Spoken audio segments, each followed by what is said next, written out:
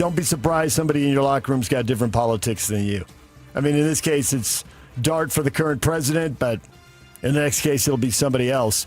I am interested in, what was the conversation, me and JD6 are good? Because you went from what we doing, man, that's nobody else's narrative. It's your narrative. And now we're good. Y'all can keep y'all's narratives. Well, you were the one who had the narrative. What changed? It apparently really bugged you. Now it doesn't apparently bug you at all.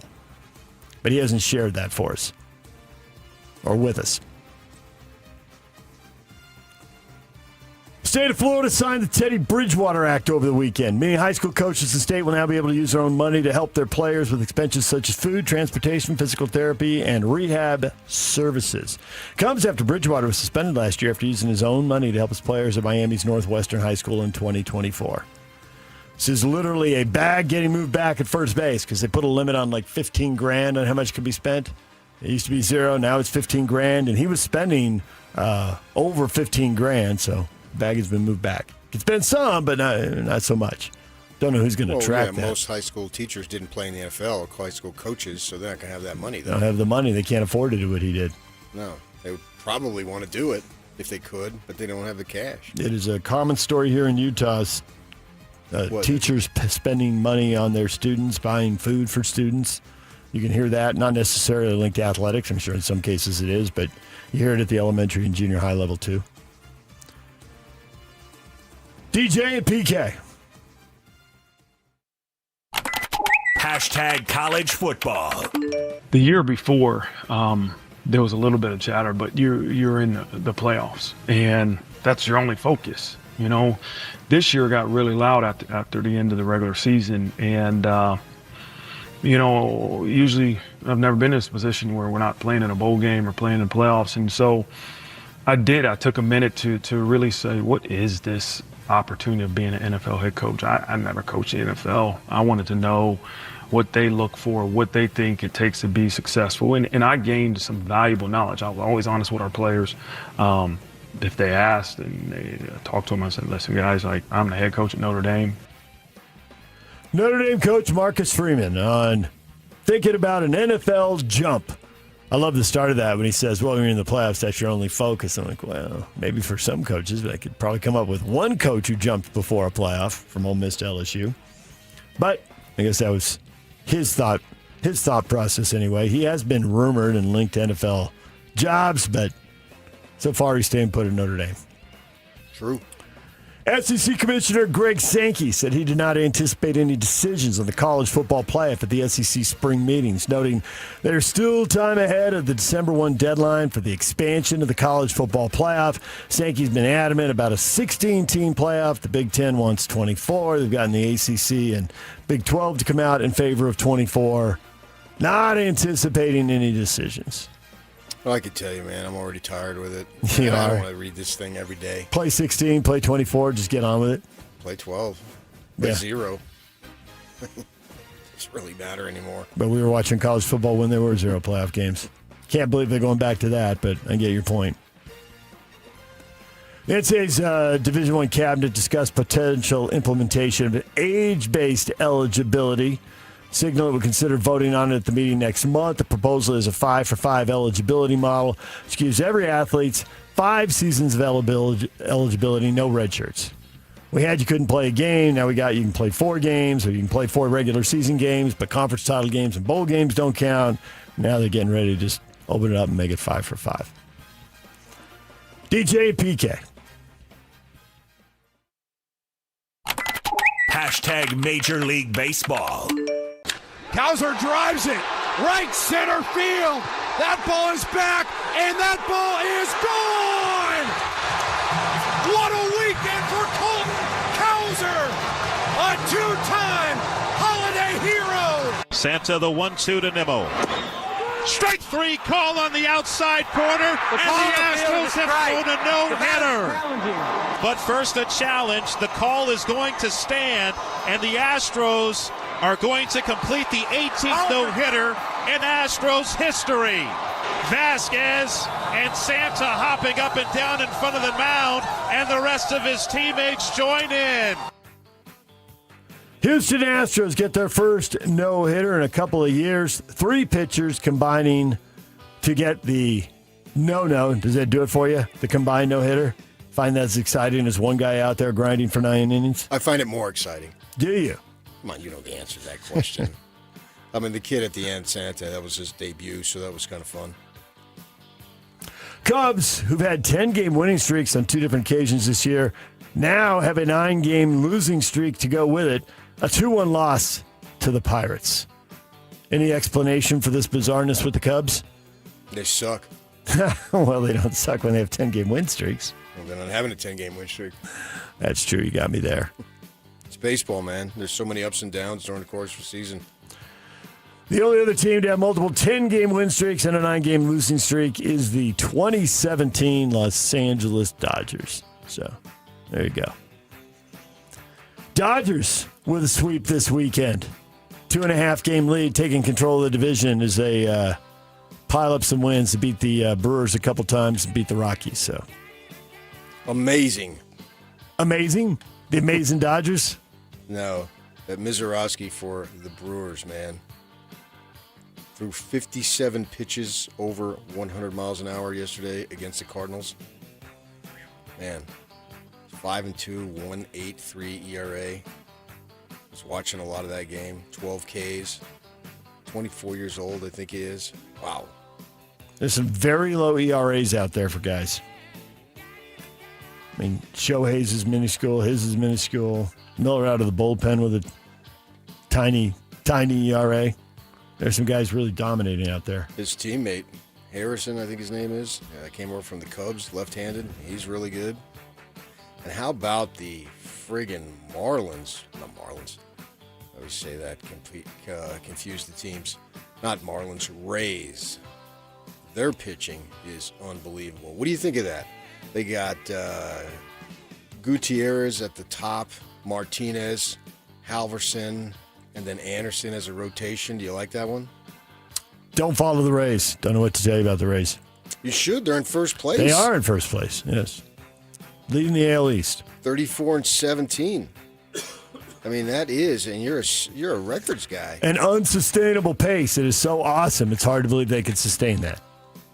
It'd be like 108 or 110 wins or something like that. Yeah, I was hoping you commented on that because I just made up that rotation. There you go. Good. I had to pause a little bit. So I threw a couple of some random names. Well, Dominican guys, or Latin guys, maybe not necessarily. Venezuela has a ton of them these days. They're not all from the Dominican, a lot of them, but Venezuela has been really kicking butt and turning out. Producing a lot of players. Yeah. You kind of get the impression that if you went to the Dominican and you went to Venezuela, you'd go by schoolyards or just open fields, whatever, and there'd be baseball games. I don't know how they do it, but they do it. It's impressive. Martinez, Rasmussen, and McClanahan. Those would be your top 3 for the A's. Now I'll pay attention to them. Now that they're real people. Rays, not the Rays, yes. Marlins, Rays, A's, we're all over the place. Bees picking up another win. They got a little streak going. They won 4 in a row. They are back to 500 for the first time. Like full calendar, I guess. The Bees open a series in Round Rock against the Express. First pitch set for 5. They're playing on it's Tuesday because Monday was a holiday, right? Yeah, there you go. First pitch set for 5:45. Tony Parks on the call, 5:30 on 1280 The Zone. DJ and PK. #NHL. Svechnikov will hang on to the puck. Sand across. Jarvis has to settle it. He'll get it right back. A chance. They score! They score! Andrei Svechnikov wins it in overtime! And the Hurricanes have silenced the Bell Center. Carolina in OT 3-2. They lead the Eastern Conference Finals 2-1. Meanwhile, in the West, the top seed, Colorado, down 3-0 in Las Vegas, in danger of getting swept. The team that took out Utah in 6 games is trying to close out Colorado in 4 and go back to the Stanley Cup Final. ESPN tonight, 7 o'clock, as the Golden Knights go for the sweep. DJ PK coming up. Austin Ainge, Jazz President of Basketball Operations, is going to join us at 8:30. Brian Howe, Colorado Buffaloes writer for Buff Zone and the Boulder Daily Camera will join us at 9 o'clock for our spring football tour. The question of the day is coming up next. What is trending is brought to you by Shamrock Plumbing. There's no job too big or too small. Get the personal touch with Shamrock Plumbing. Question of the day, all about Donovan Mitchell and the Cavs. That's next. Stay with us.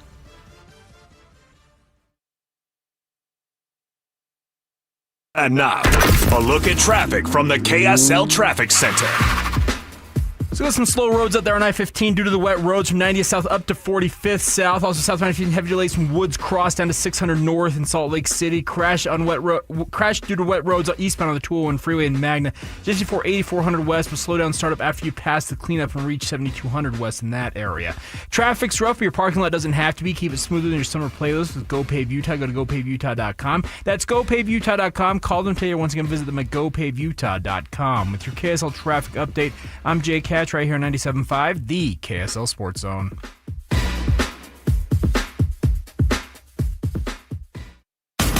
They've been doing it for a while. This is Jake Scott and Ben Anderson. He covers the NHL for Sportsnet. He is Luke Fox. Now Austin Matthews is obviously very much in the news, and you've seen the Mammoth's name tied pretty closely to Matthews if he were to hit the trade market. Utah's interest in Austin Matthews is 100% accurate. They would have to join a few other teams that would probably be raising their hand. If he does say, hey, I want out, for sure the Mammoth would be all over that. The Sharks would be over that. The Kings. There would be a number of teams that would want a player like him because they just don't become available very often, especially when they're in their prime. A couple years back, he scored 69 goals, threatened 70, which hasn't been done since the 90s. So a player like that may or may not become available, absolutely, the Mammoth are all over that. They want a superstar. Catch Jake and Ben afternoons from 2 to 6 on 97.5, the KSL Sports Zone. Tim Daly Mazda Southtown has as low as 0% financing on many vehicles, including 2026 Mazda CX-90s, CX-50s, and the CX-70 PHEVs. That's right, 0% on your favorite new Mazda. Get your new Mazda CX-90, CX-50, or CX-70 PHEV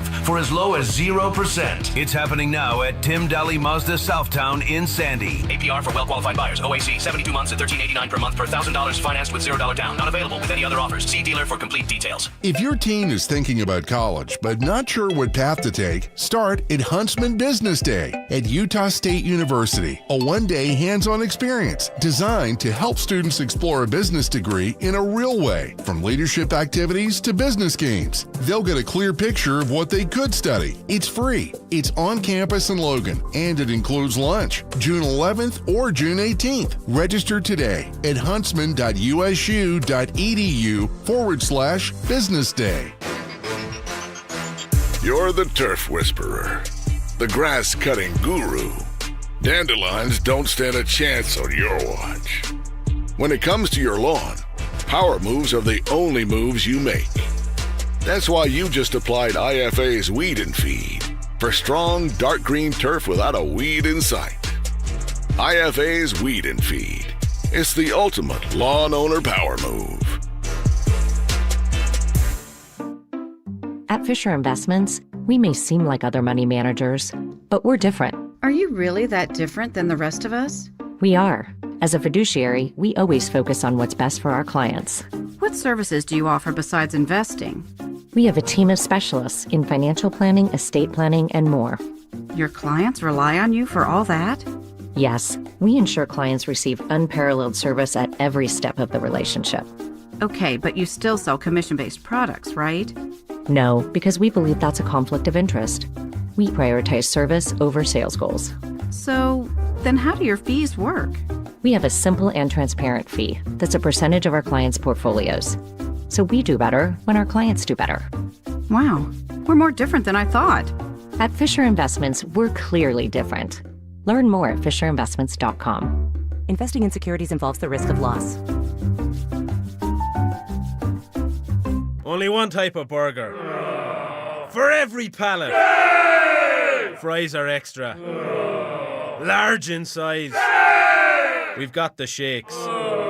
Going over the brim. Hey, this is Chris from JCW's. Put a positive, delicious spin on your day at any one of our 5 locations. In Lehigh, American Fork, Provo, South Jordan, or Harriman. JCW's, quality, and a lot of it. The KSL Sports Zone and Beehive Meals are honoring people that impact youth sports in our communities. Nominate the youth sports volunteer you know for the Beehive Meals Hero of the Week at KSLSports.com/contest. This is Utah's best coverage of the Utes, Cougars, Jazz, and Mammoth. Here we go.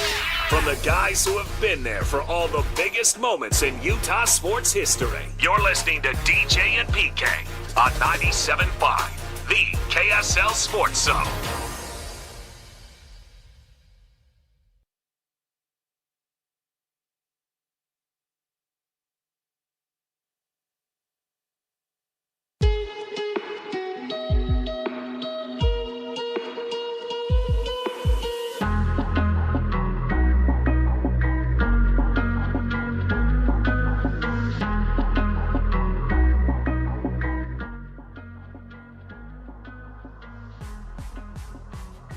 I'm sorry for the city of Cleveland for it to be like this in the sweep. Like, that's ass. Like, you know what I'm saying? But I told y'all last year, and I'll tell y'all again, we'll be back.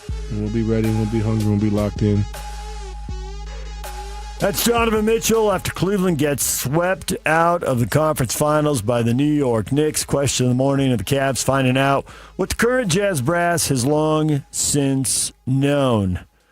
Todd says the Knicks knew. They passed on Mitchell and signed Brunson. And Ben says playoff Donovan is real. I really enjoy watching it now that it doesn't affect the Jazz. They didn't have to give up anything for Brunson. He was a free agent. Gave him the money and brought him aboard. They would have had to give up stuff for Mitchell, and he thought it was going to happen. Is Brunson better than Mitchell?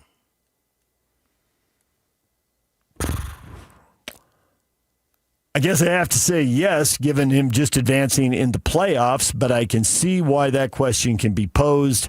You know, they're both smaller guys. They're both really good offensively. They're both going to have problems defensively. The Knicks have done everything to put a team around Brunson that tries to minimize, his negatives. Is they got to have a lot of size around him, plenty of help defense. I thought you were yelling about how great the size was for Cleveland. Yeah, and it doesn't, but to your point about role players, it doesn't produce. And I see flashes of it, and I did think as I was watching it, am I just completely delusional? And I can't remember who it was, but it was, it might have been Barkley and Shaq talking about it. Probably was. It was probably halftime of the game. It's like they've got the size. They could do it, and in little stretches you see it, but in long stretches it doesn't happen. Well, you just can't be tall. You got to be good. Right. Yeah, I always thought you overestimated Mobley and Allen. Yeah. They're okay. That's it. And it's not just this playoff run that suggests that, but previous ones as well. And so they're Cleveland not going can come back next year all they want. But it's not going to end up in the NBA Finals next year. I wouldn't think so. I would probably pick against it ending up in the conference finals. Boston was trying to put it together on the fly, getting their guy back, and that rarely works. I guess Cleveland, if you want to be positive about the Cavs, which I would think there's a short line of people who want to do that this morning. But if you did, it's like, well, they made a big move midseason too, and it's hard to make those work deep in the playoffs. They got a role player. I know. We got to get past James Harden 6, 7, 8 years ago. I agree. Well, and even 6, 7, 8 years ago. He's better than he was today. Better than he was today, but still there were no shows in big playoff games and no trips to the finals. I mean, it was one, but he was the third guy at that point. Early in Oklahoma City. Early in his career. Yeah, they can all come back, and they're an okay team. Tavita says the Jazz fans still think that was a championship team. Laughing, crying emoji. What is that? With Rudy and Donovan. Oh. I think that it is or was just as much of a title contender as the Cleveland Cavaliers are as presently constituted, and maybe they make some moves in the offseason, but I don't see where there is much difference in the team. And you got that one common denominator, so it sort of makes sense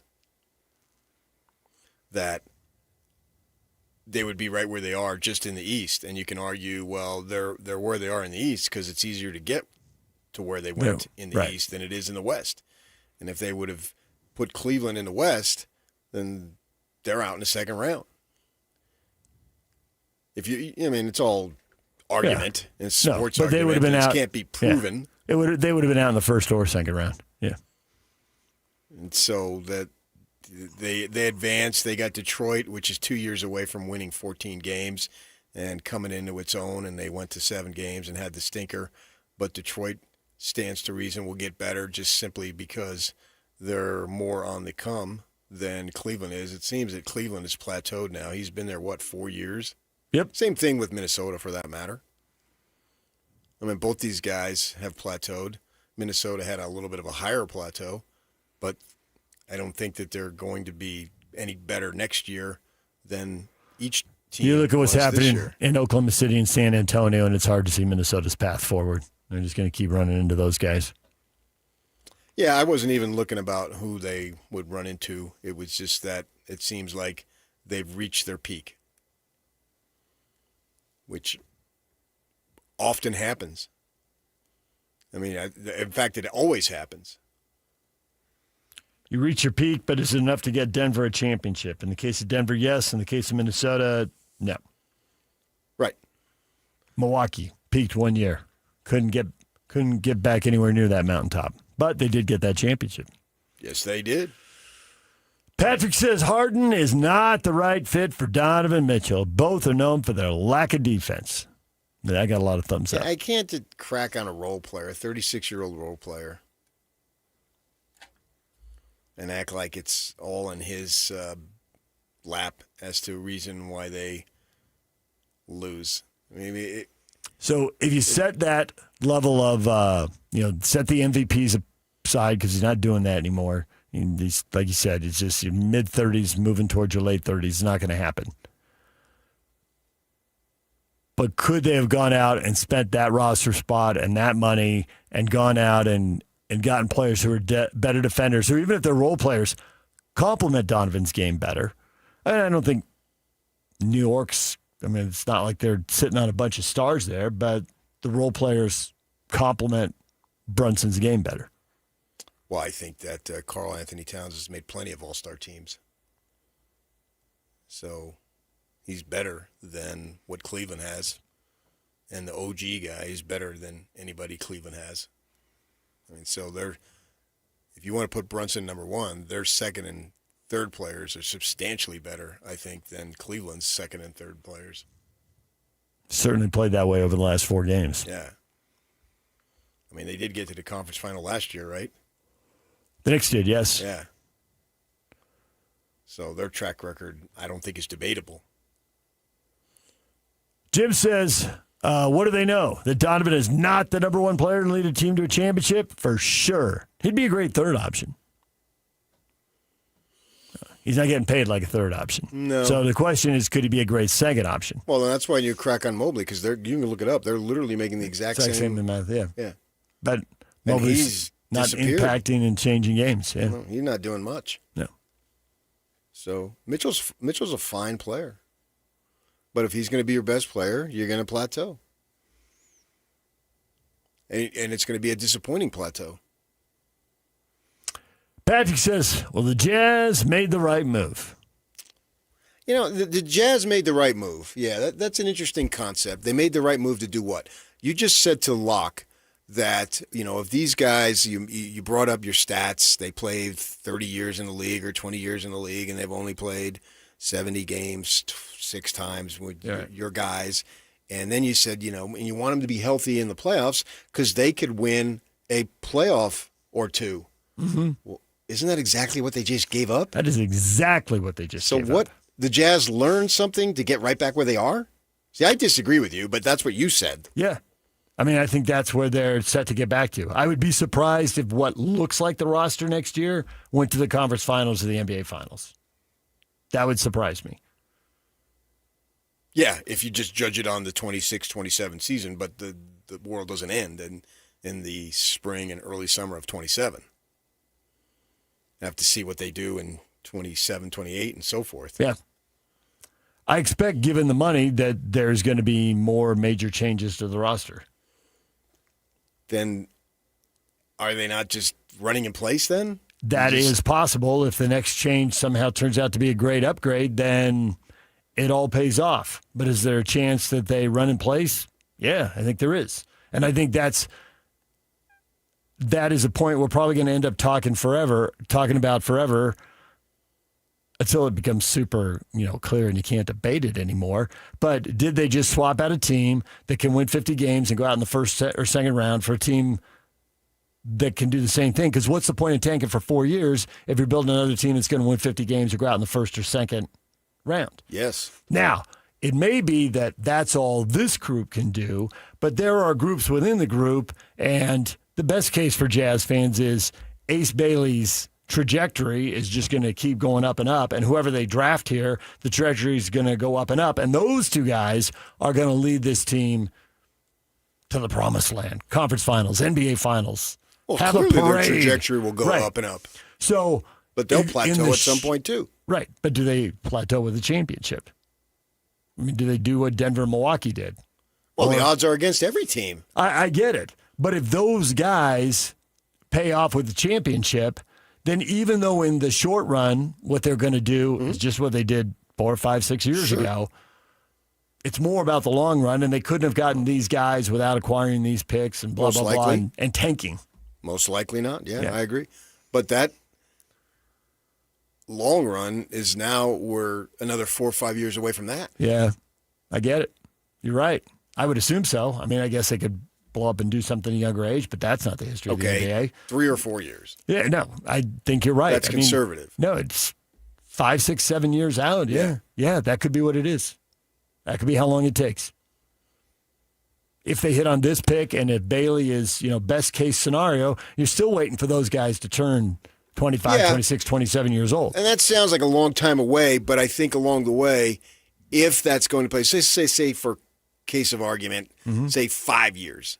So, 30, 31, they're in the conference final. Well, they're not most likely just going to stumble, and then turn it on. No. It's going to be an ascension, so we're going to be able to see it and anticipate it using Oklahoma City as the most recent model. And so there are good times along the way there. And that's something to look forward to. And they can build around that. I mean, the job is never ending. You're constantly building, rebuilding, whatever. Hopefully building, not rebuilding, because building obviously means, you've got something in place and you're trying to add upon that. So if they get to that point, then clearly it was worth it, because at that point, which is 3 to 5 years down the road, you will see what you need and what you can do. They and DA saw what he had to work with, knowing that one guy, because he was caught up in the world here and it got to him, and it was draining to be here, using his word, he was going to leave. Now, none of us have any idea how Ace Bailey / the number 2 pick of the 26th draft will feel about being here 5 years from now, right? I mean, like everybody else, I've used this example a million times. Dennis Rodman, when he was trying to make his mark in the NBA, was not wearing a wedding dress. That came later. Mitchell wasn't a social justice pioneer, and we're all backwards here, until he established himself. That was not what we heard his rookie year. Right. And so once you get some leverage and some cachet, then you use it if you choose to. And that's what he did. Once he became a star, well, then he started, it's draining to be here. Yeah. Because I'm on social media a lot, and I got pulled over by a policeman, according to him, and the policeman was rude, and then some state senator. And so who knows? And so factor all that in, and DA said, no, we got to go in another direction. The speculation about Mitchell leaving, the speculation about Hayward leaving, if you want to go way back, the speculation about Darren Williams leaving, none of that started the rookie year. That's all something that comes down the line. Right. There's success, there's leverage, there's a market for your skills, because you're obviously a talented player, and all 3 of those guys were obviously talented players. And then the rumors start poking their head up, and we all hear stuff. Yeah. And then the club has to decide what to do. And they decided different things. A couple times they decided to trade. One time they decided to try to ride it out and make it work. And it didn't. But I think that the potential of this team is conference final. Next season? No. Oh, in 5 years? No. Okay, when? 2 or 3. Well, if it's not next year and if it's not 5, well, then I only got 3 choices.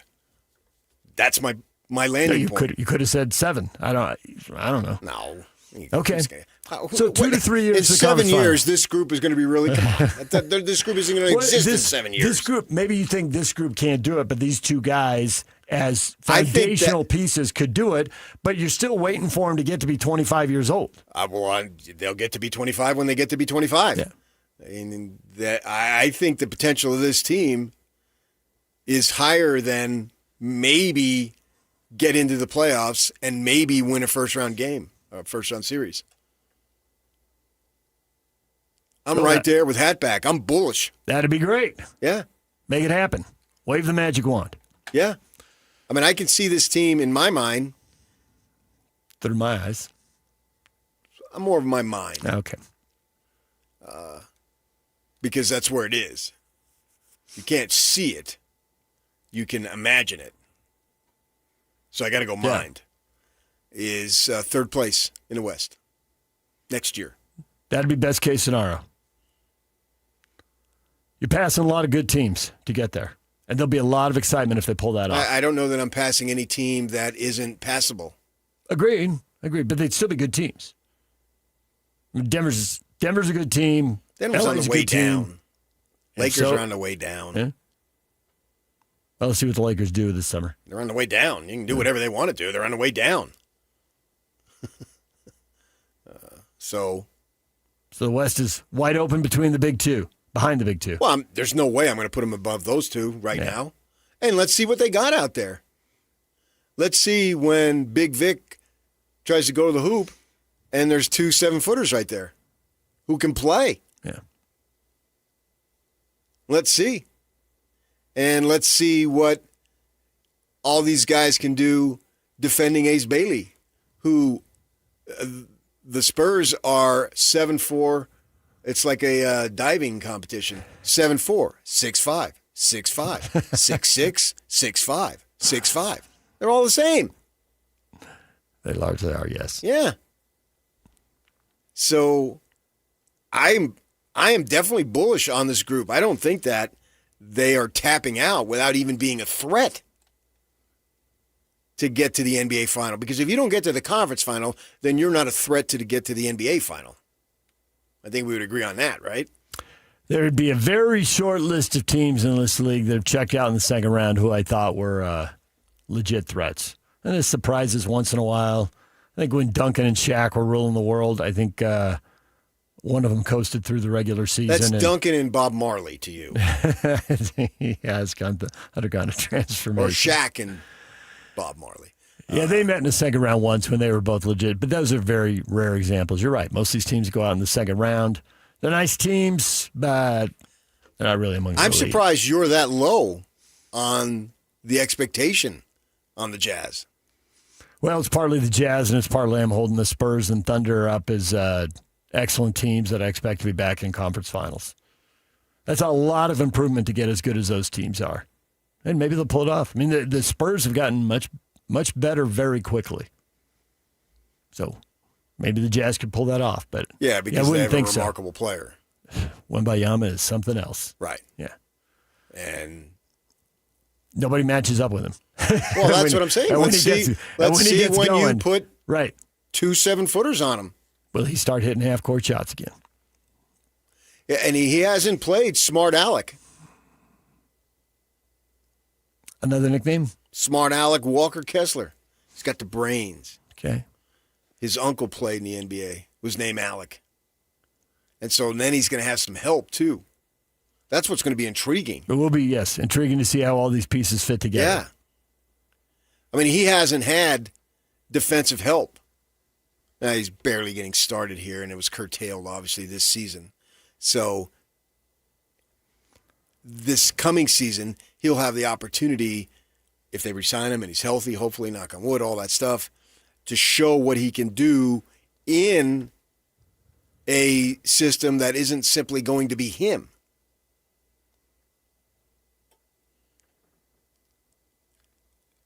They draft a Bonsa.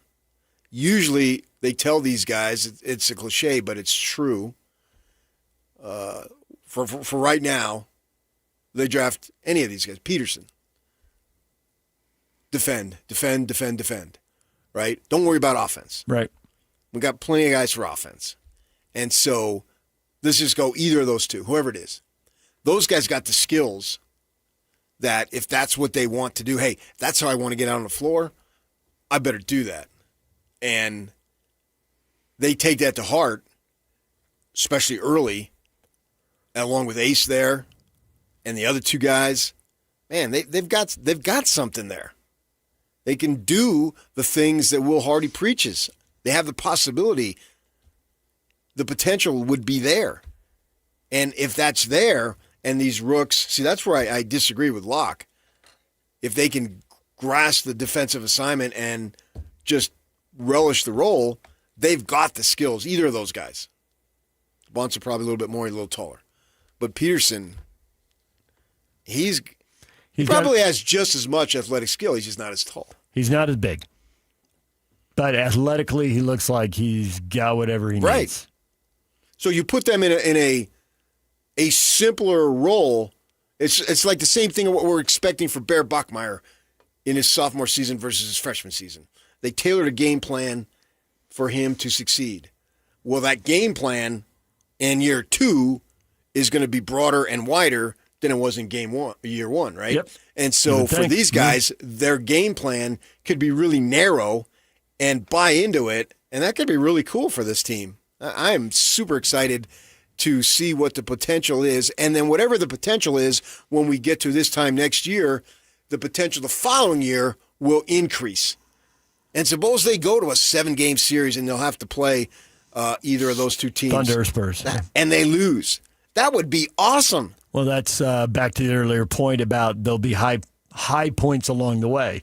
That's 3 high points. Oh, for sure. Because that means there's a regular season with a lot of winning, and there's a lot of anticipation. Which would be and fun in and of itself. Coming together in the morning, all sorts of fired up over whatever happened the night before. Exactly. Then the second tier is they win a playoff series, which even now, I mean, we're coming up on a decade. Yeah. But we remember when the Jazz beat the Clippers, everything seemed possible. Now, we didn't know Hayward was going to play 2 more weeks and leave. We knew that second-round series was going to be really hard because they got the Warriors. Mm-hmm. That's an all-time team. And the Warriors were an all-time team at the peak of their powers. That was just impossible. It was a measuring stick, right? Mm-hmm. So, and it was just super exciting when they beat the Clippers. And then the next year, it was super exciting when Mitchell stepped in, and all the things you say about the role were true with him. He exceeded him. His role grew very quickly. Even when he failed, his teammates were so patient with him, and then you ask him why. It's because we saw him in September. He's really good. Well, they remember the 21st practice of September. Yeah, they remember it. Yeah. So they beat Oklahoma City, and, that was super exciting. Except I think this would be different because in order to beat the Clippers, you needed Joe Johnson. Yeah. And clear Joe Johnson was at the end. Whoever helps them win is not at the end now. Not even their veterans are in the middle. Right. Unless Kevin Love throws in a 40-footer. Or actually they cleared out and let Joe Johnson do his thing. Yeah. And it worked. Kevin Love wouldn't be in that position. Joe Johnson was. But the point is, they'd still be a younger group. Every game they win from here on out will be a potential game because it's about the younger guys. Even Jaren Jackson is still only 26, turning 27. And Markkanen hadn't played in a big game in the NBA. Yeah. And so to see him flourish when it really, really counts, which I believe he will, that'll be something exciting. And he still has 3 to 4 to 5 years left of high-quality ball. Whether he stays, salary cap, blah, blah, blah, remains to be seen. But he still has that ability to whatever level he's at, I believe he has. I believe he can get better. And when he does get better, that level where he's better, he will still have at least 3 years of being able to sustain that. I just think it's going to come to get where they want to go. I think it's come down to what you always say when everyone's talking about you got to get your Wembayama, right? You got to get your joker, and that's your guy, and then you go from there. Well, if you can't get one of those guys, your point has always been get better, and then try to get better again, and then try to get better again. Mm-hmm. Yeah. And I don't see right now that they have their Victor Wembanyama or that number 2 their pick joker, is. and maybe that is, and maybe that number 5 pick last year is. That's the shortest path to greatness, even though it involves probably waiting 5, 6, 7 years, whatever. 7 seems long, but I get it. But I do think that even though this immediate group, I think, is just first or second round. I say just, but you can flip guys and you can get better. Sure. And Jackson and Markkanen are certainly, older than the rest of the core of the team, and they're making a lot of money, and everybody can't get paid. So they're going to flip somebody, probably one of those two guys, maybe both of them. Maybe it'll be somebody else. And there's value for those guys. Yes. And so that's probably what it's going to take. Sure. And I think that's part of why it's going to take a while. I agree. And there'll be good times along the way. Yeah. I just don't think the Jazz are at add water, stir, and everything's going to be great. I think it's going to be more complicated than that, unless that number 2 pick, lightning in a bottle. I don't know about great next year, but I think he can be pretty good. DJ and PK, it's 97.5. Chaos follows PK wherever he goes. He's got a story next. Stay with us. And now, a look at traffic from the KSL Traffic Center.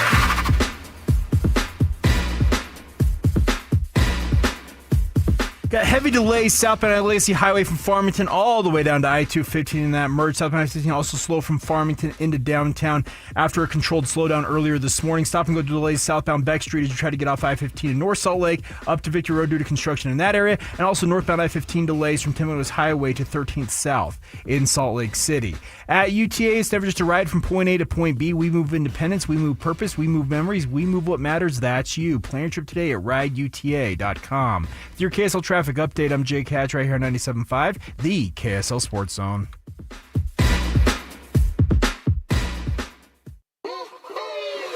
For Jazz fans, it's been a rough few years. Well, those days are behind us as the Utah Jazz finally struck gold in the NBA Draft Lottery. Picking second. As the Jazz prepare to draft a potential superstar with the number 2 overall pick, nobody will bring you better coverage of the NBA Draft than the KSL Sports Zone. For all the breaking news, high-profile interviews, and player analysis leading right up to draft night, keep it locked on your exclusive home of Utah Jazz basketball. 97.5. The KSL Sports Zone. Well, Memorial Day is in the rear view, and now we start to slide into summer. New week. How about the same goals? You got the same goals when it comes to money, don't you?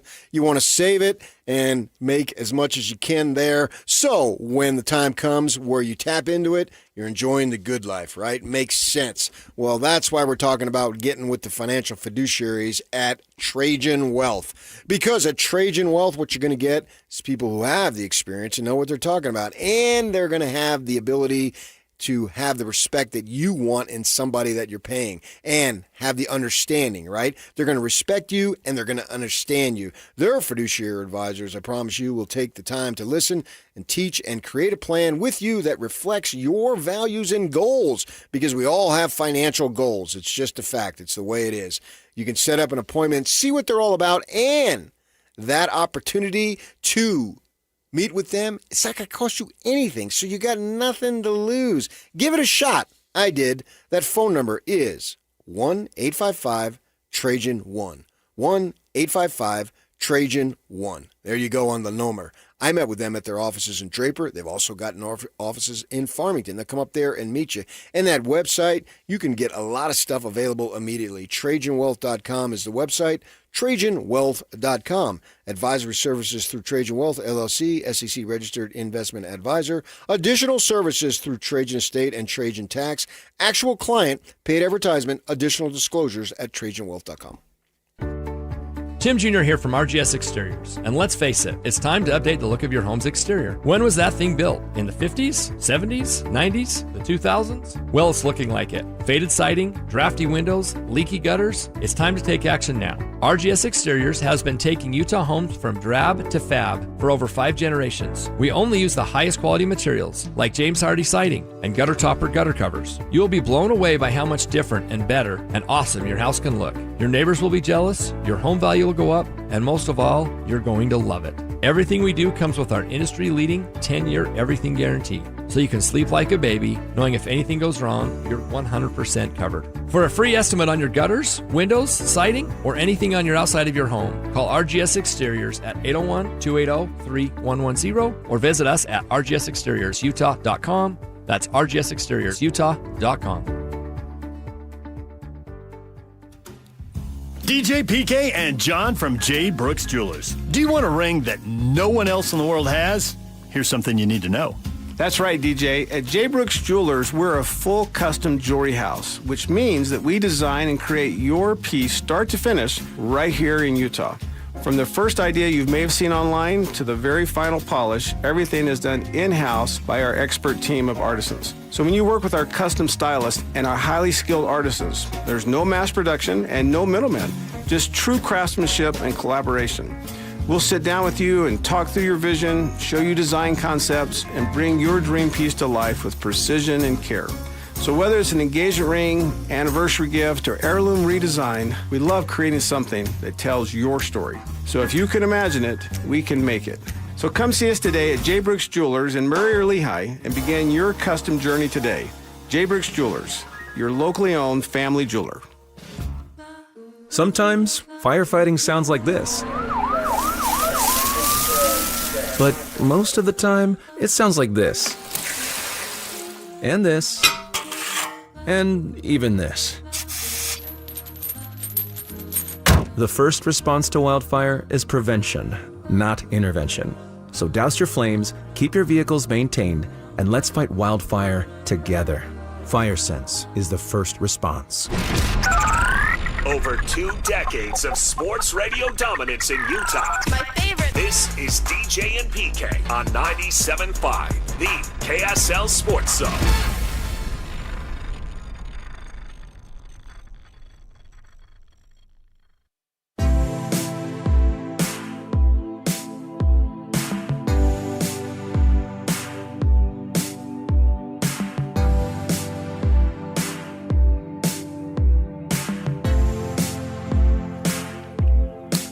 KSL Sports Zone and Beehive Meals are honoring people that impact youth sports in our communities. Nominate the youth sports volunteer you know for the Beehive Meals Hero of the Week, KSLSports.com/contest. And listen every Thursday afternoon to Jake and Ben for the winner. It's the Beehive Meals Hero of the Week. Wackiness seems to follow you wherever you go, PK. Has it happened again? Well, it's sort of. You know, we had some good weather. I went down south for a couple days, played some golf, and was down there playing golf. And got hooked up with this couple probably in their 30s. And about the third hole, "So what do you do?" says to me. And I said, "Oh, I got a sports talk radio show." "Oh, really? Huh. It's kind of like saving, $5 million like you did that one time." Huh. And I said, "So, and you're an entrepreneur, huh?" "Yeah." That's why he's free to play golf. You saved a school $600,000? $600,000. Wow. For some guys, I have a sports talk radio. That's a dream job. But for him, that's nice. And so when you said he's an entrepreneur, what was your second option? There wasn't one. Oh, there wasn't. You just knew it was going to be entrepreneur. This guy. And as soon as he said yeah, my wife responded like you did, like I knew. Yeah. And so he had his name on his bag. So I looked it up afterward. He's still the old reporter in me will never die. Comes across some magazine. Mm-hmm. Some entrepreneurial magazine. I don't know. I don't live in that world. Cover shot of him with the headline above it, "International Phenomenon." Nice. No joke. No joke. Let's see if I can guess the magazine. Entrepreneurial Today. I have no idea. What that would be. Okay. So he's an international phenomenon. Yeah. Look there on the right. Or your left, I guess it would be. From door to door to international phenomenon. Yeah. So I played golf with an international phenomenon. Learn the expert secrets to closing more deals. Yeah. Don't give it away. I want to. How far is it from being the little boy knocking in the streets of Utah to being plastered on the face of globally reputed magazines like Blank? Yeah, how about that, man? I played with an international phenomenon. I mean, I'm not even a phenomenon in my own block. That's awesome. And his wife apparently is the same type of thing, only in another area. Oh, really? Yeah. So they got time to golf. Yeah. Nice. Yeah. They only played 9 and then took off and were on their way. I mean, you're an international phenomenon. You probably don't have enough time to play 18. I've played golf with a lot of people. Yeah. But this is the first time international phenomenon. Yeah. And then yesterday, we went up to Wasatch, got hooked up with a young couple, and there is a connection, I'll tell you off the air. But this young lady, easily 40 yards longer than me off the tee. Oh, really? Really hammered it. What a freaking player. Emma, you are a tremendous player. And college golfer? Yes. High school golf. Uh-huh. Corner Canyon High School. Oh, okay. But they didn't overlap. Oh, they didn't? No. I was going to say, so there's a connection, but there really isn't. Loosely. They figured it out were... on the second hole. She actually came back and did a chipping clinic for the high schoolers. Oh, okay. But she was like 3-time All-State and blah, blah, blah. And just a... Where'd you do her college golf? In Colorado. Okay. Did she give the pro thing a shot or no? I don't think so. No, okay. But she said... But that just goes to show you when you meet somebody who plays, it just goes to show you. And you're literally on the same course with them at the same time. Oh, she was awesome. Yeah. What club are you hitting here? Oh, really? A beautiful swing. Yeah. Just beautiful. And I told her, like, on the third hole, I said, I'm going to swing really, really hard to see if I can stay within 20 yards from you. And I'll swing really hard. And because I swing really hard, yeah. So I might have a heart attack. And then the guy she was with says, oh, no problem, because she's a nurse also. She'll revive you. But it was so fun to play with this young lady. One punch to the chest. Who was probably in her mid-20s or so, and just watch her do her thing, man. She was really, really good. And if I could emulate that swing, I would take it right now. But I got no chance. Yeah. Because it was and I don't think, oh, yeah, sure, I'm much older now. I understand that. But no. Back then. You couldn't have done that. No way. No, not the way she hit the ball. Coming up, 8:30, Austin Ames, Utah Jazz, president of basketball operations, will join us. Stay with us. He'll be here in half an hour right here on The Zone. This stuff is available everywhere. Wherever you are, the KSL Sports Zone will be right there with you. It's the KSL Sports app. I love it. Where you can get the latest podcasts, up to the second breaking news, and analysis of the teams you can't live without right from your phone. And wherever in the world you may be, you can have DJ and PK, Scotty and the coach, and Jake and Ben tag along with live streaming of your favorite shows. Download the KSL Sports app and never miss a thing. Presented by University of Utah Health. Health is in our DNA. Learn more at uofuhealth.org. This is 97.5, the KSL Sports Zone. 97.5 KZNS FM Colville, 1280 KZNS AM Salt Lake City, and KSL FM HD2 Salt Lake City Midvale. This is 97.5, the KSL Sports Zone. I'm married with 2 kids. I'm a veteran. I own my own business. I'm a retired school teacher. And I've had thoughts of suicide.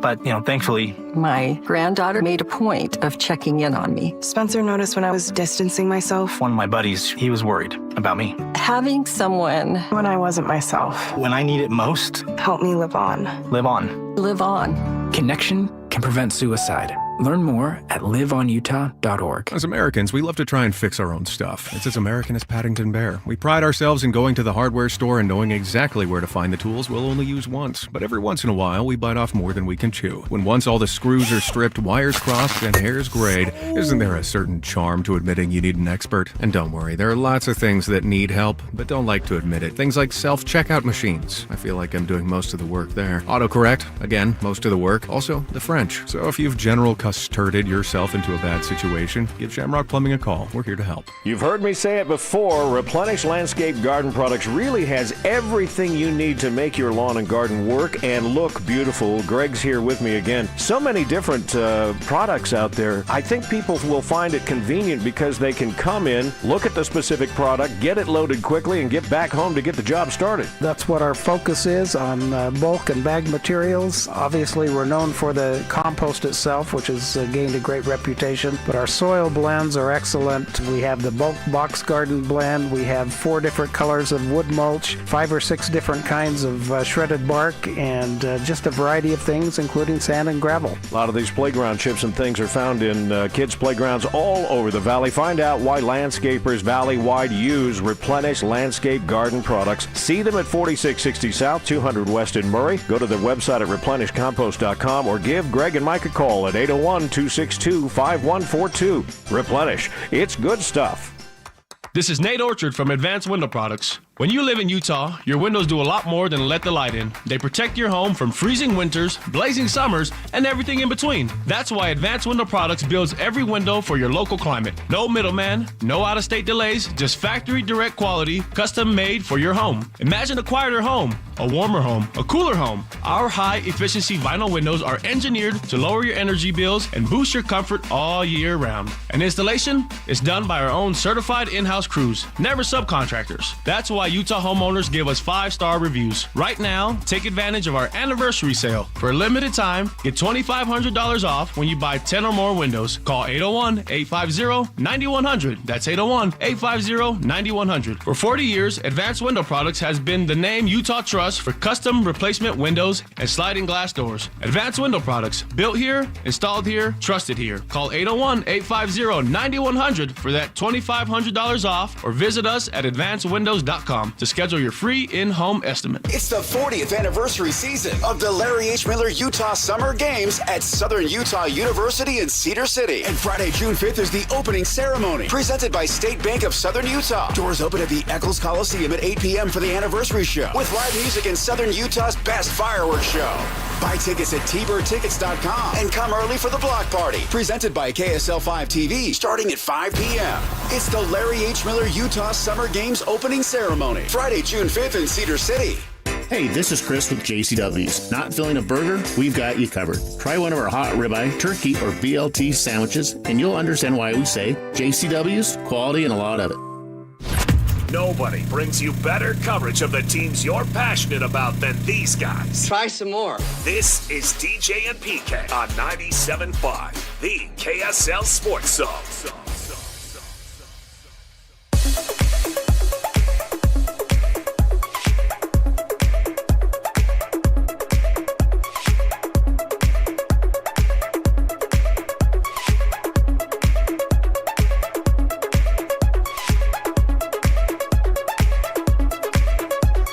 Join Scotty G and the coach, Tim Lacombe, today from 10 a.m. to 2 p.m. at RGS Exteriors at 4235 Farm Road in West Jordan. Second question of the morning is all about questions. What do you want us to ask Austin Ainge? We got 12 minutes. And go. In our very next segment. I just put it up on Twitter. You got a really good question. Throw it out there. We'll hit him with it. I'm curious if they know, to what degree they think they know what they're going to do on draft night. Well, I think because they're drafting so high, they've got. Do they know what the Wizards are going to do? The lower you draft, the more questions you are. But do they know what the Wizards are going to do? And Today, then do they know what they're going to do? But I think if the Wizards can change their mind. Well, if you present an offer enough. I mean, if you present Ace Bailey, that changes everything. Right? Yeah. Yeah, I can't believe they're going to do that. Well, I suppose neither can I, but I wouldn't completely rule it out. If I'm Washington, I'd be over the moon for that. Oh, yeah. But I'd want something else back. I'm not going to give you 2 potential All-Stars that are 20 years old or younger. If the Jazz had agreed to that, that's the definition of overpaying. Washington, man, that changes the complexion dramatically overnight. But suppose there's something in return. It wouldn't be, in my mind, for what it's worth. It's probably nothing. It wouldn't be a simple, we get the number 1 pick, and we give you the number 2 pick and Ace Bailey. There'd have to be more. I'd have to get more coming back. And that's where I think it's a possibility. Let's assume they stand pat. Do you think they know who Washington's going to use the number 1 player on? Yeah, I think they're going to use it on DeBonsa. I think they think that. I think a lot of these times, sometimes, not maybe a lot, I don't know how many, but they go with the, as you kept saying last week, the general consensus, which was driving me nuts. Simply the consensus is good enough. And so go with Is that like very unique? Yeah. The general consensus? Right. It's already the consensus, dude. Right. It's unique. It's very unique. Well, it's already one of a kind. Is it 1/2 of a kind? Right. There's no such thing as very unique. So if they think that Washington, if the Jazz think that Washington is solidified on DeBonsa, and then it's going to be, if the Jazz are wanting DeBonsa, I have thrown in the word virtually because you cannot say at all costs. You could say maybe virtually, which should give you some wiggle room. They have to figure out what is that cost. And you still have 28 days, I think. I think June 23rd, and we're at, what are we, the 25th, 26th, or 27 days, you get the point. So they still got basically a little under 4 weeks, or right at 4 weeks, to figure something out. And then they go. This is what it's all about, man. This is what changes directions of franchises. This is what improves directions of franchises. Not just improve, but significantly change probably is the better way. This decision. So, yeah, your question is legitimate. You know, Austin's got to be careful. He can't tip his hand, obviously. Yep. And he knows how to artfully answer questions. He's done it before. He'll do it again. Right. Anything else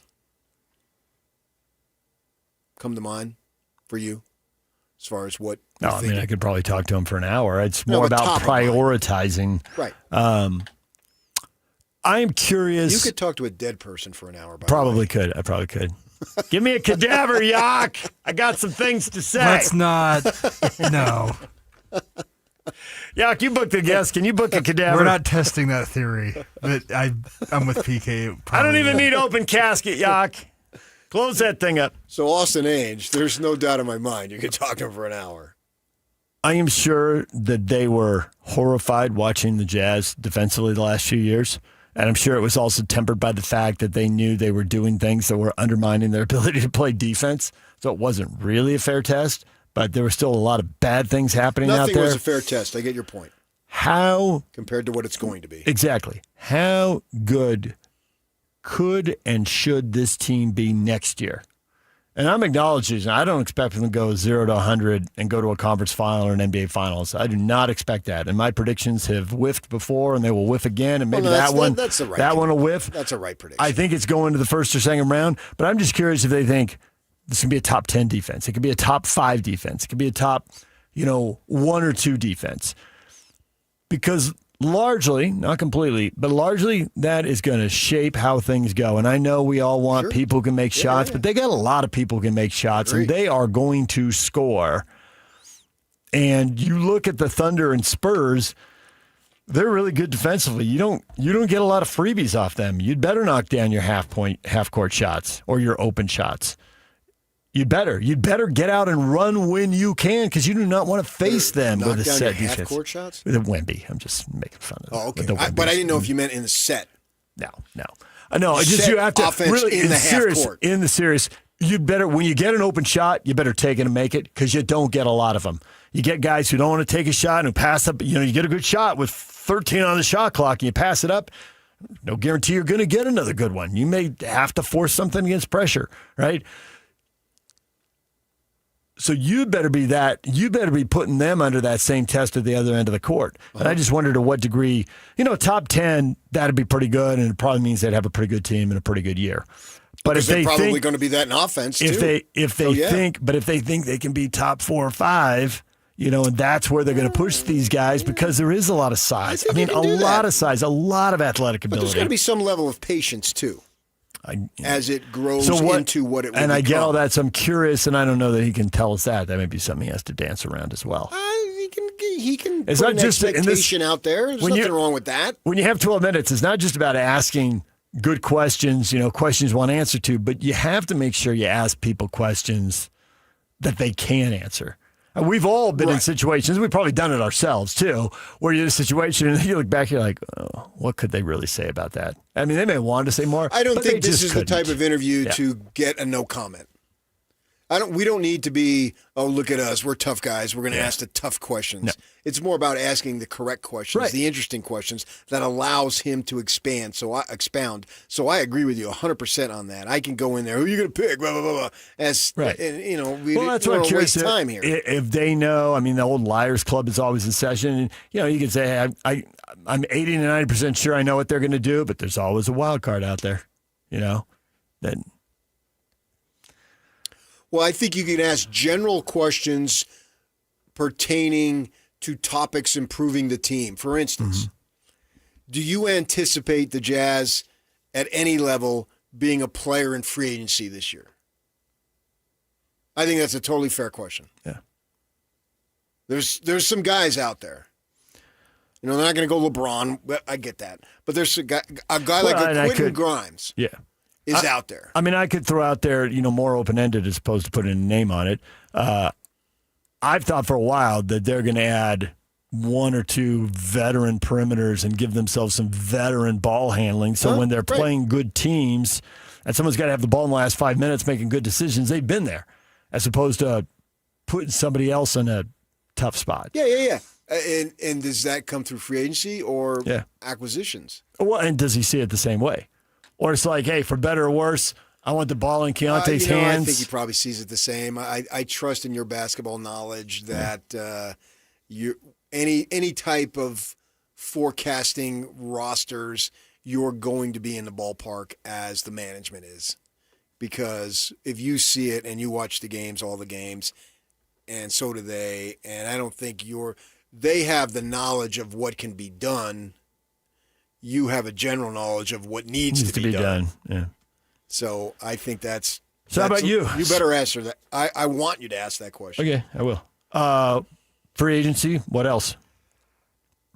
I want to know that the prior administration would send out a list of guys they're working out, right? And if it was anybody who had the opportunity to go back into if it was an underclassman, they wouldn't make them available. If it was a senior, they would make him available. Now, they don't do that now. So I want to know the fact that you're drafting second, how much do you anticipate, or have you already done, and we don't know it, working guys out? Or is it about, hey, because it's number 2 here, it's simply about meeting guys and getting to know them? Yeah. But even at that, the DeBonsa thing is a wild card. What don't they know about A.J. DeBonsa that they don't already know? Guy's been around all the time, and if he's not here, you're there. Yeah. How old was A.J. DeBonsa when he was on their radar? Given the fact they were in Massachusetts 4. and he was Massachusetts. Yeah. He was dunking reverse in those little, baskets. The little Tykes baskets, he was throwing it down. I would say at 6th or 7th grade. 15 tops. 15 at the earliest or 15 at the latest? He was the Gatorade Player of the Year in Massachusetts as a freshman. So I'm talking, and I just said 6th or 7th grade. That's why I wonder if in the 6th or 7th grade he was already on the radar. I would imagine. Well, plus Austin was back there. Right, I know. And because they were literally in the same state. Yeah. I mean, not that they couldn't have known about somebody in Ohio, but whatever. But there's a connection there. Everybody in Cleveland knew about LeBron. CC Sabathia tells a story of one of his friends saying, "Come on, we got to go see this guy." It was a day off, and it was in Akron. And CC didn't want to drive all that way over to Akron. It's his neighborhood, but he's a day off. Yeah. He didn't want to go. And so then a little while later, they played it, maybe even where the Cavs played. I don't remember the story. And CC Sabathia, who's obviously a baseball guy, a Hall of Famer, he goes and watches them, and he says, "I was blown away. I should have driven to Akron if I would have had any idea." So, and that was a high school kid, and that was young. And in the way we are these days with the advancements, some of these guys make it, some of them don't. Not every kid who's featured prominently at 15 years old, 16 years old, turns out at 26 years old to be all that. A lot of them do. Obviously, LeBron did. Jabari Parker had injury. Bryce Harper did. Yeah. And so he had the piece on him and all that. So, yeah, I'm sure they've known about him for several years. And does that change it? Then how do they go about knowing this is our guy? What is his and the Jazz method? Is there anything that isn't quite as conventional? Do they need to work out guys? Or are they working out guys just for who knows what's going to happen 2, 3, 4, or 5 years down the road? So establish a relationship now. Talking to him a year ago when he showed up, when he got hired, When he got hired pretty late in the process, asked him about that. He said, "You got to do your homework on every guy because they're all going to get traded. They're all going to be offered in a trade or be a free agent. You never know what's going to come across your desk. You want as much information as you can get. So you research everybody in the draft, not knowing who you're going to be talking about in 3, 4, 5 years." It reminds me of what the colleges have been saying about establish a relationship with a 15-year-old. And if he doesn't come the first time around, maybe he comes the second or the third. And we've seen that. We've seen that here locally, particularly with BYU. Guys that they've missed out on originally, like this tight end, right, from SC, Lions. And they missed out on him the first time around. They didn't miss out on him on the second time around. And it's getting to the point now when we say missed out on him, did they even want to hit on him? Or did they want to use that spot on a junior, knowing full well he's going to go somewhere as a freshman and play and run off to your Mountain West, Pac-12, Big 12. Right, yes, yeah. But very few freshmen can play, and then there's only so many spots left to develop more guys. And they know, hey, go play there, and we'll be watching. We'll come talk to you in a couple of years. No, you come talk to them. We don't tamper. Okay. Oh, now you're accusing BYU of tampering. I'm accusing everybody. Which includes BYU. It does include BYU.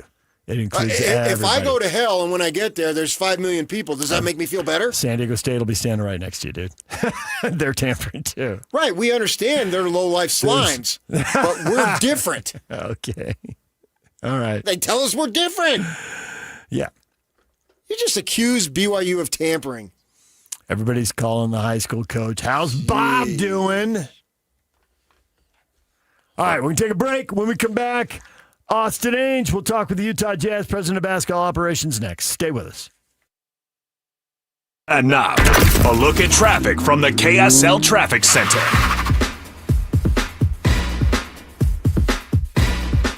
Got an accident northbound I-15 at 90th South. It's out of traffic. It's in the right shoulder, but obviously be aware of that if you're in that area. Heavier traffic is southbound in Davis County. All major roads seeing some slowdowns, especially southbound Legacy Highway in Farmington. Avoid getting off I-15 in North Salt Lake at Beck Street. Construction is down to 1 lane approaching Victory Road, so it's stop and go delays as you try to get through that area. Traffic's rough, but your parking lot doesn't have to be. Keep it smoother than your summer playlist with Go Pave Utah. Go to GoPaveUtah.com. That's GoPaveUtah.com. Call them today or once again visit them at GoPaveUtah.com. With your KSL traffic update, I'm Jay Catch right here on 97.5, the KSL Sports Zone.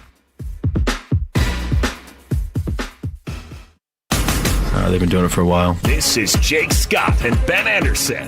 Man, the myth, the legend, Thurl Big T Bailey. I'm not sure how much you've had a chance to watch AJ DiBonsa, but do you have any thoughts if you have been able to see him a little bit? Personally, I think he's the best player right now in that group. I did get a chance to watch all these guys play, maybe AJ a little bit more, but he's been groomed for the next level. You look at what BYU was running. The offenses look like NBA offenses. The ISOs look like ISOs. He's becoming a really good playmaker as well. Just a great season. far and above Player of the Year in college. I would be surprised if Washington didn't take him. He's going to be nice. It's not going to be perfect for him coming in at this level. He's going to have to learn some things, the physicality, the speed of the game, the number of games, potential rookie wall, but everybody goes through those things. He's going to be a great player in this league. Catch Jake and Ben afternoons from 2 to 6 on 97.5, the KSL Sports Zone. Have you ever looked in the mirror and just didn't feel like yourself anymore? Maybe your clothes didn't fit the way they used to, or you don't like how you look in them. Honestly, it's more than that. It's how you feel walking into a room, avoiding photos, skipping events, not feeling as confident at work or even with your spouse. Over time, that starts to wear on you. But here's the truth. Losing weight is one thing. Feeling confident again and keeping it off, that's what really matters. At SLC Fat Loss, we help people lose 20 to 40 pounds naturally in about 60 days without injections, crazy workouts, or prepackaged meals. More importantly, we show you how to keep the weight off so you can feel comfortable in your clothes, confident going out, and actually like what you see in the mirror again. Alex Curie here. I dropped 65 pounds in just 60 days. That was 2 years ago on Salt Lake City Fat Loss. I've kept it off. You can do it too. SaltLakeCityFatLoss.com. Many clients lose 20 to 40 pounds in about 60 days. Schedule a free weight loss consultation and start to feel confident again. Go to SLCFatLoss.com. That's SLCFatLoss.com. Results may vary. Is your financial advisor managing your risk or just a spreadsheet? Hi, I'm Jeff Jr., founder of Trajan Wealth. Many financial advisors rely on target date funds, which are one-size-fits-all portfolios that don't know your name, your family, or your goals. And that passive management can leave you dangerously exposed. At Trajan, we look at the whole picture, not just the stocks everyone else buys, but the private market opportunities most advisors ignore. And as fiduciaries, we build a strategy around you, coordinating your investments, tax strategy, and estate into one cohesive plan. Your financial life deserves more than just a generic portfolio. Real planning isn't a stack of statements. It's the confidence of knowing where your income will come from for the next 30 years. Good enough isn't good enough for your family. It's time for a change. Schedule your complimentary consultation today. Call 855-TRAJAN-1. That's 855-TRAJAN-1. Advisory services through Trajan Wealth, LLC, an SEC registered investment advisor. Private equity investments require accreditation. Other services through Trajan Estate and Trajan Tax. Additional disclosures at TrajanWealth.com. Utah roads have commuters, can-doers, and cross-country viewers. But wherever our vehicles are headed, they've got one thing in common. They're ready for the road. Utah's first response to wildfire is prevention, not intervention. So let's check our chains, keep our vehicles maintained, and fight roadside fires together. FireSense is the first response. Hey, Mammoth fans, the 2026-27 season tickets are on sale now. Be there for every goal, every hit, and every moment of the next season. Season ticket members get the best seats, the best value, and exclusive perks all season long. Call or text 801-325-PUCK. That's 801-325-PUCK to reserve your seats today. Don't miss a moment next season. Tusks up. Tim Daly Mazda Southtown has as low as 0% financing on many vehicles, including 2026 Mazda CX-90s, CX-50s, and the CX-70 PHEVs. That's right, 0% on your favorite new Mazda. Get your new Mazda CX-90, CX-50, or CX-70 PHEV for as low as 0%. It's happening now at Tim Daly Mazda Southtown in Sandy. APR for well-qualified buyers. OAC, 72 months at $13.89 per month per $1,000 financed with $0 down. Not available with any other offers. See dealer for complete details. The KSL Sports Zone and Beehive Meals are honoring people that impact youth sports in our communities. Nominate the youth sports volunteer you know for the Beehive Meals Hero of the Week at KSLSports.com/contest. This is Utah's best coverage of the Utes, Cougars, Jazz, and Mammoth. Here we go.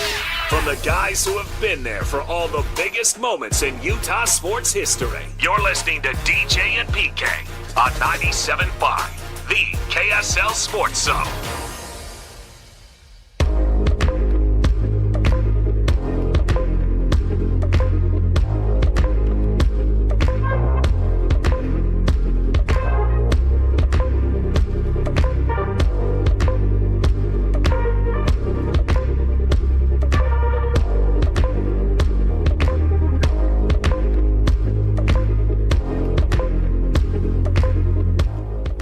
DJ and PK, it's 97.5, the KSL Sports Zone. The NBA playoffs grind on. Well, not for the Cleveland Cavaliers. They're out, swept. Do you think they folded with the collapse in Game 1? I mean, Game 4 was worse than 2 and 3, but I never felt like they were in games 2 and 3. I suppose. I just don't think they're good enough. Just not good enough to even compete and stay close. That does surprise me. Yeah, I agree. That's the part. I understand. Yeah. Like if they'd lost in 5 and lost by 8 points here and 11 points there and 4 points here, okay, they're not good enough. So be it. They just got smoked. I got you. Atkinson, man, he never said it, and I thought he kind of cleaned it up afterwards, but I guess you can't. That whole thing about the analytics, say we won 2 of 3. And he did say nobody in the public wants to hear that. It's results-oriented business. But, man, that part just got left out. And it was just all analytics. I just don't see how the analytics matter when you're getting beat that bad. He was just trying to pump his guys up, instill some confidence in them. Hey, guys, we're right there. And it's coach speak. I don't hold these guys accountable for that. They're trying to figure out a way to motivate their guys, get them guys to believe in themselves, and you gotta play that game. I mean, come on. As a parent, you're supposed to say, "I believe in you" at all times, and you probably have tons of doubt because you were there. But you got to say it. And I know he took grief for that. Yeah. Guys, we suck, man. We're. I can't wait till Memorial Day night when this thing is over. What do you want me to do? I can't pull a rabbit out of a hat here. We're going to lose Monday. We're going to meet Tuesday. And Wednesday, we're all going to be on planes going somewhere warm. So, warm and sandy. I get it.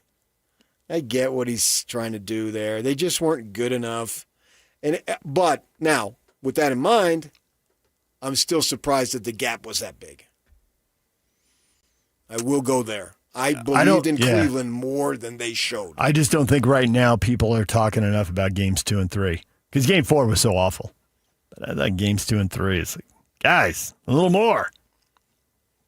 Yeah, New York had the momentum. They're playing their best ball. I would venture to say every single guy who's in this rotation playing serious minutes, this is the best he's ever played at the NBA level. And they have a belief. It is a good question, and we can get to it later because I think Austin's getting on the phone right now.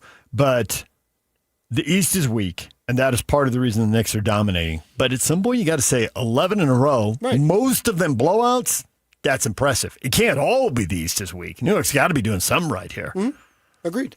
And I think that, this morning in New York, it's New York's great. It's all about New York. I'm not sure I'm that far in on them, but I got to acknowledge 11 in a row. That is something. And so it'll be interesting to see if how they match up with the West when that thing gets sorted out. DJ PK, and we're joined now by Austin Ainge, Utah Jazz, president of basketball operations. Austin, good morning. Good morning, guys. The draft is still a few weeks away here. Do you have an idea how it's going to play out now? I know you've been working on it for a while, but there's still time for curveballs here. What's your level of confidence that you could predict now what's going to happen then? Well, I will say that, all the permutations to 2 are a little easier than in years past, DJ. But, no, I don't think we know. I'm not sure the teams know. I'm not sure we know exactly what we're going to do. I don't know if other teams are either. There's still a lot of information that can be gained in this time of year, and everyone tries to go slow and get it right. Yeah, Austin, that leads me into my very first question. Because it's 2 draft position as opposed to 5 and 6 and so forth, the field as far as potentials are a little more narrow, obviously, because it's higher. What type of work does you and your people, the staff, the management need to do between now and, I guess, draft night, knowing that it's a little bit different because you are drafting so high? Yeah, so kind of this time of year, what we do is we pour over the medical stuff, right? That's a huge thing that we have not had access to in the past, and we make sure we get experts to look at any issues that arise. And, these guys all got tested in various different ways at the combine, and we'll be getting some of these things, some of these reports in this week. And so we'll do a lot of that work. We will get a chance to meet with these guys again and talk with them and try to get them to know them better as people. And then we continue to watch film. We'll go back and watch, in some cases all the way back through their high school seasons and through their college season, and just, with a narrowed focus on a narrow range now, we'll go just extra deep and make sure we've got the full scope and all the information fresh in our minds and do the best we can. In the past, we've seen the Jazz draft, whatever year, 8, 10, 15, and they bring a lot of guys through for workouts. And you see a lot of players who end up, Steven Adams came through at one point, they didn't draft him, but you see players like that who go on to really good careers. But what's the cutoff? I know the top guys don't usually work out, and when you're drafting too, I don't know if guy 10 wants to work out for you and spend all that energy and get on a flight. What is the cutoff there as far as getting guys to work out for you? Yeah, your instinct is right there that the guys that feel like they're and that we communicate that we're serious about, will come in, but it's not a huge list. And the guys at this range of the draft, it was the same last year at 5. They come in and typically do an interview and then a little shooting workout, not live against other people, and so. There's a limited amount of information you can gain from that, and we try to not overrate it or underrate it, just properly put it in its place and add it to the pile of information we're gathering. I would say the most important thing is we just get them to spend time with coach and us and have a dinner and have a breakfast and just really get to know them as people, because honestly, none of these players are ready-made. None of them are good enough right now. They all need to progress, and who they are determines that as much as their talent. So all of us are fired up about the draft, but everything happens so quickly because then you have the free agency that hits immediately, basically right afterward, and maybe a day or two or a week between, but you get the point. And so we focus on the draft, but how about adding talent through trade acquisitions or free agency? How much of that do you anticipate? Definitely some. It's hard to anticipate exactly how much, but we'll try to be aggressive, appropriately aggressive, in adding and making our team better. We have some free agents of our own from the team. There's some free agents out there. We could go a few different directions to address some of the weaknesses, and some of that will be determined by which position we draft. Right, so. There's a lot to do, and most of our roster is built in that end of June, beginning of July, and it's a busy time and an important time.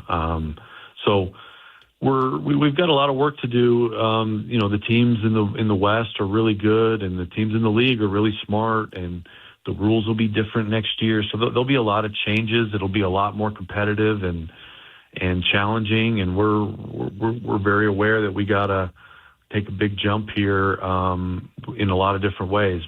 But we're pretty excited about the group, the talent level, and some of the progress we're seeing from some of the players.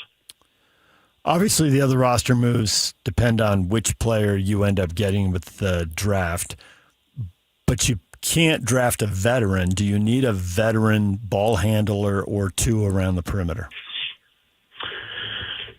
Well, it's definitely something we're looking at. Look, there's the way I would say it, DJ, is that you've got specific needs, and sometimes those needs are glaring enough that you just go get a player that fits them. Mm-hmm. But they have to be good enough in the end, right? So, I want a shooter, I want a shot blocker, I want a ball handler.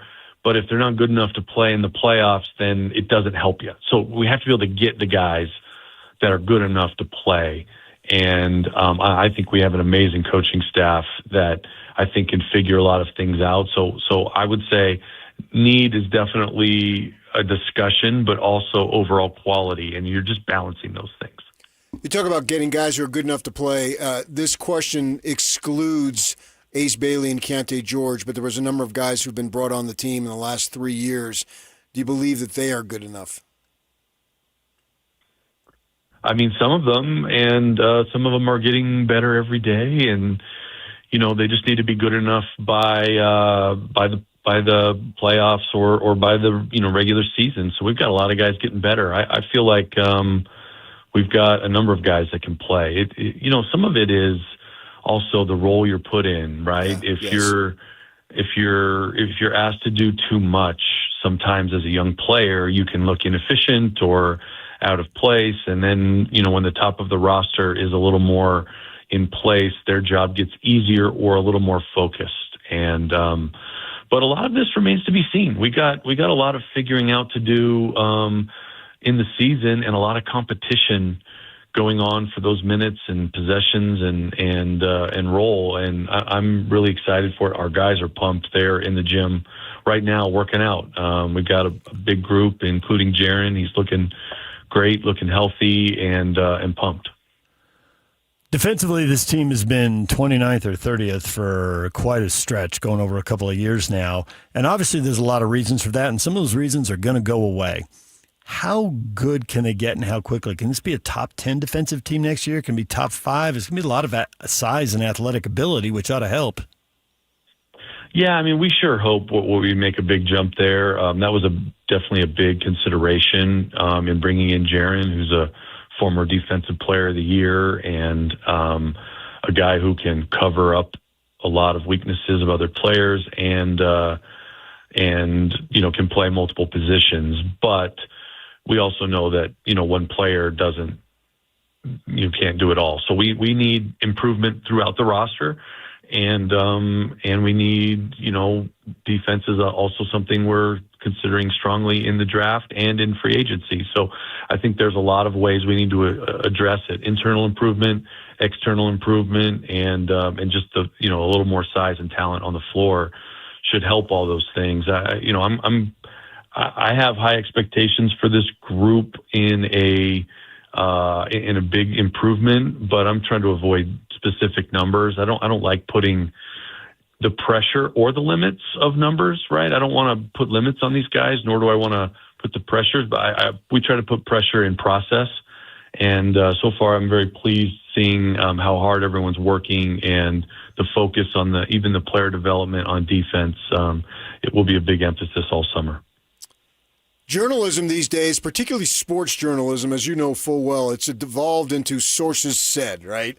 Sources are all over the place these days, I guess. And so obviously, the Jazz have reached out to Washington. I'm going to ask you a general question, so it's not anything specific. But when deals are made, what is the process in terms of Team A calling Team B or Team B calling Team A? Could you just walk us through generally how these things work? Yeah. Well, I will say, PK, the way things generally work is not you call and make a trade offer the day after the lottery. So that was pretty ridiculous.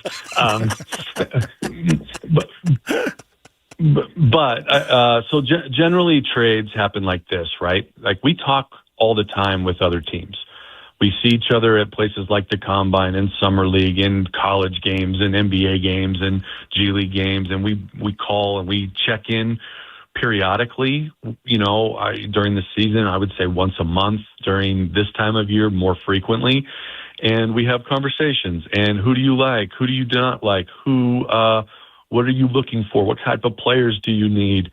And then if there's like, we maybe have extras of something and they need something, maybe, okay, do you like these guys? No. What about at this price? No. And we just kind of communicate in general terms about kind of our goals and needs as a team. Well, hey, we kind of like this guy, if you ever like to move him. And then maybe a year later they come back and said, hey, we're thinking of moving this guy, or we're looking for this. Is this something you'd still be interested in? You just kind of have these general conversations a lot.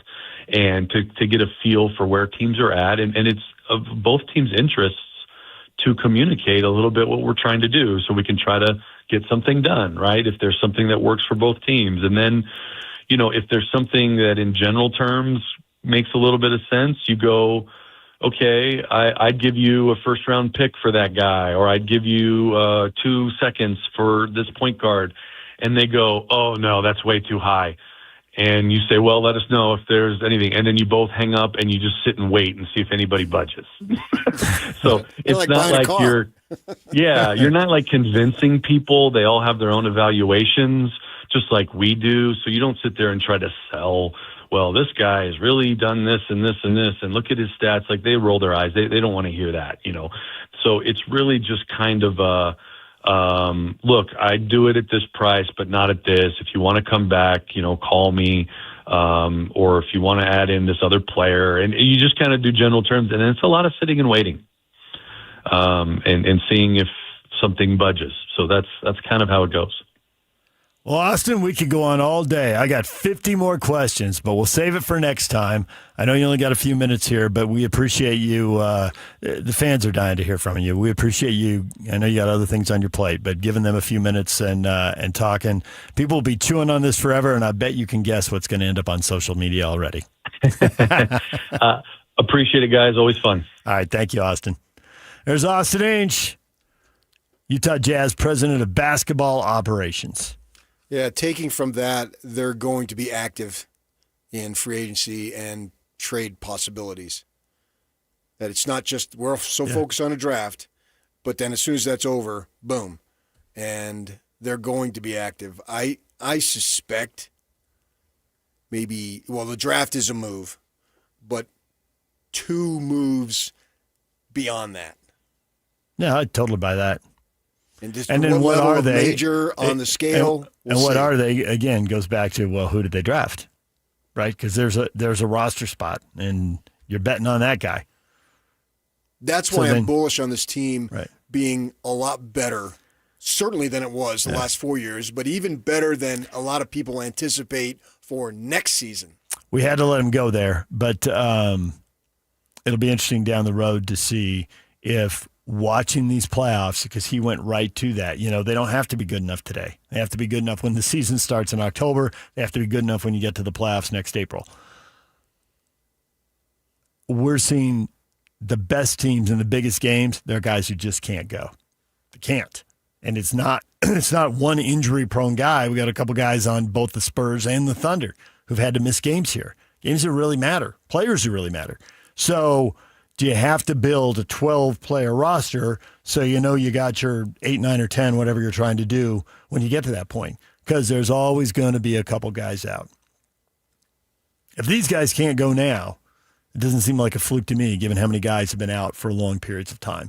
And it's easy to say, hey, Embiid's injury-prone. Well, he's got a history that backs that up. He is injury-prone. But does Jalen Williams? I like Embiid is basically healthy-prone. The flip side of that. Yeah. Right? But right. But it even sucks, but that's the truth. Yeah. But we're seeing it everywhere with multiple guys and even role guys who aren't playing that big of minutes. There's something about the stress they're under now. There's something about the way they're eating or training and all the minutes they play and the running, cutting, jumping. I mean, guys are just breaking down left and right here. There have been so many guys out in this playoffs. And the Spurs and Thunder have been able to get through it. The Spurs, because Wemby's awesome, and he's been able to largely stay out there, although he's missed almost 2 full games during the playoffs. I believe that the Jazz, the mindset is it's go time right now. It's go time this month, and then till the first or second week of July. And then we'll have a much better idea, and I think there'll be significant additions to the team. Obviously the draft pick, but I think there'll be 2 others that can step up. I think they think that the window is not fully open, but it is opening as we speak, and they want to take advantage of the time that they have right now. There's one, I definitely heard that in Austin's voice, just having, talked to him multiple times over the years, and you've talked to him even more. And I think that there was one other thing, just to amplify that a little bit. We can get to it next. I mean, I just think it's crystal clear in his voice, and it's hard to give them this and concede them this, but if you're thinking realistically, you need to, and we'll get to that next. Stay with us. And now, a look at traffic from the KSL Traffic Center.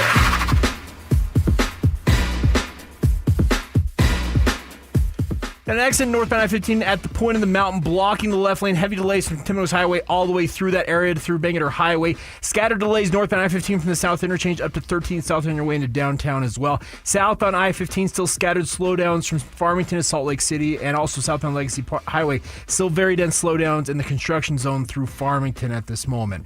Traffic's rough, but your parking lot doesn't have to be. Keep it smoother than your summer playlist with GoPave Utah. Go to GoPaveUtah.com. That's GoPaveUtah.com. Call them today. Once again, visit them at GoPaveUtah.com. With your KSL traffic update, I'm Jake Hatch right here on 97.5, the KSL Sports Zone. 3, 2, 1. This is Scotty G and Coach Tim LeCoux. The Jazz selecting number 2 in the upcoming NBA draft. So, if there's one thing that scares me, AJ's the safer pick. And that's what makes me nervous, is that Washington is going to be like, okay, we've really swung and missed, and we've really done some problems. So let's go the safest superstar available in AJ and let somebody else take the risk on Darren. If I'm the Jazz, then I take that risk on Darren Peterson. But I exhaust every option available to me to get AJ. I encourage everybody to go back and you do watch pre-Kansas film on Darren Peters. I want you to watch his handle, specifically how he navigates ball screens. He can become a better passer, but he's not bad as a secondary playmaker. You just look at him, it's his frame. To me, there are real reasons why this guy can be great.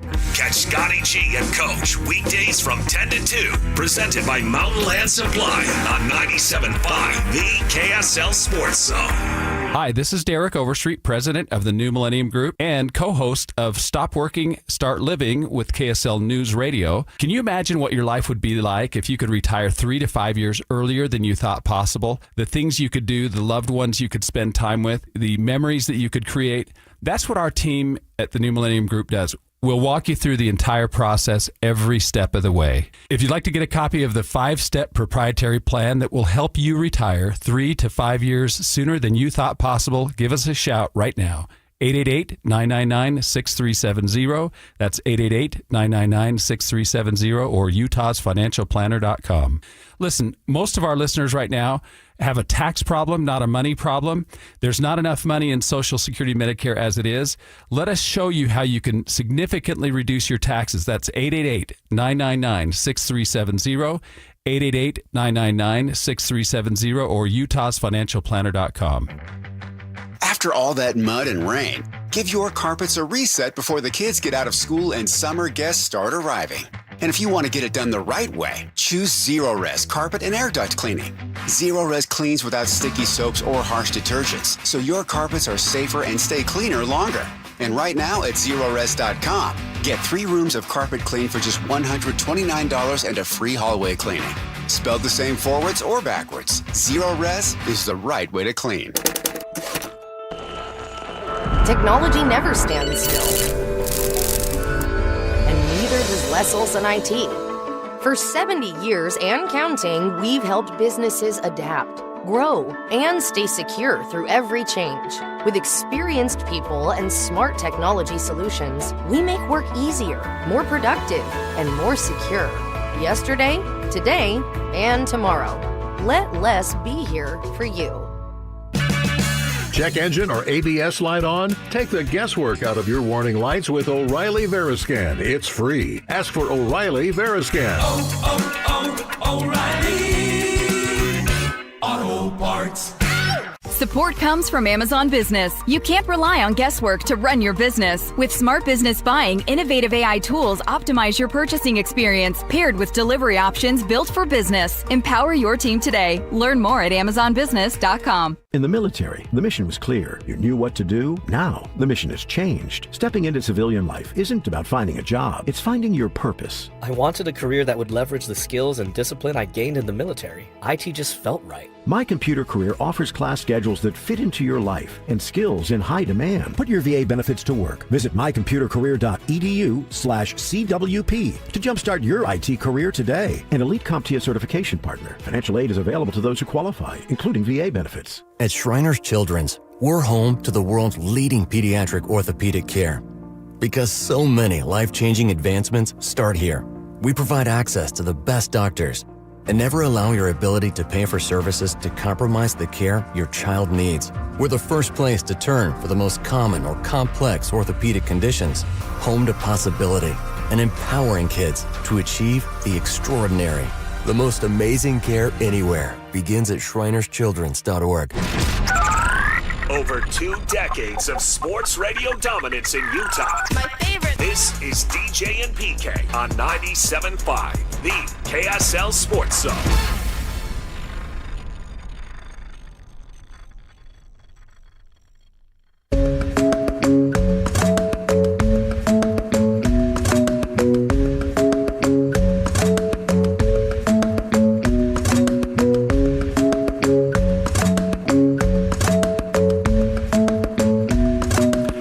PK, it's 97.5, KSL Sports Zone. Austin Ains, Utah Jazz president of basketball operations, just joined us for a few minutes in the last segment.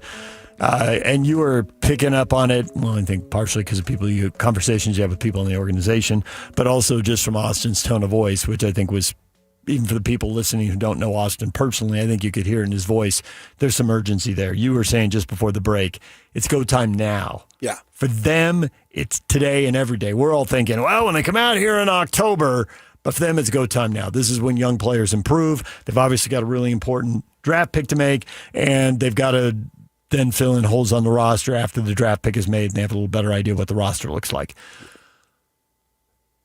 Nobody wants to hear about your problems when you're the one who's making the decisions. Like, they chose to do the rebuild. They chose to do the 4-year tank. Yep. We had to cover it, and fans had to watch it, listen to it, endure it, or ignore it, which sucks too, because people like to go to Jazz games and like to think about 50-win teams and playoff runs.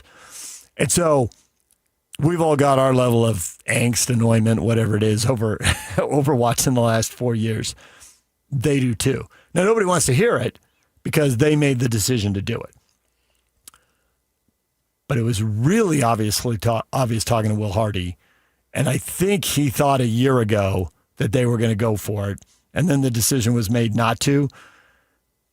He can't wait to go for it. Right decision. But I think the fact that they've got the number 2 pick in the draft and there's all this talent, yes. And I think that the front office really feels it too. Now, because they chose it, nobody wants to hear that. But nonetheless, sitting there losing, making guys sit, it's no fun. That's not fun of it. No, it's over. And when they win, I don't know how much fun it'll still be for them because they don't enjoy the wins very long. They're on to the next thing. But there's still some level of satisfaction looking back at a winning streak going, all right, we're doing it right. We're making progress here. Well, just winning more will be W's together. Intoxicating, and it will become a drug to whatever level you win at to win more than that. And I think at this point next season, most likely the season will be over, but there'll be a lot of optimism that this is just the beginning, literally, and they will go from there. So whatever they establish in the 26-27 season, that is the ground level, and it goes up. And they anticipate dealing from a position of strength this time next year as they make decisions, and I think they will. I think this team will have a winning record. I'm going to put it, let's go conservatively right now because it could change, and it will change. Obviously, it'll change in the next 5 to 6 weeks. It could change substantially. I'm going to go 45 right now, knowing it. Okay, let's go DeBonza or Peterson. And as Austin just said, no rookie, with very rare exception, is ready to have a major impact on your team. It's going to be about potential, particularly now with these kids only playing one season of college basketball. So with that in mind, I'm going to go 45, but I reserve the opportunity, get to July 15th, and I may be willing to go 50. And at that point, that's going to be a lot of winning, right? What is it? That's like 2/3 of your games if you win 50? What's 50 and 32 wouldn't be quite 2/3, but it's close. I think 50. Yeah, 50, 54, 55 so puts you there. I'd be willing to go there, maybe even more. And that's just the starting point. That's what's cool about this is nowhere near a finished product, but it doesn't have to be as much of a depressing struggle to get to whatever the finished product is. And that finished product is only for a season, because then you make changes to the roster for the next season and you sort of, in a sense, start over. What you're going to see happen is they're going to start over each season, as every team does, but you're going to have a strong nucleus that you're going to start from. That's the cool part, is that they will be starting from a strong point each of the next 5 seasons, I believe. 10, 50, 90, 100. Now, maybe you could go 90-90. We should probably ask Mike Fulton next time we get him on. But 10 wins in the NFL, I feel like you're a good team. 50 in the NBA, you're good. 90 in MLB. 100 points in hockey. Maybe some want to go 90, but you can miss the playoffs at 90, so I don't really like going 90. Maybe you put it at 95. But those are the round numbers you want to hit. And they're identifiable numbers. Yeah. Easy to remember, identifiable. You hit this. You get 100 points. If you get knocked out in the first round, you're a good team. Now, we see that Dallas and Minnesota both had 100 points and had to meet in the opening round of the Stanley Cup Finals. A good team had to get knocked out. Right. It was going to happen. But if you're at 100, it can't be argued. And I think they will add at least one critical component to the thing you're talking about, the backcourt. Now, that does determine, to an extent, who they draft. Because if you get Darren Peterson, the minutes are going to start getting scarce. Right. So you may want to allocate your money in another direction. But I still think even if they draft Darren Peterson, they're still going to add a player at that position, that wing player. You know, I was looking through the list of free agents over the weekend because I know we're going to be talking about it. And I put Grimes out there as a name, just as an example to start discussion. Not saying, they're targeting him, but that type of player. You know, he was somebody that was discussed a few years back, and now let's see that type of player that they can make an impact. You know, they did it. I think he was a restricted free agent there a few years back. Corey Maggette, right? Corey Maggette. He was always on the Jazz wish list for about a decade, and it never worked out. Well, they signed him, but it was a restricted. Yeah, they signed him to an offer sheet. The Clippers matched it. So I'm talking about that. You know, not a superstar by any stretch, but a player who can come in, a vet dude who knows what to do. It's like, okay, Will Hardy says, Corey, here's what I need you to do. Okay, coach, got it. And then he goes out there and he does it. And that's how he's going to have an impact. I believe they're going to get at least one, if not two, of those types of players for this next season. DJ PK, it's 97.5 KSL Sports Zone. Brian Howell, Colorado Buffs writer for Buff Zone of the Boulder Daily Camera, joins us next. The spring football tour continues. Stay with us. There's something amazing about where we live.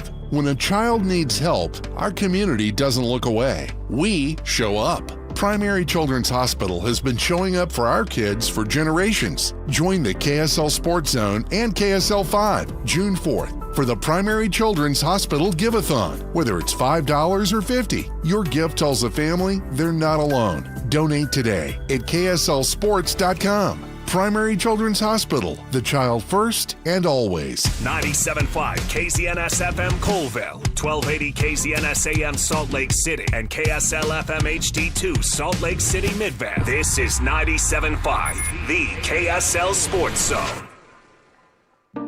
At Fisher Investments, we may seem like other money managers, but we're different. What makes you so different than the rest of us?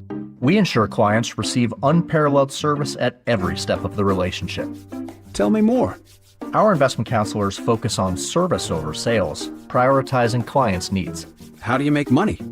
We don't sell any commission-based products. We have a simple management fee based on the value of our clients' portfolio. So we do better when our clients do better. What about client portfolios? We get to know each client, their finances, family, health, lifestyle, and more, and then we tailor a portfolio based on their specific goals and needs. Your clients really come first then, huh? Yes, we make them a top priority. Our goal is helping them achieve a comfortable retirement. Wow, maybe we are different. At Fisher Investments, we're clearly different. Learn more at FisherInvestments.com. Investing in securities involves the risk of loss. At University of Utah Health, we're mapping DNA to find the cause and the cure.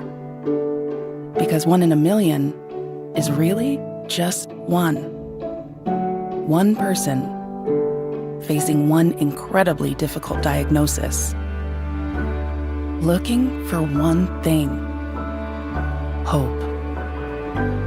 Learn more at uofuhealth.org. IFA knows the secret when it comes to growing a thick, green, healthy lawn this summer. And you could say those roots run deep. Deep roots help your lawn better absorb water and help prevent damage during the dry months ahead. Our expert team can coach you through all the variables, like combining our locally formulated 4+ lawn care fertilizers with our recommended soil surfactants. Stop by or visit ifa.coop today to learn more. IFA, helping you grow the things you love. A family office is a team built to handle the 3 biggest financial responsibilities a family faces: wealth management, tax strategy, and estate planning. Most firms only manage your investments and refer the rest out, hoping everyone stays aligned. At Trajan, we built something different. Your wealth, tax planning, and estate planning are handled together inside one firm under one roof. There's no guessing whether your CPA, advisor, and estate attorney are truly in sync, because our team works together every day on your behalf. When your financial life becomes more complex, your advice should become more coordinated, not more fragmented. One plan, one trusted team. Call Trajan today, 855-TRAJAN-1. That's 855-TRAJAN-1. Trajan Wealth, an SEC-registered investment advisor. Additional services through Trajan Estate and Trajan Tax. Additional disclosures and accreditation at TrajanWealth.com. The biggest event of the year, Monster Jam World Finals, returns to Salt Lake City, Utah, July 2nd through the 4th. The most trucks and all the best drivers in one place at the biggest festival-style pit party of the year. Plus, the biggest 4th of July fireworks display in Salt Lake City and a special World Finals stunt. Don't miss the stars, stripes, and unbelievable family fun moments. Monster Jam World Finals. Returning to Rice Eccles Stadium. Brought to you by the Utah Sports Commission, BKD Tires, and Texas Roadhouse. Visiting the Wasatch Back with your family? Make a stop at Dairy King in Heber Valley, featuring Utah's favorite fast food and specialty menu and legendary best of state shakes. Dairy King, a hometown favorite celebrating 80 years on Main Street. Nobody brings you better coverage of the teams you're passionate about than these guys. Try some more. This is DJ and PK on 97.5, the KSL Sports Zone.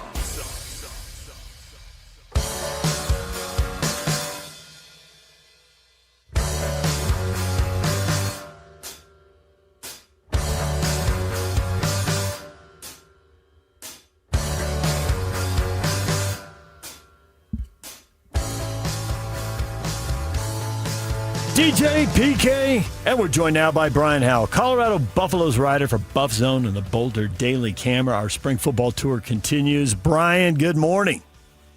Good morning. How you guys doing? Good. We're trying to figure the Buffs out. That was just a bump in the road because Dion had a major health problem in the offseason. So, of course, that season went sideways. It wasn't normal preparation.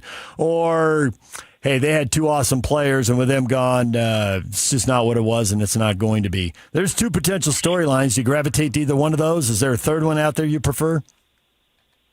Those are the main 2, and we're still trying to figure out which is which. Obviously losing Shedeur Sanders and Travis Hunter was huge, and that was the backbone of the previous teams, right? And for much of Dion's coaching career, and so losing those guys was huge. And they missed on replacing some guys, but then there's also the fact that Dion was gone for a good chunk of the offseason, and he was not a part of some of those guys bringing them in.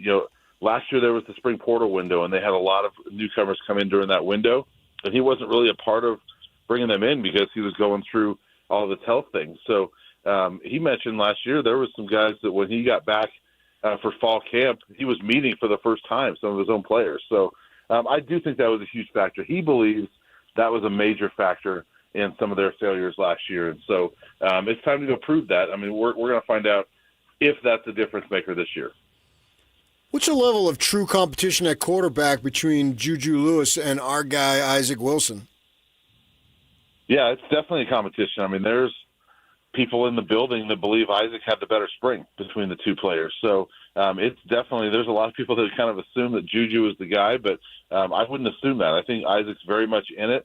I think whoever has the better fall camp is going to be the starter when they go to Georgia Tech.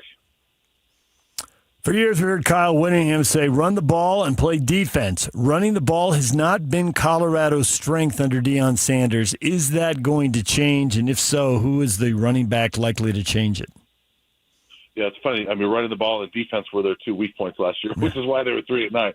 But running the ball, I think it's going to be a committee. You know, Brendan Marion comes in with that go-go offense, and it's always been known for running the football. And he's always had kind of a mix of guys that run the ball. And so we don't know who's going to be the main running back, but they've got a stable of backs that they feel are pretty capable to get the job done. I don't see them having a 1,000-yard rusher, but I could see them having, 3 guys that finish with 500 to 600. You talk about on the defensive side there, you had some struggles. Well, reading up on them, I'm hearing that linebacker should be a strength. You had 3 transfer portals, 1 kid from Texas, a 4-star, and you brought in a couple other kids there. And I think there's 2 returning. Linebacker's an important position, obviously. Do you think that's going to be the strength of the defense? It kind of needs to be. I mean, that and the front set, the whole front 7 needs to be a strength for them. But linebacker, I think they're in a much better spot than last year. Leona Leafau was a 2-year starter at Texas. Helped them get to the CFP a couple of years ago, and is a pretty good player. And Gideon Lampron, his middle name is ESPN, so he can play. He was a FCS All-American, then he was an all-conference guy at Bowling Green. He was one of the top 10 guys in the country last year in TFL, so he can play as well. So Tyler Martinez from New Mexico State is another one that they like. Yeah, I think that trio, they believe that might be the best trio of linebackers they've had since Deion got there. I have read that the Colorado secondary could be the strength of the team. That wouldn't be surprising given that Deion was a cornerback in the NFL. The safety, Boo Carter, is he really going to be that good? I've read a little bit of stuff about him. They're not booing, they're chanting boo. So is Boo Carter the guy, and is the secondary the group? He very well can be. He was the guy that just had some issues at Tennessee. I don't know what went into it, but he just had some issues there, and he was kicked off the team last year. And when I talked to some Tennessee people, their take was, "Yeah, good luck with that." Meaning he's our problem now. So, but the Buffs like him a lot. Deion Sanders has said he thinks that he's a possible first-round type of corner. They brought him in to kind of play nickel, but they moved him out at corner. He might actually be one of their top 2 corners. Deion thinks he can be, a high draft pick at that spot. He should be a leader. He's a 4-star guy. He should be one of their best players. If he's not, it probably means he's probably reverting back to some of those issues he had at Tennessee. But they feel like he's had a really good spring, really good offseason, and he can be a star for them. See if they can run the ball, but throw the ball. We talked about the quarterbacks. Now the guys receiving the balls, catching the passes. Danny Scudero of San Jose State. Well, I believe he led the level at, FBS? Is that what they called? That he led in receiving yards out of San Jose. Now it's a jump, but we've seen guys make jumps, and it's not as big a jump as we anticipate. What are you looking for from him? Yeah, he's definitely a guy that's going to get the ball. He's a really dynamic receiver, led the country in receiving yards last year. And, they had LaJohntay Wester a couple years ago that came from G5 and was one of the top receivers in the country, and he had a great year for them. They believe Danny can be not only a top receiver for them as far as production, but a leader for them as well. So I think he's going to be probably their best receiver, but they also have DeAndre Moore, Joseph Williams. DeAndre came in from Texas. Joseph was here last year. So they believe they've got a really good receiving core. People just don't know a lot about him yet. We're talking all around the issue. You got to win the line of scrimmage. Do they have a decided advantage in either the offensive line or the defensive line? Is it a push? Are they going to be playing uphill? I think we all remember watching them, and a really good quarterback, but they were throwing a lot of quick passes to the perimeter because they couldn't block anybody. How good are they going to be on the line of scrimmage? Well, that's the question for them, and it always is. And, they brought in a whole bunch of new people again. So the offensive line is totally revamped. They lose Jordan Seaton, who's a potential first-round tackle that's now at LSU. They like some of the guys they brought in, but we're going to see. I mean, I know that's not answering your question, but I think that's where they are with that. Is you have so many new pieces, but they bring in a center from Houston, Demetrius Hunter, who was a 2-year starter. That's kind of the rock there in the middle. And then on the defensive line, they're thin, but they do like some of the pieces they have there. Santana Hopper has produced everywhere he's been. I think this is his third school. He was an all-conference player at Tulane last year, helped them get to the CFP. So they do have some really good pieces. I don't think their depth is great on the defensive line. And offensive line, I think there's a bunch of question marks until we see that group together. Jordan Seaton, we remember him when Colorado got him. He was a big name, 4 or 5-star, whatever it might be. And on the way out, he's making some comments that something along the lines at LSU that it just means more. How was that received in Colorado, and what was your perception of it? Yeah, I mean, the way it was perceived, I mean, Deion has taken the high road, as he usually does on those things, and just says, hey, we don't talk about other schools and other kids. But, my perception is, well, yeah, I think it does mean more at LSU. I mean, you look at Colorado, their history over the last 20 years, and LSU's history, it does mean more. It also costs more at LSU. That's for sure. Is there still the buzz around town? I mean, we remember spring games a couple of years ago, massive crowds. It is hard to be cool and on the cutting edge and maintain that just by its nature, that kind of stuff. People move on to the next big thing, whatever it is. What's the buzz like around the team right now? Not the same. Clearly, the honeymoon's, definitely over for Deion. This is the first time since he was there. This was his fourth spring, and they didn't charge for tickets because I think they knew they wouldn't sell a whole lot. And the attendance was the lowest that it's been, even with the free tickets. So, the buzz is definitely gone. He's got to win. I mean, these fans in Colorado for all sports, this state is Broncos and whoever wins. And if the Buffs aren't winning, they're not going to get a lot of support. And so, coming off of a 3-9, there are a lot of fans that are in that prove it mode. They got to go out there and win some games. How about with the new athletic director? We know Rick George is out, and they brought in the University of New Mexico athletic director. Does that make it turn up the heat a little bit on Deion? I think that's a good question and one that we don't know. I think anytime you have a football coach that wasn't hired by the athletic director, you're going to look at that. With Rick George, I think Deion would have been just fine. There is the fact that no matter who the AD is, if they wanted to get rid of Deion after this year, they still owe him $25 million, and Colorado doesn't have a whole lot of money. So with the new AD, though, does he go out and find it if this is a disastrous year? I don't know. He doesn't have a history with that. He has one other AD job, and it was for 1 year in New Mexico, and he didn't have to fire a football coach. So we're not really sure what that's going to look like, but I think the fact that there is a new AD, it does change the dynamic a little bit. It's going to make you look at it more. I think we all get he has to win, but winning's defined different places. There's places you can win 8 or 9 games and be in hot water. There are places if you get to 6, you're celebrated. They do have both Georgia Tech and Northwestern on the schedule, so they're playing 11 teams from the Power 4 leagues out of 12. How much winning does he have to do so that people can say he's winning?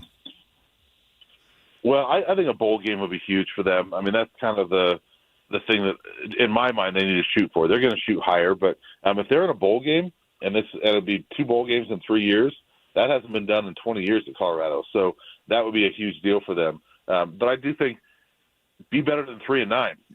If you're 4-8 and you've got a bunch of close losses, that maybe doesn't look so bad. If you're 5-7 with some close losses, maybe that doesn't look so bad. But ultimately, I think if they're 6-6 and get to a bowl game, that's going to be celebrated around here.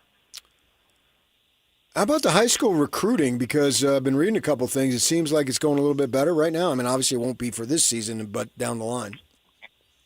Yeah, they've had a surge. 6 commits in the last week or 8 days, something like that. Right. And a couple of 4-stars as well. So they've had a nice surge here in the last little bit, and their recruiting class for 27 is looking pretty good. And so they're off to a good start. But again, you got to finish that, right? It's one thing to get the commits. That you got to hold on to those commits until they sign in December and arrive in January. And the key to that is going to be winning. If they're 3-9, 2-10 or something like that, a lot of those guys might jump ship. So you got to win games to keep those guys on your commit list because, as we know, guys flip all the time. Well, Brian, we appreciate a few minutes for a peek at the Buffs and where they think stand in the spring. Thanks for joining us. You bet. Thanks for having me. Brian Howell, Colorado Buffs writer for Buff Zone and the Boulder Daily Camera. Colorado will host Weber State Saturday, September 12th, and Utah visits Saturday, October 17th. BYU does not see the Buffs this year. That's too bad. It feels like a W. All right. Yeah. It does. Yeah, definitely. I think if your goal is to get to a bowl, which is a legitimate goal for Colorado, I'm not scoffing at it.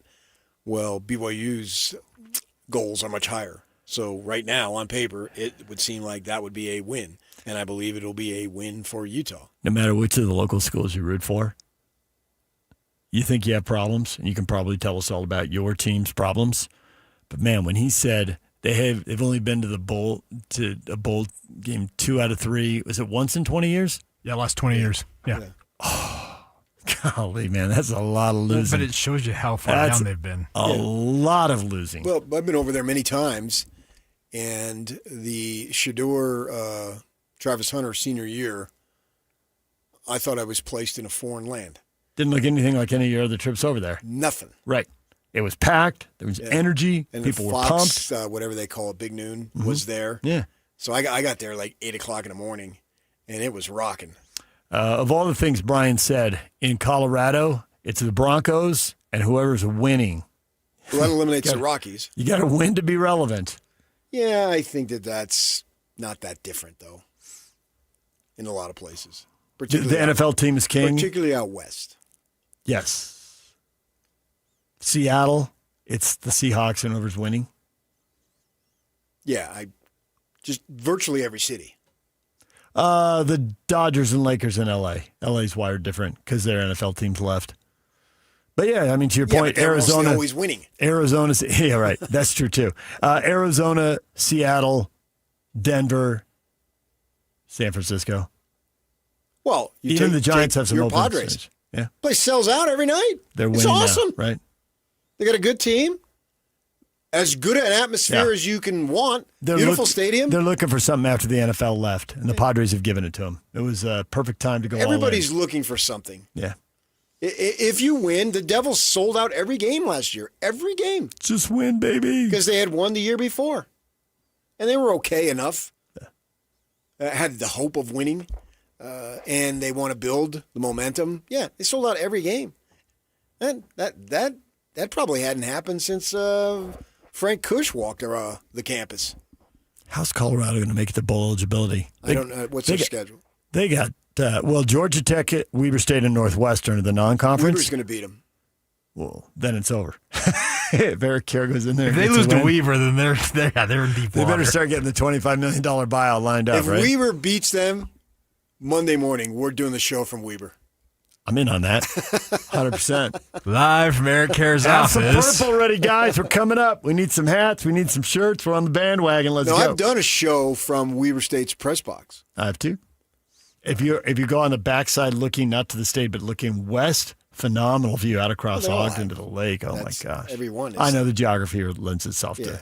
I remember it was in the afternoon. I was subbing. Oh, in fact, is Lloyd right there? Yeah, Lloyd asked me, "Hey, can you do the afternoon show?" I said, "Yeah," and then he tells me a little later, "Oh yeah, you're on remote at Weber."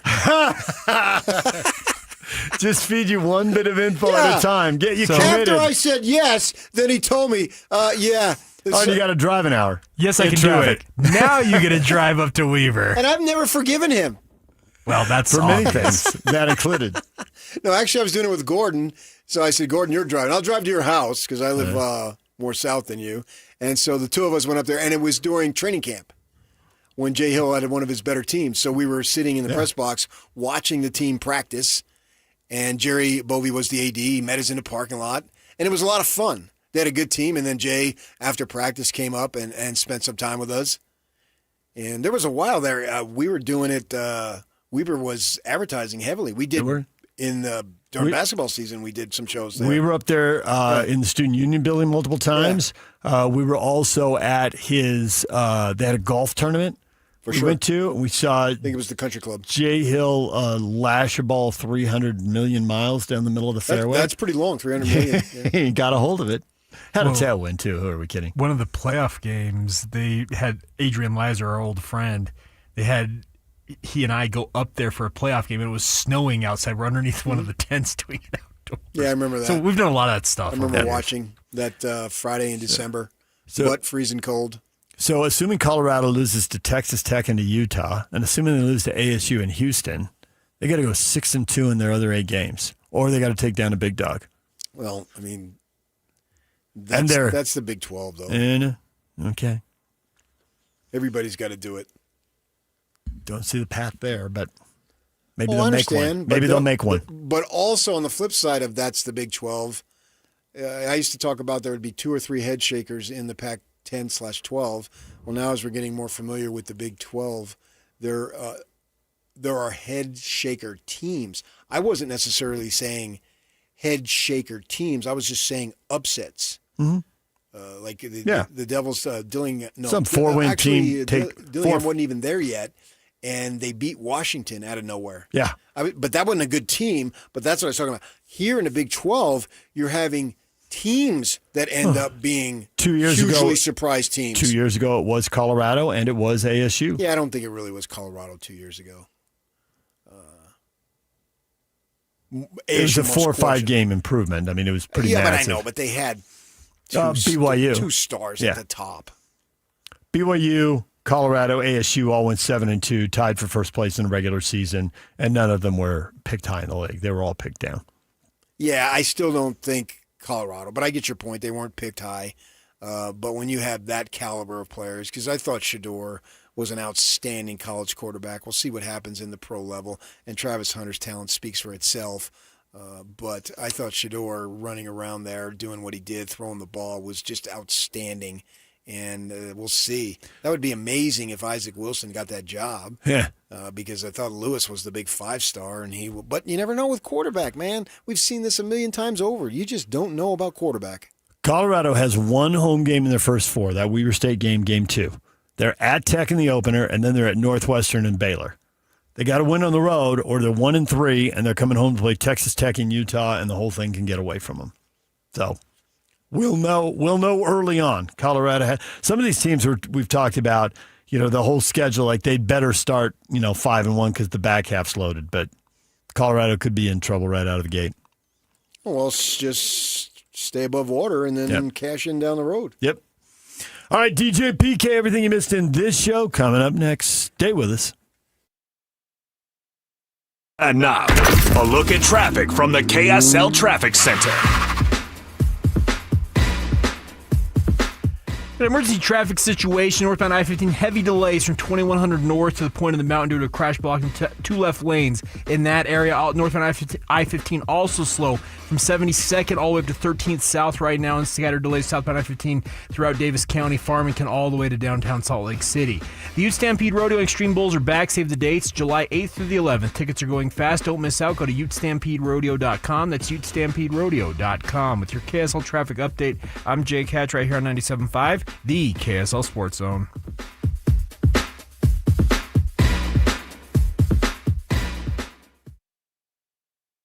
For Jazz fans, it's been a rough few years. Well, those days are behind us as the Utah Jazz finally struck gold in the NBA Draft Lottery. Picking second. As the Jazz prepare to draft a potential superstar with the number 2 overall pick.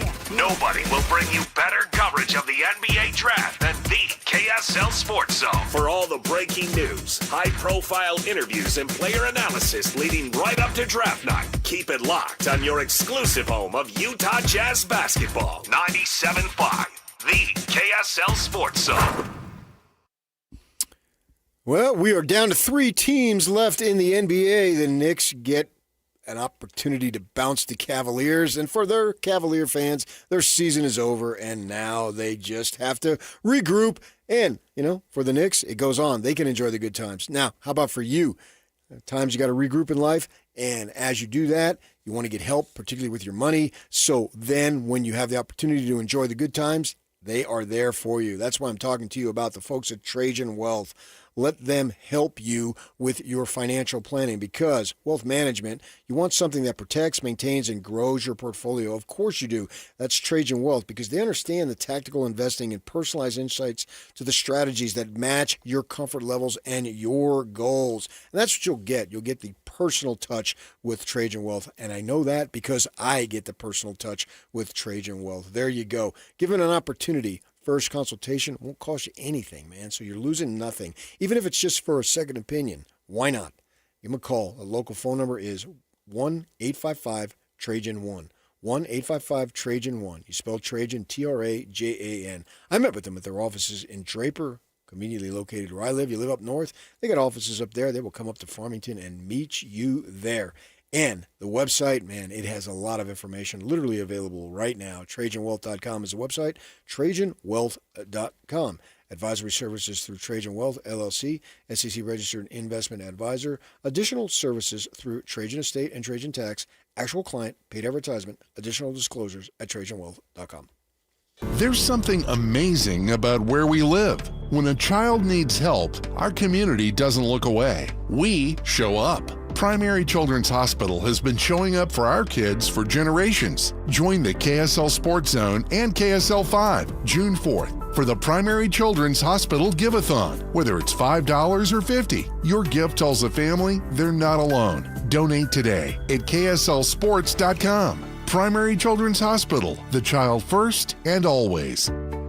Tim Jr. here from RGS Exteriors. And let's face it, it's time to update the look of your home's exterior. When was that thing built? In the 50s, 70s, 90s, the 2000s? Well, it's looking like it. Faded siding, drafty windows, leaky gutters. It's time to take action now. RGS Exteriors has been taking Utah homes from drab to fab for over 5 generations. We only use the highest quality materials, like James Hardy siding and gutter topper gutter covers. You will be blown away by how much different and better and awesome your house can look. Your neighbors will be jealous, your home value will go up, and most of all, you're going to love it. Everything we do comes with our industry-leading 10-year everything guarantee, so you can sleep like a baby, knowing if anything goes wrong, you're 100% covered. For a free estimate on your gutters, windows, siding, or anything on your outside of your home, call RGS Exteriors at 801-280-3110 or visit us at rgsexteriorsutah.com. That's rgsexteriorsutah.com. Hi, this is Derek Overstreet, president of the New Millennium Group and co-host of Stop Working, Start Living with KSL News Radio. Can you imagine what your life would be like if you could retire 3 to 5 years earlier than you thought possible? The things you could do, the loved ones you could spend time with, the memories that you could create. That's what our team at the New Millennium Group does. We'll walk you through the entire process every step of the way. If you'd like to get a copy of the 5-step proprietary plan that will help you retire 3 to 5 years sooner than you thought possible, give us a shout right now. 888-999-6370. That's 888-999-6370 or utahsfinancialplanner.com. Listen, most of our listeners right now have a tax problem, not a money problem. There's not enough money in Social Security Medicare as it is. Let us show you how you can significantly reduce your taxes. That's 888-999-6370. 888-999-6370 or utahsfinancialplanner.com. For all of you, less motivated listeners, it's time for your 9 o'clock. Where the heck have you been headlines? Where you at? With DJ and PK on 97.5, the KSL Sports Zone.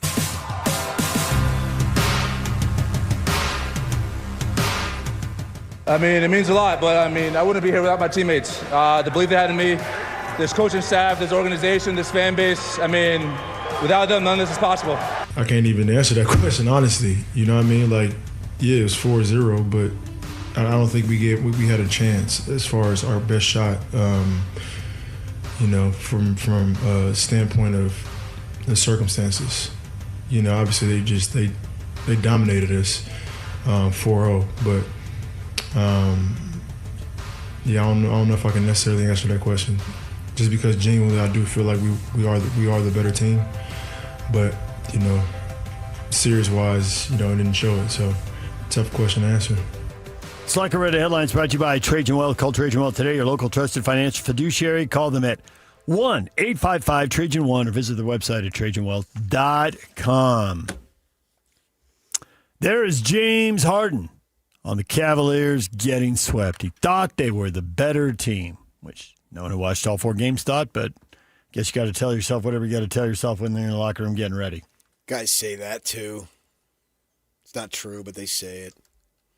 You got beat 4-0. You got swept. You blew a 20-point lead in the fourth quarter. And that was the only game you were competitive in. They dominated the other 3. It's a stain on the season for Cleveland. A nice season, but it's a stain. Expect more in the conference final. Anytime you get to the conference final, you expect, unless there's some number 8 seed that's pulled off massive upsets, and then finally the truth levels out, you expect the conference final to be much more competitive. But it does happen. I mean, the Jazz swept the Lakers that one year. 98, yeah, took them down. It was quick. I was going to say it was painless, but, not Kobe for them. was a puppy. He was. Yeah. So he turned into... Shaq couldn't defend the pick and roll. What do you call a snake? He's a black mama. What do you call a puppy snake? A baby snake? Yeah, I don't know. It doesn't really work. It doesn't. We were golfing in St. George's Sunbrook over the weekend and saw a snake slithering right across the fairway. How far away? Well, as close as you wanted to get. 20 yards.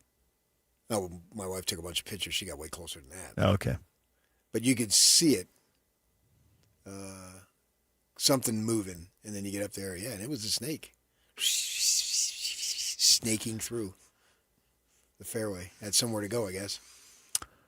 Big game tonight, Game 5, Spurs and Thunder. It's 2-2, PK. We talked about it on Friday. Can't be that surprising that it's 2-2, and here we are. I was only surprised the games weren't more dramatic. I thought the Thunder won comfortably, and the Spurs, that was a blowout. Yeah, that was. You're talking about, what was it, Sunday? Game 4, yeah. Sure, yeah. Spurs jumped them. And they needed that game. They were a more desperate team. No question. And then Pop spoke to them. Oh, thank goodness. Whew. Where would they be without him? Where would we be without him? I mean, come on. And so now tonight, the sense of urgency is both. It's even. Because the venue hasn't meant anything. Split 2 at home, split 2 on the road. So yep. I don't really care where the game's being played. And when you get to this level, usually that's the case. But it'd be interesting to see the level of urgency with the Thunder because they didn't have it the other night. And they didn't look very good, obviously.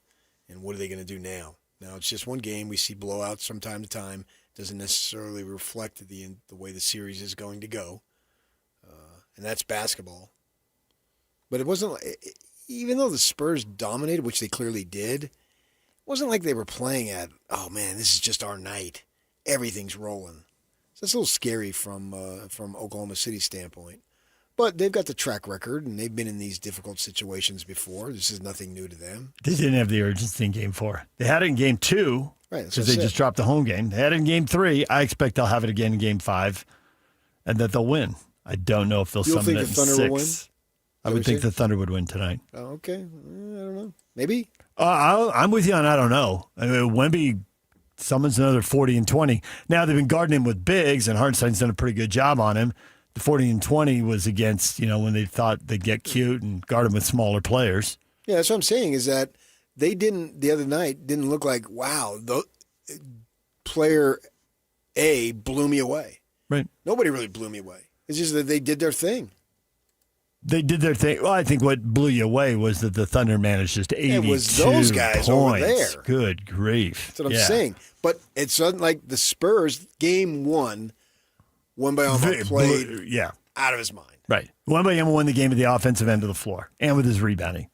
But this was a total Game defensive 4, thing. The Thunder, they just did what they're capable of doing. It wasn't like they needed superhuman efforts. If they're very capable of doing Game 4 and Game 5. But are they capable as a group of holding the Thunder to 33% shooting and 18% from the three-point line? Well, some of it just matters if the shot goes in, but I think you have to give the team defensive credit when another team is struggling. Now, they maybe the Thunder, it's not happening for us. They lacked intensity. We got what we needed. We're 2-2. This is going to go the distance, and we're going to go get Game 5 and retake the lead. Yeah, which is all that matters. Right, which is their attitude in Game 3. We're going to go retake the lead, and they did. But they did that so comfortably, to see them come out and get smoked was a surprise. We had Austin Ainge on earlier in the show. What did he say that you would like to relate to the people? It is up on Facebook, DJ and PK. It's on Twitter, David DJ James. You can watch the interview. It's up on YouTube, wherever you get your podcasts. Yock's posting it everywhere. They did not consummate a trade with Washington the day after the lottery order. He couldn't wait to shoot that down. That cracked him up. Well, I knew it was going to. I mean, I could tell you it was going to. And because I knew. It's much more methodical. There's no race to and now we got to go. Yeah, but it is on the sources said who was writing. You got to have a report out immediately. Yeah, Come on. Yeah, right. It's the competition now is so strong that you got to come up with something, even if there's one shred, just barely a shred of truth. That's all true. Yeah. It's they know it'll be a while before a trade is. They see each other. They know they're going to see each other. It'll be a while before the trade is done and announced, and it is a poker game. Somebody told me that somebody told them this is. I am making a joke of this, so please, I am not reporting anything, but I'm talking about the rumor mill here locally. Somebody said that somebody told them that they were willing to include Ace Bailey. Now, that is not me reporting it. I'm just saying. And it gets so you get 15 people removed, and who maybe they visited with Ace DeBonsa, and he heard they're willing to include Ace DeBailey, Ace whomever, right? Ace Frehley of Kiss, famous Aces. When I was just getting started and calling UC Santa Barbara Division III football games, and they're playing Redlands and Occidental and Cal Lutheran, those little schools down in L.A., they had a wide receiver named Johnny Ace. What a great name for a wide receiver. I agree. Johnny Ace. Yeah. He was small, but he's fast and he had great hands. For your team or the other team? D3. He was on the UC Santa Barbara team for Okay. Yeah. So they're going to do what they need to do, and we'll see what even if nothing happens, okay, fine. And then something will happen after that, because that's when they can go with free agency and trades and so forth, and they'll just pivot and go there. And we'll see how that works. He couldn't go very far down that road because, as he said, it depends on who we draft. There's guys at the top of the draft who in this era of positionless basketball are about as different as you can be. I mean, the 2s, 3s, and 4s get pretty interchangeable depending on the guy. But to an extent, but not completely, because he can recite without the list all the free agents that they would be interested in. Now, he wouldn't do that, obviously, but he could already, there's no doubt in my mind, hey, we like player XYZ, and I don't think that'll change much relative to who they draft. Because that's a free agent. Right. They've got the financial situations determined, but blah, blah. But is there one less wing guy they need, or is there one less guard they need because they draft one? And it's a little mushy because guys can swing between positions. But free agents, if you like somebody, he's available now. So if you want him, you've got to get him now. So it shouldn't matter as much who's already there. Austin did not want to paint himself into a corner there. He said, well, yes, because I was asking about a veteran ball handler, somebody to help the perimeter and handle the ball. And he's, yes, but he's got to be good enough. So he's got a list of the. But that has no your framework has nothing to do with who they draft. Right, but he says yes. They know they need a veteran. Yeah, and you can't. Of all the things you can draft, you can't draft a veteran. So that need is there, but they're not going to add a veteran just to add a veteran. Clearly, he's got a list of veterans he wants to add, and then he's got a list of other veteran players who are available that he does not want to add. Right. So that's why I don't think it matters. The draft doesn't matter on that. Right. That'll come down to playing time and money and fit and what the other offers are. Competition. Yep. Yeah. And I think they'll get somebody in that or two. I think that if you want to go on that particular position, I think that who they draft could determine if it's one or two.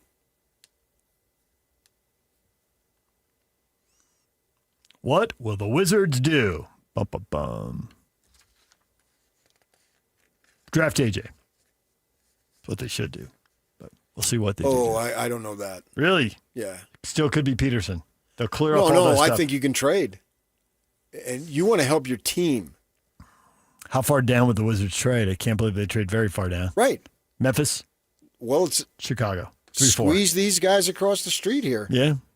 I don't know that they're going to be squeezed. See, but I think it's more about how bad they want DeBonsa. That's what I'm telling you. The guy who said he talked to somebody said, they want him real bad, and they're going to include Ace. Yeah, okay, sure. But if they want him real bad, suppose they do want him real bad. If they believe, then yes, include Ace. It's a big ask. It is. But that means you're believing to like 99.9999%. Yeah. Well, I mean, the outrageous would be, because we were talking about young guys don't produce. Well, there's a short list. Magic won a title. Duncan won one in his second year. Now, they had Kareem and David Robinson for teammates. There were pieces in place, but nonetheless, guys who excelled early. It's not about winning a title your first year. Shaq took a terrible team, a legitimately terrible team with no talent, and immediately made them 500. Yeah. There are guys who come in and move the needle right away. Bird did. But even if they thought it was 2-3 year process. That group. Yeah, if you think he's the best player, if he's going to be the best player on a championship team, and you're positive, the other guys are good players, but they're not that. Yeah, but you don't know. Then find a way. And if they've come to that conclusion, now my instinct would say I wouldn't do that. The easiest, most expensive way, or the easiest, most inexpensive way, would be for AJ to just play hard to get. Hey, I really don't want to come there. I'm really not going to want to re-sign there. You should make a deal. That's the least expensive way for the Jazz. If he would just say that. Although they could just say tough. As the Jazz said a year ago with Ace Bailey. We'll take him. The Jazz have to, whatever they're offering now, has to increase. If I'm Washington, I go up to the day of the draft. Here's what we want. Well, how about, here's what we want. Well, how about, did you not hear what I just said? Here's what we want. It's a poker game. And then the day of, you can come off that. Yeah. If they're offering something really good. But, I mean, basically, it is our four guys and then everybody else. Yes. And if they should say that, and I would even go, if they really believed in AJ, then as many picks as you're allowed to give. Pick swaps, load up. Right, whatever. You can trade your first-round pick every other year. Okay. For 6 years, I think. So 2 or 3 of those. Any of these other players, Filipowski on down. And that's no knock on any of those guys. But what have you got to take to get a guy if you think he's generational? It's a question of would they come off that and include Bailey, my wonderful life backcourt, George Bailey. And I hope they don't because as soon as you want to use that line. Yeah, once one of those guys gets traded or then that line's dead. I want the wonderful life backcourt, George Bailey. If you really believe he's one of the two guys who's going to dominate the game, we've seen runs. Magic and Bird did it. Shaq and Duncan did it. LeBron and Steph Curry just did it. We're out there winning 8 out of 9. You're the lead guy. Is he that kind of guy? I don't think so. But I would say that just about anybody say, I don't think so. And that doesn't mean they're not great players. I would have said that about Kobe. Jordan and Hakeem. And he did it. Jordan and Hakeem, 8 in a row between them. I was just thinking of the guys who actually have done it. I just said like 4 duos who dominated, right? You don't win a title unless you have one of those guys because they win 8 out of 8 or 8 out of 9 or whatever. I think that's what Shaq and Duncan did. Shaq and Duncan were both those guys. Everybody knew it. We never sat and debated that. Well, yeah. Everybody they didn't played know multiple years of college. Hey, you're right. Everybody didn't know Bird even after 5 years of eligibility. He was really good, but nobody knew that. Okay, to that level? Does anybody know that to that level? I think people were all in on LeBron to that level, but they were not all in on Steph to that level. Oh, not even close. I know. No. I don't even know that the Magic was that level. I think you'd have to go back to Lou Alcindor. Kareem was that level. Everybody's all in on that guy. So, but again, 2 guys 4 years in of 50 years. 4 years of college and 3 titles. Maybe Duncan. at most 5 guys in 50 years. Yes, at most 5 guys. I'd agree. All right, DJ and PK, your feedback's coming up next. Stay with us. And it's all over almost here. Don't go nowhere. They've been doing it for a while. This is Jake Scott and Ben Anderson. He covers the NHL for Sportsnet. He is Luke Fox. Now Austin Matthews is obviously very much in the news, and you've seen the Mammoth's name tied pretty closely to Matthews if he were to hit the trade market. Utah's interest in Austin Matthews is 100% accurate. They would have to join a few other teams that would probably be raising their hand. If he does say, hey, I want out, for sure the Mammoth would be all over that. The Sharks would be over that. The Kings. There would be a number of teams that would want a player like him because they just don't become available very often, especially when they're in their prime. A couple years back, he scored 69 goals, threatened 70, which hasn't been done since the 90s. So a player like that may or may not become available, absolutely, the Mammoth are all over that. They want a superstar. Catch Jake and Ben afternoons from 2 to 6 on 97.5, the KSL Sports Zone. Support comes from Amazon Business. Unlock smart business buying with fast, free delivery on millions of items and practical AI innovations that automate repetitive tasks so you can make smarter decisions faster. Learn more at amazonbusiness.com. Veterans and active duty service members, when your call to service ends, your mission doesn't have to. Go from GI to IT in just a few months at My Computer Career. Prepare for a high-demand career in cybersecurity, protecting people, systems, and institutions from real cyber threats. Cyber warriors are needed now. Will you answer the call? Go to mycomputercareer.edu/CWP to learn more. That's mycomputercareer.edu/CWP, an elite CompTIA certification partner. VA education benefits are available to those who qualify. Save $2 when you buy 2 cans of Superior Products Coverall Tire Dressing. Plus, get 4 times O Rewards points now at O'Reilly Auto Parts. O'Reilly Auto Parts. DJ, PK, and John from J. Brooks Jewelers. John, spring is here. That means engagement season is officially underway. If you're thinking about popping a question, this is your sign. That's right, DJ. At J. Brooks Jewelers, spring is always a favorite time of year. We are honored to help couples find the ring that starts their forever story. So whether you're looking for something timeless and classic or completely custom and one of a kind, we'll walk you through the process step by step. We take the time to understand your style, your story, and of course your budget, because the perfect ring should feel like a reflection of you. So from selecting the right diamond, from natural or lab grown, to choosing the setting that brings it to life, we're here to make it simple and meaningful. So this spring, make your proposal unforgettable. Visit J. Brooks Jewelers in Murray or Lehigh, or online at jbrooksjewelers.com. And let's create a moment that she'll never forget. Visit J. Brooks Jewelers in Murray and Lehigh, or start your search online at jbrooksjewelers.com. Indeed presents hires you can't afford to get wrong, like a data analyst. Hey, what model did you use for these quarterly projections? Astrology. If Mercury's in retrograde, sales tank. If Venus is rising, we crush Q4. You built our revenue forecast off horoscopes? Yeah, the Zodiac never lies. This is time for sponsored jobs. This is what happens when you don't sponsor your job on Indeed. Next time, get matched with quality candidates with Indeed sponsored jobs. Visit Indeed.com/hire now and sponsor your job today. Having insurance isn't the same as having State Farm. It's like needing a lawyer, but getting some guy who just watches courtroom dramas. How does the defendant plead? Guilty. Wait, what? Also, objection. You object to what? Erroneous. Counsel, approach the bench. Hey, can I get a whack at the gavel? You wouldn't settle for just any lawyer, so don't settle for just any insurance. Get the real deal with State Farm. Like a good neighbor, State Farm is there.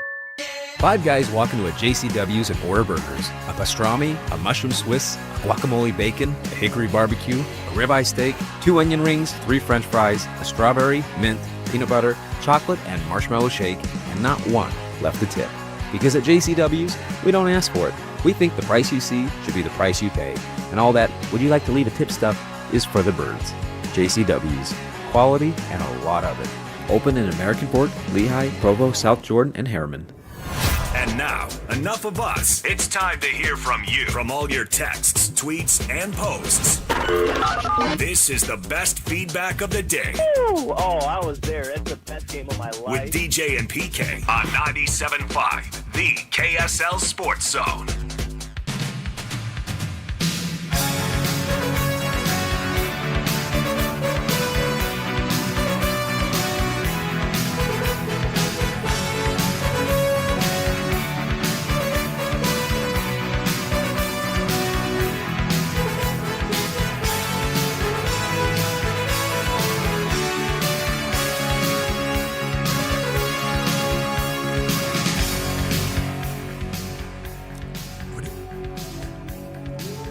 Join Scotty G, the coach, Tim LaCombe, Friday from 10 to 2 at Tim Dolly Mazda at 10785 South Automall Drive in Sandy. My favorite place.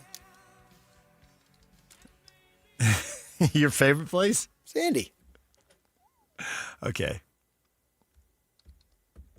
Nice community. Your religious neighborhood in Sandy. Nice people. As the traffic. Well, JT, a lot of people have sold. We got a lot more heathens moved in.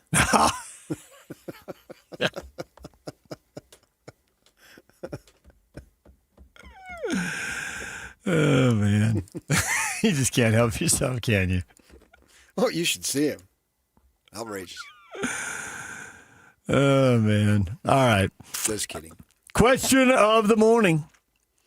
A lot of reaction to this. So the Cavs finding out what the current Jazz brass has long since known. All about Donovan. Dude is Houdini. Flat out disappears, Ben says. That's not true. No. He went for 30. He didn't flat out disappear. Now, and he didn't play the last 8-9 minutes. There was garbage time. He doesn't have a major impact on the defensive end or on the rebounding. You know, it's scoring driven. And can he pass the ball and get other people? But that's his game going in, and that's his game. And so he didn't disappear. No, he has not. Not good right. enough. He's limited. Right. He's good in what he does. Right. But he doesn't affect the game across the board. He was second team all NBA. If that does something for you, they're saying he's one of the top 10 players in the league. And even if you want to argue that, and I'm sure a lot of you do, but even if you do, like, all we're arguing here is he 8th? Is he 13th? Is he 16th? We're not arguing if he's really good. He's really good. I wouldn't go top 10. And we're not arguing he's outside the top 20. They're not doing that. So... And you got injuries that factor in and all that stuff. Yep. So, and when you put together a top whatever list, you're not factoring injuries. Clark says the sweep's not on Donovan. He played about as well as you'd hope. He's not going to carry a team deep into the playoffs, though. His defense is below average. I'm not sad we moved on. I don't like the Harden Lillard types that play offense only. The plus minus in those types, never good. Okay. That's reasonable. That's a reasonable take. You can live with all of that? Yeah.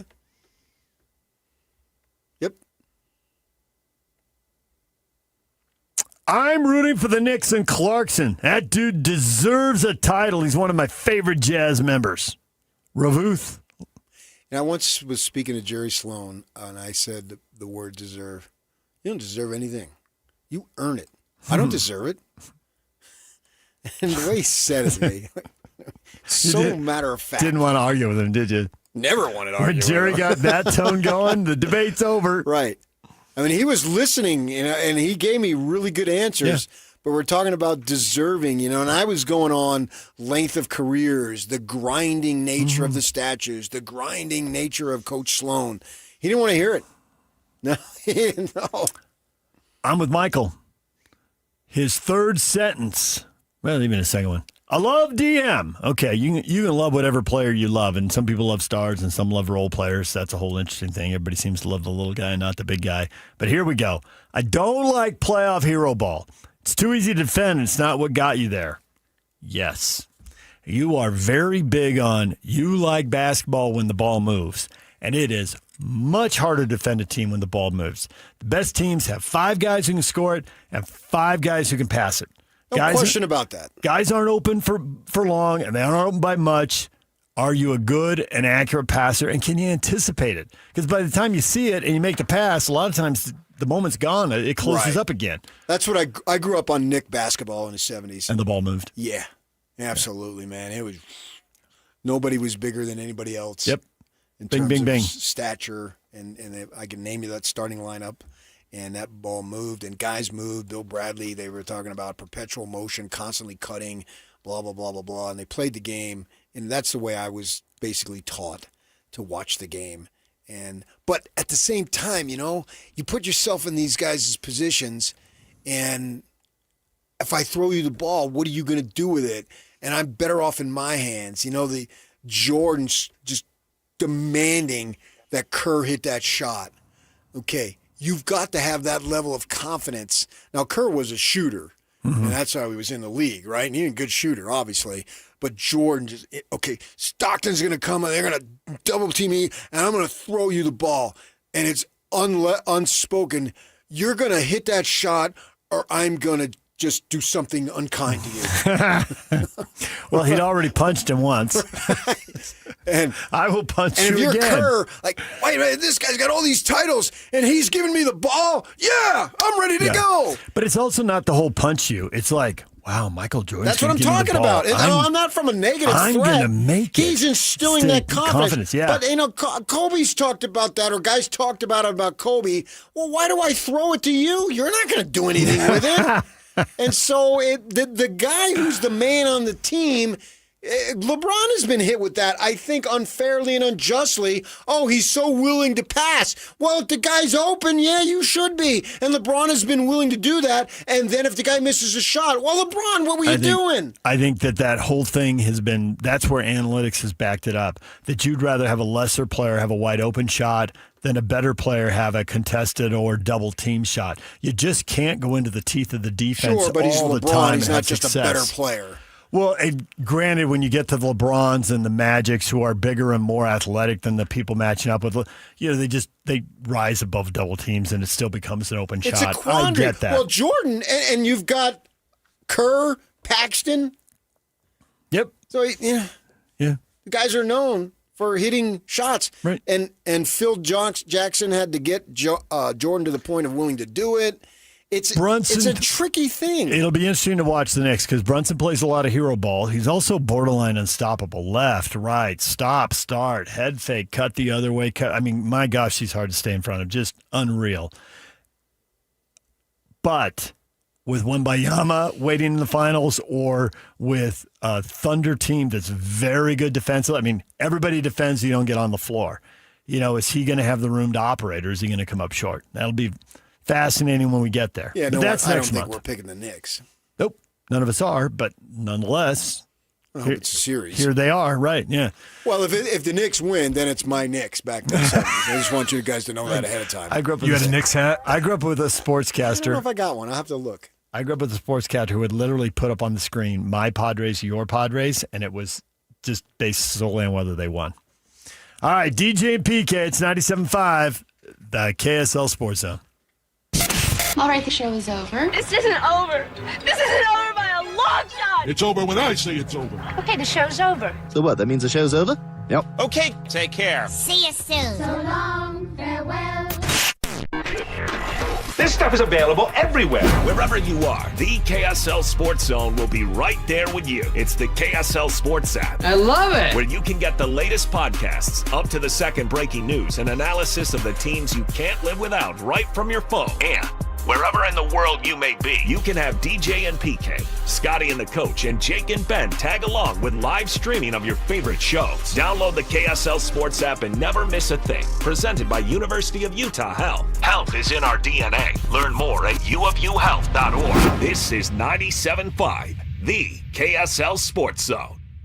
It's the 40th anniversary season of the Larry H. Miller Utah Summer Games at Southern Utah University in Cedar City. And Friday, June 5th is the opening ceremony, presented by State Bank of Southern Utah. Doors open at the Eccles Coliseum at 8 p.m. for the anniversary show, with live music and Southern Utah's best fireworks show.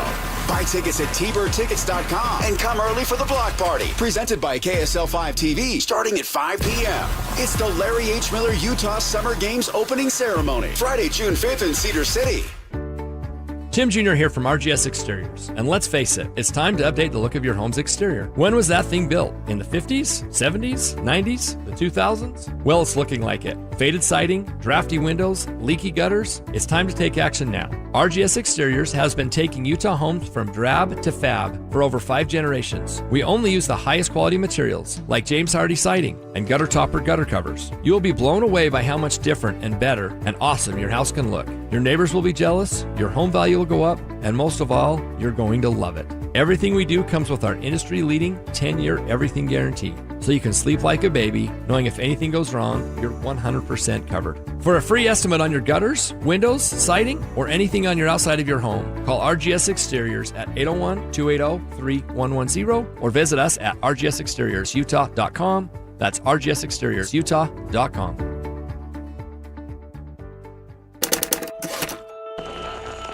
Technology never stands still. And neither does Les Olson IT. For 70 years and counting, we've helped businesses adapt, grow, and stay secure through every change. With experienced people and smart technology solutions, we make work easier, more productive, and more secure. Yesterday, today, and tomorrow. Let Les be here for you. Indeed presents hires you can't afford to get wrong, like a data analyst. Hey, what model did you use for these quarterly projections? Astrology. If Mercury's in retrograde, sales tank. If Venus is rising, we crush Q4. You built our revenue forecast off horoscopes? Yeah, the Zodiac never lies. This is the job for sponsored jobs. This is what happens when you don't sponsor your job on Indeed. Next time, get matched with quality candidates with Indeed sponsored jobs. Visit Indeed.com/hire now and sponsor your job today. Ah, this feeling is brought to you by Aleve for back pain relief. What feeling is that, you ask?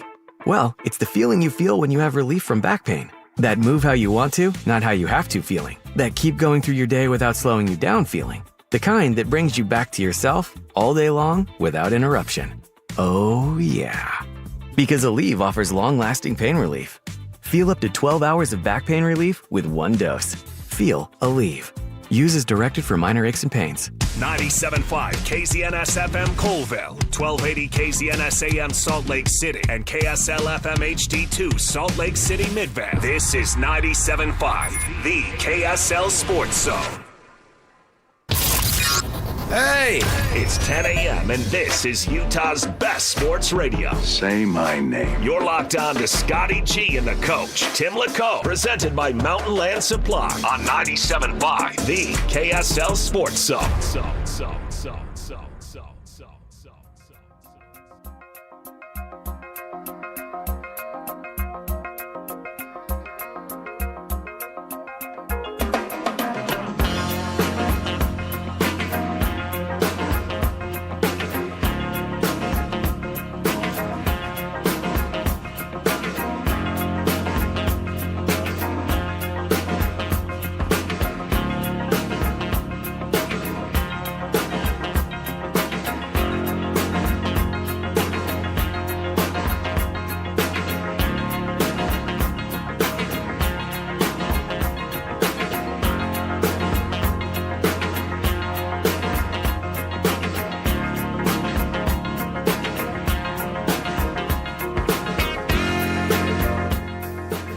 Good morning. Welcome in to 97.5, the KSL Sports Zone. David James sitting in for Scotty G, the coach, Tim LeCombe.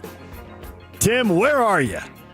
Oh, man, I'm at RGS Exteriors, our good friends out here. I've got my RGS hat on for those of you on the live stream. And I'm so excited I get to hang with you for a bit. I mean, Scotty's going to be out for a few days, and good for him. He doesn't have to deal with Lloyd and myself. That's a win. Get it? That's a win. Mainly Lloyd. Who are we kidding? Okay, I mean, but I was throwing myself in as a teammate. Lloyd says the quiet part out loud. That's why I love Lloyd. He's just transparent and authentic, which gets you a long way in life. See? We have many things to discuss, but I believe you and I are about to talk an enormous amount of basketball. It is that time of year, Tim. Why don't we just get right to the starting lineup and jump into the deep end of the pool? It's time to kick off the show with the biggest headlines of the day. This is your starting lineup on 97.5, the KSL Sports Zone. And the clock ticks down from 8 to 7 to 6 and all the way to 0. Final score in Game 4, 130 to 93. And the New York Knicks are on their way to the NBA Finals. For the first time since 1999, the Knicks are Eastern Conference champions. All right, there it is. You hear all that excitement? This bugs me for a couple reasons. Are you ready? Oh, dude, I'm so ready because I'm aching. I'm aching right now. Okay, this is before we get to the basketball. You're in broadcasting and you're young and you dream of all these big jobs and you realize you have to get to certain markets at certain places to even be considered. I interviewed a job once in L.A. and the interview went pretty well. They liked my tape or I wouldn't have gotten the interview. And I mean, I'm just a couple years out of college. And this job I thought would have been really cool. And the guy looks at me and goes, well, all your references are your buddies in Santa Barbara.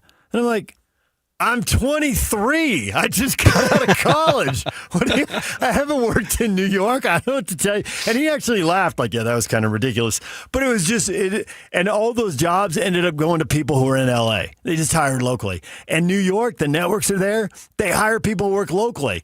And so to get this whole, you bumpkins out in these small markets, you homers and you're like, everybody in New York's a bunch of homers. Stephen A. Smith is so excited for the Knicks. And I'm watching PTI. Oh, that's Kornheiser. That's the team of my youth. They're like, you're all a bunch of honks and homers. We all are. Stop acting like you're big time network. So now we got to listen to all the national guys honk for their local team. The team. Okay, I just had to get that off my chest. Hey, we have a honk. Aside. We have a honk on the show. Honk. I love that name. I love a good honk. Honk. Yeah. Typically, when I drop, they accuse me of name drop, and I say I know guys like David James. Nice. I do think that's nice. I do think that the Cavs are getting off easy for their lackluster Game 2 and 3 performances because Game 4 was so horrendous. They didn't really compete after Game 1. They blew that big lead, and what we saw in the first 3.5 quarters out of them, we never saw again. It's like they were broken. We need to start taping stuff because we came on the air after that. And, Scotty asked me, he's like, if you're coaching that team, does that take a hunk out of, the locker room? And I said, I wouldn't be surprised. I wouldn't be surprised if they swept them now because that's the kind of stuff. And so there's so much to unpack. But first, you said, that guy said it. First time in 27 years, the Knicks have been there. Mm-hmm. And the way they did this is absolute dominance. So we'll get into the ball, but I want to put 1999 in perspective because I just got gas. Okay? And I paid, just for the lowest freaking grade, I paid $4.80 something. Gas in 1999, my friend, $1.22. You need to say gasoline because otherwise your producer might clip that and have a drop and you'd be looking bad. It'd be totally, yeah. Oh, I just got gas today. Yeah, that's true. I got to learn this. I got to learn a routine. Thank you. You're welcome. The average new house in 99, 131 grand. No, those days aren't coming back. The number one song, "Believe" by Cher. So that's been a while, dude. Like you say 1999, and for me, it's like, that was just around the corner. That was a while ago. I mean, Backstreet Boys, I Want It That Way came out that year. Because I just got gas. There it is. Oh, man, it's already done.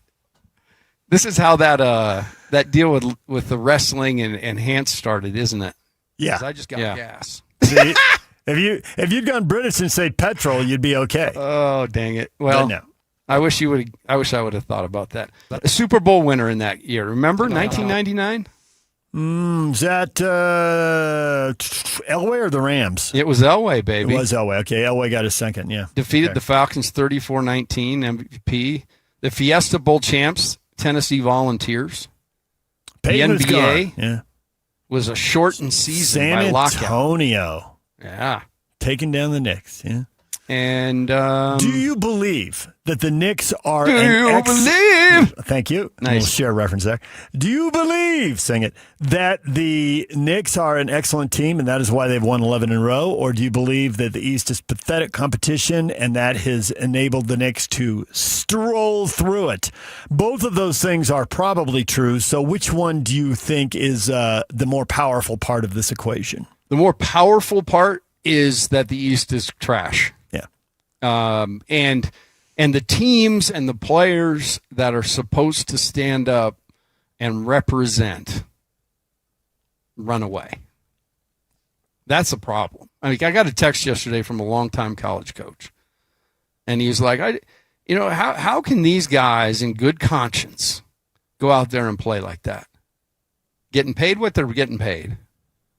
And, it's a crazy phenomenon, man. But the way I say it is all the way along, they were being almost entitled to feeling like they were doing something by their coach. Were they not? The Cavs were, are you talking about? Yeah. Yeah, with the analytics 2 out of 3. Yeah, you got that, Lloyd, somewhere. And he did follow it up with nobody wants to hear that. This is fans want results. So, but that part of it gets lost. The other part was so staggering. Okay, I mean, it's like Harden said what he said, and he's going to take heat for it all day long, and then we'll forget about it by tomorrow. That's the way the news cycle works. But he'll take heat about it all day long. But he did say, I mean, with the result of the series, it's hard to say. But he just doesn't want to go out there and say, that team's better than our team. Right, and even down to, even at the end of the game, it was so interesting. I guess the whole thing just left me with my mouth open going, What was all that? Because if you rewind the tape to that 22-point victory, I mean, the Cavs played as well as they played all year in that Game 7 to beat the Pistons. To beat Detroit, right. Yeah, I mean, they shared the ball. And like Donovan came out in that game and was hell-bent on getting everybody going. And he even, they played with an enthusiasm, and it carried over. They were supposed to be the tired team, but it carried over. And in that stretch, they just needed somebody to manage the game. They needed somebody to call a timeout or realize, dude, Harden is not a good isolation defender. Seriously, that reminded me of the Iraqi guy that would stand out as the statues being torn down and saying, everything is well in Iraq. Saddam is, our supreme leader as his statues being ripped down right behind him. So to me, that's why, we started with that authentic, I love authenticity. Mm-hmm. I felt none with the Cavs, zero. And when Donovan got up in the middle of that team and started barking at those guys yesterday, he had gone out there and done something. That, there's a lot of problems, and I will just say I'm really glad the Jazz are doing business with that team in the next couple of years. By contract, they're going to be getting things from that team because I sense that team's going to unravel. Those 27 and 29 draft picks might be worth something is what you're saying. Yes, very much so. And I do believe that the Jazz kind of, when they do these deals, they kind of look down the road and realize where teams are going to be at the same time. There's so many. You had Austin on today. That was awesome. But I just feel like that is the other thing is they're into the second apron. With this roster, it's insane. They're going to have to move people. Yeah. So it just shows you, I guess, DJ, how hard it is to win. And if you look at the teams, so it goes to the second part of your question. The East is horrible, but the Knicks have something special because they are a team. I mean, they have a guy that pulls a lot of the weight, but Cat's been pretty impressive to me. And again, I get it. They're doing it they've won 11 games straight by 267 combined points. That's unreal. Yeah. The whole thing about all the double digits, somebody said 11 in a row by double digits. Well, they only had a 6-point game in there with Philly, a 6 or 8 point game. And then the OT game, I know you won by double digits, but it doesn't count. It was an OT game. But nonetheless, it's a very impressive stretch. But we had a listener, we do the feedback in the last segment, and he said, I don't trust hero ball in the playoffs. Me too. I'm with you. one guy, and because you were on Majerus' staff and you were a manager and then you were doing video and all that, and when one guy's on the three-point line, he's got to beat the defender in front of him. Then he's got to beat a help defender coming for either side, depending on whether he goes left or right. And then there's a shot blocker at the rim. A good defensive team, you're going to have to beat 2 or 3 people to get to the rim. And to do that and to get 100 or 110 or 120 points, whatever it takes to win a game, you're just not going to do that often. You got to be able to move the ball and share the ball. Brunson, there's a lot of hero ball. There's a lot of dribbling. And it's worked against the East. It has worked. He's put up awesome numbers, and he's undersized, and people always root for the little guy. And when I see him interviewed, he seems like an easy guy to root for. So I get all of that, but he's going to put all those moves on San Antonio. Wemby's still going to be 7-4 waiting for him. And if San Antonio doesn't win because the Thunder win, the Thunder are 10 or 12 deep with guys who defend as a group, and you will have to beat 2 or 3 people. And they got 2 big guys waiting for you at the rim and Holmgren and Hartenstein too. So I don't see how it's going to work for the Knicks. Now, maybe they can make it a long and entertaining series. Maybe other guys can go off. Maybe Karl Anthony Towns has got a 35-point game in him, and they get there. But I'm going to pick whoever wins the West. I think San Antonio is going to get beat by Oklahoma City. But if San Antonio wins, I'm still going to pick them. I don't see that the Knicks are built for this, and that hero ball, a smaller guy who has the ball in his hands a lot, always strikes me as one of the hardest ways to try to win. It doesn't mean you can't, because Isaiah Thomas did it, and Steph Curry did it. There's a couple smaller guys who've done it. But we're talking about a couple smaller guys in 50, 60, 70 years of basketball. Even when the league wasn't as big, Wilt and Bill Russell were dominating it. Yeah, absolutely. And then the only thing I would add to that is I do think the Knicks have a component, and the reason I think they've been so successful through this, in addition to the East being bad, but I do believe they have that component, like the fact that those guys know each other from a couple of those guys. That bond goes back through college. They played together. Get the Villanova guys, but you also feel that because you like even in their commercials and the way they do things. Again, I've mentioned this with Oklahoma City, but Brunson's quick to deflect. I mean, he doesn't want, but he's also quick to get the ball and make a big shot. And that's so much different, honestly, than I saw. Like Donovan in this series, he had, decent numbers, so people could come back and look at the numbers. But you look into the film on when things were tough, when, like in that fourth quarter, all they needed was somebody to make a couple buckets. And he and Harden got none. We know you can't guard anybody, you two. But the one thing, gosh, can you stir up some points for us in the fourth quarter when we're trying to fight off a lead? But when they look good in game 1, third quarter, and they're pulling away, and I'm largely in disbelief. Like when Donovan hit that three and it was 22, I thought it was that's it. The ball was done. But the ball was moving. Yeah. There's 4 guys touching the ball. There's 3 really good passes. Bing, bing, bing. Yep. And Donovan's hitting some of those shots, but he's giving the ball up and it's coming back to him. And as it tightens up, it's those 2 guys, and there's a lot of dribbling into a set defense that is just hard to do. There's one other element to the Knicks we haven't mentioned yet, but, man, Jazz fans and Utah sports fans, the Utes and Cougars do this too, Aggies do this too. You get your guys and you root for your guys. Jordan Clarkson is not playing a big role. And he's actually played a very small role in the conference finals. He did play quite a bit, actually, in the opening round against Atlanta and more against the Sixers than he did against the Nets. He doesn't shoot the 3 well at all right now, but he has been good from the floor and at the free throw line. I'm wondering if there's a role for him in the finals and how much we'll see of him, because obviously he remains very popular here, and there are people who will want the Knicks to win just for him.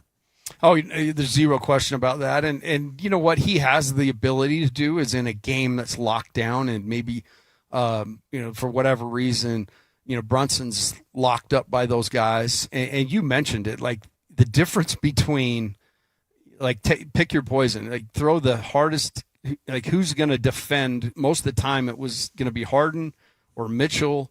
There was so much space in that series for those guys, for the Knicks. They were able to just kind of do what they wanted to do. And you're watching the West and how, if it's OKC, the bodies they can throw, like Dort, Caruso. I mean, it's a totally different beast. And then you see how Harper gets after it and Castle gets after it. and Vassell gets after it for San Antonio. So I hear you. I think they're going to have a hard time, but a game like that's a game like they got somebody locked down. Clarkson could come in as an outlier, and we've seen him do it, come in and just get hot and start making a few shots, and he could break it loose. I think the Knicks' best friend right now is how long that series is. They just want to sit back and let those guys throw haymakers, man. I get that, especially given all the injuries. Both teams have had a couple key guys out, and that is very concerning. What if they're not back and another guy or two gets hurt?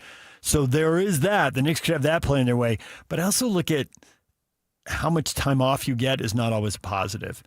When the Jazz had 10 days off before the finals with the Bulls, they won game one, but they were never quite as crisp. And obviously the Bulls had something to do with that. We just saw in the college football playoffs, there's usually a week between games. One bye week, people are used to that. But you start giving people 23 days off, and we start seeing like 7 of the 8 teams that get byes are losing. Because those are way past being a bye. Those are long breaks. I don't know that they want to be off. Was it June 3rd, I think, the final start? I don't know that they want that kind of time off. A couple extra days, sure. But you start getting out to 7, 8, 9 days, yeah. I'm not feeling good. That feels like too actually, much. I've got, because you mentioned it, I've got a list of rest versus rust, Yeah.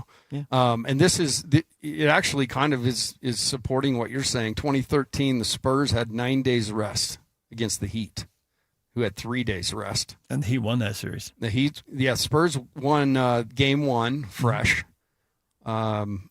But after that, didn't go their way. 4-2, they lost that series.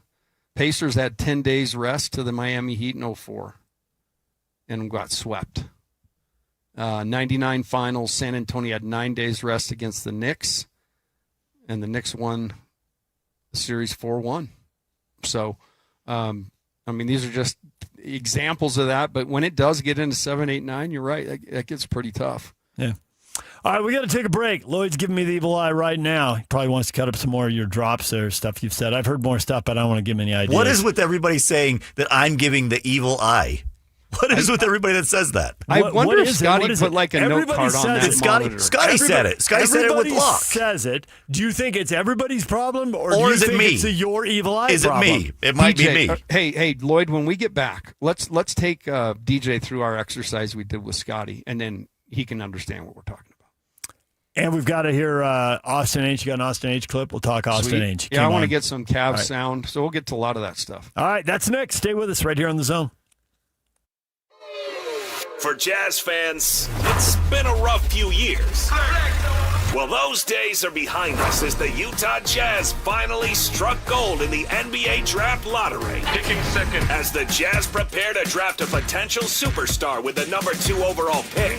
Nobody will bring you better coverage of the NBA Draft than the KSL Sports Zone. For all the breaking news, high-profile interviews, and player analysis leading right up to draft night, keep it locked on your exclusive home of Utah Jazz basketball. 97.5. The KSL Sports Zone. You're the turf whisperer, the grass-cutting guru. Dandelions don't stand a chance on your watch. When it comes to your lawn, power moves are the only moves you make. That's why you just applied IFA's Weed and Feed for strong, dark green turf without a weed in sight. IFA's Weed and Feed. It's the ultimate lawn owner power move. Hi, this is Derek Overstreet, president of the New Millennium Group and co-host of Stop Working, Start Living with KSL News Radio. Can you imagine what your life would be like if you could retire 3 to 5 years earlier than you thought possible? The things you could do, the loved ones you could spend time with, the memories that you could create. That's what our team at the New Millennium Group does. We'll walk you through the entire process every step of the way. If you'd like to get a copy of the 5-step proprietary plan that will help you retire 3 to 5 years sooner than you thought possible, give us a shout right now. 888-999-6370. That's 888-999-6370 or utahsfinancialplanner.com.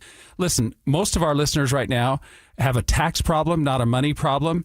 There's not enough money in Social Security Medicare as it is. Let us show you how you can significantly reduce your taxes. That's 888-999-6370. 888-999-6370 or utahsfinancialplanner.com. Turn it up. Let's go. It's a new era for sports radio in Utah. This is the all-new KSL Sports Zone. As always, DJ and PK kick off your mornings from 6 to 10. Then introducing the newest addition to the KSL Sports Zone. The coach, Tim Lacombe, joins Scotty G every day from 10 to 2. And as you wrap up your day, Jake Scott and Ben Anderson are there with the best sports talk in Utah from 2 to 6. Live and local, all day, every day. Your home for the best sports radio in Utah is live, on air, online, and on the KSL Sports app. This is 97.5, the KSL Sports Zone. Has your doctor told you it's time to lose weight? Is your blood pressure up? Your cholesterol keeps climbing? Or you're already on medication and wondering, is this just my life now? Been told you need a procedure or surgery but have to lose weight first? That's where most people get stuck. At SLC Fat Loss, we help people lose 20 to 40 pounds naturally in about 60 days without injections, prepackaged meals, or extreme workouts. But more importantly, we help you keep it off so you're not stuck wondering what problem is next. Imagine lowering your blood pressure, improving your health, and taking pressure off your joints. Because if nothing changes, it's more medication or bigger problems down the road, especially if you have a family history of health issues or feeling the effects of getting older. Alex Curie here. I dropped 65 pounds in just 60 days. That was 2 years ago on Salt Lake City Fat Loss. I've kept it off. You can do it too. SaltLakeCityFatLoss.com. Many clients lose 20 to 40 pounds in about 60 days. Schedule a free consultation and take control of your health. Go to SLCFatLoss.com. That's SLCFatLoss.com. Results may vary. DJ, PK, and John from J. Brooks Jewelers. Do you want a ring that no one else in the world has? Here's something you need to know. That's right, DJ. At J. Brooks Jewelers, we're a full custom jewelry house, which means that we design and create your piece start to finish right here in Utah. From the first idea you may have seen online to the very final polish, everything is done in-house by our expert team of artisans. So when you work with our custom stylists and our highly skilled artisans, there's no mass production and no middlemen, just true craftsmanship and collaboration. We'll sit down with you and talk through your vision, show you design concepts, and bring your dream piece to life with precision and care. So whether it's an engagement ring, anniversary gift, or heirloom redesign, we love creating something that tells your story. So if you can imagine it, we can make it. So come see us today at J. Brooks Jewelers in Murray or Lehigh and begin your custom journey today. J. Brooks Jewelers, your locally owned family jeweler. They've been doing it for a while. This is Jake Scott and Ben Anderson. He covers the NHL for Sportsnet. He is Luke Fox. Now Austin Matthews is obviously very much in the news, and you've seen the Mammoth's name tied pretty closely to Matthews if he were to hit the trade market. Utah's interest in Austin Matthews is 100% accurate. They would have to join a few other teams that would probably be raising their hand. If he does say, hey, I want out, for sure the Mammoth would be all over that. The Sharks would be over that. The Kings. There would be a number of teams that would want a player like him because they just don't become available very often, especially when they're in their prime. A couple years back, he scored 69 goals, threatened 70, which hasn't been done since the 90s. So a player like that may or may not become available, absolutely, the Mammoth are all over that. They want a superstar. Catch Jake and Ben, afternoons from 2 to 6 on 97.5, the KSL Sports Zone. Britt Floyd returns in 2026 with their biggest show yet. The Moon, The Wall, and beyond. Experience the dark side of the moon, plus stunning lasers and visuals. June 6th at the Maverick Center. Tickets on sale now at Ticketmaster.com. The best sports radio in Utah is right here, right here. This is Scotty G and the coach, Tim Lacombe, on 97.5, the KSL Sports Zone.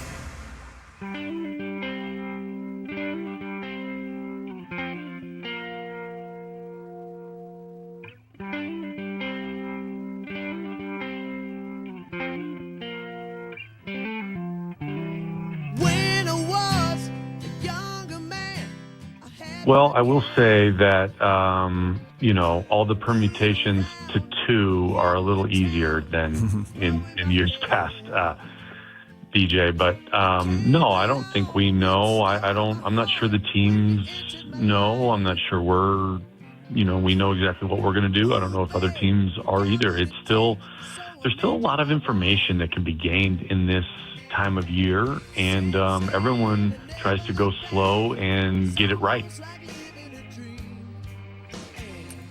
There's Austin Ainge. He joined us earlier this morning. The Utah Jazz president of basketball operations was on with PK and I at 8:30 this morning.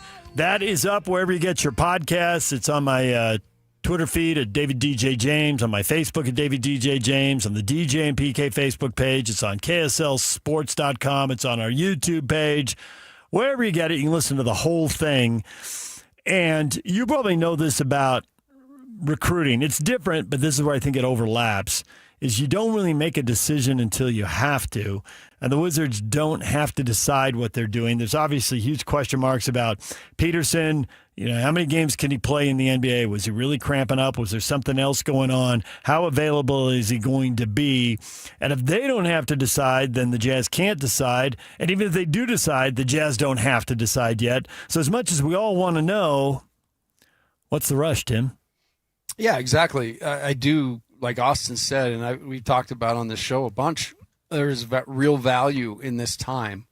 It's a time where you actually get to get into the details of these dudes' lives and know what makes them tick. And for competitors, you're looking for guys, if they're down 3-0, they're going to take the court and fight like crazy to try to get this thing back. And you're putting a guy out there like Jalen Brunson, who everybody his whole life said it's undersized. But, obviously teams have looked in and under the hood and realized there is a lot to it. And that engine is solid and it can run for a long time because it's built on a solid foundation. And I think that's what they're looking for. Who are your friends? Who do you hang with? What do you like to do in your spare time? How much do you really, at the end of the day, love basketball, or is it just because you're tall? I mean, all those things that you dig into, and you're right, it was very similar to the recruiting process. The Jazz know all these guys can play. Like, that isn't the difference or the differentiator between each of these guys. Like Wemby to the rest of his draft class, it was, the gap was pretty wide. This gap is very narrow. And so you are looking for fit. And to your point, Washington is in the middle of doing the same thing, and that's the only team they have to wait for this time. So they make their decision, and the Jazz don't know what they're going to do, but what they're working on in this process is a bunch of what ifs. What if they do this? What if they do this? What if somebody trades up and does this? And they're working through all those scenarios all at the same time, trying to figure out who Boozer is, who Wilson really is. I mean, those two guys' names get left out of the equation a ton. But again, the line between these guys is so minimal that there may be teams sitting out there going, man, I see real value there, and I'm going to take these guys here. So that's there's a lot of window shopping right now, but the real buying will be done here pretty soon. What would be cool, and I know a lot of people, it's all about the emotion and feeling the bond with A.J. DeBonsa because you watched him at BYU for a year. And that might even be more real for Austin Ainge and Danny Ainge because, they were in Massachusetts and A.J. DeBonsa was blown up in Massachusetts. He was the basketball player of the year there as a freshman, which means I'm sure they knew him about it as an 8th grader, but maybe 7th or 6th grade. I don't even know how far back it goes. I don't know. What's the earliest you ever saw a player and you thought it really mattered that you saw him and how good they were? You know what? Good question. I think it's probably I saw a kid, Frankie Jackson, in the 8th grade. And I walked out to the parking lot and I called Coach Rose and I said, "This is nuts. I understand, but I got to tell you about an 8th grader." But this kid's going to be a one and done. Yeah. And he lives right here in our area. And so we jumped in. We got in. And your gut tells you. You see things on skill level, at that age that stand out. Now, a lot of things have to happen, and sometimes kids are just great young because they're bigger than everybody else. Right. That wasn't ever my luxury. Yeah, it's tough in the 8th grade because some kids are hitting puberty and having growth spurts and other kids aren't, and you got to let that all kind of play out, and then that all becomes clear later on as kids have their growth spurts. Britton Johnson, as a sophomore, was undergoing a tremendous growth spurt and barely played. And lots of dominant players have been dominant as a sophomore, but he still had to grow into his body. So you got to figure all that out. I bring that up because I think even though they've been watching A.J. DeBonsa literally forever in basketball terms, one of the best things that could happen for the Jazz, and this scenario probably won't happen, but it would be a great scenario, is if they decide Caleb is the guy. if they start digging into his background and see stuff and just think, my gosh, this guy is the guy, the ability to trade down from 2 to 4, the assets you could get if you were really getting the best player because he turns out to just, have the magic pixie dust and everyone else can be good, but this guy's off the charts, that'd be phenomenal. Takes real courage to trade down like that and be sure you're right. And it may not even come to pass because you may not even believe that. But they did it once upon a time, and it really paid off for them in spades in Boston. It's paid off with the championship and with a bunch of deep playoff runs. When Danny got here when they went through that. Yeah, when Tatum, they traded down from 1 to 3 and took Tatum because they thought he's got it. He's the guy, he's got it, and nobody else sees it, so we can get him later. And they did. And you get more assets along the way for trading down 2 picks. And it was Markelle Fultz, mind you, that Philly got fleeced for. So, I mean, the whole thing is it comes back to this moment that it's so vital. It's this intel moment. And, you get down to the layers of, these guys have a clean room. Is a room a disaster? I mean, in some cases, those things tell you stuff. So you get into the weeds, you get into the details, but more importantly, you get to sit across the table from them, bring them to your gym, introduce them to your people, and watch them interact. There's so much in that. It's when you're hiring somebody. I had to come in and do a couple of audition shows and show up and have my stuff ready to go and, give these guys an opportunity to see who I am. And that's what this process is for these players and the team. So Austin is definitely it's true what he's saying. They're not throwing their cards in on anybody yet. And I don't think they feel like, especially where they're positioned, that they're going to come away with this, but with anything but a great player. Now you just got to make that great player fit your culture and your system. We had another comment from Austin that Lloyd wanted to play here, and this is a little bit about the staff and the work that has to be done here. Yeah, so kind of this time of year, what we do is we pour over the medical stuff, right? That's a huge thing that we have not had access to in the past, and we make sure we get experts to look at any issues that arise. And, these guys all got tested in various different ways at the combine, and we'll be getting some of these things, some of these reports in this week. And so we'll do a lot of that work. We will get a chance to meet with these guys again and talk with them and try to get them to know them better as people. And then we continue to watch film. We'll go back and watch, in some cases all the way back through their high school seasons and through their college season, and just, with a narrowed focus on a narrow range now, we'll go just extra deep and make sure we've got the full scope and all the information fresh in our minds and do the best we can. All the medical. Did not every single brain listening to this go straight to Darren Peterson? Oh, yeah. What's really going on there? What the heck happened? Why couldn't or wouldn't he play? And the great thing in this process, DJ, is they'll figure that out. And they'll come to terms with it, and they'll either be at peace with what was said and everything else, or they won't. And, that will be part of this decision, because when you look at his tape, especially his tape pre-Kansas, I mean, there's no question this dude is elite. And so you've got to get the story. That is the biggest piece of the Darren Peterson thing, obviously, is it's hanging out there. And he's going to be able to have an opportunity to sit down and talk to teams in depth about it, and his people are as well. And so there will be a ton uncovered in that process, which, again, Austin says it all the time. The key to this job is to stack good decisions. You want to make sure that the decisions you stack are good and that they kind of lend to being able to make another move. And I'll give you an instance. I believe this year, I don't believe the Jazz make the Jaren Jackson move unless Keontae, and I would say even Ace to some extent, show what they showed this year. The Jazz realized in the timeline that Keontae went through all the stuff he did, and then last year just evolved in such a way, and it really gave life to the organization. And then obviously Ace getting picked where he did, And everybody being so disappointed, good example, that it wasn't Cooper Flagg, and that would have been awesome. But at 5, the Jazz really get a gift because Ace slips.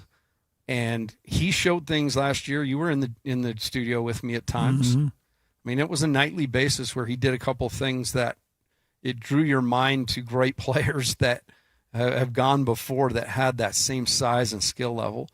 And the one thing I do know about this kid, and Austin said it today, I talked to Ryan last week a little bit, those dudes are in this gym right here, right now. A lot of guys are all over the country. You know, here 3-2-1 Cancun, and Cleveland put on a perfect display of what 3-2-1 Cancun looks like in their series. But these guys are here.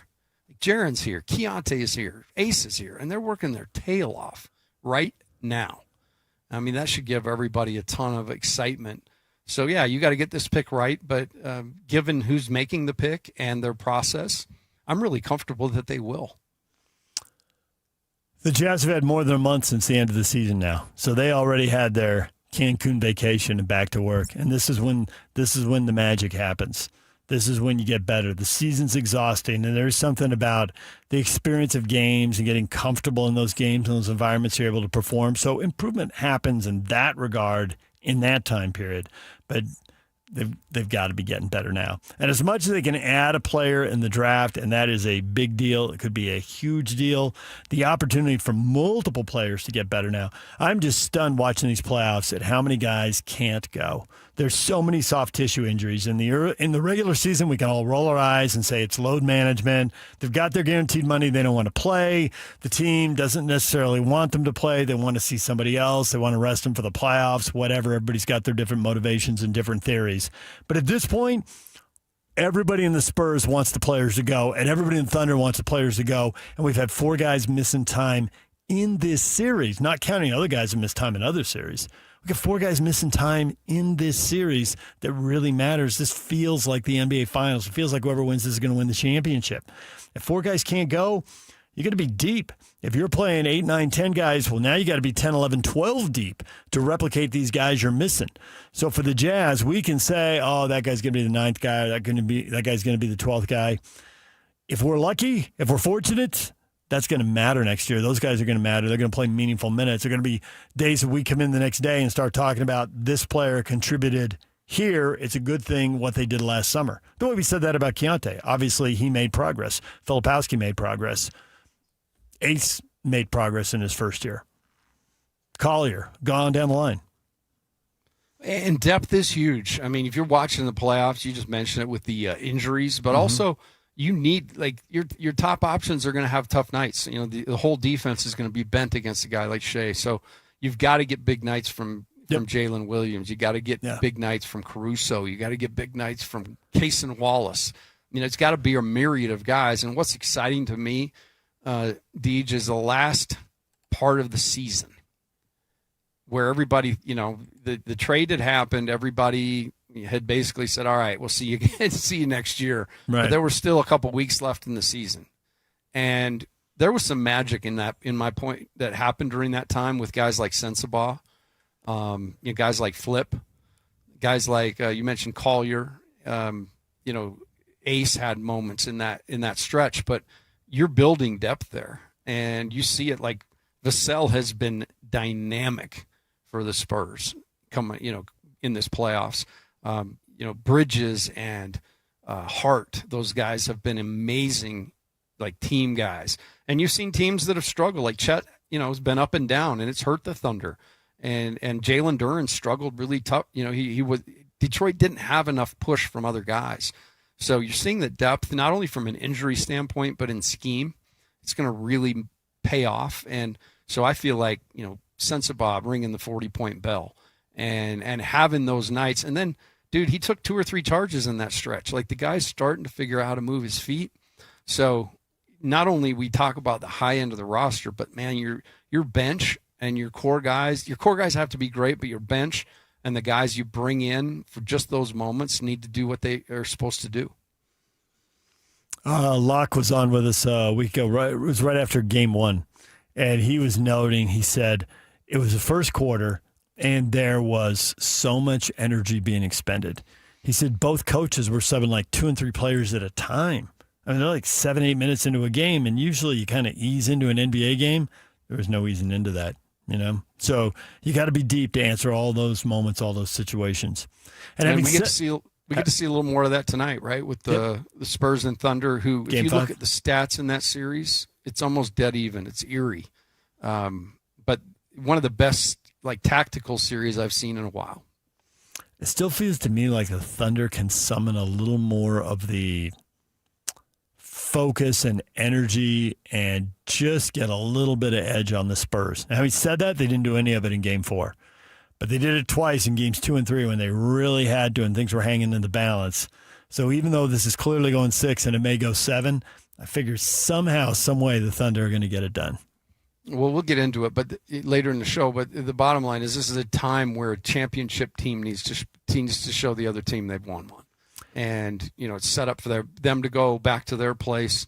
I fully expect them to win tonight, but I'm not ready to say that they're going to win the series because Wemby is, he's doing things that the greats do. And then the supporting cast, Harper has been, for a young guy, has been phenomenal.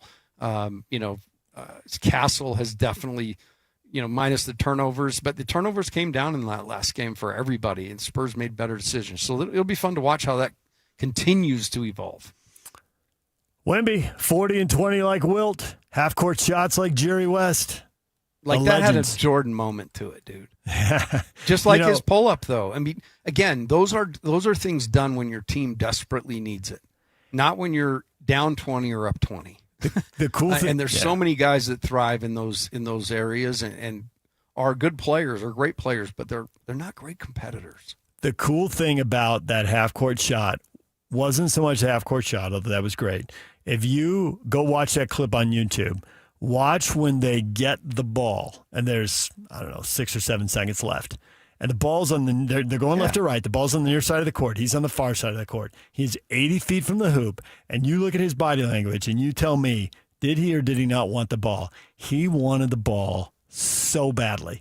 It was already occurring to him, I need to get the ball. I got this much time. I can get to half court.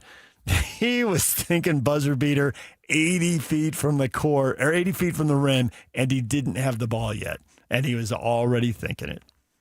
Absolutely. In a day and age where guys actually don't like that shot. Yeah. It brings their percentage down. I know they tweaked the rule. They tweaked the rules so that they can kick those out now on the numbers. Right, I understand. Which I always thought the analytics people should have. I mean, you've hired all these analytics people. Aren't they already?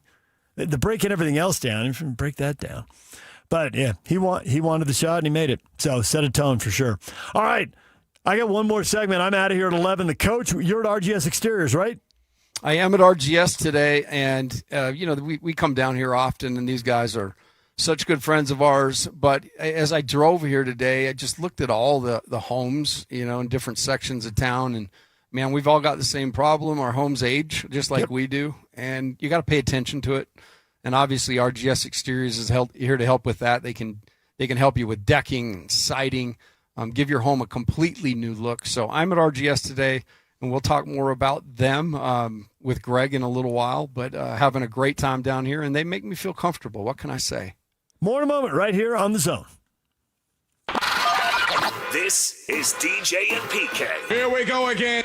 Should BYU and Notre Dame be playing football every single year? An annual matchup. Yeah, if they have this opportunity, build something new and see if it sticks. So if you have a chance to get Notre Dame, sign on. I would assume that Brett Yormark would be in Santiago's ears and do it. How can I help you do it? It's just going to elevate the league's profile. I don't think we appreciate the level of improvement and status BYU football program is right now. This is a team that has won double digits here 2 years in a row at the Power 4 level. It's something that has never been done. And you can argue that this is the best that the program's ever been. Catch DJ and PK mornings from 6 to 10 on 97.5, the KSL Sports Zone.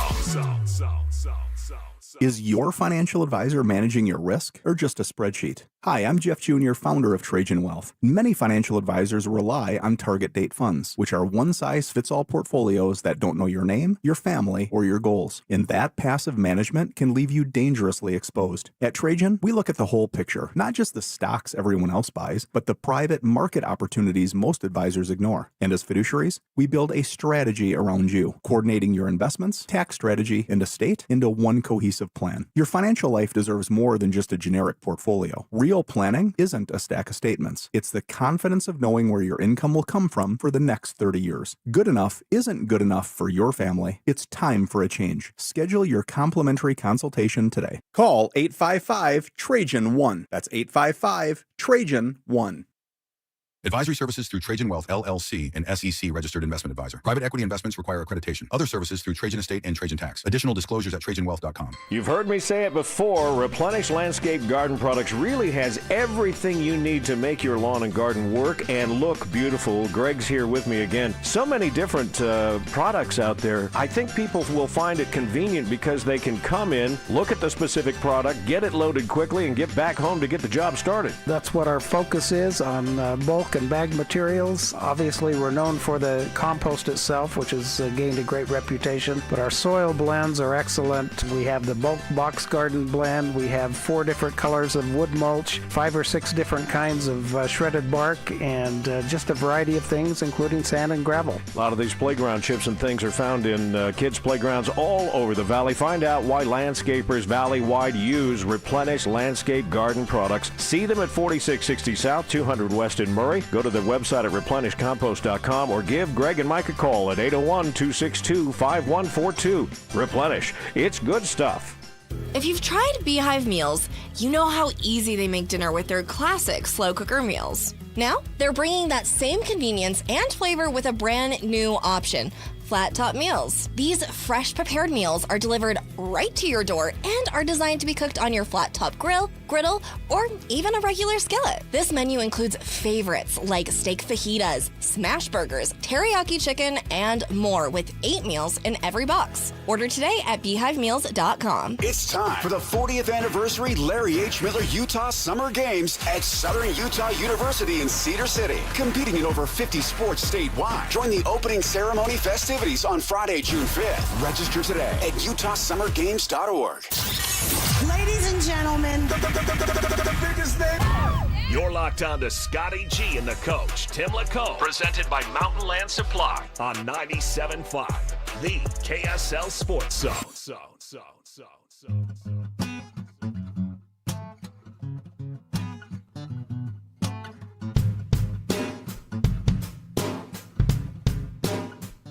Lloyd's giving us the signal.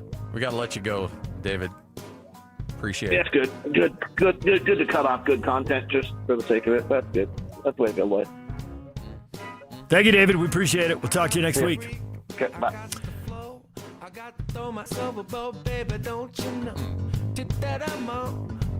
Listen, man, I don't need to get in the middle of your drama. I don't need this. I don't need you. That's how you be a professional. Right there. I don't need you being mad at Scotty because you gave Scotty the evil eye. Because I said you gave me the evil eye, but I just let David I go. nicely said, hey, we got to start wrapping it because it is 150. Yeah. So we got to start wrapping it. And this is how you handle it if you're a professional. Thank you, David. We appreciate it. We'll talk to you next week. Okay, bye. Wow. If you're not a professional, you do it like this. Lloyd's giving us the signal.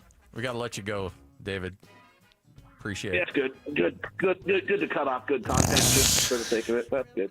That's the way to go, Lloyd. And you want to throw your producer under the bus. In case you wonder what a grudge sounds like in radio, this is it right here, people. Oh, man. I'm telling you, this is part of the fun that I inherited, this drama. Uh-huh. And I don't know if you heard about the press release or not. I did not. When I was hired, they did a press release, saying the station's changing and the new shows and the new guy. And yeah, we do. Because it just goes to why it does actually explain why you're ornery sometimes. Because people mess with you. I get it. So anyway, the press release goes out and talks, says all a bunch of crazy stuff about me that I had some nice stuff that I wrote about Tim. I said, hey, Scotty, is there anything else you'd like to add in here? and he sends it over, and so I forward it on.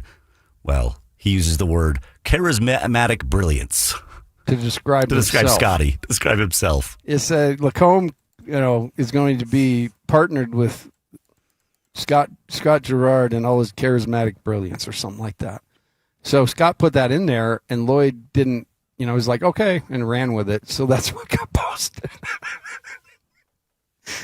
So Scotty, in trying to mess with Lloyd, actually made himself charismatically brilliant. Oh, man. This is my world now. Hey, all I can say is you're the one who wanted this job. You're right. How many times did I tell you, man, you're going to get this job? Oh, 50 or 100. I don't know. A lot.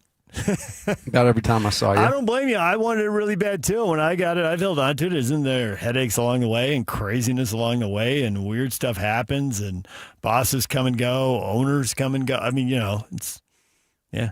I was just telling Clay, who, he's our sales guy here at RGS for the home station.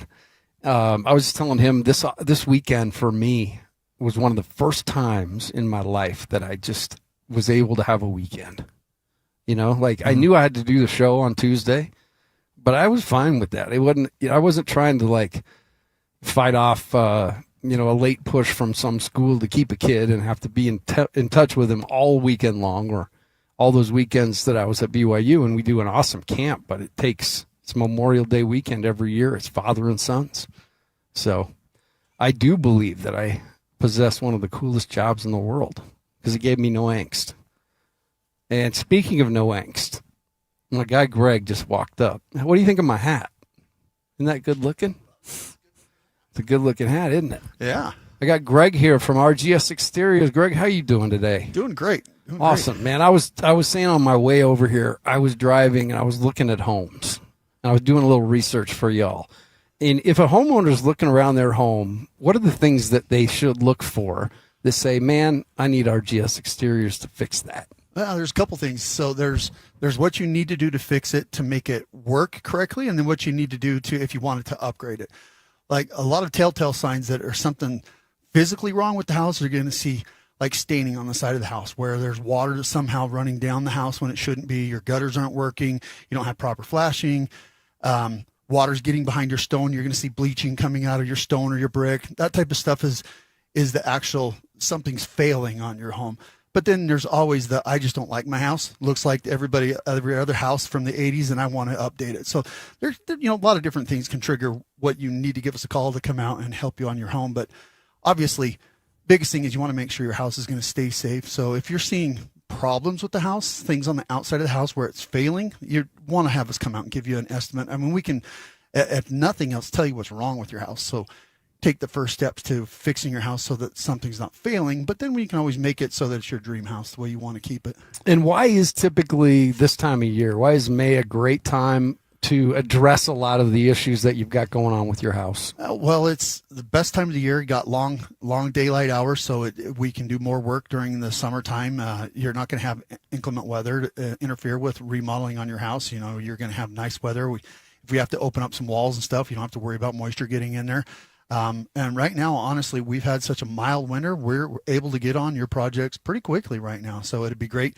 Projects are never going to get cheaper. So the earlier we can get on it, the more money we're going to save you, and the less inconvenience it's going to be for the rest of your summer. You can enjoy your house, the way you want it. Let's get into offers. What kind of offers do you have going on for homeowners right now? So we've got a few, actually. Right now, we've got a couple different financing options. We got some really aggressive ones, some no payment, no interest options. We actually have a couple contests, or I guess drawings. We got some Blackstones we're giving away. Nice. Some pizza I need ovens. one. Yeah, I say qualified purchases. We're helping to furnish your backyard, to have those family parties, barbecues, to show off your new exterior. So we got some accessories to go along with that. Well, one thing I know for sure, if you need anything done, the siding, you want to improve the look, the feel, or the performance of your home. In many cases, RGS Exteriors is the place to be.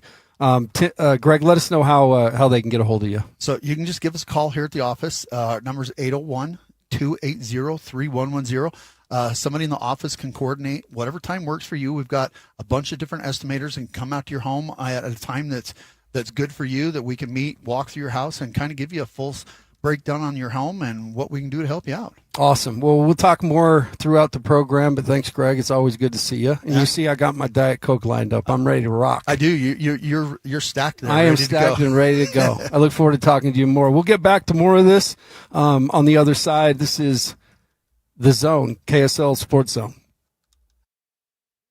Amazing about where we live. When a child needs help, our community doesn't look away. We show up. Primary Children's Hospital has been showing up for our kids for generations. Join the KSL Sports Zone and KSL 5 June 4th for the Primary Children's Hospital Give-a-thon. Whether it's $5 or $50, your gift tells the family they're not alone. Donate today at KSLSports.com. Primary Children's Hospital, the child first and always. Hi, this is Derek Overstreet, president of the New Millennium Group and co-host of Stop Working, Start Living with KSL News Radio. Can you imagine what your life would be like if you could retire 3 to 5 years earlier than you thought possible? The things you could do, the loved ones you could spend time with, the memories that you could create. That's what our team at the New Millennium Group does. We'll walk you through the entire process every step of the way. If you'd like to get a copy of the 5-step proprietary plan that will help you retire 3 to 5 years sooner than you thought possible, give us a shout right now. 888-999-6370. That's 888-999-6370 or utahsfinancialplanner.com. Listen, most of our listeners right now have a tax problem, not a money problem. There's not enough money in Social Security Medicare as it is. Let us show you how you can significantly reduce your taxes. That's 888-999-6370. 888-999-6370 or utahsfinancialplanner.com. The KSL Sports Zone is your radio home for live local sports. Tonight, the Salt Lake Bees start a 6-game series in Texas. They're at Round Rock. First pitch tonight. Tomorrow and Thursday is at 5:45. Friday night, the game will get underway at 6. And Saturday, the Utah Royals are back in action in Portland, playing the Thorns in the last game before the World Cup break. That'll start at 5 o'clock on 97.5 The Zone. Hey, if you want your company's business to get new customers, Utah sports fans are available. They'll hear your message right here if you mail Stephanie Palmer at spalmer@ksl.com.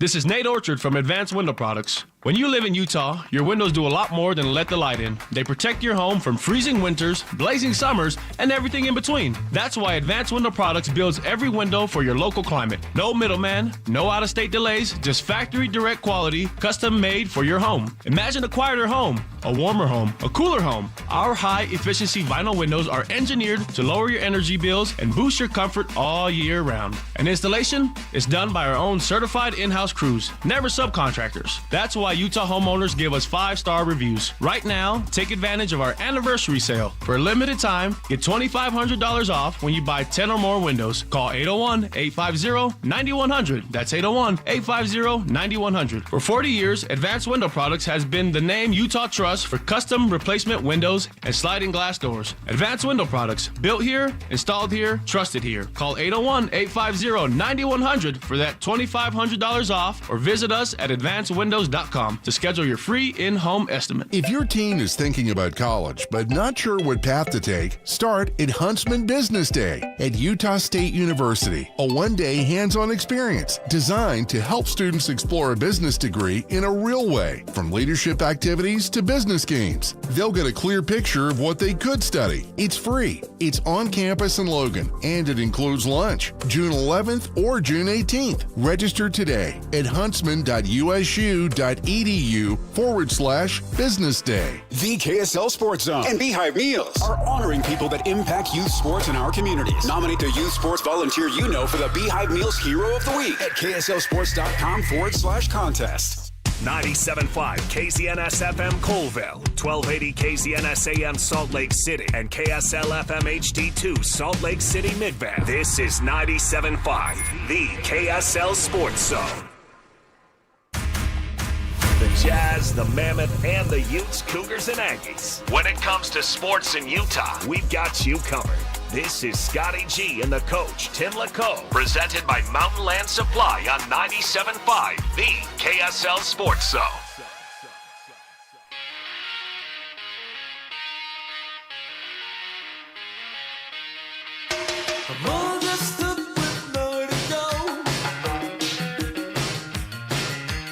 Walking with the dead man.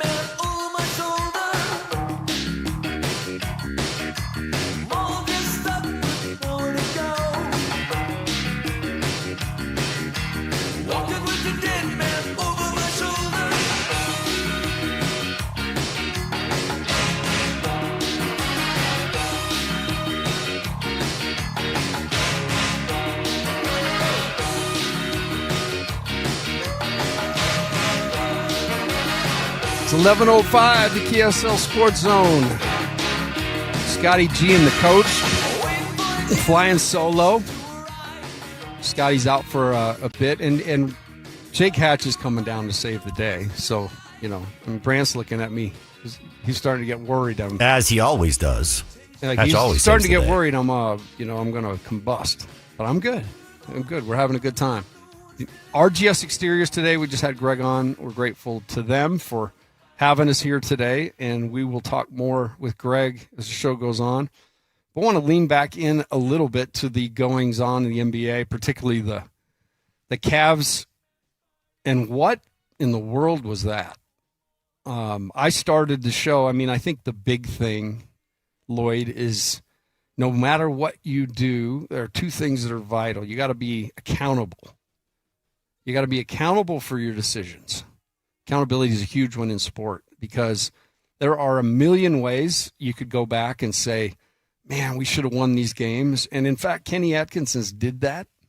He actually did that, said we should, we're down 3-0, but we're 2-1 in the series, which I've never heard in my life before. And I hate to harp on coaches, but that's just an idiotic thing to do and say. It's like a coulda, woulda, shoulda. Yeah, because it leads to things like this. The coach says it, right? And then you get your star player who you're paying $50 million, who you made a major trade, gave up a ton of assets, and he's going to be the guy. And, accountability is a thing, and this is what you get after the game. Hey, Donovan. Every time we've sat up here and reflected back on a playoff series loss, you've always said that it's come down to something that you've been able to pinpoint.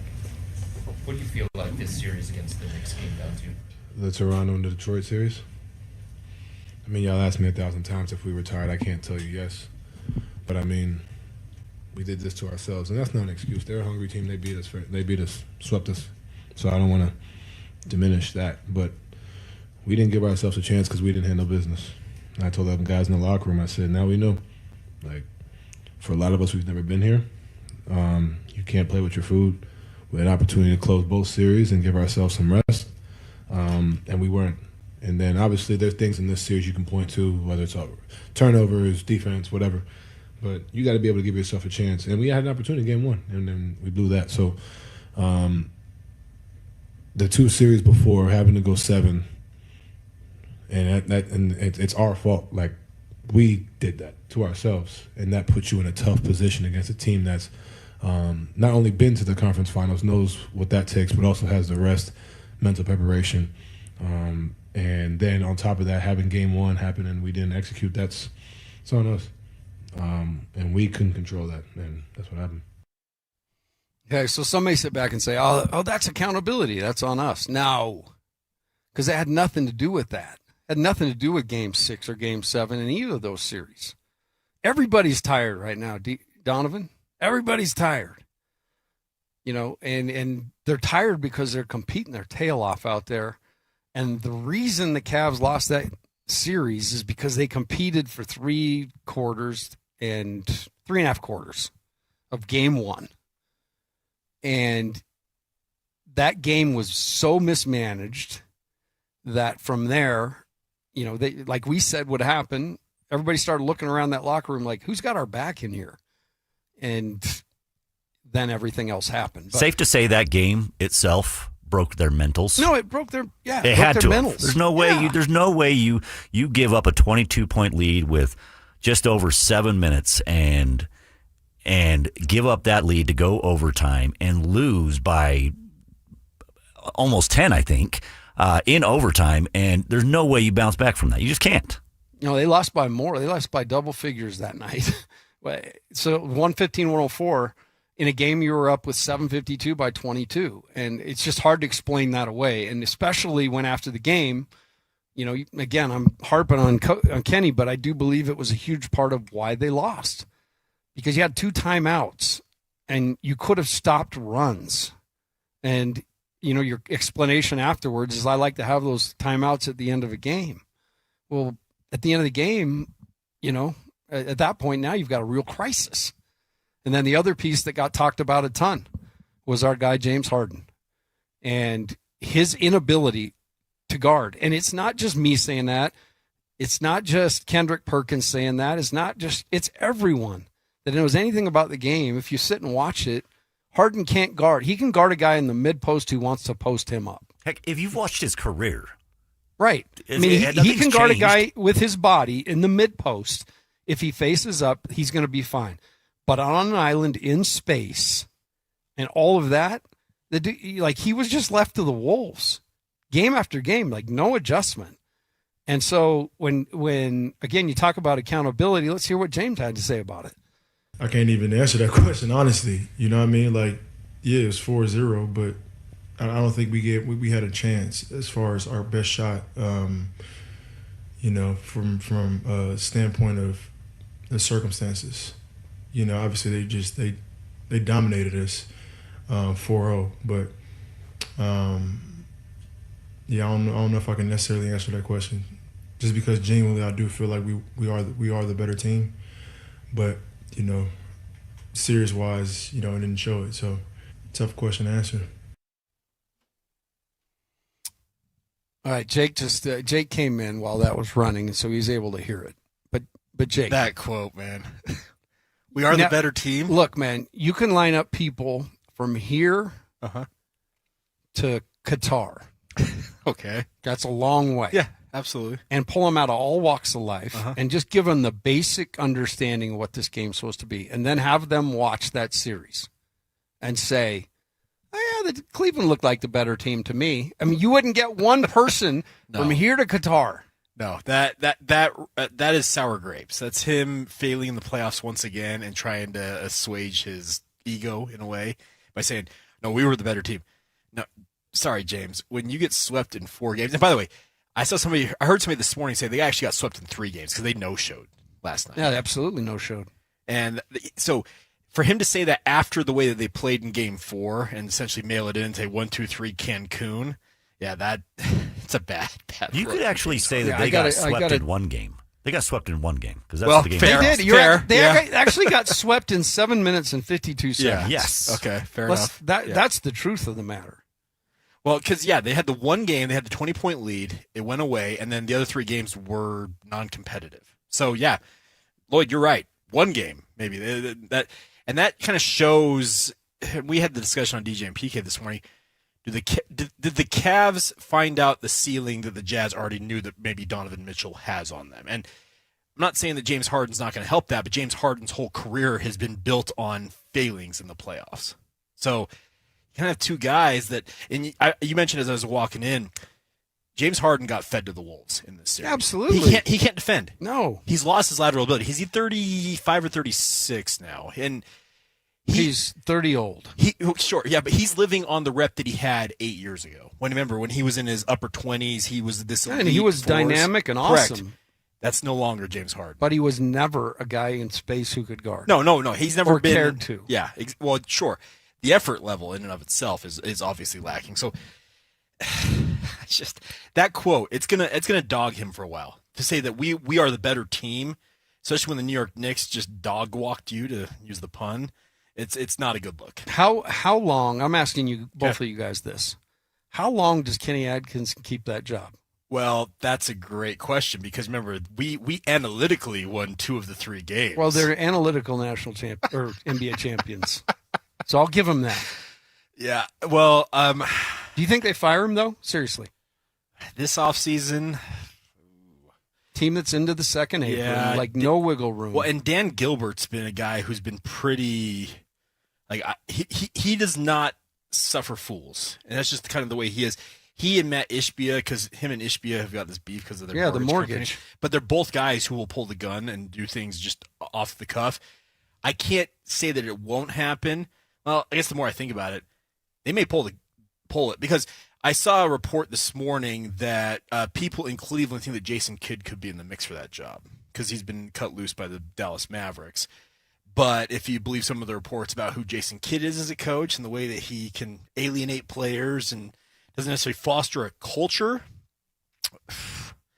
I don't know. Kenny Atkinson, we analytically won 2 of those 3 games, much like the James Harden quote. That's going to dog him for a while as a coach. Comments from Lloyd, Kenny Atkinson. Comments from Kenny Atkinson and from his players Because essentially, the players are feeding off what the coach is saying. That's culture. Yes, that's culture. That alone should cost you your job. His comments after the game about timeouts, and then hearing stuff from the analytically we're 2-1 or whatever it was like that. You hear that, it's like, okay. I mean, people in Cleveland, I know you sent over some comments, and we can play some of this here a little later, Tim, but people in Cleveland, sports radio hosts, fans, I mean, they have to be going absolutely ballistic to see them going from having and we've talked about this 22-point lead to being swept. Like, that should cost, that's probably something that is probably going to likely cost him his job.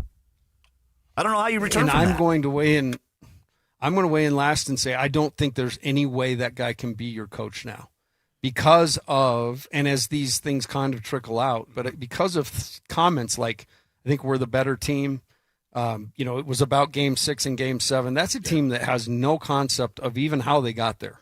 And I'll tell you how they got there. They got there down through a very watered down. They were the beneficiary of what we talked about. It is actually, it's lessening in a way what the Knicks are doing in some regard, but I still believe the Knicks have a component to them that's special because of the makeup of their team and what they've been through. However, the Cavs, to me, it was just when they made the move. I remember we're sitting in the studio, Jake and I, getting ready to do a Jazz game when that trade went down.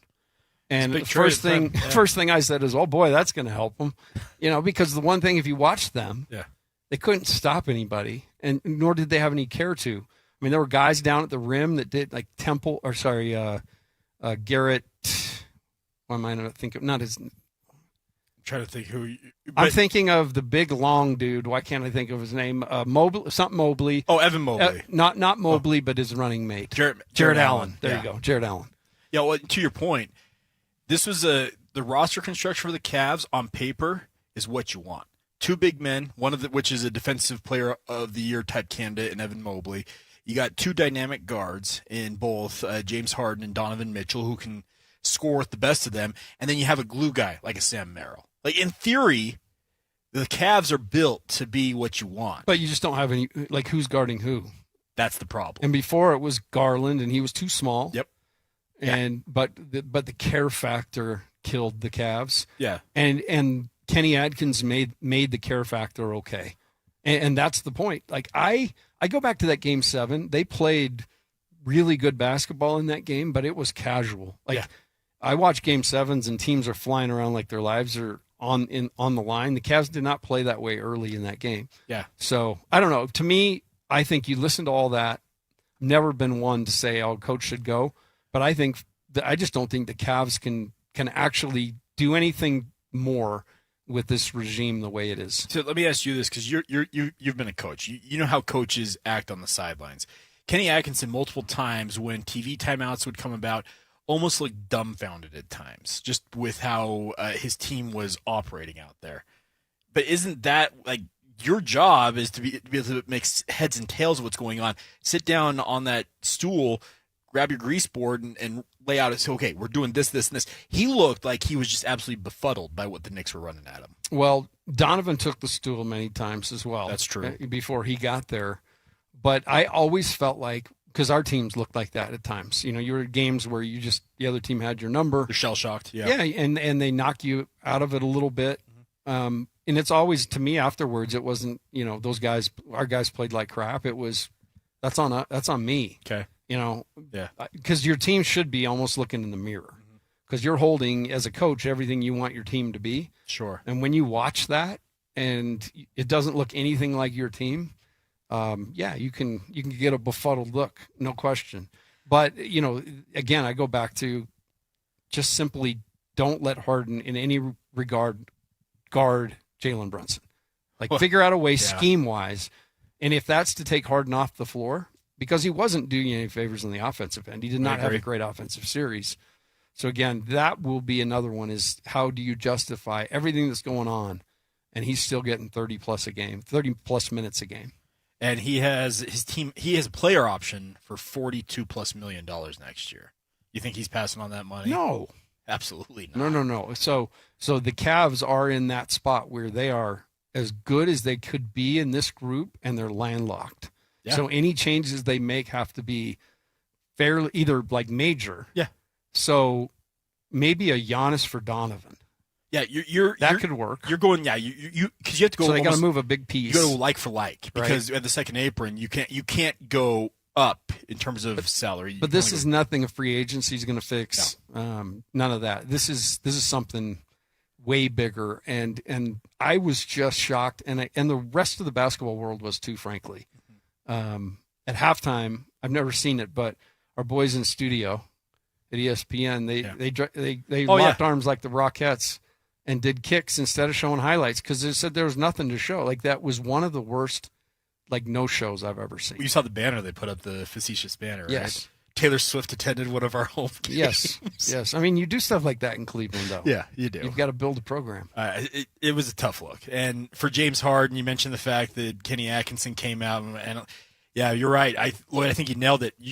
And Tim, you also know that maybe there is no coming back from that for Kenny Atkinson. And you know this to be the case, Timmy.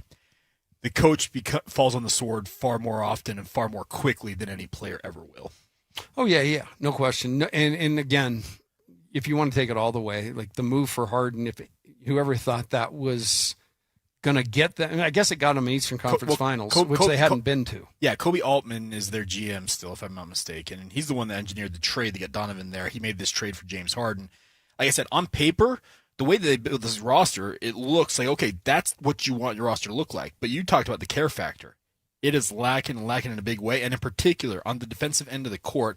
And you and I both know if you want to win in this league, you got to defend, especially this time of year. Yeah, so I've gotten all my Cavs stuff out now. It only took like a couple of segments, but I feel better because I've just been ranting and raving around my house the last couple of days. Well, but I don't think you're wrong in any of it because for them to put on the performance that they did yesterday, it's just it's a really, really bad look. And Lloyd, to your point, you mentioned the fact that if you're a fan, you're a team employee, you got to be irate the way that they no-showed in that game. Because to your point, Game 7s, typically you come out with your hair on fire. They made it through 2 Game 7s almost coasting, it felt like. And then they get in this circumstance where I'm with you. The Knicks, they look like they got something cooking here. Now, it's an Eastern Conference I think is not nearly as stout as the West is. And that's the big part of it. Sure, but the Knicks, they've won 11 straight playoff games.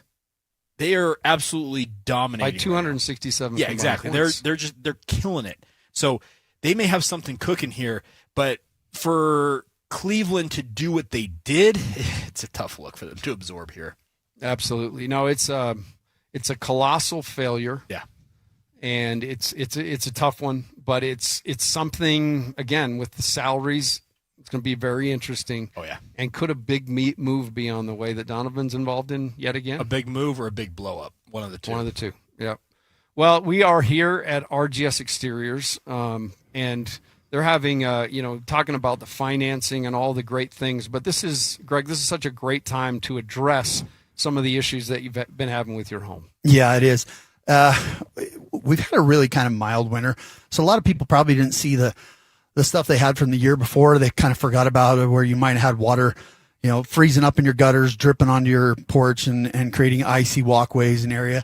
But it doesn't mean the problem's gone away. Might have got lucky, made it through this last winter with the mild winter it was. But something that we've actually found a lot going forward this year is we've kind of been focusing on areas where water's been getting behind the siding and stuff. We've been running into improper flashing on a lot of jobs lately. And that's where people do they're just, I'll take care of it a little further down. I'll take care of it a little further down the road. Well, it's time now. We've been fixing a lot of jobs where we're opening up. You're thinking it's going to be, we're just going to change out some trim on a house. When we pull it out and it's rotted behind it, you end up having to change out your plywood, your insulation, some studs in some cases, reframing. That pushing it down the road can get really expensive. I mean, a $10 piece of flashing can cost you thousands of dollars in repair if you don't get it taken care of in a timely manner. So with the mild weather, this winter was unlike any. I grew up in this state. I haven't seen that before. You mentioned the fact that you may have ignored some of the water stuff. Did other things come about because of how mild it was? Because trust me, I can tell you, like the weeds and whatnot, there was no die off. It felt like anything. Yeah. Well, you tend not to notice the problems. Okay. The really bad winters kind of emphasize, I've got water that's been freezing there. And now water's just been, because it hasn't been freezing, it's just been running. It's just been flowing behind the stuff. So warmer weathers, because it's not freezing, it's actually growing mold. So the stuff that might not have been so bad has really just been continually just rotting for, now it's been like 2 years straight, as opposed to the freezing and kind of stuff's not moving. Now everything's just been moving and continually rolling behind your siding or your stone. And honestly, this year we've had more replacement of moldy materials behind products than we have in the last couple of years. And I can't say that's extensively just because it was a warm winter, but we've seen a lot more of it this year than we have in years past. The fact that you're local, that this is a 4 generations, and Tim is carrying on a family business. How important is it to you to do the job right, and talk about what that means here at RGS? It's really important to us. I mean, we were built on reputation. There's a lot of people that have been in business for a while, and you can spend a ton in marketing and get your name out there, but realistically, your best business growth is word of mouth. And if we're not producing, if we're not doing quality work where you're going to want to tell your neighbor, hey, these guys did our house, we're going to run out of business of just that trying to buy a referral. We actually have to have a genuine customer base that appreciates us. And we've done a lot of repeat customers, not only from like we did their first house, but we've redone their second house and or third house because they had such a good experience with us the first time they bought their house. So it's really important to us to have a good reputation and to stand behind that, because word of mouth is how you build a continuing thriving company. And that's what we have here. And we're very proud of our reputation and our standings in the community. It's RGS Exteriors. We're down here today. If you want to drop in, I mean, these are just typically, we're here. But if you want to drop in and say hello and visit, that's great. At the same time, Greg, you've got some great financing options right now, offering 12 months, same as cash for qualifying homeowners. Also, you mentioned a drawing for a Blackstone. You had my ear on that one. Tell us again what that's all about. Just depending, so all different products, depending on what you get. With qualified purchases, we have both Blackstone, a grill, and a pizza oven. So one of the two, you can choose whichever you want. So it doesn't have to be in siding or in gutters or in windows or decks. Any of the products, depending on what you're getting, could qualify you to get one of those different products. And we, like I said, we really kind of want to entice you to just a little extra bonus. Hey, you're going to have to fix it anyway. Why not get yourself a Blackstone to put on that back deck and have something to, for the family to kind of hang out around. That's awesome. Well, it's RGS Exteriors. It's rgsexteriors.com. Give them a call, 801-280-3110. Again, 801-280-3110. We'll be here all day. This is KSL Sports Zone. This is DJ and PK. Here we go again. Should BYU and Notre Dame be playing football every single year? An annual matchup. Yeah, if they have this opportunity, build something new and see if it sticks. So if you have a chance to get Notre Dame, sign on. I would assume that Brett Yormark would be in Santiago's ears and do it. How can I help you do it? It's just going to elevate the league's profile. I don't think we appreciate the level of improvement and status BYU football program is right now. This is a team that has won double digits here 2 years in a row at the Power 4 level. It's something that has never been done. And you can argue that this is the best that the program's ever been. Catch DJ and PK mornings from 6 to 10 on 97.5, the KSL Sports Zone. The energy, the roar, moments you'll always remember. Next season, Jaren Jackson Jr. is hunting blocks. Laurie Markkinen is getting buckets. And Ace is just getting started. Don't just watch Jazz basketball. Experience every moment. 2026-27 season tickets are on sale now. Full and half-season packages available. Plus exclusive benefits like arena discounts and player events. Are you in? Join the climb today. UtahJazz.com or call 801-355-DUNK. DJ, PK, and John from J. Brooks Jewelers. John, spring is here. That means engagement season is officially underway. If you're thinking about popping a question, this is is your sign. That's right, DJ. At J. Brooks Jewelers, spring is always a favorite time of year. We are honored to help couples find the ring that starts their forever story. So whether you're looking for something timeless and classic or completely custom and one of a kind, we'll walk you through the process step by step. We take the time to understand your style, your story, and of course your budget, because the perfect ring should feel like a reflection of you. So from selecting the right diamond, from natural or lab grown, to choosing the setting that brings it to life, we're here to make it simple and meaningful. So this spring, make your proposal unforgettable. Visit J. Brooks Jewelers in Murray or Lehigh, or online at jbrooksjewelers.com. And let's create a moment that she'll never forget. Visit J. Brooks Jewelers in Murray and Lehigh, or start your search online at jbrooksjewelers.com.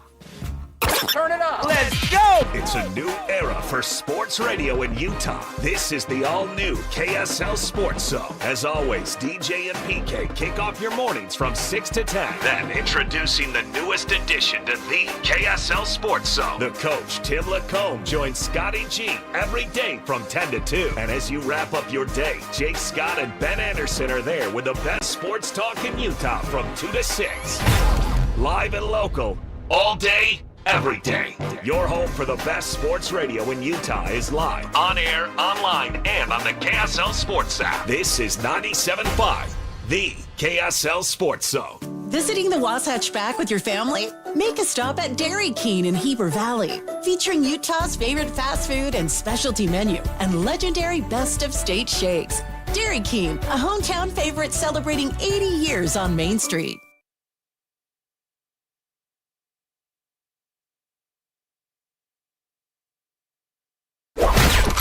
It's time to saddle up and talk about the winners and the losers. This is the good, the bad, and the ugly. Now, here's the good. Welcome back to this Scotty G and the coach here on 97.5, the KSL Sports Zone. Time for good, the bad, and the ugly. And we're going to start off with Victor Wembanyama. Now, this is a guy, Timmy, that studied with Shaolin monks last year. Did you see all this about him? Absolutely, yeah. He waxes philosophical about as well as anybody at his age, I feel like, in the entire world. Just what happens, he's a 7'4" unicorn of a basketball He plays chess, too, in the park. Yeah. So, in New York when he's on his off days. Yeah, he's a special individual. With former chess champions? Yeah. Well, did you say former chess champion? Is that right? Yeah, does he? I was joking. Oh, plays chess. No, in he New just. York Park. It wouldn't surprise me in the least. If I think he'll get to that. Yeah. Right now, he's just working his way up through grassroots. Yeah, exactly. He's working. But he is going to win a lot of awards, obviously, throughout his career. You think? Well, you know. Yes. He's on the short list for the MVP, the Defensive Player of the Year, first team All-NBA, going down the list, just all the different things he's qualified for. But he had a very interesting quote about, just in terms of the accolades, like how he looks at it from his vantage point. I really don't care, about individual accolades, so it's not something I'm going to worry about. If I end up being Defensive Player of the Year, it means I've helped my team on that side of the court, and it means I've done my best, and I've been rewarded for it. But at the end of the day, the best reward is the wins. So it's even though it feels unfair, it's never something all these things I'm not going to use excuses for it. If you ask me about it, I'm going to be honest. Of course, I'm not gonna say, oh yeah, it was perfect. But it's never, as I said, I'm a player. I'm never gonna use anything as an excuse, and I'm always gonna try and be the better man and do the extra effort. I like his mentality on this. He is wise beyond his years, Tim. He understands, yeah, he's going to win a lot of awards because he's such a unique basketball player. We've never seen anything like this. But he's also not going to, at least from what he's saying there, he's not doing it at the expense of his teammates. No, and he's not doing it for him. Sure. I do believe that this journey he's on, he's a freak of a specimen, and at his size and skill level alone, he would be a real issue to deal with on a nightly basis. But he's more than that, because unlike, the stars that we talk about, like, this dude holds himself accountable to just about everything. And he's also trying to not just expand his horizons as a player, but as a person. And so I just see, as he continues to evolve, he's just going to add layers to what is already just an insane. It's almost like I made this joke last week. Okay. My son, big time 2K guy. Okay. And, in the college games, those video games, and you can go in and create your own player. Yes. And without fail, he'd go in and create like an 8-foot Russian guy that would just dominate the NBA. Yeah. And so, like, we're living that. Yeah. We're literally living make my own player. Mm-hmm. Some crazy, stretchy, giraffe, Gumby-looking dude from France has come over here. Sure. And in a short period of time, like you said, he's taken the Defensive Player of the Year trophy, and I think he's lining up to take several MVPs in a row. Yeah. I mean, it's going to be a battle always, and there will be some voter fatigue and all that. But his name is going to be in the top 3 for that for years to come. And a big part of the reason why is because of that. Because he knows the score. Sure. And it's not about hanging all-star trophies in my room and all that stuff. It's about winning. And it's about figuring out how to change my mind if I can't, and how to make people around me better. It's about constantly evolving. Well, and he's got a great example literally there in San Antonio and Tim Duncan. Yeah. The big fundamental can say to him, hey, you're going to win a lot of awards along the way, but if you want to win the number of championships that I won, guess what? You got to have the guys around you, because you think about the Tony Parkers, the David Robinsons, the Manu Ginobilis that came through, Kawhi Leonard towards the tail end of Tim Duncan's run. Timmy knew that all these other guys were critical to his success. Now, accolades were going to come for him individually, but we all talk all the time about, okay, who's the greatest of all time in the NBA? Well, MJ, because he went 6 for 6 in NBA Finals. LeBron gets that argument because he's made, 9 NBA Finals? He's won 4 of them. Like, that's the thing, is we debate, we talk about championships. It's not MVP awards. It's not Defensive Player of the Year. Like, those are nice accolades to have along the way. It's ultimately about what rings you have. Yeah, I mean, the state of the game is changing, Yeah. I believe. Oh, yeah. In the 90s, it was very ISO-based, and you had to have that one guy, Carmelo, LeBron, that you played around and played through. And you still need that focus. You still need that magnet, in terms of spacing. Yeah. But, man, all the other players are vital. And so that's kind of the biggest difference. But when you got a leader like that, that's why that's so good. We spent some time on the good. That's good because of that. All right, let's get to the bad. Now the bad. All right, so the Ryder Cup has been obviously a hot topic when it comes around every 2 years, Tim. And, apparently the issues with this most recent Ryder Cup have cost the PGA of America president, Don Ray Jr., cost him his job. He's out. Goodbye. Yeah, he's out. Just came out this morning, but some lingering issues from the Ryder Cup where, if you remember, there was a lot of vitriol from the home crowd, and definitely something that a leader could have stepped in and maybe done something about. Didn't do anything about it. It's lingered, and I'm sure there's other reasons, but that's the big one, and no longer the president of the PGA. Well, and it also reared its head at the PGA Championship at Ronneman. Remember, it was Rory who was hitting a shot, and somebody said something in reference to the Ryder Cup, and Rory turned right around and cussed this guy out. Yeah, he said USA, USA, USA. Yeah, is that what? Okay, and Rory was not happy about it. So to your point, it was not addressed then, and it's lingered months and months later. So this is what happens. Now, the Ryder Cup is supposed to be somewhat rowdy. It's just they're two that teams. in the Phoenix Open. Yeah, the Waste Management Open. That one gets a little too over the top. Yeah, I don't think I'd feel safe there unless I was in a skybox. It feels that way. But in this case, the Ryder Cup, it's for pride. There's a lot of trash talking going on between these players, guys whooping it up with the crowd and everything. But this most recent one, it crossed the line, and Ray and his crew that ran the PGA of America that were hosting, it was at Bethpage Black. They were so slow in responding to it and trying to kind of tamp it down that, it was a bad look. Yeah, bad look. We're a couple weeks from our next major. Yep. So golf is we got 2 majors left. Got the U.S. Open. Where are we at this year, Lloyd? Do you know where we're playing the U.S. Open?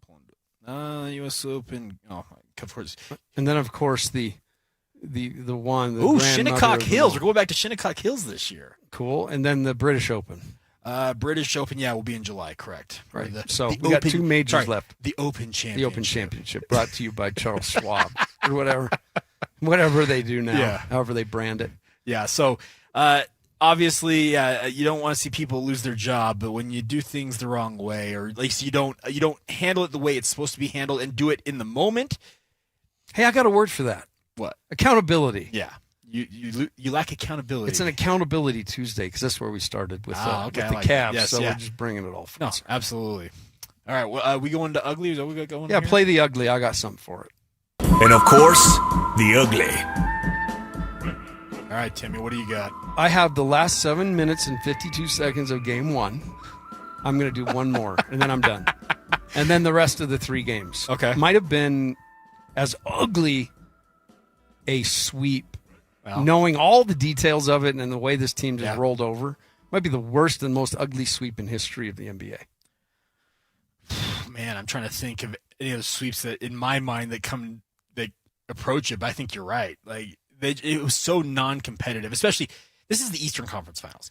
We've seen very non-competitive first and second round matchups. Trust me, that happens all the time. Oklahoma City steamrolled their way through the first 2 rounds, for example. But this is the Eastern Conference Finals. These are supposed to be the best 2 teams in this conference for a chance to go to the NBA Finals, and Cleveland, just rolled over. Yeah, and we've covered that ad nauseum, but we needed an ugly. I gave you an ugly. Wad it up and throw it away. All right. Coming up next, I've got to get let's pull it up here. What do we got coming up, Lloyd? You're tugging my ear. You know what? We're going to talk about, what we want to talk about next is a little hockey. Oh, yes. Because there is, I think the Mammoth were better than everybody thought. Well, can we talk about that? Yeah, evidence may back that up. We'll get to that next, right here on 97.5, the KSL Sports Zone. For Jazz fans, it's been a rough few years.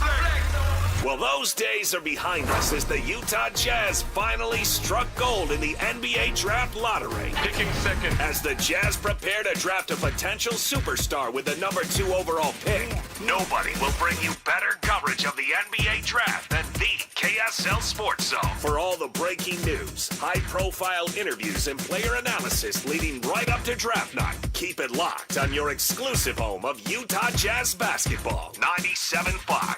The KSL Sports Zone. Hi, this is Derek Overstreet, president of the New Millennium Group and co-host of Stop Working, Start Living with KSL News Radio. Can you imagine what your life would be like if you could retire 3 to 5 years earlier than you thought possible? The things you could do, the loved ones you could spend time with, the memories that you could create.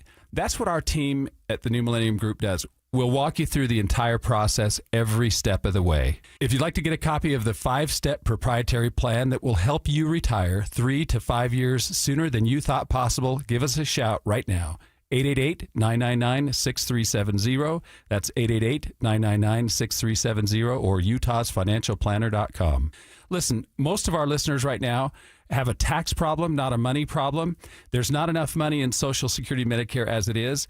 Let us show you how you can significantly reduce your taxes. That's 888-999-6370, 888-999-6370, or utahsfinancialplanner.com. IFA knows the secret when it comes to growing a thick, green, healthy lawn this summer.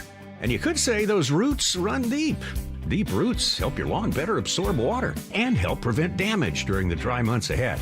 Our expert team can coach you through all the variables, like combining our locally formulated 4+ lawn care fertilizers with our recommended soil surfactants. Stop by or visit ifa.coop today to learn more. IFA, helping you grow the things you love. Sometimes firefighting sounds like this. But most of the time, it sounds like this. And this. And even this. The first response to wildfire is prevention, not intervention. So douse your flames, keep your vehicles maintained, and let's fight wildfire together. FireSense is the first response. Have you ever looked in the mirror and just didn't feel like yourself anymore? Maybe your clothes didn't fit the way they used to, or you don't like how you look in them. Honestly, it's more than that. It's how you feel walking into a room, avoiding photos, skipping events, not feeling as confident at work or even with your spouse. Over time, that starts to wear on you. But here's the truth. Losing weight is one thing. Feeling confident again and keeping it off, that's what really matters. At SLC Fat Loss, we help people lose 20 to 40 pounds naturally in about 60 days without injections, crazy workouts, or prepackaged meals. More importantly, we show you how to keep the weight off so you can feel comfortable in your clothes, confident going out, and actually like what you see in the mirror again. Alex Curie here. I dropped 65 pounds in just 60 days. That was 2 years ago on Salt Lake City Fat Loss. I've kept it off. You can do it too. SaltLakeCityFatLoss.com. Many clients lose 20 to 40 pounds in about 60 days. Schedule a free weight loss consultation and start to feel confident again. Go to SLCFatLoss.com. That's SLCFatLoss.com. Results may vary. You're locked on to Scotty G and the coach, Tim LaCombe. Now I know y'all are tripping. Presented by Mountain Land Supply on 97.5, the KSL Sports Zone.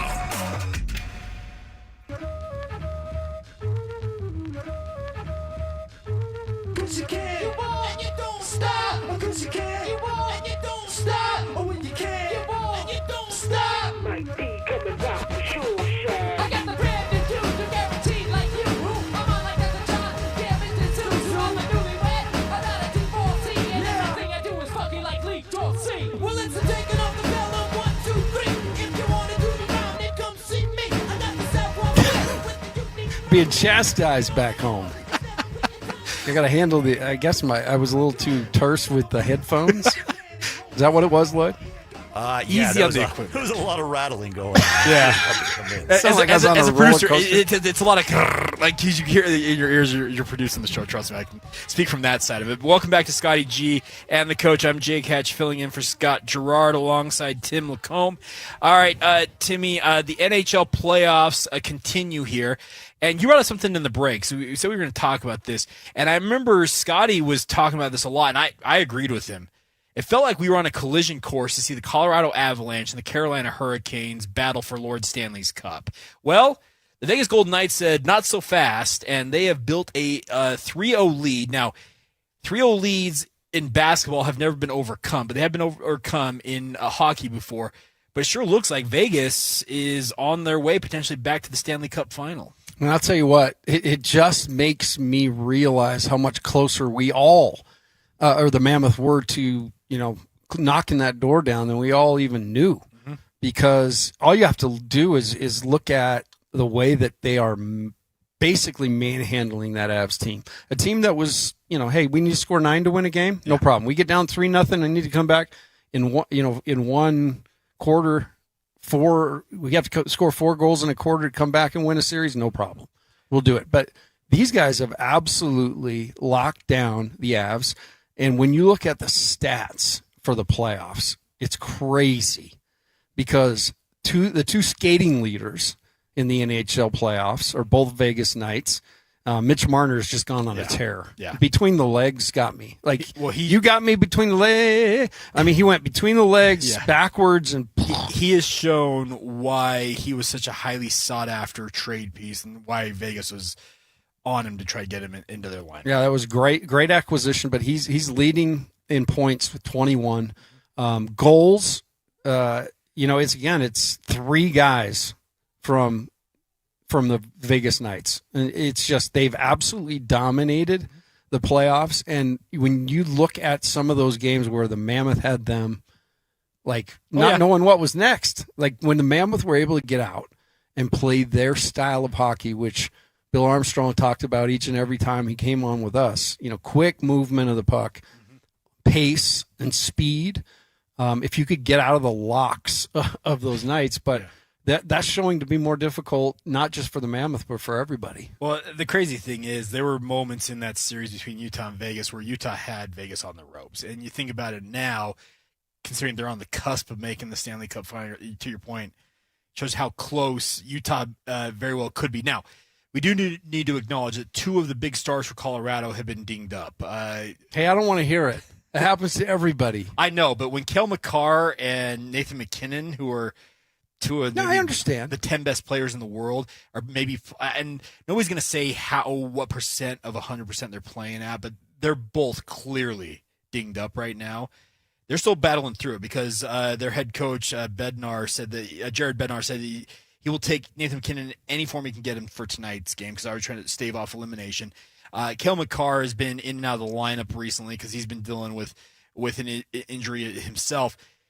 Vegas has got to go for the kill shot tonight because you don't want to give Colorado any sense of hope. And heaven forbid a guy like McKinnon or McCarr find some of that form that made them so formidable earlier on this season.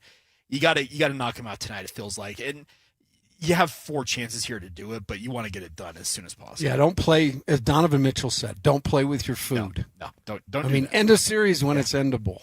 Yeah, well, and that's kind of on the flip side. The funny thing about this, and you've got this pulled up here, the Hurricanes won 3-2. That was a game last night. It was.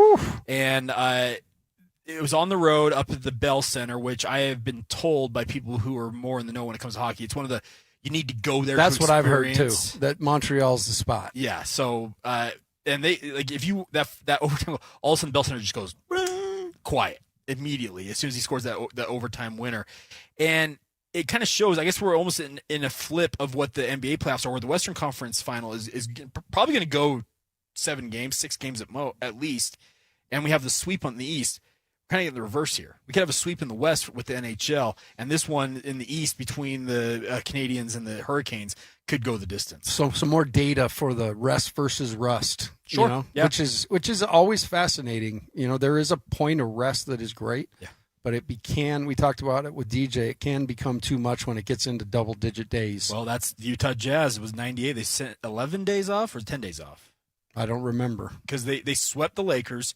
And they had at least a week and a half off, and it cost them dearly. I'm 55 now. I was 28 then. I don't know how DJ pulls stuff from the 6th grade, but I don't even. No, I have no idea. DJ's got an incredible memory. There's no doubt about that. But yeah, the NHL playoffs. We'll see how it goes. But to your point, the original premise that we were talking about here shows you how close Utah is and was. Well, I'm saying is because was is in the past. But man, I am jonesing for some hockey. From meaningful hockey, and so excited about what the Mammoth are building. Just shows you they were right there with a team that's now got the Avalanche down 3-0. Yep, you got the perfect hat on for this. Absolutely do, don't I? And I got this last week. Yeah, last time I was here. So RJS Exteriors, you guys are partners with the Utah Mammoth. Greg's with us from RJS Exteriors.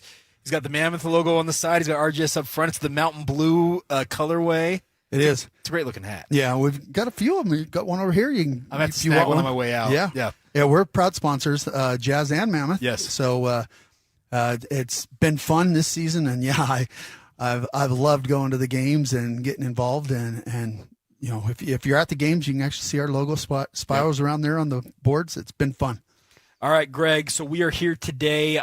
It is turning into that time of year. More and more homes are going on the market. But also with circumstances being what they are, a lot of people may be thinking, hey, I'm going to stay put where I'm at. That's where you guys can step into the fray. Yeah. With the interest rates where they've been and where they project and going, most people are deciding to stay in their house and taking the house that they thought they were going to live in for a couple of years and then move on and making it their dream house. And that's something that we really take a lot of pride in doing, because we can take that droll exterior you have on your house. So you thought, I'll just live with it for a little while. And we can turn it into the house. When you come around the corner, you're like, that's my house. I love it. I love it. And we can make it modern. We can take all those things that when you're driving, you're looking at the model homes, you're seeing all these new houses going up. You're thinking, I love that. We can put that on your house now. We can give you what we like to call a facelift, where we're taking just the front of the house and completely redesigning it, or we can do the full exterior if you need a house that needs, all the way around. But we can make that change from the drab exterior to your fantasy exterior, no problem. The whole business basically got started with gutters, right? Gutters were a huge part of it, and obviously heard the many ads about gutters and how important they are to keep those clean. And the damage that they can do. But what else? We know you do rain gutters, but talk about the other things that you can come in and help a customer with. So pretty much everything on the exterior of a house. So we do we do windows, siding, Soffit and fascia, which a lot of people don't even understand what that is. That's the section under the eaves of your roof. So that's a lot of older homes actually used to do it in wood. We can do that. We can update that and take off your old wood fascia and soffit and put a new aluminum on there. Give you that clean, maintenance-free.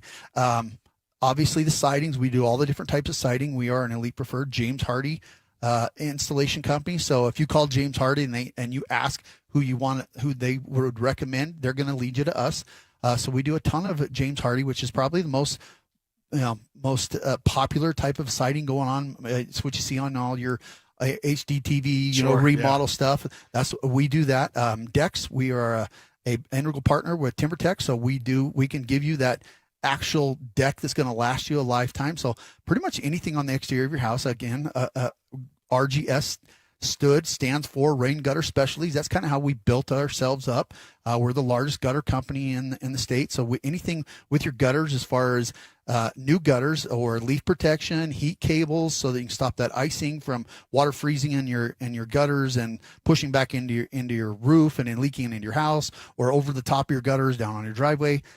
Pretty much anything on the exterior of your house, we can take care of and help you out with. Okay, you guys got some incredible offers right now. Projects as low as $149 a month. It doesn't have to be like you're like, man, it's a big price tag on this. Yeah, we're here to help the homeowners. We're not here to push it into something you don't need. If you just need some gutters taken care of to protect your house, we can do that.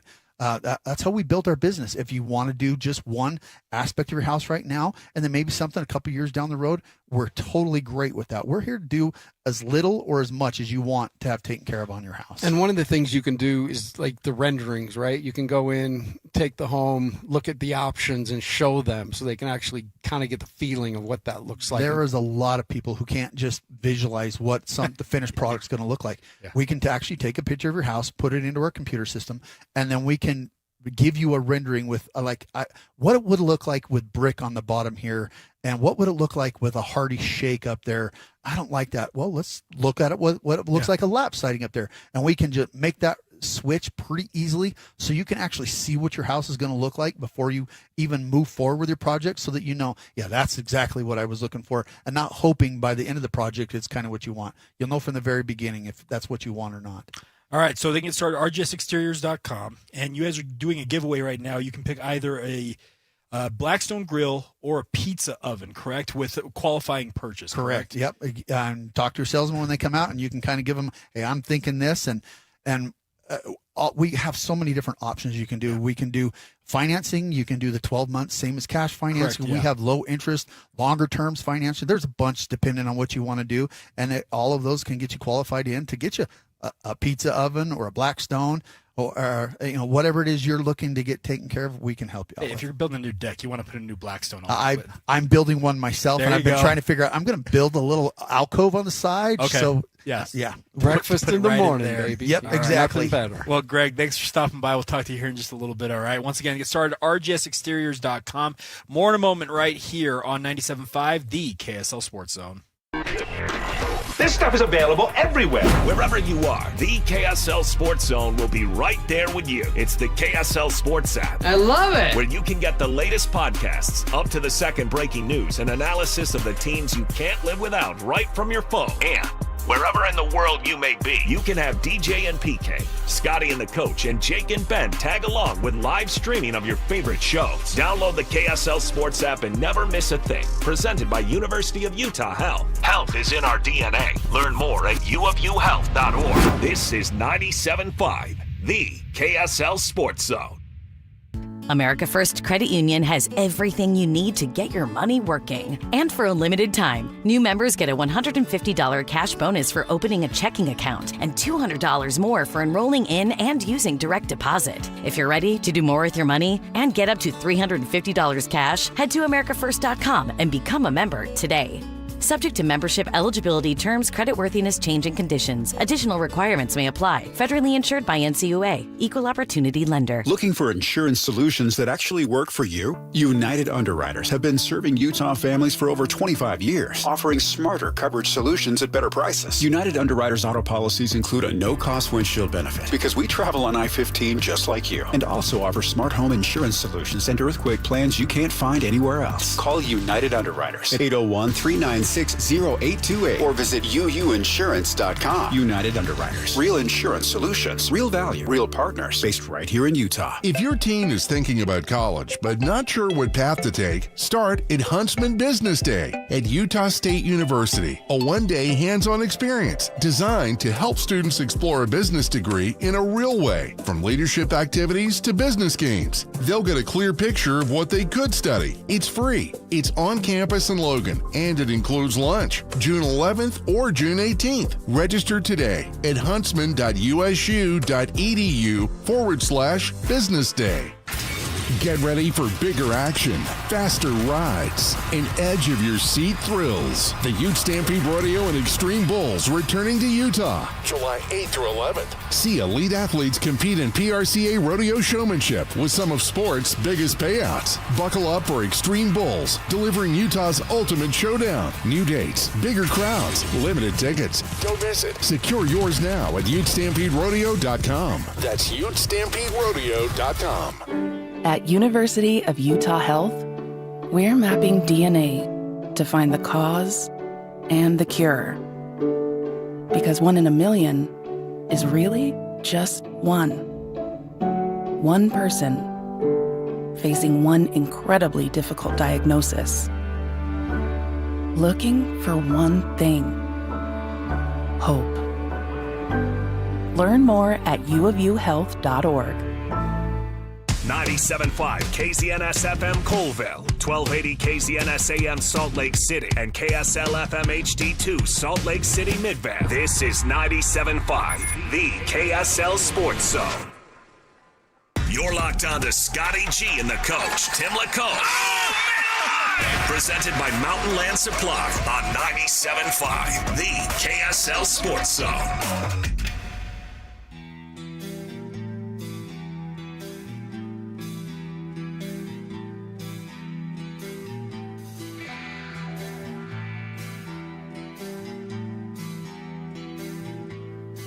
Welcome back to Scotty G and the coach here on 97.5, the KSL Sports Zone. I'm Jake Hatch sitting in with Tim Lacombe. And Tim, it's the noon hour. It's the noon hour. Halfway through. Halfway through my work day. How's it feel, by the way? Oh, man. Died and gone to heaven. Good. That's what we like to hear. I don't know. I stood outside that Triad Center for years had to wait for Lloyd to come down and let me in. Now I just pull in, park, walk in. Now you got the badge. You can just wander around whenever you want. It's amazing. No, it is great. So the Utah Jazz are gearing up for the NBA draft, number 2 overall selection. And I think there's a lot of excitement with this draft, Tim, because obviously the way that the top of this draft looks, there are guys that you expect are going to be multi-time all-stars, like franchise icon type guys. And whether that's A.J. DeBonsa, whether it's Darren Peterson, Cam Boozer, take your pick of any of those three. It feels like those are kind of the three in the mix here. It's a very exciting lead up to the NBA draft over the next 3 to 4 weeks here. Oh, it's the best. And it's my favorite time, because you are, just like the teams, you're fact-finding. At least I am. Well, we all are, yeah. Doing a ton of research, watching guys play, trying to figure out, what makes guys tick. But I'm telling you that as you sit and watch these playoffs, one of the biggest things you got to figure out is the ticker. Honestly, how bad do these dudes want to win? Sure. Because if you're like you talk about when you say every single year a batch of players comes into this league, and every one of them in their own mind has this idea of how their career is going to go down. And very few, the career ends up exactly the way they thought in their head. Sure. So I'm honestly, one of the biggest ways to stick around is to find a niche and find something and lean into team, because Coach Rose used to say it all the time. The benefits that he got from being on a winning team that made a difference at Houston, that Phi Slamma Jamma team, it captured the hearts of America. Yeah, it did. Yeah. And Coach was a part of that team, and he wasn't a star by any means. He was a guy that came in, and I would almost liken him to Caruso. Okay. He played a role like Caruso. Yeah. He was a tough dude, and when Guy Lewis needed, some toughness in there, the guy that would just dive on the floor or get a couple fouls to stir things up, that was Dave. But because he was a part of all that, and he didn't make it about him, it paid dividends his whole life. A lot of doors open. So that is a way, obviously, you can lean into it. But it is fascinating, the management side of this. This is where they make their bones. This is where they make their bones and their money. Okay, you talk about guys who played tough when they were players. Austin Ainge is one of those guys. You know this. You saw it firsthand. Yeah, and tough, you sometimes you think tough and it's like, I'm going to body you. Sure. But toughness is actually being able to stand up to adversity. And toughness, that's where it really shows up. And so in the guts of a game where a team's got you, I mean, the number of stories I got from the BYU guys, because I was not down there at the time. Yeah, I was on the other bench. Okay. Yeah. So I was trying to compete against Austin and watching his tape. And the thing that stood out then, and it's what I know about him now, it's the intangibles. Austin, when he gets on the radio and he talks to these guys, it sounds like the phone calls that we have or the visits that we have. I mean, he's just a very transparent guy. Oh, yeah. And when he tells y'all, we don't know what we're going to do. Like, listen to that, because right now, I don't think anybody does. Everybody's dealing with a hypothetical. Oh, yeah. And this will all become crystal clear very soon. That's a great lead into. So he joined, speaking of Austin Ainge, he's the Utah Jazz president of basketball operations. He joined DJ and PK this morning. And Lloyd, am I okay to reveal the fact that he's going to be doing this weekly in the lead up to the draft? Is that okay to say that on air? I guess you just did. That wasn't. Oops, sorry. That was. See, you producers, you're thinking you're talking not on air, but no. But here's the thing: is he obviously is going to play an outsized role in the ultimate decision the Jazz make here. And he joined DJ and PK this morning, and the very first question he was asked, it came from DJ. What is your essentially your level of confidence? You know what is going to happen in the draft coming up next month. Well, I will say that, all the permutations to 2 are a little easier than in years past, DJ. But, no, I don't think we know. I'm not sure the teams know. I'm not sure we know exactly what we're going to do. I don't know if other teams are either. There's still a lot of information that can be gained in this time of year. And everyone tries to go slow and get it right. Yeah, Austin, that leads me into my very first question. Because it's 2 draft position as opposed to 5 and 6 and so forth, the field as far as potentials are a little more narrow, obviously, because it's higher. What type of work does you and your people, the staff, the management need to do between now and, I guess, draft night, knowing that it's a little bit different because you are drafting so high? Yeah, so kind of this time of year, what we do is we pore over the medical stuff, right? That's a huge thing that we have not had access to in the past, and we make sure we get experts to look at any issues that arise. And, these guys all got tested in various different ways at the combine, and we'll be getting some of these things some of these reports in this week. And so we'll do a lot of that work. We will get a chance to meet with these guys again and talk with them and try to get them to know them better as people. And then we continue to watch film. We'll go back and watch, in some cases all the way back through their high school seasons and through their college season, and just with a narrowed focus on a narrow range now, we'll go just extra deep and make sure we've got the full scope and all the information fresh in our minds and do the best we can. In the past, we've seen the Jazz draft whatever year, 8, 10, 15, and they bring a lot of guys through for workouts. And you see a lot of players who end up, Steven Adams came through at one point, they didn't draft him, but you see players like that who go on to really good careers. But what's the cutoff? I know the top guys don't usually work out, and when you're drafting too, I don't know if guy 10 wants to work out for you and spend all that energy and get on a flight. What is the cutoff there as far as getting guys to work out for you? Yeah, your instinct is right there that the guys that feel like they're that we communicate that we're serious about, will come in, but it's not a huge list. And the guys at this range of the draft, it was the same last year at 5. They come in and typically do an interview and then a little shooting workout, not live against other people. And so there's a limited amount of information you can gain from that, and we try to not overrate it or underrate it, just properly put it in its place and add it to the pile of information we're gathering. I would say the most important thing is we just get them to spend time with coach and us and have a dinner and have a breakfast and just really get to know them as people. Because honestly, none of these players are ready-made. None of them are good enough right now. They all need to progress, and who they are determines that as much as their talent. So all of us are fired up about the draft, but everything happens so quickly because then you have the free agency that hits immediately, basically right afterward, and maybe a day or two or a week between, but you get the point. And so we focus on the draft, but how about adding talent through trade acquisitions or free agency? How much of that do you anticipate?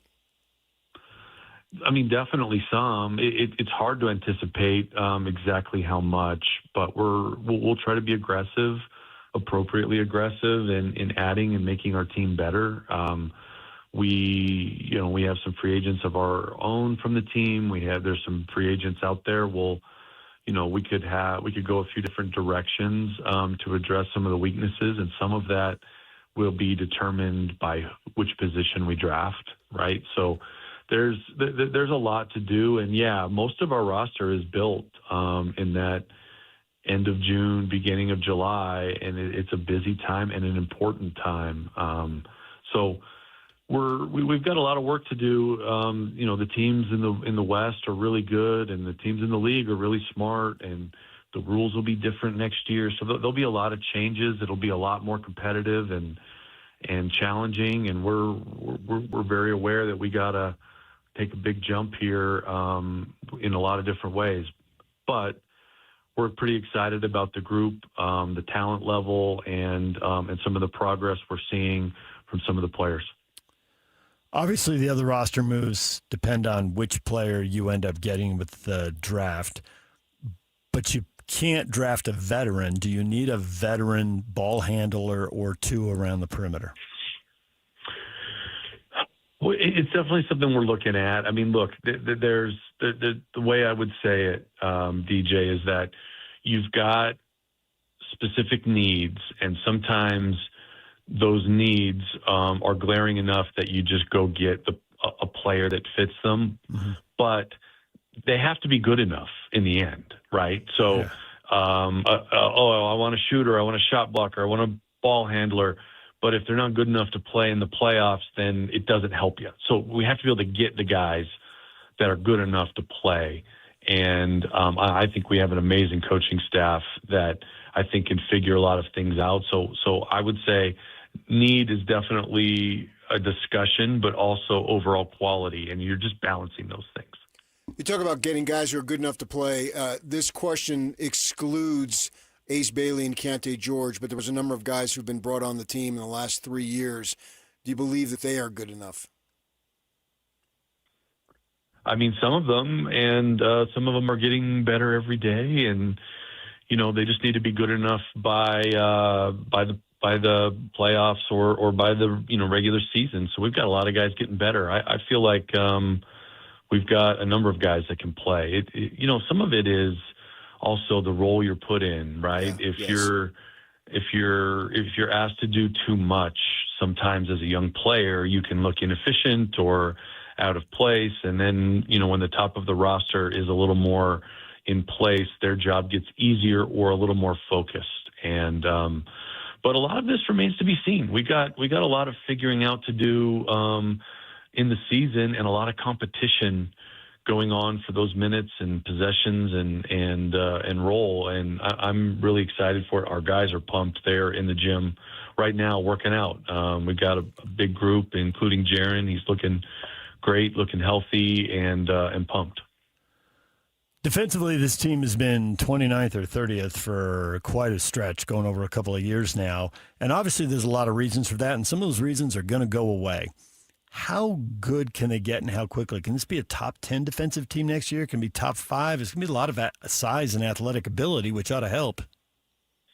Yeah, I mean, we sure hope we make a big jump there. That was definitely a big consideration in bringing in Jaron, who's a former defensive player of the year and a guy who can cover up a lot of weaknesses of other players and can play multiple positions. But we also know that one player can't do it all. So we need improvement throughout the roster, and we need defense is also something we're considering strongly in the draft and in free agency. So I think there's a lot of ways we need to address it: internal improvement, external improvement, and just a little more size and talent on the floor should help all those things. I have high expectations for this group in a big improvement, but I'm trying to avoid specific numbers. I don't like putting the pressure or the limits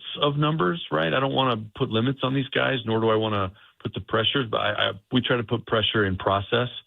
And so far, I'm very pleased seeing how hard everyone's working and the focus on even the player development on defense. It will be a big emphasis all summer. Journalism these days, particularly sports journalism, as you know full well, it's devolved into sources said, right? Sources are all over the place these days, I guess.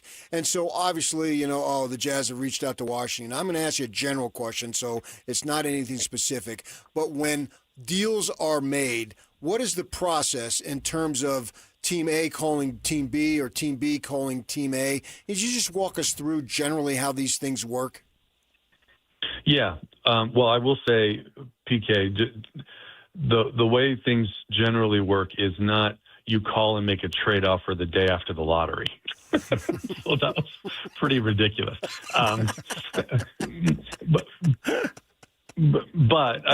So generally trades happen like this, right? Like we talk all the time with other teams.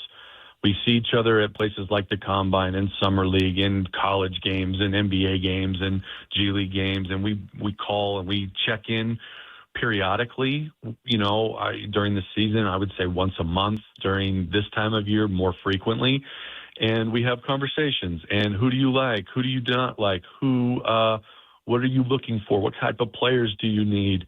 And then if there's we maybe have extras of something and they need something, maybe, okay, do you like these guys? No. What about at this price? No. And we just kind of communicate in general terms about kind of our goals and needs as a team. Well, hey, we kind of like this guy, if you ever like to move him. And then maybe a year later they come back and said, hey, we're thinking of moving this guy, or we're looking for this. Is this something you'd still be interested in? You just kind of have these general conversations a lot, and to get a feel for where teams are at. And it's of both teams' interests to communicate a little bit what we're trying to do so we can try to get something done, right? If there's something that works for both teams. And then, if there's something that in general terms makes a little bit of sense, you go, okay, I'd give you a first-round pick for that guy, or I'd give you 2 seconds for this point guard.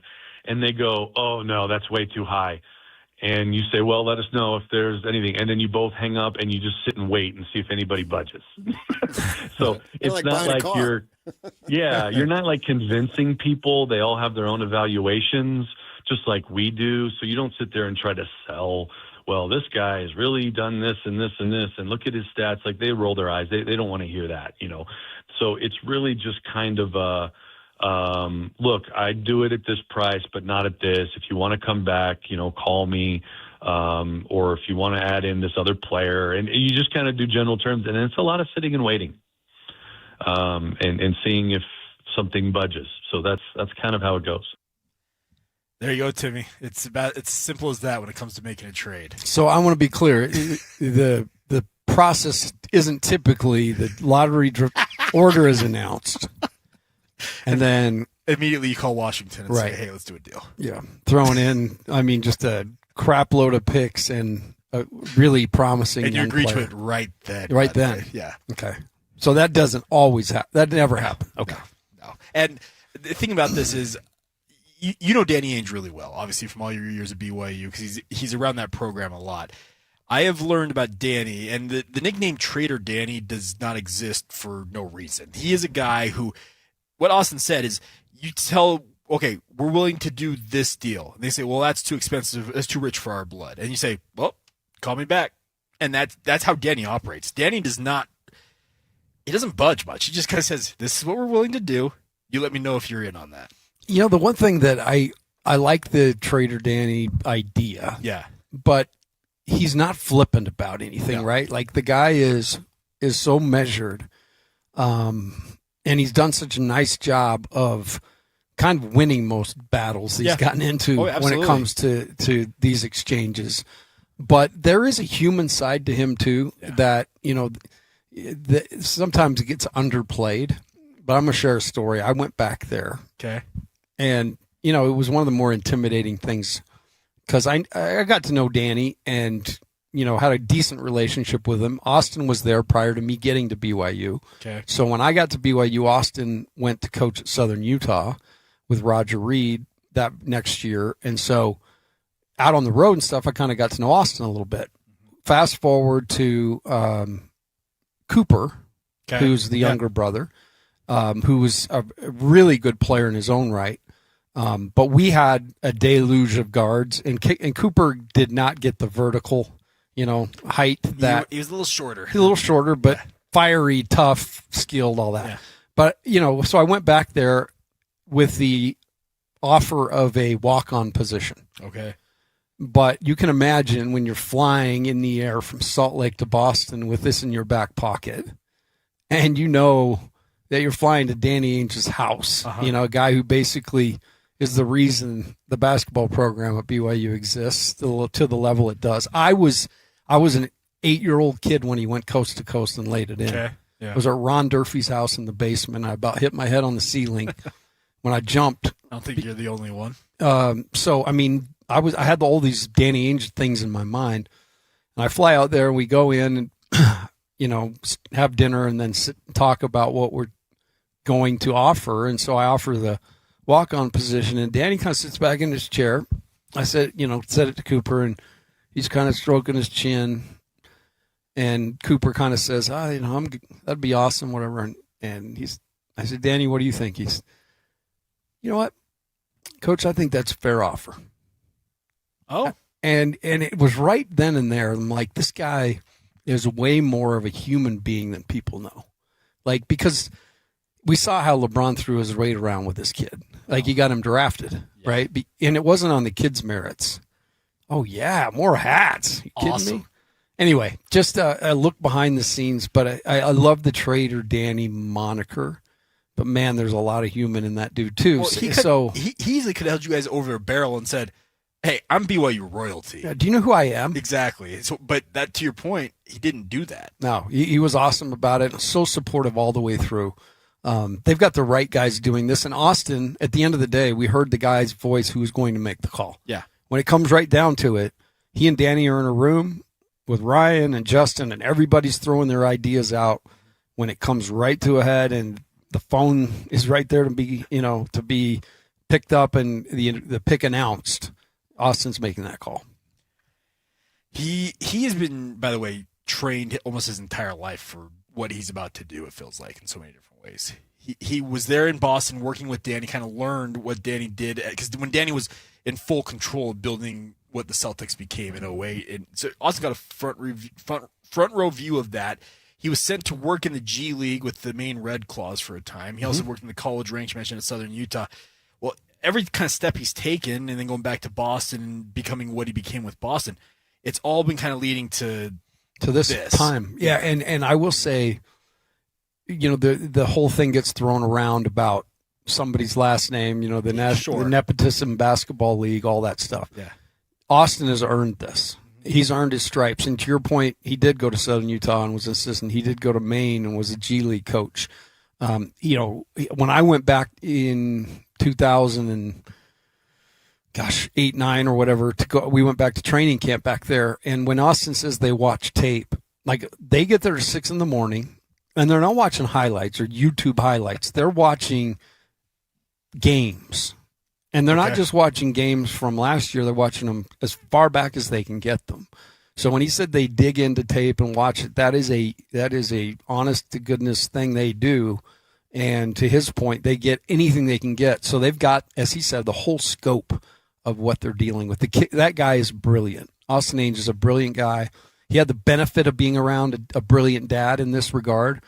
But make no mistake, Austin's its own man, and he is a brilliant guy. I'm really thrilled because his ability age-wise to kind of lead this thing in the future is exciting. Well, and yeah, the other thing I'll point out before we move along here is that he also is like, we don't do trades in a vacuum. They don't happen the day after this. We have those conversations that are ongoing. He said, we're going to spend all this time building up to this. They haven't made the decision today who they're drafting. Well, the whole Jaren Jackson Jr. thing was a perfect example of that, because Memphis is calling everyone in the league and offering John Morant, and $1 million picks just to try to get him off the books, and no, they're no takers, and they have to do something. They have to unlock their salary cap. Yeah. It's almost like Jenga. You pull something and it drops. Yeah.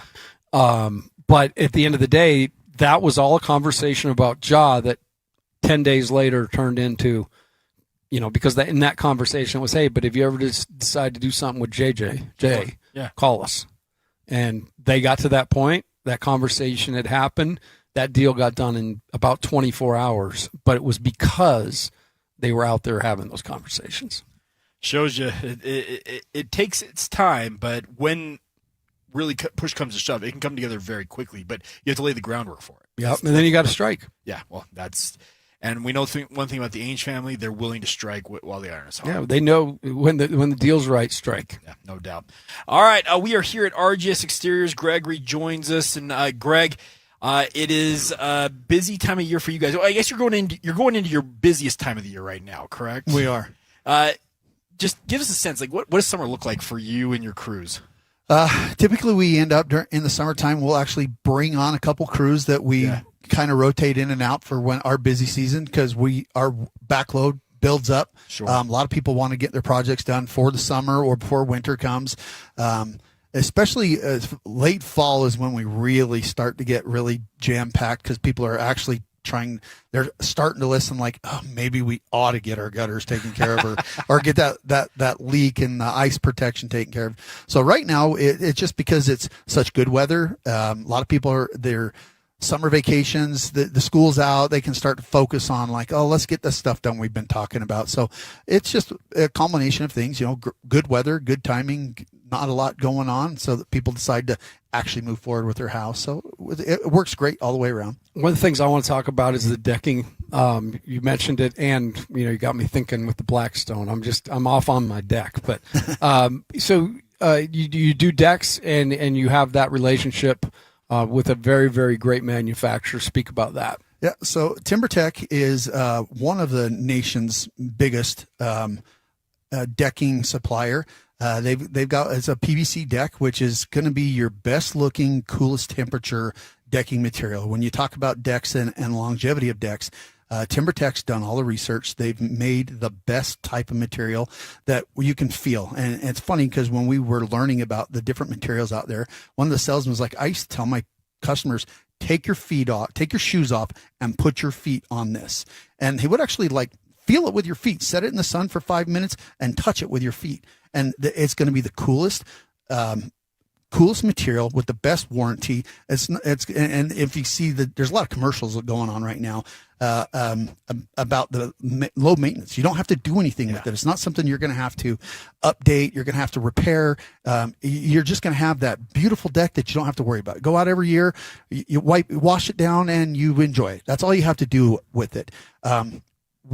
We have become a preferred partner with them as well. We like to find the best products that are available on the market, partner up with those people because they're the ones that are going to give the warranty that we like to give.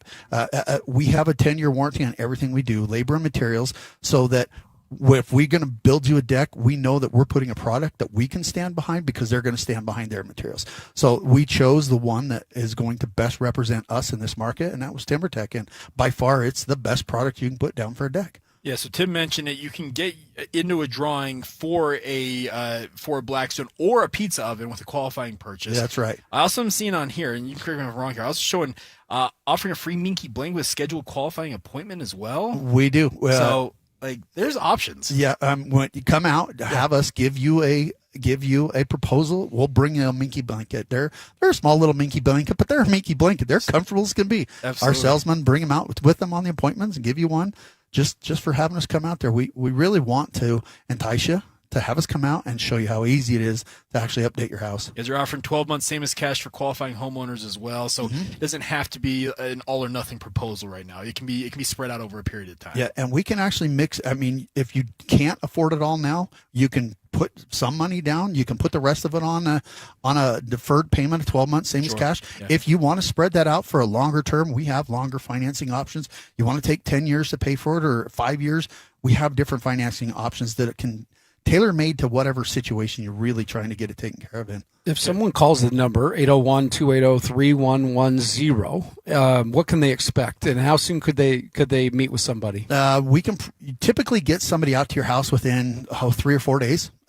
We try and make it as quick as possible, just because it's a lot of times people may have multiple appointments set up. The sooner we get out there, the sooner you can move forward with the project. And once you start actually find out how affordable they are, a lot of people are like, let's just go, let's do it. So we really want to get out there. We have a lot of our designers that can come out and meet with you, go over all those options, get that trigger pulled. Depending on the material you've got, some of the projects we can get on in 3 or 4 weeks. We can be started on your project. Most simple projects are about a week long to do. Now, some of the materials take longer to get. Some of the materials are custom. If you're looking at a custom product, it can take a little bit longer to get the materials in here, but we can really get on a project like pretty quickly. Okay, so 801-280-3110, or then go to rgsexteriors.com and get started there, correct? Yeah. On there, there's a link you can go on. If you want to go that route, you can put in a date that you're interested in. Our office will reach back out to you to confirm that. Yeah. We really try to make it so that we can coordinate around what time's going to work for you. We don't tell you we're only available at this time. We only have one guy. You better be home at this time. Next Thursday at 4:30, and that's the only time. We have a lot of different guys that can come out. We can cater to your needs of what time you're going to be available. Come out and give you a proposal. Perfect, Greg. Well, thanks as always. Yeah, no problem. All right, more in a moment. We're talking quarterbacks next. Both Bear Bachmeyer and Devin Dampier. They're expected to be two of the faces of the Big 12. Interesting notes on them from ESPN. We'll get to that next right here on 97.5, the KSL Sports Zone. They've been doing it for a while. This is Jake Scott and Ben Anderson. Man, the myth, the legend, thorough Big T. Bailey. I'm not sure how much you've had a chance to watch A.J. DeBonta, but you have any thoughts if you have been able to see him a little bit? Personally, I think he's the best player right now in that group. I did get a chance to watch all these guys play, maybe A.J. a little bit more, but he's been groomed for the next level. You look at what BYU was running. The offenses look like NBA offenses. The ISOs look like ISOs. He's becoming a really good playmaker as well. Just a great season, far and above Player of the Year in college. I would be surprised if Washington didn't take him. He's going to be nice. It's not going to be perfect for him coming in at this level. He's going to have to learn some things, the physicality, the speed of the game, the number of games, potential rookie wall, but everybody goes through those things. He's going to be a great player in this league. Catch Jake and Ben afternoons from 2 to 6 on 97.5, the KSL Sports Zone. Check engine or ABS light on? Take the guesswork out of your warning lights with O'Reilly Veriscan. It's free. Ask for O'Reilly Veriscan. O'Reilly Auto Parts. Support comes from Amazon Business. Free your team from time-consuming procurement tasks. Discover smart business buying where unmatched selection meets AI-driven tools to simplify complex processes so you can focus on what matters most. Learn more at amazonbusiness.com. Spring cleaning isn't just for your house, it's for your life. If your job is getting old, it's time to clear the clutter and spring into IT. Go to My Computer Career. My Computer Career helped me get the skills and certifications I needed to start a new life as an IT professional in months, not years. Earn the certifications the top employers are looking for right now. Visit mycomputercareer.edu and take the free career evaluation to see if it's time to spring into IT. Financial aid is available to those who qualify, including VA benefits. Hi, this is Derek Overstreet, president of the New Millennium Group and co-host of Stop Working, Start Living with KSL News Radio. Can you imagine what your life would be like if you could retire 3 to 5 years earlier than you thought possible? The things you could do, the loved ones you could spend time with, the memories that you could create. That's what our team at the New Millennium Group does. We'll walk you through the entire process every step of the way. If you'd like to get a copy of the 5-step proprietary plan that will help you retire 3 to 5 years sooner than you thought possible, give us a shout right now. 888-999-6370. That's 888-999-6370 or utahsfinancialplanner.com. Listen, most of our listeners right now have a tax problem, not a money problem. There's not enough money in Social Security Medicare as it is. Let us show you how you can significantly reduce your taxes. That's 888-999-6370, 888-999-6370 or utahsfinancialplanner.com. After all that mud and rain, give your carpets a reset before the kids get out of school and summer guests start arriving. And if you want to get it done the right way, choose Zero-Res Carpet and Air Duct Cleaning. Zero-Res cleans without sticky soaps or harsh detergents, so your carpets are safer and stay cleaner longer. And right now at Zerores.com, get 3 rooms of carpet clean for just $129 and a free hallway cleaning. Spelled the same forwards or backwards, Zero-Res is the right way to clean. Britt Floyd returns in 2026 with their biggest show yet. The Moon, The Wall, and beyond. Experience the dark side of the moon, plus stunning lasers and visuals. June 6th at the Maverick Center. Tickets on sale now at Ticketmaster.com.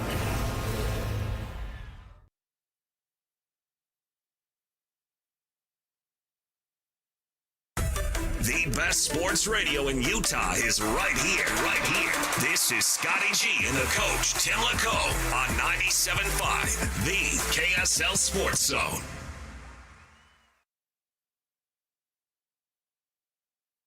You have the time to listen to me whine about nothing and everything all at once. I am one of those melodramatic fools, neurotic to the bone, no doubt about it.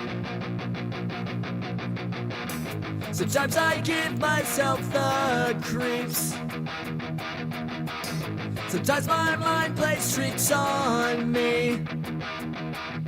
It all keeps adding up. I think I'm cracking up. Am I just Welcome back to Scotty G and the coach here on 97.5, the KSL Sports Zone. Jake Hatch sitting in for Scotty. All right, Timmy. So I mentioned we're going to talk about quarterbacks here, and ESPN has put out a list, and they have gone through all 138 FBS quarterback situations. Yes, we have 138 FBS football programs now. Who wrote that? It comes from David Hale, who's a longtime ESPN college football writer, and he has broken this down into tiers. Well, he's got a lot going on then. He does, and he has done this annually for quite some time. And he goes each tier, going the different quarterbacks. And in tier 3, they're calling it the Sean Clifford zone. And it's got 6 players in it. And what he says about this, he says, Sean Clifford won 32 games as Penn State starter. He was always somewhere between solid and quite good. Against teams that finished the year ranked, however, he was a woeful 4-11. This is, of course, was the story for nearly every quarterback under James Franklin at Penn State, but it's also true for a lot of others. And this presents a delicate situation for those schools like the Nittany Lions teams.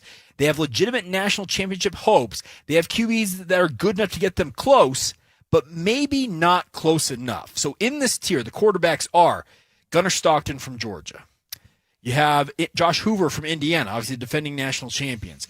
John Mateer at Oklahoma, Rocco Becht from the aforementioned Penn State and Nittany Lions, Marcel Reed from Texas Tech, and Devin Dampier from Utah. So in this tier, he talks about the situation, each one of these quarterbacks, where there are parts of them that are good enough to get them close, but maybe something that holds them back. So let's start off with the part that they talked about, the good part for Devin Dampier, this. 3 quarterbacks finished last year with 34 or more touchdowns, 3,300 or more yards, and 6 or fewer turnovers. Any idea who those might be? One won the Heisman Trophy last year. Well, Devin Dampier is one of them. Yeah, so Fernando Mendoza. Our guy Fernando, of course. Yes, Fernando Mendoza. Brendan Sorsby, who has gone to Texas Tech and has found himself in all kinds of hot He was betting water. on himself. Yes, and Devin Dampier. So those numbers, downright elite, obviously. You think, okay, but as they also point out here, on the flip side, in terms of, okay, Devin can get you to a certain level. Then they add this about Devin Dampier. Dampier faced just 3 teams that finished better than 7-6 a year ago. In those 3 games, he threw 2 touchdowns, 3 interceptions, and averaged just 5.6 yards per dropback. The numbers dropped off. And one of those teams is obviously BYU. They faced off against Texas Tech as well. Texas Tech was rough. And he didn't have his best performances. So that's kind of the – so I'll get your thought on this. The numbers show that, okay, he's at a certain level, but can he overcome – can he get to that next step here? That's what those numbers indicate, that that's where he's got to go. And the beautiful part is he gets to come back and try again. He does, yes. And, I mean, the numbers are definitely great. And all by themselves in a vacuum, wonderful. Like if you're playing, I mentioned 2K earlier, if you're playing Madden and you've got a guy on a heater, you're throwing it every time. But, in the margins, in those games against better defenses that caused him problems, he's got to be able to move the chains in those games. Yes. He's got to figure out whether with his legs or being more accurate as a passer, he's got to be able to move the chains. That in those tough games, right? That to me is how he's going to take the next step, because he had a phenomenal year and he put up great numbers, but that's what was lacking is those key plays, in those guts of the games, when particularly early, like in that A&M game, they had a little bit of momentum and just couldn't offensively, create a spark. Yeah. Well, and that's the hope, is what Morgan Scalley's hoping to pull out of Devin this year. Now, he does have the complement of Bird Ficklin alongside. Right. I was just going to say they don't have Devin Ficklin on there, or Devin Ficklin's a good name. Right Devin Ficklin or Bird Dampier. Bird Dampier. Wow, that's kind of cool too. Yeah. But that's really what you're going to be dealing with at Utah in quarterback. And that's what Kevin McGivern's job this year. The Bird's the word. Bird is the word. How great was he, by the way? He was. He was like Forrest Gump. Every time I turned, he was running toward the end zone and out the tunnel. Well, and so that's the thing is, can those two almost complement each other and, I guess, combined take that next step? And the cool part to me is there's a new mindset coming in. There is. You guys had Morgan Scalley, and he talked about that very thing. People can say what they want about Utah opening it up, and they did open it up last year, but what happened in those crucial games? Everything got locked down. So part of it is perhaps Dampier not performing in those moments, and part of it could be a mindset, a strategy that, hey, we're always going to keep these things close. And I know, look, Morgan talked about it the other day. He talked about when he came on with us. Sure. He talked about how important balance is in football. You can't be too passive. You've got to have a nice balance, and one's got to complement the other. Which is why for Bachmeier, the best thing to ever happen is LJ coming back, because it solidifies. He's going from, where he picked up. He just gets to build from there. And so in my mind, with a new guy coming in, a new mindset at the head coaching position, and then, McGivern looks at things a little differently. He does. Yeah. And so to me, from the very beginning, everybody having that mindset that we're going to attack this thing as a duo for sure, but how we do that is going to be our secret sauce, and seeing that develop. I'm excited to see how that affects things in games like that. So you talk about Bear Bachmeier. So scrolling down a little bit, so tier 3 is where Devin Dampier was on this. So great quarterback, but maybe not, at least in David Hale's opinion, capable of elevating you based on what the numbers say. We'll see what happens this year. What do you say in terms of his arm? I mean, he's got to become more accurate, right? Downfield in particular. Downfield, that's what I mean. If he cannot hit downfield to guys like Braden Pagan this year, it may be all she wrote once. Because if you can't stretch the box, you can't run. And trust me, there is one person who knows that better than anybody on Utah staff right now. It's Morgan Scalley. Right. Because his defenses, when they have struggled the most recently, is when they've gotten stretched down the field. Yeah. But that goes for almost any defense. Like, if you can take the top off the defense, to use that expression, it completely changes how your outlook goes on defense. Well, my response to all that right there is, okay, they talked about Devin Dampier. Yeah. But that is, the situation is going to be Devin Dampier, but it's going to be a lot of Bird. Yes. And so I'm excited to see how that plays out, and if that duo can actually increase that rating for next year. Okay, so that brings us to the conversation about Bear Bachmeier in these rankings. So tier 5, they call it the Christian Hackenberg paradox. And yes, we're going back to the well when it comes to the Penn State analogies. They talk about Christian Hackenberg. In 2011, I remember this, He was a freshman playing under Bill O'Brien, and he was like the guy. He was a true freshman, 6'4", threw an incredibly, just a pretty ball, and looked the part of a future star. Now, things didn't really progress from there for Christian Hackenberg. He ended up being a second-round pick because he was a 6'4" stallion of an athlete, but never really developed into really anything. So they point out here in Tier 5. John Walsh. Yeah, that's good. That's a good poll from the BYU history. The 3 quarterbacks they have here in this tier are BYU's Bear Bachmeier, California's Jaron Keawe Sagapula-Tele, and then also Michigan's Bryce Underwood. So this involves the Kyle Whittingham conversation as well. Say this, all 3 of these highly regarded quarterbacks who looked at times like elite players as true freshmen in 2025, but whose miscues left at least a little room for concern over their future development. He adds this, at least one, maybe all 3 of these QBs will be a first-round draft pick in 2028, but it's also possible there is a Christian Hackenberg in there where he doesn't really take the next step or steps to become the quarterback that you expect him to be. So I'm going to scroll and mention this. So this was an interesting stat about Bear Bachmeier, and it kind of shows the tier he's on and where he could go. In the past 20 years, just 19 Power 4 or Power 5 quarterbacks had 3,000 passing yards, 500 rushing yards, 25 TDs, and 10 or fewer turnovers in a season. Those are numbers that Bear had last year. 4 of those quarterbacks won the Heisman Trophy. 3 were runners-up. 6 of them became first-round draft picks. Another is Bachmeier. That's the type of territory, if he continues on this career arc, he could end up becoming. What I see in that dude sings that. And I'll tell you why. It's the intangibles. It's stuff we talked about in the first segment, second segment. It's how do you measure somebody's heart?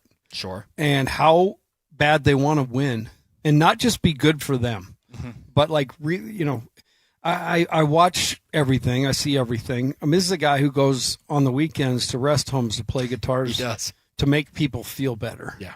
Okay, so you're dealing with a pretty grounded dude who is also mature beyond his years. Correct. Who he's got all the skill stuff, and now it's just going to be feel and growing incrementally, not just game by game, but series by series, snap by snap. Yeah. Well, he did that all last year. Right.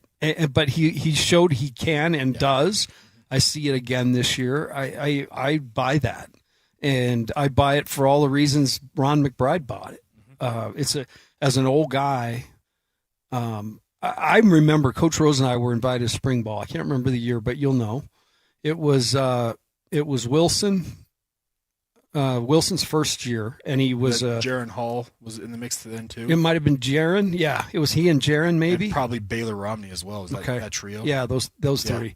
But went to that spring practice and kind of sat there and watched everybody do their thing. And as good as Jaron was, like the Wilson thing, it just screamed how good this kid could be. Yeah. And you see that in these prospects. So I see that in Bear.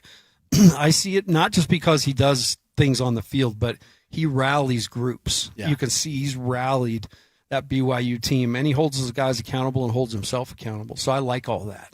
So that kind of shows you, like, Bear's on an arc that, it says 4 of these quarterbacks who had these stats as freshmen won a Heisman. 3 of them were runners-up, so they were in New York for that, and 6 of them were first-round draft picks. Now, there's others of that group that didn't pan out. A Christian Hackenberg, for example, who ends up as a second-round pick and barely plays in the NFL. But it kind of shows you, okay, this is the baseline of where he's at and where he could go. And like going back to what we talked about Devin Dampier, Devin has got a track record of being a very good quarterback. But is it Bird Ficklin, or can he himself take that next step, much like Bear has to prove as well as a sophomore? And if they both do that, well, Utes and Cougar fans, you'll be very happy. Yeah, football around here is incredible. I used to live less than a mile from Cougar Stadium. Okay. Moved just recently. My wife and I were just talking. We're gonna miss those days where people parking at our house to walk a mile to the stadium. Yeah. But then also at the U. I mean, I was a season ticket holder at the U during the Urban Meyer years. Oh, geez. So people always associate me with basketball, but I am into football. I love football. Sure. I can't speak to blocking schemes like Hans. Like very few people that can. enthralled me. I love that. Yeah. But I certainly can kind of read the room on it. Yeah. And the NFL, I won my fantasy football league last year. Look at you go. So, and that was it was a pretty good league. So, my play of the year was I picked up the Drake May. Okay. Picked up Drake May out of free agency after the draft. Yeah. And he started dang near every game for me and was my horse. Okay, well, T. Lacombe on social media. Hit him up for your fantasy football tips. I don't know about that. I start to clutch when I know people, are counting on me. Yeah, so I thought those numbers were worth monitoring, and we'll see, because it's coming football season with the way that both the Utes and the Cougars look, and also include the Aggies. They mentioned McKay Hillstead later in this article, but never put anything out on him. They just mentioned him in one of the tiers. Hope is that all three of these programs have some noise to make this year. And I feel like they will. And it's exciting to be in the mix. We're right around the bend from Big 12 Media Days. About a month-ish away, yeah, rough, give or take a week. So that will be fun to get back there, and as always, and get everybody's take on where things are going. But it'll be here before we turn around. I did see Morgan Scally sang over the weekend. He did. At Pebble Beach. It was the Pebble Beach Coaches Classic, right? And he was incredible. In fact, I'll try to find he sounded so good. Like he needs to do a cameo at the Hounds. I think it was Sam Farnsworth, a good friend at KSL Sports Live, put it out on social media. I pulled it up. I was like, okay, we'll see how Morgan. An interesting song choice too. Sure, but I was just like, okay, Morgan's got some pipes. All right, we'll see if we can dig that up. All right, more in a moment. We'll continue on here. Scotty G and the Coach right here at 97.5, the KSL Sports Zone. This stuff is available everywhere. Wherever you are, the KSL Sports Zone will be right there with you. It's the KSL Sports app. I love it. Where you can get the latest podcasts, up to the second breaking news, and analysis of the teams you can't live without right from your phone. And wherever in the world you may be, you can have DJ and PK, Scotty and the Coach, and Jake and Ben tag along with live streaming of your favorite shows. Download the KSL Sports app and never miss a thing. Presented by University of Utah Health. Health is in our DNA. Learn more at uofuhealth.org. This is 97.5, the KSL Sports Zone. You don't know what you got till it's gone has never been more true than when your water heater goes out and you hop in the shower. Your body first shivers and then you go into survival mode by letting out a shrieklet, which is like a shriek, just smaller, followed by unnecessary running in place and jazz hands. Look, there are really only two kinds of people in this world that need cold showers, pioneers and plungers. So unless your name is Laura Ingalls or Joe Rogan, cold showers aren't for you. At Shamrock Plumbing, we know what to do when your ungrateful water heater stops showing up for work. Give us a call and we'll get you back to those scalding temperatures you've grown accustomed to over the years. Shamrock Plumbing. A family office is a team built to handle the three biggest financial responsibilities a family faces: wealth management, tax strategy, and estate planning. Most firms only manage your investments and refer the rest out, hoping everyone stays aligned. At Trajan, we built something different. Your wealth, tax planning, and estate planning are handled together inside one firm under one roof. There's no guessing whether your CPA, advisor, and estate attorney are truly in sync, because our team works together every day on your behalf. When your financial life becomes more complex, your advice should become more coordinated, not more fragmented. One plan, one trusted team. Call Trajan today, 855-TRAJAN-1. That's 855-TRAJAN-1. Trajan Wealth, an SEC-registered investment advisor. Additional services through Trajan Estate and Trajan Tax. Additional disclosures and accreditation at TrajanWealth.com. We're living through a monetary crime scene, and your IRA or 401k is a key victim. Hi, Dr. Ron Paul here. In 1971, gold was $35 an ounce. After the dollar was cut loose from it, inflation soared. And in just 9 years, gold hit $850. People who diversified into precious metals survived and thrived. Today, we're in a worse position because we face inflation and massive debt. Fortunately, gold is still an option. My trusted friends at Birch Gold Group can help you own gold inside your retirement account. Plus, you pay 0 penalties on the transfer. Start now by getting a free info kit on gold. Text the word SECURE to 989898. We're facing the same monetary chaos as the 70s with significantly more more debt. Get your free info kit from Birch Gold. Just text SECURE to the number 989898. Hey, this is Chris with JCW's. Are your kids picky eaters? Bring them in and try our chicken fingers or a grilled cheese sandwich. They'll be smiling big in no time. JCW's, quality and a lot of it. Ladies and gentlemen, the biggest name.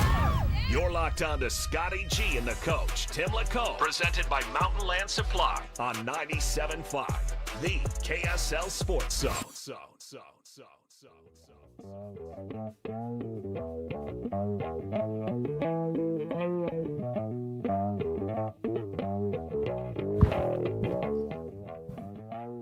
Welcome back to Scotty G and the coach here on 97.5, the KSL Sports Zone. I'm Jake Hatch, filling in for Scotty G. Tim Lacombe along for the ride, and Greg is here with us. We're at RGS Exteriors today, and Greg, Timmy brought it up in the break, and I'm going to kind of steal some of your thunder here. Google reviews are like the thing for consumers these days. One of the big ones, yeah. I did not realize this, but let's put it this way. When my wife decides to go with a company, she hops on Google. She looks at how many reviews they have, what the reviews are, and like the overall ratings and the like. And you guys have got a pretty sterling record on on Google in particular. We do. That's something we kind of focus a lot on because a lot of people do that. We like to have our customers put what they think of us online because a lot of people want to know, are these guys really legit? We hear them all the time. Is it real? We have a lot of Google reviews. Obviously, we're not perfect, but we do take pride in our reviews, and that's part of what we tell our customers all the time. We're not just here to just get a job done and get out of there. We're here to get a job done that you're happy with. We want you to be able to say, we love RGS, what they did for us, and we would recommend them to our friends and family to come do work. So we have a lot of Google reviews, and you can actually go on our website. There's a link to them. You can go in and read all of our good ones and a couple bad ones that nobody's you can't make everybody happy. Yeah, that's exactly. There's just, no matter what you do, somebody's not going to be 100%. If there is a company that has a perfect, all of them are good, something's up. Yeah, those are bought most of the time. Yeah, anyways, and ours are not. We actually have a third-party company that does independent ones that we just pay, and they call and they put them into a magazine called Guild Quality, and they publish it separately, completely from us. Very cool. That's awesome. 1,396 as of the last count, and a 4.9 out of 5 ratings. So that speaks to the quality of the service. Yeah. Which is incredible. Family owned. And I know legacy is important, right? Doing things the right way. You guys talk about it all the time. You know, one of my first exposures to RGS is when I heard Tim say that, you know, you don't need a warranty. Yeah. But your warranty, you know, definitely does a ton, but it's really what y'all are about that makes the biggest difference. It is. Part of our company motto is and it's funny because younger generation don't actually understand the phrase old school craftsmanship. That ours is old school craftsmanship with a modern touch, which and I find it funny because even my daughters, they don't. What does that mean? I'm like, wow. Have you ever heard the expression, they don't build them like they used to? It's because people used to take pride in their work. And that's who we are. We take pride in the work we do. We want our customers to go, oh, I'm so glad they hired us. They actually do it right. And that's who we are. We're that old school craftsmanship.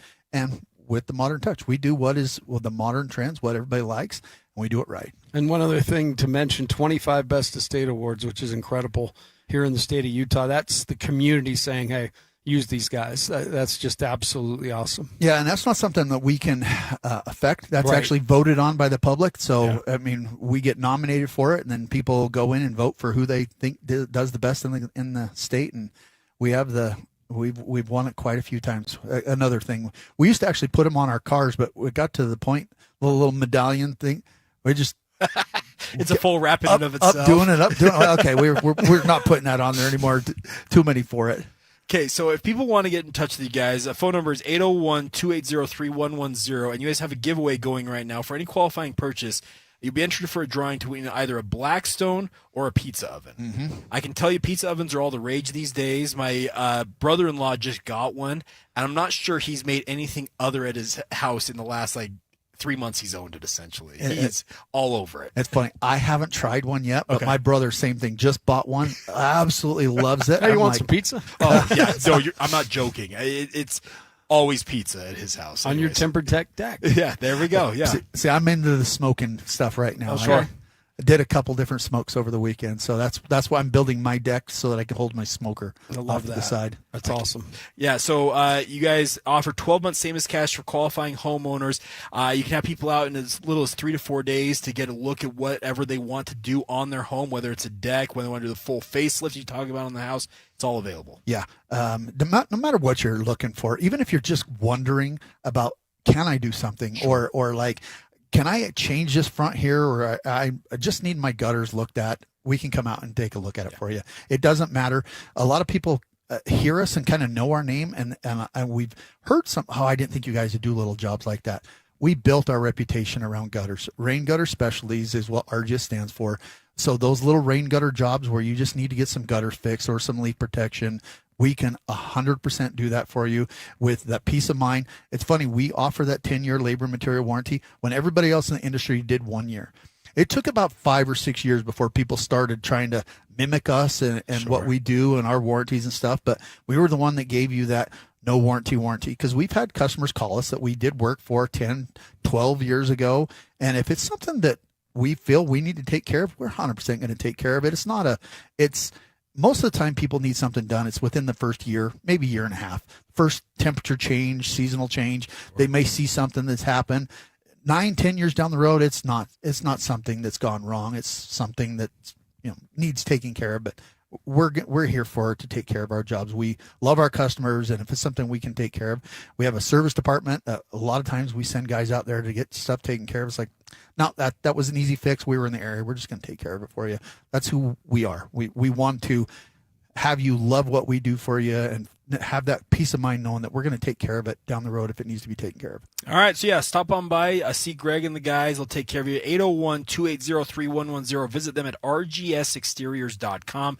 More in a moment right here on 97.5, the KSL Sports Zone.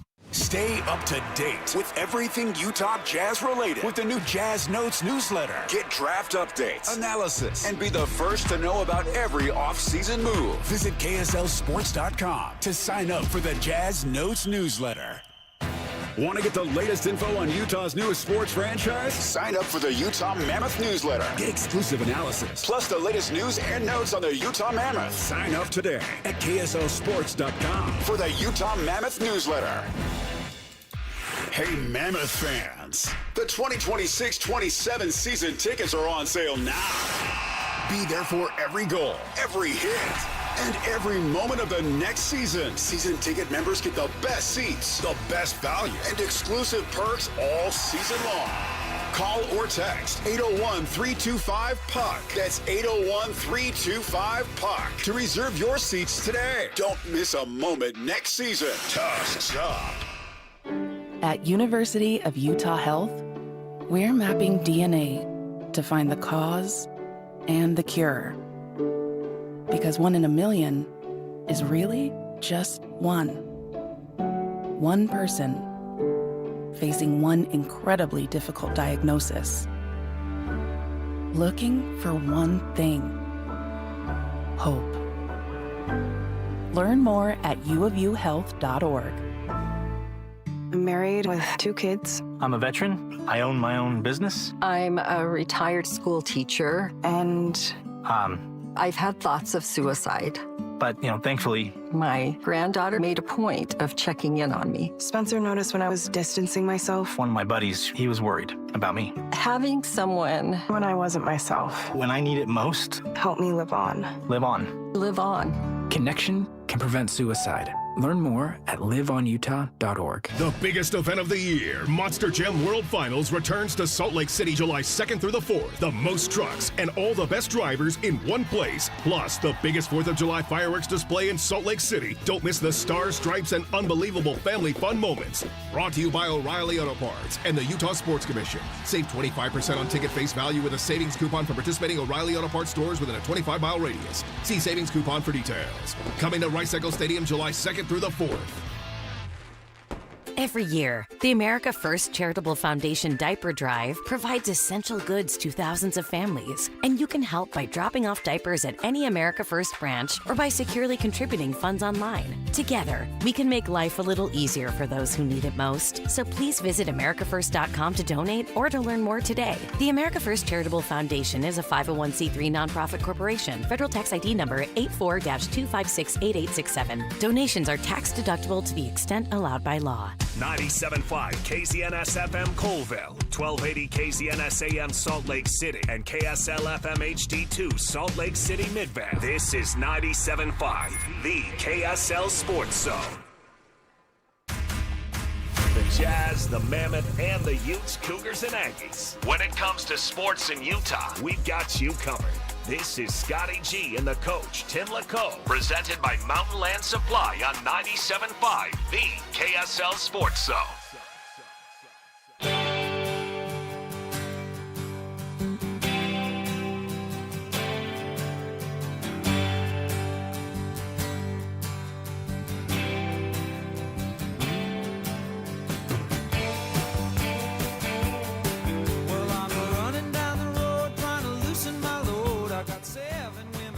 Welcome back to Scotty G and the coach here on 97.5, the KSL Sports Zone. Jake Hatch sitting for Scotty G today. Do want to remind you that Scotty G and the coach, the show is going to be out at Tim Dolly Mazda on Friday, 10785 South Auto Mall Drive. Jake and the crew over there are absolutely awesome, Tim. Oh, they're great. Been there a few times. Always have great deals and good energy in the place. Mazdas are cool, so check them out. Yeah, and they are always in a dealing mood, it feels like, every time we stop on by with the zone. Always in the dealing mood. Yeah, so come out and see us Friday. It'll be 10 a.m. to 2 p.m. You can stop on by. All right, Tim. So it is, I guess, it's the kind of the unofficial start to talking season here. Now, spring meetings for college conferences, I'm telling you, not even 5 years ago, weren't really a thing that media covered all that heavily. There may be a note or two that would come out of them, but they were mainly for the ADs, the coaches, and the obviously conference commissioners, those types, to get together and kind of talk about the business of the conference. Well, as we have seen kind of the rise of college sports, they have become a bigger thing. And the SEC, because I think Greg Sankey's got a good feel for the pulse of what the fan wants. He opened up SEC spring meetings to the media a handful of years ago, and they have become a newsmaker. Now, we saw the Big Ten open it up last week. They were down there in Rancho Palos Verdes, California, speaking to the media.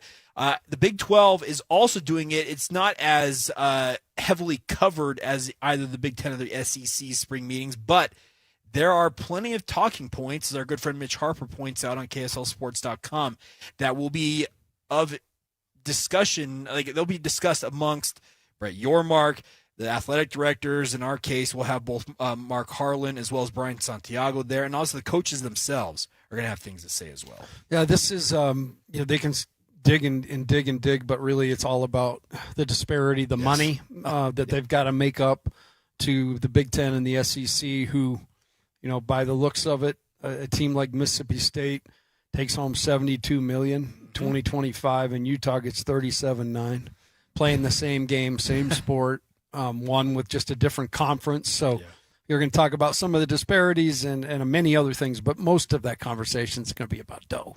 Yeah, and this is the time of year that Brett Yormark will go in front of the ADs and the coaches and say, okay, here are my ideas of how we're going to create. Yeah, essentially, here are my ideas of how we're going to generate more revenue, to close that gap if at all possible. Now, are you going to make up to what you point out, $30+ million? Not likely.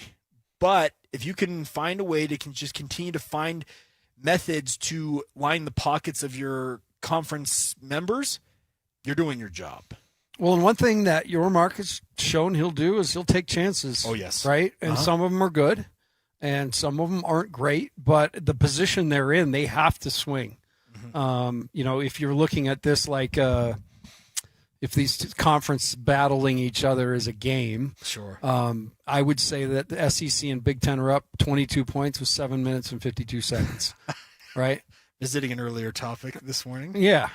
I like to bring everything back together, but my point is they're the ones that All they have to do is keep doing what they're doing. Yeah. It's everybody else that has to be superhuman. They have to create, like you said, avenues to revenue that, I saw some schools that are actually having concerts in their venues and raising money. So if Utah State. Right. They're bringing, I remember who the country artist was, but they're bringing him to the Maverick Stadium up there in Logan. Right. It's been happening. Texas Tech did one, Texas A&M. But so you're just looking for alternate resources now to get to the bag, because that rosters, if you really, really want to compete at the highest level, they're getting up there in the neighborhood of $40 million. And it won't be long before they're 100, I promise you. You really think so? I just watch. $100 million. Unless somebody puts a friggin', they've got to put a guise on this thing. But we're a couple of years into it, and it went from, a bag of Cheetos and, something you got out the way. We went from getting a complimentary meal on the way out of the game. Yeah. To millions and millions and millions of dollars. And there's no stopping. I don't see it going backwards. PK tells the story of it was Keith Van Horn, if I recall correctly, that had a burger with Rick Majerus. It was when Keith's was his mother passed away or his dad passed away, and Majerus went and bought him a meal, like just take care of his player. I think Majerus got dinged by the NCAA for that. He did. Yeah, that was kind of thrown into a litany of things. Yeah, and that one gets pointed out a lot. But yeah, that's how far we've come. It's changed a but lot. In 2019, yeah, I could have got dinged for taking a guy to lunch. I mean, so we're in 2026, yeah, and I'm talking about rosters getting upwards of 40. Mm-hmm. If somebody, it doesn't take rocket science to say every generation that comes in thinks they're the best and they deserve more. And so it just continues to grow. It's just crazy to me. I just looked this up just for comparison's sake.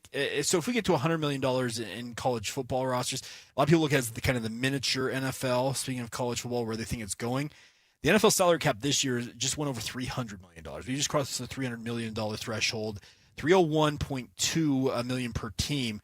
And it's not that long ago that in the NFL that it was in the $100 million range for the salary cap. Right. So to your point, each group thinks, hey, keep going up. And researching 1999, it was 27 years ago. Uh-huh. The dollar's basically worth about half of what it was at the time. So it's just crazy. I mean, everything just keeps exponentially. I don't know. It's tough. It's tough out there. So, and that brings up another point. So Mitch wrote this in his piece. You can go to KSLSports.com and talks about some of the topics he expects to be discussed at Big 12 meetings this week. And this was an interesting one. Talking about the football calendar. A lot of coaches want the college football playoff done by early January. This coming season, the national championship game is scheduled to be played on January 25th. It is going that late into this, and I don't think that's sustainable in and of itself. But as he points out in this, is that you can have, in the case of BYU, in a week's time, remember that first week of December leading up to the Big 12 championship game, you had Kalani Sitake dealing with the Penn State situation. Right. He's trying to negotiate whether he's leaving, he's staying. They called it the quote-unquote love bomb that came from BYU boosters and that made him stay in Provo. Because I'd heard he's out. Did you? Yeah, I actually thought from a very bona fide source. Yeah. If you knew who we heard that stuff from, you wouldn't question where it was coming from. But so that was one thing we went on that week. You also are playing in a Big 12 title game against Texas Tech. So you're trying to prepare for that. And then, oh, by the way, you do have to travel to Texas for said game. That's all in a 5-6 day span. Kind of shows how the calendar needs to be revamped here, and it just kind of needs to be laid out a little more structurally. And they're talking about moving the start of the season to week 0, where it's the week before Labor Day weekend. I'm in full favor of that. I love that, yeah. It gives you a chance to get because a lot of teams want the double bye. They want to have 2 byes in the season. I get it. And then it also, and if you scrap the conference championship games, you can start the playoffs early December and then finish the season right around early January, where it probably should wrap up. And that's going to be a topic this week amongst all these Big 12 officials, because a lot of these coaches, they're concerned about how compressed all this action is together. And if it all of it being packed on top of one another, it causes issues. Yeah, one thing's for sure, there'll be a ton discussed. A ton of it'll revolve around how they make up some of that gap. Mm-hmm. You can't do much of that on the field, unfortunately. I mean, reputation helps, but most of that's done kind of other ways. But I do like the move that Yormark got a venture capital firm to, make it possible for teams to have access to money that they can then pay back. But I think that's going to open up some things, and I think that's a forward-thinking move and definitely something that I'm curious to see how that is utilized. Well, I remember when that came about, it was like, well, nobody wants to take advantage of it. I'm like, take advantage of it right now. Because if you look at the terms of that, it was a private capital with Redbird Capital, and I think it was the Weatherford Capital Partners, Drew Weatherford, right. the former Florida State Seminole. He's running his own capital firm. It's $30 million, but you have a full calendar year. If you decide to take it, you can do that. You don't have to make the decision right now. Now, I will say, you worked at BYU. There's no way in Hades BYU's ever going to take on a loan of that variety. That's just not BYU's prerogative. And I talked to some people at BYU who are very clear to say, Jake, that's not happening for us. But there are other schools, and I think you can speak to this, Tim, is that, you may go in thinking, okay, we're not going to take that. But let's say you get 6 months down the line, something changes, whether you need to hire a new coach or something. You talk about rosters going up, and all of a sudden you're like, hey, we need an influx of cash. That is what Yormark has opened the avenue to. Yeah, which is awesome. I mean, it does at least kind of give schools that are struggling, because the landscape has shifted so much. Oh, yeah. And some people are just guilty by association. Like they've just, like plate tectonics, they're on the wrong side of the split. Mm-hmm. Blue bloods are no longer blue bloods in many respects. I mean, you don't fear Alabama. Well, Alabama doesn't have the teeth Alabama had for years. Mm-hmm. So the whole landscape is completely upended, and teams are, especially with the expense of rev share and everything else, like they are rediscovering how to run these programs in a positive way, not just winning, but also fiscally. I mean, there's a lot going on. So that extra money, no question, helps. Now, the other thing is, were you around when they changed the practice calendar for basketball where you guys could work out with the players in the summer? Yes. You were still there? Mm-hmm. They've changed it a little bit more even since then, right? Where they can work out multiple times during the summer months with their athletes. I would assume so. I don't know that. Now, I assume so. They're also considering this where in the football realm, creating a kind of an NFL OTAs model where you were allotted, it's been 15 practices. Let's say you keep that same number. But you don't have to, because the whole thing has always been with spring football. You have a 30-day window to use these 15 practices. That's what spring football was all about. The idea is that they're going to open that up where you're allotted the 15 practices, and if you want to do 2 in January, 4 in February, and you want to spread it out through the offseason up through, I think the cutoff date was in June, you can do that. And I am very interested to see if that comes about, and also how that would relate in relation to, okay, if you get the college football season done in January, how quickly will programs turn around and start those OTAs? Because the NFL model is you go through your season, Super Bowl, you have a week or two of downtime. Cancun. Yes, good point. Then you have free agency come around, and then the draft, but then right after that, it goes into the OTA model. You have to compress that a little bit with colleges because of semesters and the like. Right. But I'm very curious. Oh, they go to school still? Well, okay. That's still up go for to debate, school, too. quote unquote. I attend class online. You never heard anything about it. I know. Do you? Academics, Although sadly, AJ said his favorite class this year was the Book of Mormon. Yeah. But by the way, if he was going to class, good on him, because there's a ton of athletes out there that they're attending class, but they're attending it from the comforts of their own home, and that's just it. Academics is sadly taking a back seat to all You of don't this. say. You know this. You get money involved, and man, it's amazing what can slide. Well, it's something that it's the old adage: money talks, and it talks in every realm. It screams. Yeah. In college athletics right now, it's screaming. It saying, does. We're here. And so I wonder how much more money can really talk. And it's been a talking point that you've had on this show.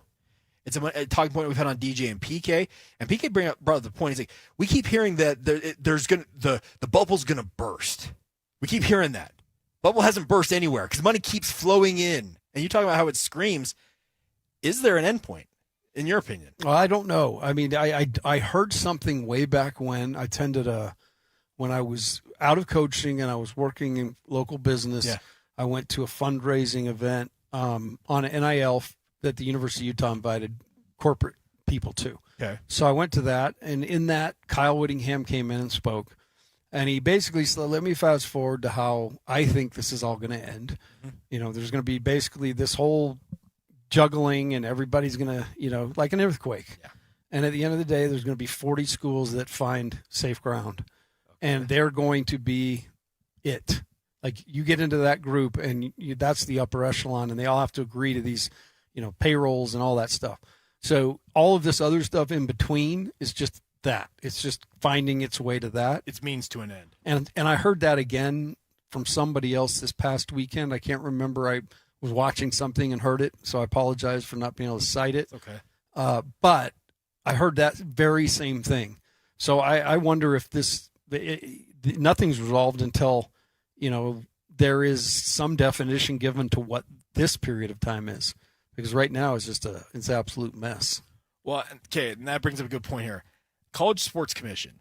It was created by the Power Four conferences to enforce rules that these conferences set forth. Now, the problem has been they have tried to get everybody in said conferences to sign off on a document that essentially says, we will abide by these rules. Guardrails. Yeah, well... because there aren't rules. The guidelines, yes. Essentially, nobody has signed it. The SEC and the Big Ten are already complaining, whining about the fact that the CSC, which they signed off on the creation of this, is enforcing, said guidelines about money in terms of trying to pay their players. And now they're talking about self-governance models, pulling away from the NCAA and kind of going and doing their own thing. And talking about Kyle Whittingham, that's where that 40-team upper echelon, that's where the idea that comes from, is that you have the SEC, which is 20 teams, and in theory, the Big Ten is 20 teams, and that's that 40-team upper echelon. That's who creates that. And they would abide by rules that they themselves set forth. But the CSC commissioner said himself, I have been tasked with enforcing these rules that you guys wanted us to enforce.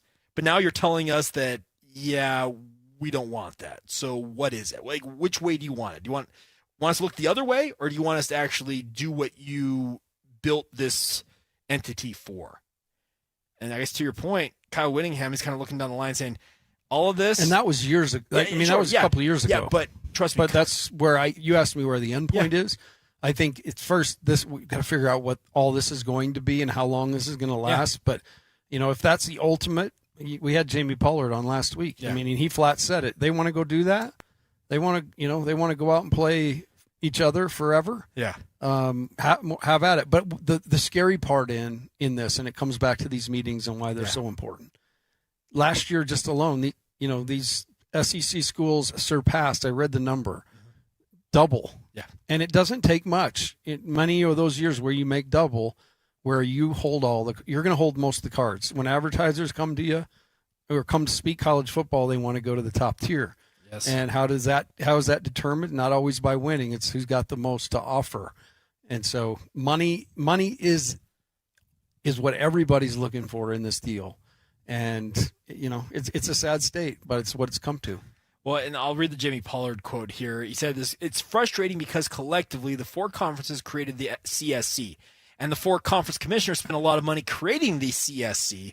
He adds this. So then to have two of the conferences, Big Ten and SEC is what he's talking about, not want to adhere to it is perplexing to me, because it's like, well, why did we spend the money? If you didn't want rules, then why did you create this entity? That's what's frustrating to me. The same people who say they want rules only want rules if they don't apply to them, unquote. And that's to your point, Tim.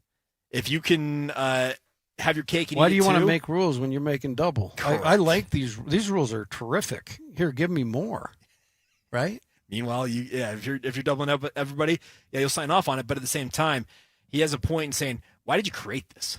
If you don't want to actually to abide by said rules, why in the world does it even Ever heard of a smokescreen? Well, yeah, it's kind of the way it's going. And by the way, I will say this: Kyle Whittingham, he has talked multiple times, both on the record at when he was at Utah during his press conferences. You talk about the event you attended. I know he's talked to people off the record about this. He knows where it's going, and that's the direction it's flowing to. The question is, how many more iterations of almost like the CSC do you have to have before you ultimately get to that? Well, and Kyle's got a seat at the table now. He does. He He's got a parking spot. For sure. No doubt. With Michigan. The Wolverines will be a part of this. They're in the valet section. Yeah, no doubt. All right. So, yeah. But, by the way, keep track of all this. Mitch is going to be down there in Frisco. They're holding those Big 12 spring meetings down there in Frisco, Texas. And he will have full coverage. He'll be doing podcasts, radio appearances with us here on the KSL Sports Zone, doing what he does at KSLSports.com. A lot of good stuff, and I'm sure there'll be a lot of newsworthy items coming out of this as people talk. Because these coaches and administrators, they want to go on the record and talk about this stuff, and Mitch will be covering all of that. All right. More good quotes for us. It helps us out, no doubt. Especially this time of year, content can get a little sparse here and there. So meetings like this, the talking season, very important for sports talk radio. And being funny. Amen to that. All right, we are here at RGS Exteriors. Greg rejoins us. And, Greg, I want to go back to a topic we discussed when I first got here, and that is dealing with siding. Now, you mentioned the fact it was a fairly warm winter. We didn't have a lot of the freezing, but you talk about typically stuff will freeze. You're like, hey, whoa, I got ice building up. I got an ice dam behind this piece of siding or in a gutter and whatnot. This year didn't have that, but to your point, that water's still there. It just happens to be dripping all the time. Yeah. I was actually just down looking at a job. We were just finishing up one where we were only going to replace a piece of trim. We opened up, the whole garage header was rotted out, so we had to replace the whole front of a garage because it was improperly flashed, which I was earlier. About a $13 piece of flashing just cost them about $3,000 to fix. Hold on. Say that one more time. $13? $13 piece of flashing cost them about $3,000 to fix. Jeez. Yeah, so you don't want to wait, is what Greg's saying. I mean, you see something, you want to act. Exactly. When you're noticing something's going wrong, it's usually at the back end where stuff has already affected your house. Got it. So if you saw something last fall and you thought, oh, I'm going to need to take care of that, and now you're thinking the same thing, that means it's a year of stuff happening behind what you can't see what's going on. So we're actually going to put out some little informational videos, just some little short YouTube stuff for people that they could look. Hey, if you see this on your house, it could be a sign of that type of thing. Got it. A little bit of information, but if you're seeing something that you think might be a problem on your house, have us come out and take a look. We can tell you, no, that's completely normal. It's not a problem. Or let me show you a quick little thing, what could be happening. And you really want to get that taken care of, where it might cost you a couple $100 to get something fixed, as opposed to $20,000 or $30,000 and mold mitigation and re-insulation, and because it really can get bad quickly. Once it starts to go bad, once something has failed, it's just going to continue to get worse. It's not going to fix itself. It's just going to continue to absorb water. You can get moldy and rot stuff away. So yeah, let us come tell you whether or not it's something that needs to be fixed. We're going to do it for free. We don't charge to come out and walk a project and give you an assessments valuation, what we see that you might need to take care of. And while you're at it, make your house beautiful. Small issues are easier to fix now. Very much so. So that's the lesson of that little piece, right? You see something, act. But sometimes it's aesthetics that people are looking for. But you can actually, somebody gets in a situation where you have to repair stucco and things like that. That's where you can get into, hey, do you want to kind of overhaul the entire look of your house, have some functional, and also do some aesthetic here as well? For sure. There's a lot of things that we do, window replacements, and a lot of times on window replacement, the old stucco houses, we're going to have to cut open the house to be able to put a window in the way you want it, where it's got flashing and all the water barrier stuff on the window, which on a stucco, you can't just patch a piece of stucco back into. Typically you want to open stuff up. If you're going to open up stuff to change that one window, why don't you change all the windows in that one section and redo that section of wall? Because it's only going to cost you a little bit more to get your house exactly the way you want it in the end result. Instead of 5 little steps that kind of 1 step forward, 2 step back type thing to get it done, just get it all done in one fresh breath. And it's all taken care of, and you don't have to worry about something for future down the road. And we can totally help you out with that type of stuff. As a guy who has a house that has stucco on it, I have had to have that happen. it's not a quick patch job. Let's just put it that way. There is a big section of those that need to usually be taken out if you're going to do that. Yeah. So, but to your point, you can do a bigger section for not that much more money. And we talk to homeowners about that all the time. Yeah. If you have to fix this one wall, there's a minimum amount of labor that needs to go into it. Yeah. Just fix that whole wall for just a little bit more, and you're going to be that much far ahead. Same thing with decks. Some people think, I just want to build a 4-foot by 5-foot little landing on the back of the deck.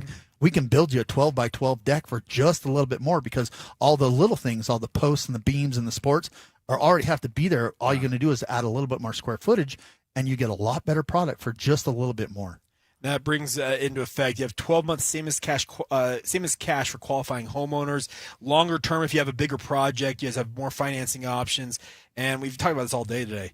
You guys are giving away either a Blackstone or a pizza oven. So if you're getting a new deck, you could christen it with a brand new. Exactly.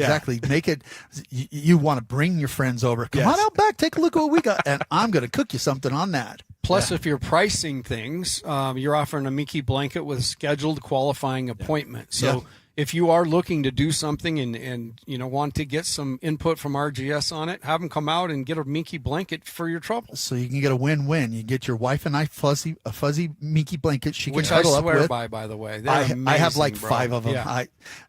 So you can have one to cuddle with and something to cook with. So there's a win-win. You win both directions there. Hey, that's awesome. So 801-280-3110 is the phone number, 801-280-3110, or get started at rgsexteriors.com. Greg, we'll talk to you one more time before we wrap things up, all right? All right, more in a moment. What you may have missed coming up next right here on Scotty G and the Coach on 97.5, the KSL Sports Zone.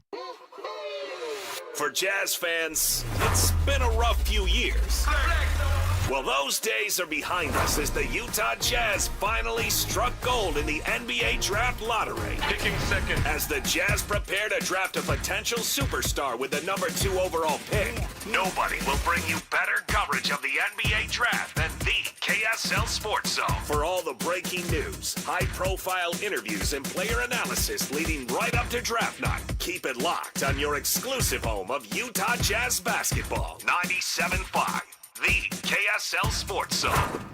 There's something amazing about where we live. When a child needs help, our community doesn't look away. We show up. Primary Children's Hospital has been showing up for our kids for generations. Join the KSL Sports Zone and KSL 5, June 4th, for the Primary Children's Hospital Give-a-thon. Whether it's $5 or $50, your gift tells the family they're not alone. Donate today at kslsports.com. Primary Children's Hospital, the child first and always. Patrick was way behind on his IRS taxes. I was in way over my head. The total amount ended up being somewhere just over $30,000. $30,000.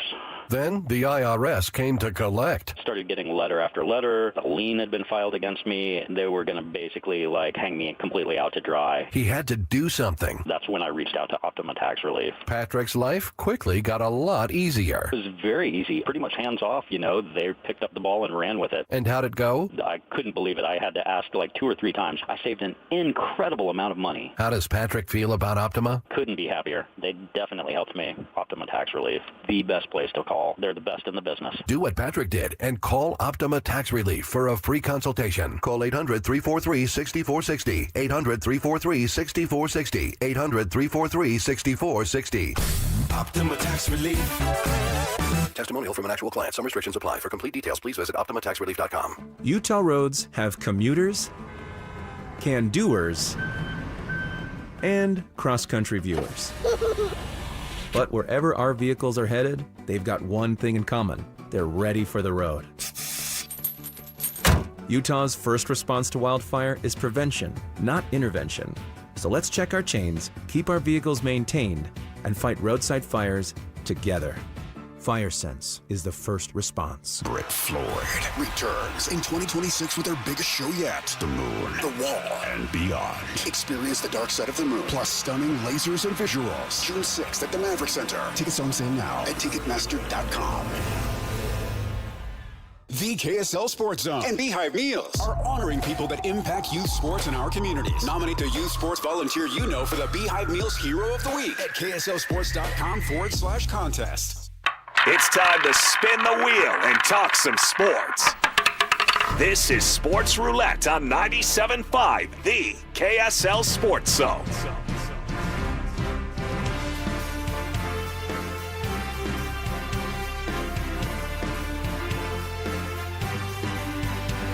Welcome back to Scotty G and the coach here on 97.5, the KSL Sports Zone. It's time not for what you may have missed. It's time for Sports Roulette. Well, I just told you, it's not like you can get something out of your system that you've been doing for, how old are you, 30? I'm 39. 39. You've been doing it for 30 years. You started at 9. I started at 9 years old? Mortimer. Okay, there you and we Sparky Mortimer. Yeah. Started early, but you can't get that out of your system in an afternoon. No, it's you know true. what the last segment of the show's called because you see the barn. Yeah.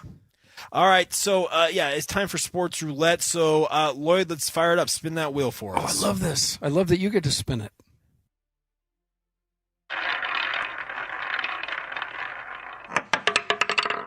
Don't make eye contact with Morgan Scally. Dude has the voice of an angel. Well, he was at Pebble Beach, right? Is this where this is happening? Yeah, there's a big fundraising golf tournament every year. My buddy went with Lavelle all the way back in the day. Wow, okay. So it's been around for a while. Yeah. This was his, by the way, Morgan Scally's first appearance at it. And I guess I learned this reading the tweet that our good friend Sam Farnsworth put out. If you're a first-timer Rookies there, sing. Yeah, rookies sing. And let's just put it this way. Morgan Scally, I think, opened a lot of people's eyes. So go ahead and fire it up, Lloyd. I as well would love to. Where are you at, Kalani? Thanks for getting me in. Margot, you're the best. This is unbelievable. I appreciate the hospitality. I, too, want to sing an original. The problem, it was also called Hall of Fame, so I apologize.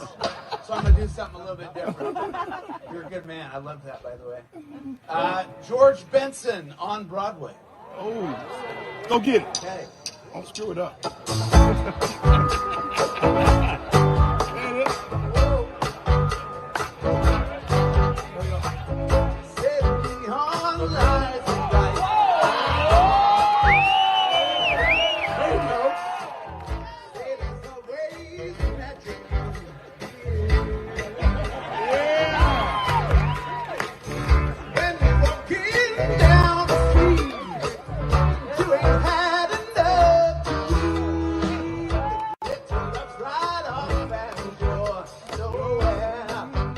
How about Morgan Scally? Wow.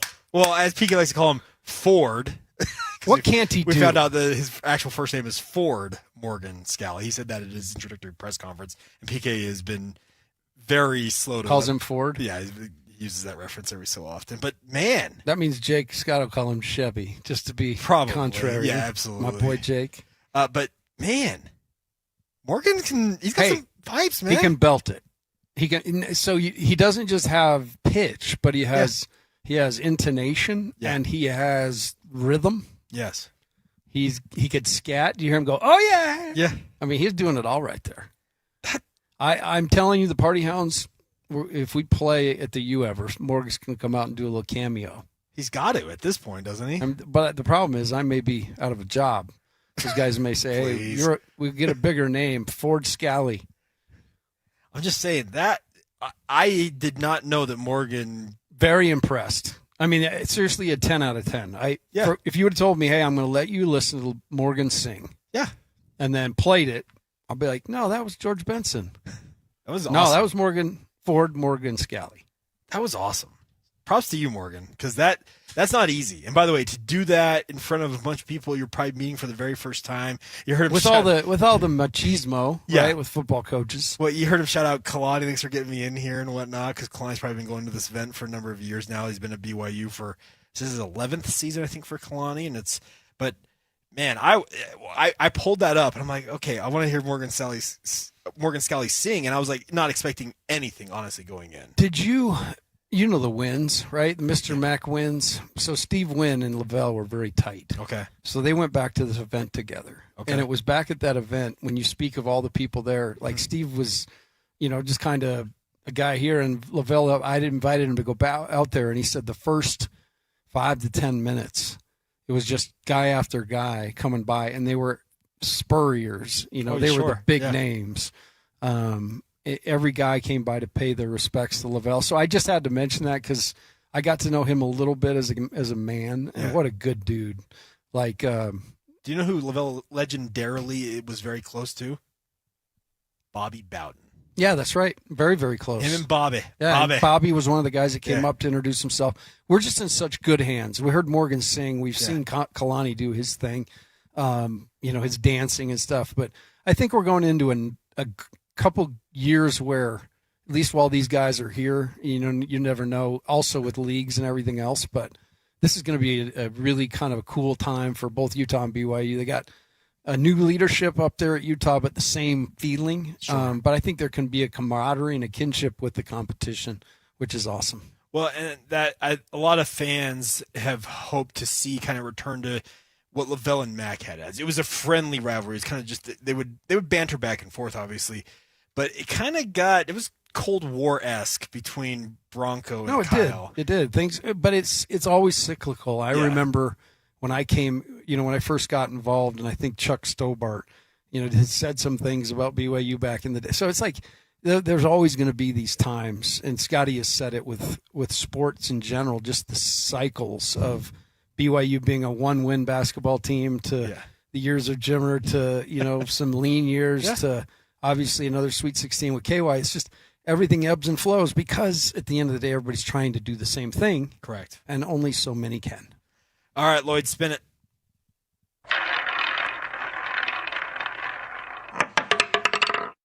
Kenny Atkinson will return.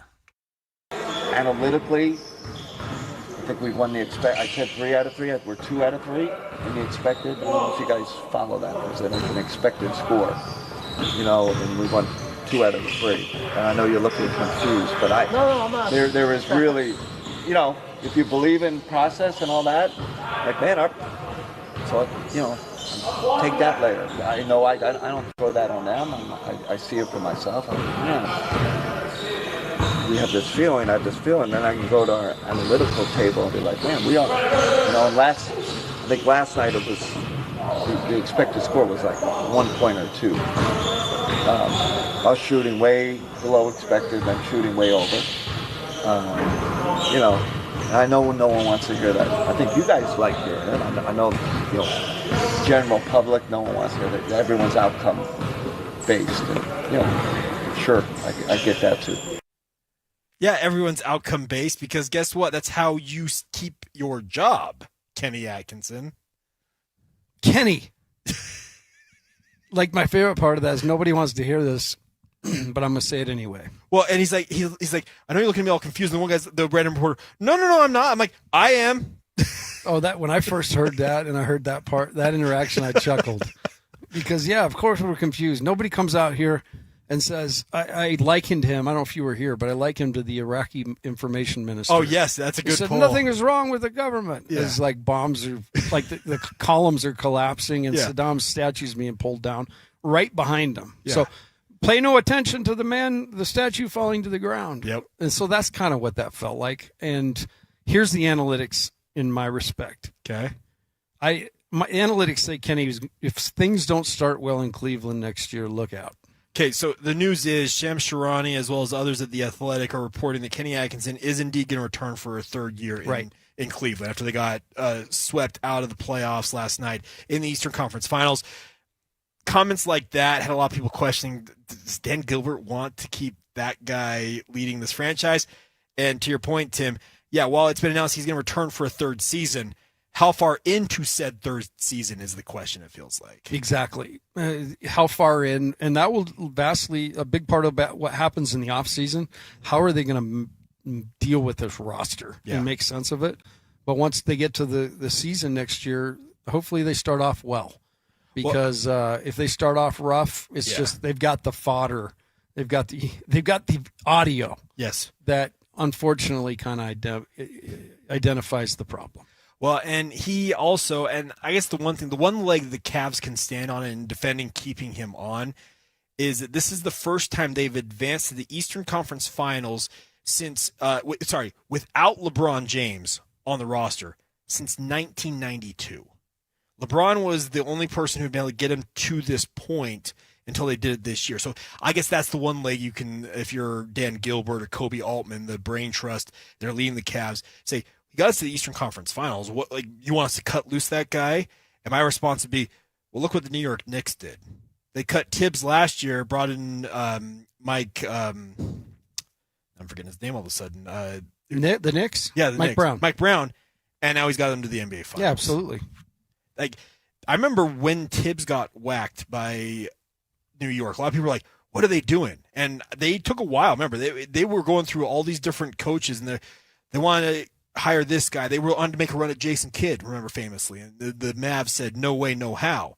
And they ultimately landed on Mike Brown. A lot of people were like, "Oh, Mike Brown, is that really?" Mike Brown was the coach of the year, too. But he's proven to be the guy that can get the Knicks to that next level. Big reason, too, though, is Mike is benefiting from Tibbs being very difficult. He's the anti-Tibbs. Yeah. He's the anti-Tibbs. And sometimes that plays well when a guy comes in new. Yeah. And they can do a lot. They're asked to do a lot of the same things, but just a little nicer. The other thing about, I guess, on the Knicks front real quick is that I remember as the regular season was wrapping up, there were a lot of questions of, is Mike Brown going to be able to really unlock the Knicks? All he's done in the playoffs, they've won 11 straight playoff games. Their offense looks night and day different. They finally got Karl Anthony Towns on track with Jalen I've been Brunson. impressed with him. Yeah, and he's actually upped his game in terms of his physicality since he's been in New York. So it's been a good move for him. So I guess I see why the Cavs, when they sit down with media, if they do that in terms of like an exit interview, that's probably their talking point. Well, he got us to the Eastern Conference Finals. So we're not going to let a guy of that caliber go. But you're right. The audio, the compromising audio that this show is famous for utilizing, it now exists for Kenny Atkinson in terms of justifying him being fired at some point down the line. I just have never heard it before. I mean, maybe that's something you say in your staff meeting, like, dang, guys, the numbers bear out that we were pretty good. But, yeah. But if that's the only thing in that series, it was the only thing they had to hold on to, because the other part of it is we never fully got to the bottom of why the run wasn't stopped or why Harden didn't come out of the game. That's fair, yeah. But I guess we do know, because I guess he literally believes Harden's a good isolation defender because he stayed out that there. Was the other, I forgot about that audio. So he's one of our best defenders, and I was like, no, Kenny, no. So again, there's an audio vault, Jake. So I had forgotten about analytics that. Oh my are one thing, but it results. This is a results-oriented business, and so the Cavs are going to stay pat. We'll see if they get off to a good start. I think Kenny can weather it. If he gets off to a bad start, look out. Okay, we've talked a lot about this today, but I want a quick thought. Gut reaction. Does the Cavs roster stay intact with Harden, Donovan, Jared Allen, and Evan Mobley? That kind of that core four. Do you think? I would be surprised after they saw what they saw. Okay. You talked about from an offensive perspective, it makes a lot of sense. Defensively, you're just a little bit out of kilter. You're a lot out of kilter because Donovan's not setting any records defensively, and Harden's not capable to do it anymore. So I think we've got to figure out a way. Like I said before, I mean, if Donovan's a big piece and you feel like you could bring someone in that would perhaps not overlap so much with Harden, throw a big chip out there. It's going to be really interesting, but I do like the fact the Jazz are doing business with the Cavs in the next couple of years, because I do think the timing of the downfall is looking rather nicely. Is it the 2029 and 2031 first-round picks that they own as part of that Donovan deal, if I recall correctly? I think those are the two that they hold on to. There are also pick swaps in there. Right, pick swaps, yep, and least favorable, best favorable. But the Jazz are in a good spot. You're talking about cycling up and cycling down. Well, the Jazz are cycling up. Cavaliers look like that cycle down is coming pretty quick. Yeah. And talk about the timing. Unless they do something. Yeah, sure. Do they go get Giannis? Could Donovan for Giannis? Well, and there's also that talk. LeBron could be leaving LA. Does he want to go back to Cleveland for a third stint? But there are reports this morning that LeBron's not willing to do it at a discount because they're already at the second apron. I hate to break it to you, but that ain't going to help either. That's like throwing Harden out there with a little bit more agility. I'm with you. LeBron's playing at a higher level of 41 than James Harden is. Right, but he's still he's not playing defense. Sure, he's not. Yeah, LeBron's nowhere near what he once was a defender. I will give you that. Yeah, and that, by the way, and if you're trying to build up your defense, age 42 LeBron. No, if they were to put LeBron out there, it would be like shoveling the mess from one corner of the room to the other, and it would still stink. have Cleveland He'd fans just be in a different place. A lot of Cleveland fans would be happy though because he is LeBron and he's the hometown kid. And maybe there is a fountain of youth close by. Never know. I'm with you. I do think that they need to change something, but I'm just not 100% convinced that. Well, head coach won't be it. No, I'm talking personnel wise on the roster. But I think to your point, Tim, you mentioned this earlier. I think you kind of reiterated it there. What can you really do that is going to put you over the top against, in theory, okay, the Knicks next year still going to be good. Boston looked like they were going to be formidable and then got knocked out in the first round. But I think a fully healthy Jaylen Brown and Jason Tatum are capable of getting Boston back to, if not near the top of the Eastern Conference. Is anything that Cleveland capable of doing this offseason going to keep them in that mix? I'm hard-pressed to believe that. Unless they swing big. Yeah, and that is Giannis going to be the answer defensively? But how much paint is coming off Donovan's car too? And by the way, he's extension eligible this year because he's got one more year on that deal. He's entering his age 30 season. More and more teams are really reticent to give. He's in line for a supermax deal because he's a second-team All-NBA player this year. They've been really. You could handcuff yourself if you give him that 4 or 5 year supermax extension because that's a lot of money to commit to a guy going age 30. That's why these are fun times. Yep. All right. We will wrap up the show coming up next, right here on 97.5, the KSL Sports Zone. They've been doing it for a while. This is Jake Scott and Ben Anderson. He covers the NHL for Sportsnet. He is Luke Fox. Now Austin Matthews is obviously very much in the news, and you've seen the Mammoth's name tied pretty closely to Matthews if he were to hit the trade market. Utah's interest in Austin Matthews is 100% accurate. They would have to join a few other teams that would probably be raising their hand. If he does say, hey, I want out, for sure the Mammoth would be all over that. The Sharks would be over that. The Kings. There would be a number of teams that would want a player like him because they just don't become available very often, especially when they're in their prime. A couple years back, he scored 69 goals, threatened 70, which hasn't been done since the 90s. So a player like that may or may not become available, absolutely, the Mammoth are all over that. They want a superstar. Catch Jake and Ben, afternoons from 2 to 6 on 97.5, the KSL Sports Zone. Is your financial advisor managing your risk or just a spreadsheet? Hi, I'm Jeff Jr., founder of Trajan Wealth. Many financial advisors rely on target date funds, which are one-size-fits-all portfolios that don't know your name, your family, or your goals. And that passive management can leave you dangerously exposed. At Trajan, we look at the whole picture, not just the stocks everyone else buys, but the private market opportunities most advisors ignore. And as fiduciaries, we build a strategy around you, coordinating your investments, tax strategy, and estate into one cohesive plan. Your financial life deserves more than just a generic portfolio. Real planning isn't a stack of statements. It's the confidence of knowing where your income will come from for the next 30 years. Good enough isn't good enough for your family. It's time for a change. Schedule your complimentary consultation today. Call 855-TRAJAN-1. That's 855-TRAJAN-1.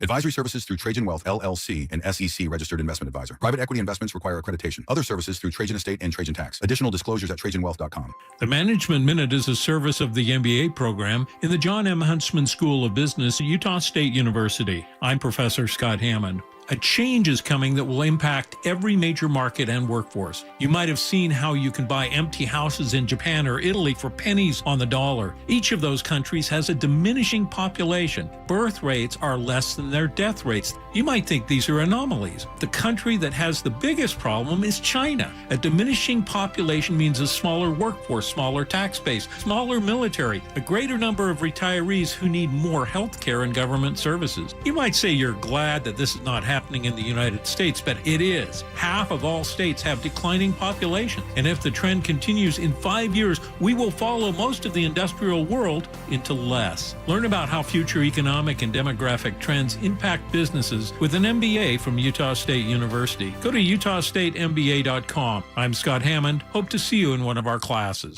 Hey, Mammoth fans. The 2026-27 season tickets are on sale now. Be there for every goal, every hit, and every moment of the next season. Season ticket members get the best seats, the best value, and exclusive perks all season long. Call or text 801-325-PUCK. That's 801-325-PUCK to reserve your seats today. Don't miss a moment next season. Tusk up. Accessing. The best radio in Utah is right here. This is Scotty G and the coach, Tim LaCombe, on 97.5, the KSL Sports Zone.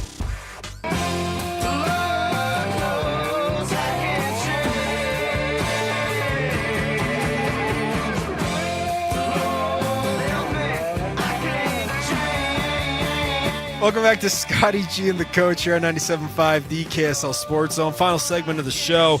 And in case you didn't believe it over the weekend, the U.S. men's national team World Cup roster that was leaked over the weekend is the exact same one as the official one just released moments ago. No. So the leak was actually accurate? It was never not going to be accurate. And people are getting mad about this, by the way, are like, well, reporters, if they get the scoop, they're going to report it. Sorry. If you get access to that roster, you're going to report it, and obviously, damn reporters. You're not going to tell Shams not to report it, are you? Oh, don't Shams. Don't get started. Did Shams report it?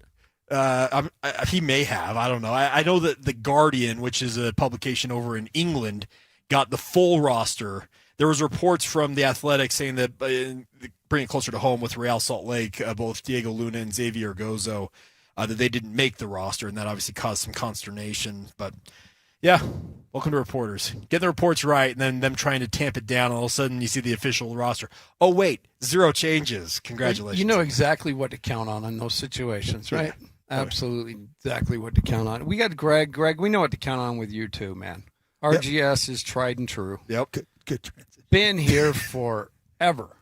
Have been. Absolutely, and it started just simply fixing rain gutters and being the best at that, but you've evolved. The company's evolved into something great. 1,396 reviews, a 4.9 rating. So it's definitely evolved into something the community is using and benefiting from. Yeah, we've been around for a while. We actually 5th generation's in the company now.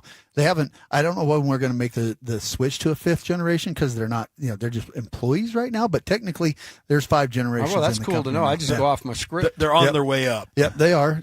Talmadge and Caden and Connor all working here. And so, yeah, there's the 5th generation's actually here. That's awesome.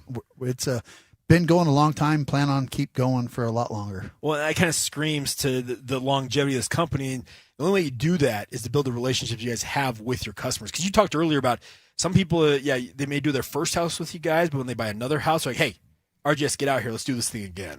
So we have our computer system, we call it CRM, which we run our system off of. A lot of jobs we'll go in and we'll put a name in, and we're on the Mark Spencer 3, Mark Spencer 4, cool. where it's the fourth job that we've done for these customers, because whether it be the same house or they've moved in another house or they've got a rental or somebody's parents' house, we got a lot of repeat names in our system from that exact thing. We took care of them the first time. They want to come back and have the same experience they had before. I love the core values, and we laughed about it. You talked about people don't really understand what that word means, old school craftsmanship, but certainly, that's into the details of things and using the best and giving the best. But the accountability part, we got into that in our first segment of basketball, but the accountability speaks to, like what you're talking about, that you're going to go out there, be held to a standard, and you're going to do it. You have a plan, they have a plan.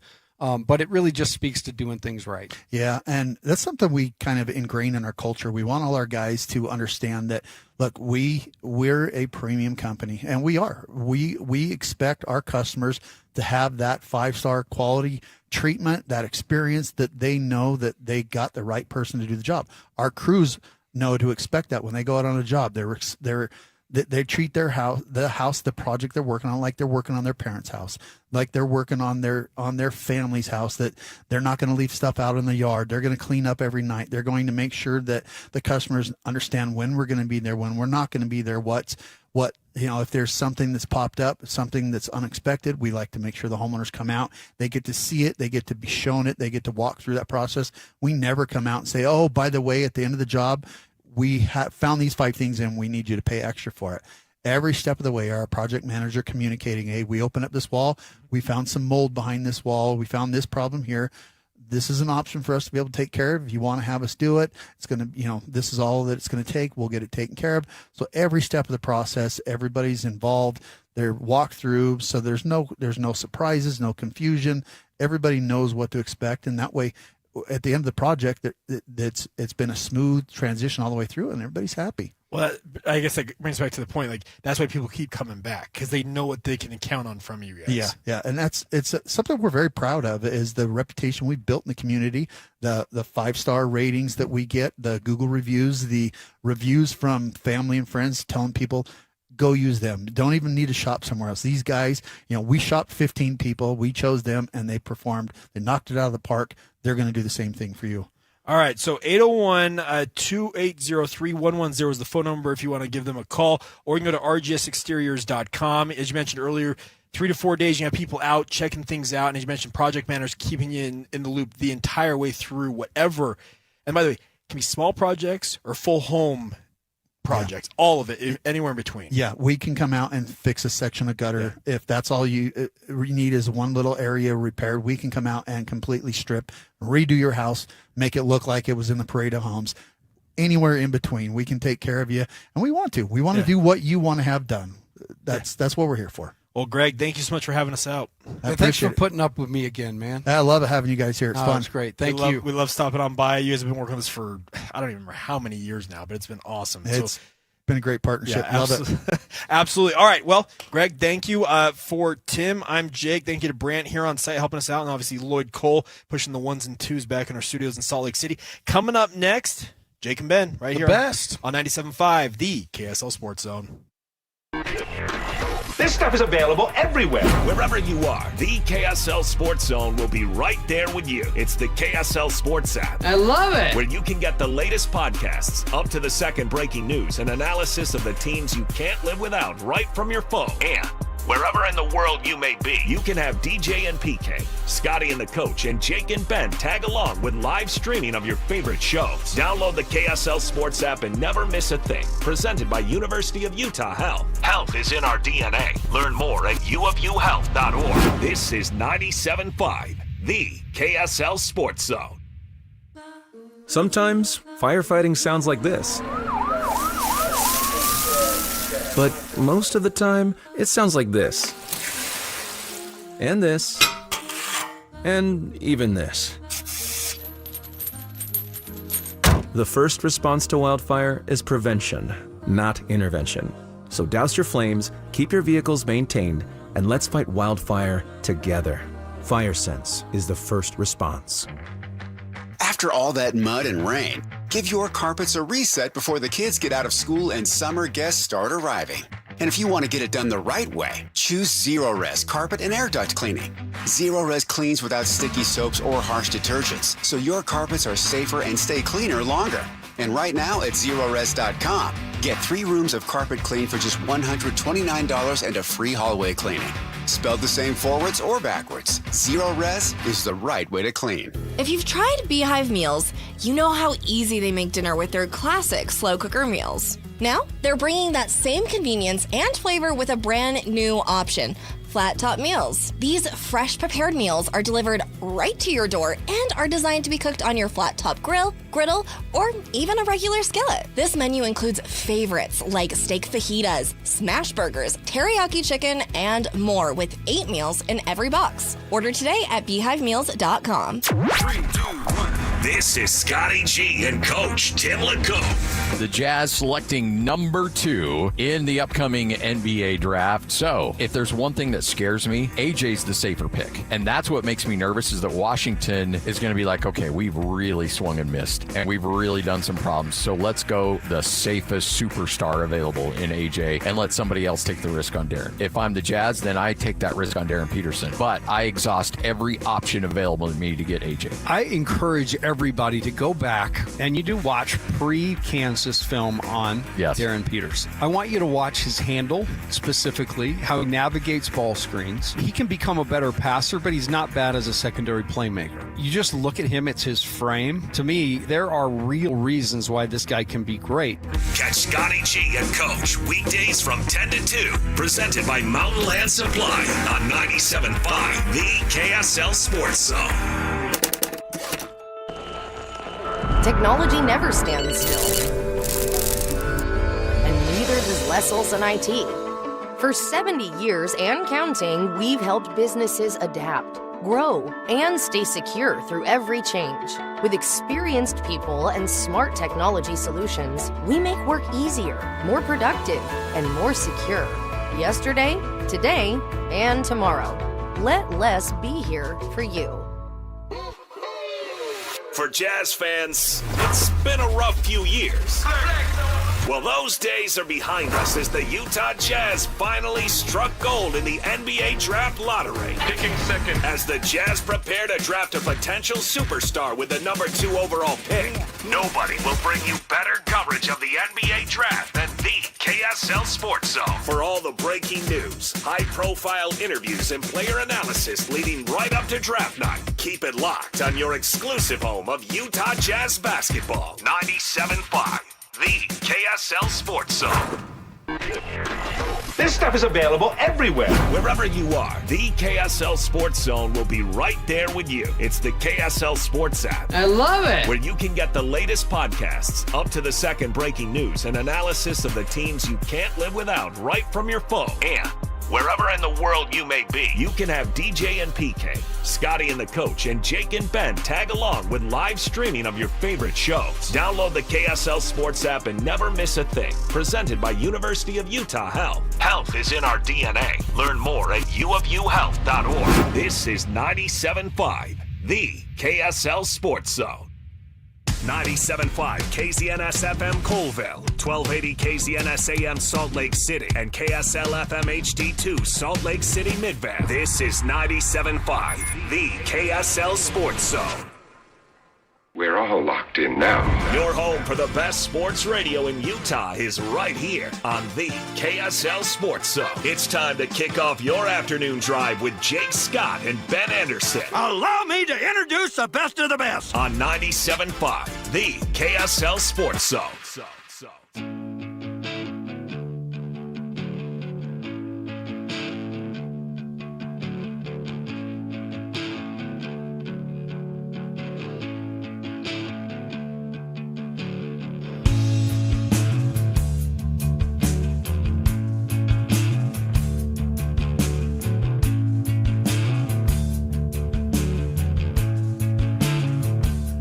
Jacob Ed, 97.5, the KSL Sports Zone.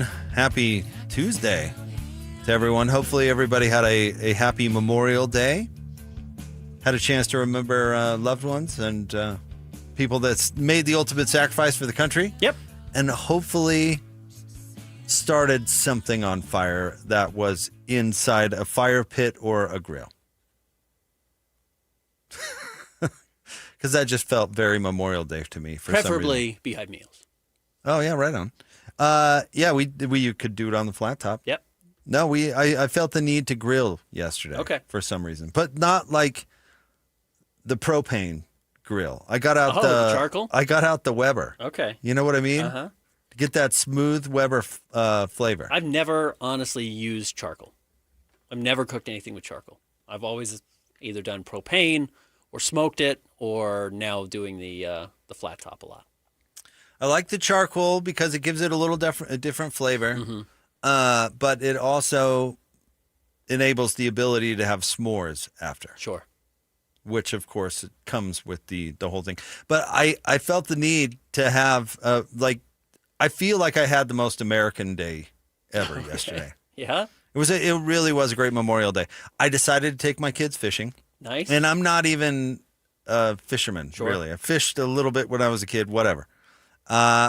We had a terrific time. We didn't catch anything, but my kids really enjoyed themselves. We were outside. We saw otters. Oh. And then where'd you go? Up Wasatch Mountain State Park. Okay. They have a pond up there that they stock, and they have $3 fishing pole rentals for kids. Great. Oh, it's perfect. Some dad came up to me and he's like, "Hey, did you see the bald eagle?" And he points up, and it's on the top of this post. This huge bald eagle is just nothing more American, sitting right there. So it sits there for probably 20 minutes. And then next thing we know, Ben, I'm watching this bald eagle scoop a fish out of the dang lake. Scripted. And fly off into the horizon. Yeah, that kind of seems like cheating to me if it's like a stocked place for kids to go and quite You're literally. cheating by the eagle? Yeah, the eagle's cheating. The eagle is cheating? The eagle is like, they just put trout in this thing all the time. It's literally shooting fish in a barrel. I could just come here and every time. There's nothing really majestic about that. I'm fine with it. No, it's cool. You got to see something special. What, you want to see the eagle get a fishing license or something? It's been in the nest, waiting for hours and hours. It really did. It just stood there That's waiting for great. a while, and then all of a sudden, bam. Okay. Nabs a fish, and it was right in front of us. Yeah. It was That's amazing. So I had to go home, and I felt like I had to use the grill. Okay. Because it felt like a very I love this country kind of day. And the fact that, shout out to Wasatch Mountain State Park, something like that. Like that? Thank you, Alex. Alex filling in for Christian today. And we'll get to that in a second. It was like a half an hour away from my front door. Yeah. It's so No, close. we're close. And so accessible.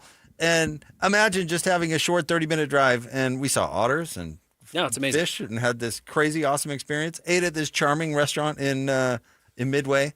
Catch and release or what? No, we didn't catch anything. Oh, you didn't catch anything. My last name is Scott, Ben. Okay. We don't catch fish. All release. No catch. No catch. No catch whatsoever. We get skunked in my family. I think we have had one truly successful fishing outing ever. And most of the time we get skunked. But it's fun, nonetheless. You had the big lake experience. To your point, I drove back from Bear Lake this morning. Like it's so close, even though that's 2 hours and 15 minutes. It's only 2 hours and 15 minutes. That's nothing. Right. That's a lot of people's commute in Los Angeles or wherever they live. Absolutely. Yeah, I don't have to deal with that. So I woke up in Bear Lake this morning and drove back today, and it was amazing. It was great. It was a little windy and rainy, but because I go up as often as I do, not a big deal. And it's always fun to go up for Memorial Day, and people are great. And Do they blow it town out looks great. up there? It was a little windy this time, so it wasn't that crazy. I think a lot of Okay. people were scared off. And there are still, my kids, your kids are still in school. I think next week it'll probably get pretty busy. Because at least it should be, or it used to be, the official start of summer, right? It's not the start of the actual season, but the start of summer. Although my buddy who lives in Maryland texts me, and their kids are in school until like June 19th. I said, what is going on? And back there, they start late, and so they finish late. And if you remember, the D.C. area had just the horrible snow and ice this winter, and they missed like a week and a half. Yeah. Right. Brutal. Horrible. Anyway. Well, we hope everybody out there had a great Memorial Day. Alex Napolis is filling in for Christian today, so it's great to have Alex along for the ride. Have to like that ready, which I know you do. It's kind of the one job. It's a pretty easy gig. Get that, like that, Yeah. played. Like that? But it also means he's going to be doing traffic today. And Alex has a very smooth traffic delivery. He gives a very good traffic report. That's right. He's seasoned. But Christian will not embrace the traffic persona that we have created for him. Car crash Christian. And I wondered if we should create a traffic persona for Alex Napolis. Okay. But I cannot for the life of me. Sure. Think Not of a lot of great alliteration need with a good- Alex. right. Car crash Christian rolls off the tongue. Uh-huh. Something for Alex, which this would be great for our call-in feature. I thought the same thing. Okay. Smarter than us. The wisdom of crowds. People will come together and give us great nicknames for Alex as he gives you your traffic update on the way home. I mean, we think Christian should be thrown in sound effects and like a chopper and stuff. But at very least, he could embrace the awesome persona that we created for him. One of the low-key great Simpsons jokes of all time is that Arnie Pie does their traffic from the helicopter.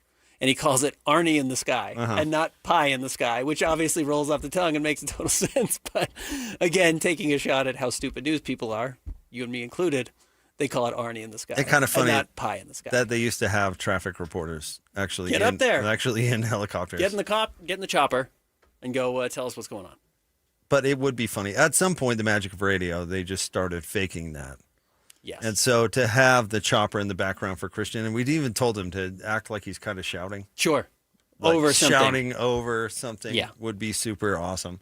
And really, I think this market is missing its general gridlock from back in the day. Absolutely. Ben. That could be Christian. It could be Alex. Well, you guys are what's just waiting there for you. This persona, this identity, this lifelong commitment and opportunity is there for you, and it's up to you to take it. We can lead you to water.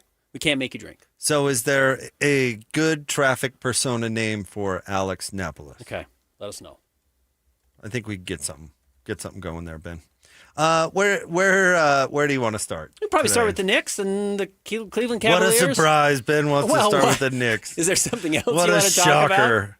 Is there something else you want to run with? No, not really. But I'm already annoyed with all of the Knicks. I was listening to a very dry news, short, 3-minute news thing. Guess what they sandwiched in there? They've got 3 minutes total to give me the news. Throwing in the stupid Knicks. Some Knicks talk. They are on a historic run. They are playing at a level and blowing out teams. Now, not great teams, but they are blowing out teams in a way we generally do not see in the playoffs. Even, 8-1 matchups are generally not as lopsided as we have seen. And yesterday's game, if you're a Cavaliers fan or a Donovan fan or trying to figure out whether the Jazz made a mistake or not, I'm not here to police that for you. But it was crazy to watch that team come out and quit. I mean, it was a 25-point game in the opening, 15 minutes? I don't know if it got to 25 in the first quarter, but it was the first 3 or 4 minutes of the second quarter. It was 40-20, I mean, it was an absolute no-show in a game. And we've all seen the video now of Donovan, not yelling at his teammates, but trying to rile them up and kind of pointing around and saying, we got to do this and this. And it was really interesting. I thought there was real value from Charles Barkley, Kenny, even Shaq a little bit after the game. Just no leadership. There's just no leadership on that team. And I do think you start to see, maybe some of the holes in Donovan Mitchell's game that have never developed, despite the fact that he's very vocal. It's not a vocal leadership that anyone really cares about. Well, I don't know how Donovan's always been an act. How much of Donovan's stuff is genuine? It was interesting to me to hear Sam Merrill talk about Donovan as a teammate and talk so warmly about Donovan as a teammate. There's got to be some genuine leadership there, I guess, to have. I mean, and maybe Sam's just talking it up for the radio, but I talked to other people who he's talked to about that off the air. So I don't know. Maybe. Listen, Donovan is a flawed player, and they pay him too much money, and he can't get him where they need to go. But the unforgivable part is the give up. Yes. Is the give up. And all that stuff Donovan was doing that you're talking about, I just kept thinking, oh, this is just an act. He knows what to do to make it look like he's trying. This is mailing it in. You know what it made me think about? I pictured before Game 4, James Harden talking to Donovan Mitchell about quitting for a game in 1-2-3 Cancun. And you know what it came up in my mind is Ving Rhames talking to Butch. What's his name? Bruce Willis. In Pulp Fiction. He said, "That's just pride messing with you." Yeah. Then I listened to the clip, and it is a little strong. But Bing does have, I mean, even if we bleep the language, it would be a little strong. But he did have a clip at the end that I thought was funny, that I could see James Harden saying to Donovan. Pride only hurts. It never helps. Go mail it in, pal. That's just pride messing with you. Yeah, pride only hurts. It never helps. It never helps. Only hurts.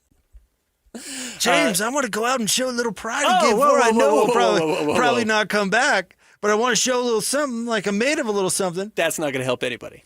That's not going to be good for anybody.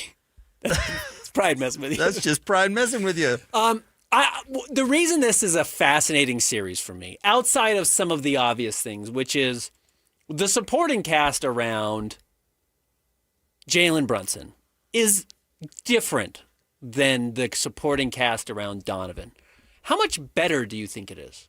Like, Cat's playing the best basketball he's ever played of his life. Not 2 months ago, everybody was saying, wow, it's crazy the Knicks got fleeced in the Julius Randle trade. You know, No, everyone I've never thought that. But a lot of like national media was saying, well, Julius Randle was the better player, and they got Dante DiVincenzo, and they've made back-to-back conference finals, and that's been so successful. Hey, I'm no Cat lover, but let's not be rash. But now Cat's playing well. But honestly, like, and I like Jared Allen too. Jared Allen can be extraordinarily frustrating because he has games like he did last night where he also no-shows. But Evan Mobley is a former All-NBA player, former Defensive Player of the Year, an All-Star. He's only 24 years old. Like, ideally, he's the perfect partner next to Donovan Mitchell. I don't believe in James Harden at all. I think it's the ultimate desperation move. But Max Strus is a good player. They have some decent talent around Donovan. They have some decent talent around Jalen Brunson. Is it so lopsided for Jalen that that's the reason why he has success at a certain level and Donovan Mitchell has it at a different, much lower level, seemingly? No, I think both teams stink. I think they're both awful. I don't think this is me being counter whatever because it's just the way I think. I don't know how much credit I'm actually giving the Knicks. What a disaster. And I get it. People want to run with the Brunson thing. The biggest story of the Knicks is Karl Anthony Towns finding a heart. And that's what's missing from Cleveland. I mean, it's really a similar conversation. I mean, you can give Jalen Brunson his flowers all you want, and fine, he's playing great. But Karl Anthony Towns is playing tough as nails, finally.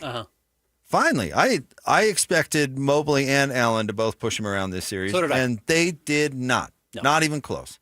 And, you know, you even hear these former players, national guys, you know, who love to call the new generation softy cakes and give praise to Karl Anthony Towns for playing tough. And he truly, truly is. And that's the story with the Knicks. That's why they're better. And I don't know. We can talk about Jalen Brunson. We can talk about the surrounding cast. I'm not in love with either team. But Cleveland has no heart. We can put it on leadership or whatever, but I mean, why hasn't Evan Mobley gotten better? Yeah. Why hasn't Really he good question. turned into an All-NBA player? You know, you've talked about that a bunch, that they really put a lot of stock in him being a real dude. I thought the day they traded for Donovan, they were betting on him becoming an Anthony Davis-like superstar. And where is that? Yeah, where why did is it it? happen? Where was Jared Allen in Game 4? He's on the plane. Right. He's on the plane already. And he checked his pride at the door. Not to disagree with Chuck and Kenny and those guys, but I honestly put more of it on the coach in this case. Oh, Kenny. And they announced he's coming back Good news. next year. Good news for the rest of the Eastern Conference. Kenny's back. They haven't killed Kenny. They have not killed Kenny. They need to kill Kenny. That's extreme. I'm just joking. You mean his job title? His job title. Yeah. Because not the person. What a disaster. And you know what? That team quit on him. If you can't get your team to go out and pour it on in the Eastern Conference Final, even if you're down 3-0, show a little pride. But they didn't show any of that. Well, and you could make an argument they lost the minute they blew that 22-point sure, lead. absolutely. And the worst fourth quarter I've ever seen coached in my life. And that's absolutely on the coach. And not to put it on himself and get his team past it. I mean, disaster. But to follow that up with, well, analytically, we've won 2 of the 3 Do we want to play that? We should play it. Let's play it at 2:45. Okay, we'll play it at 2:45 because I absolutely. It's one of the great quotes. I was beside myself when I heard that. It's one of the great quotes. And you know what? The Josh Hart quote about analytics, right or wrong, will live on in history. It's really a wonderful quote. Yep. And if you missed it, he said, analytics are like a lamppost to a drunk person. You can lean on it, but it won't get you home. Yep. We played it on Friday. Yeah, a great quote. Really a great quote and interesting and how people interpret it. Oh, I love it. Because the analytics nerds drive me crazy. But I Kenny loved it. coming out and saying we won 2 of the 3 games analytically is one of the most, if I was the owner of the team, GM of the team, any of the players, I would be sick to my stomach if I heard a coach say that. If I had any pride, or if I were Kenny and I would walk right into Rocket Mortgage's office and I'd say, I cannot possibly take your money for another day. Yeah. I mean, my incompetence has made us the laughing stock of sports for 4 short games. Yeah. I could not, in good conscience, take your money for another day. Well, we need to have this conversation before the end of the show, but why does Jalen Brunson have a certain amount of success and Donovan Mitchell does not? And I am equally skeptical of small guards as everybody else out there. And Becky Hammond, they talked about it a lot, said you can't win with the small guard as your number one guy. And now the Knicks are in the Eastern Conference or in the finals. They've won the Eastern Conference. Now, does that mean they're going to beat the next team? I'm still not betting on it. Are they going to be in a pretty nice spot where these two teams in the West are beating up on each other and they're going to be sitting there resting for the next 8 days before they play game one? It's pretty good for them. And we will see what type of injuries rack up in the West in the next few days. Certainly could be several. It's easy to have your teammates be involved when you're just blasting garbage teams. What happens when you get a little adversity? And how does Brunson respond to that? Sure. Because I would argue that a lot of their success has been those role players that you were going through in this 11 games, right? Yeah. That they've won consecutively. It hasn't necessarily been the Jalen Brunson show. No, at all. Now, he's been very good during this stretch, but it's not, wow, look at this one-man run. It's been Mikal Bridges all of a sudden is playing great. You heard it a lot last night. Landry Shamet was 11 of 12 in this conference finals from the three-point line. He's playing awesome. We just talked about how good Cat has been, to our surprise.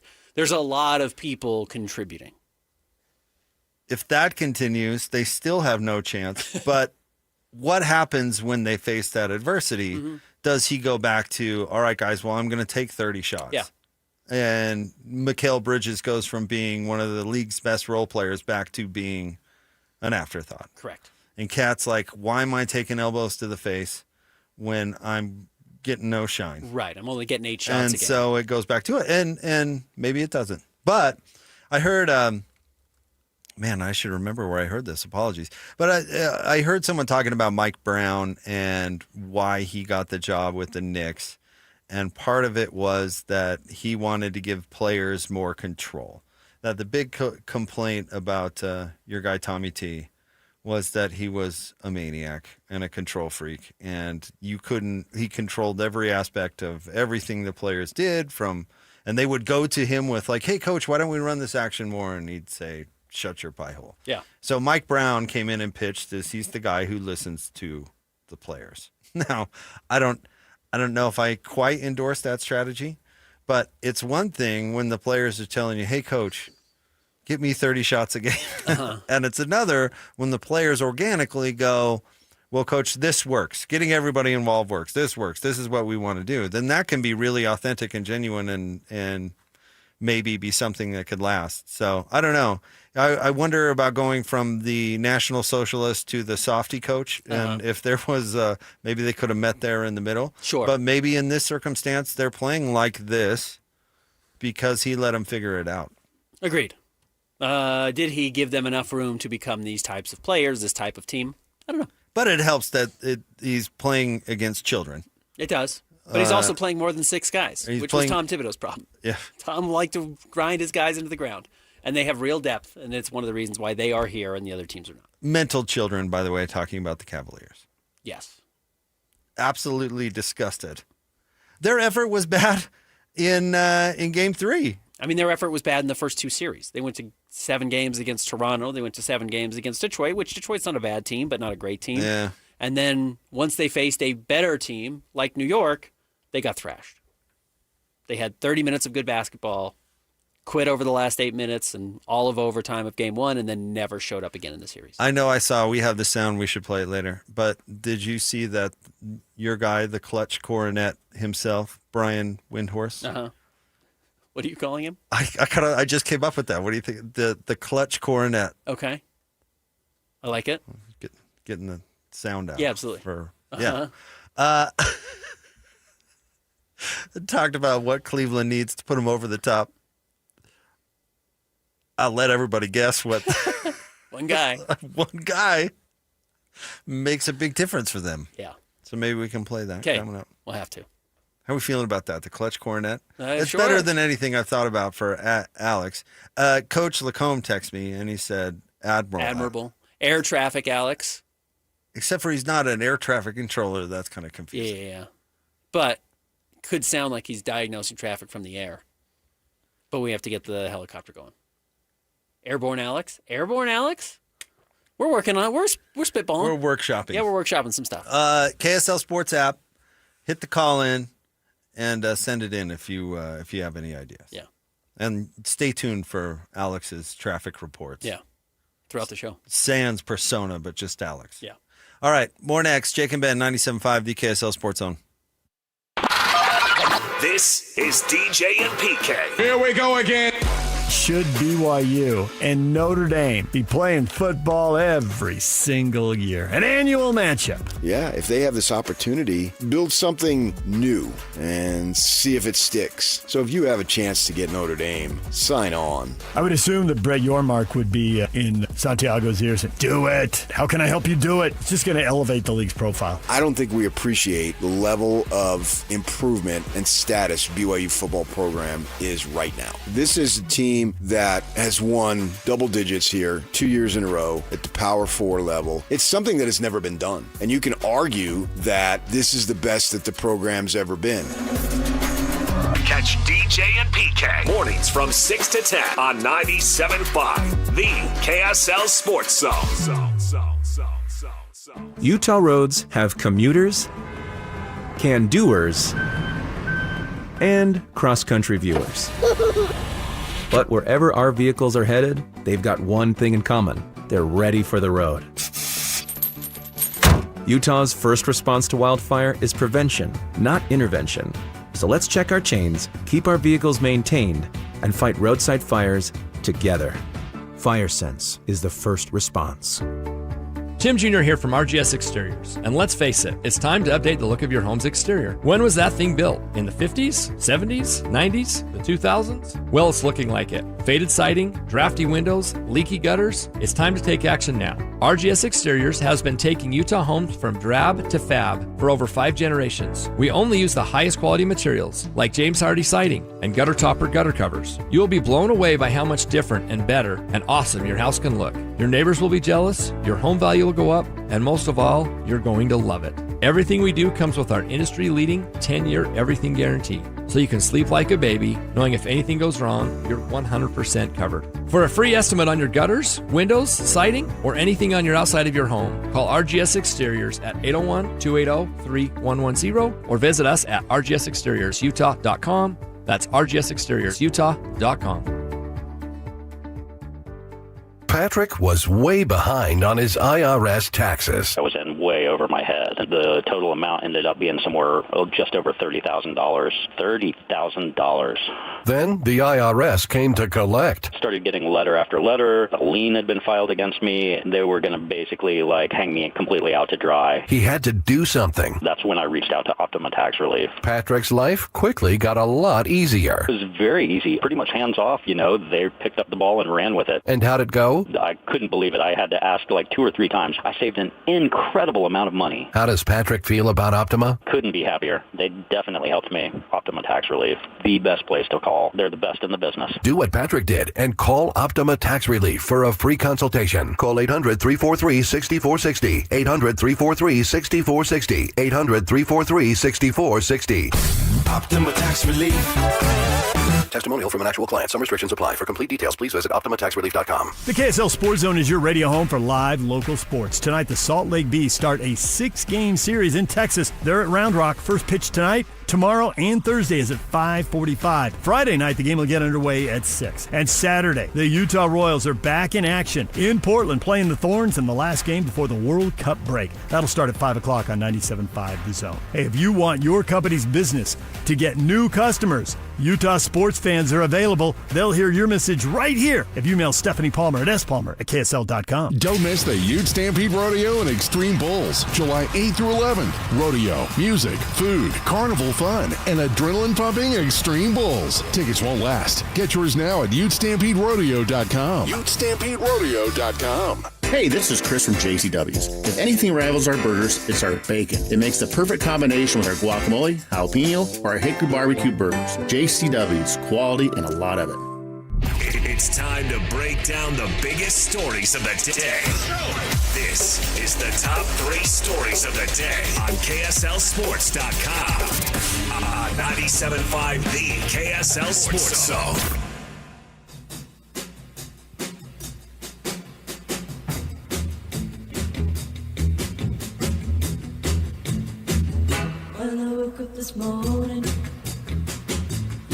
on my mind, and you were on my mind. I got trouble. Jake and Ben, 97.5, the KSL Sports Zone.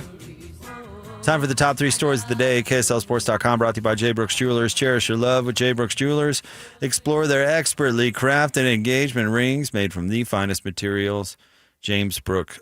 Brooks Jewelers. Alex, who we were brainstorming in the break. We're coming up with his traffic persona.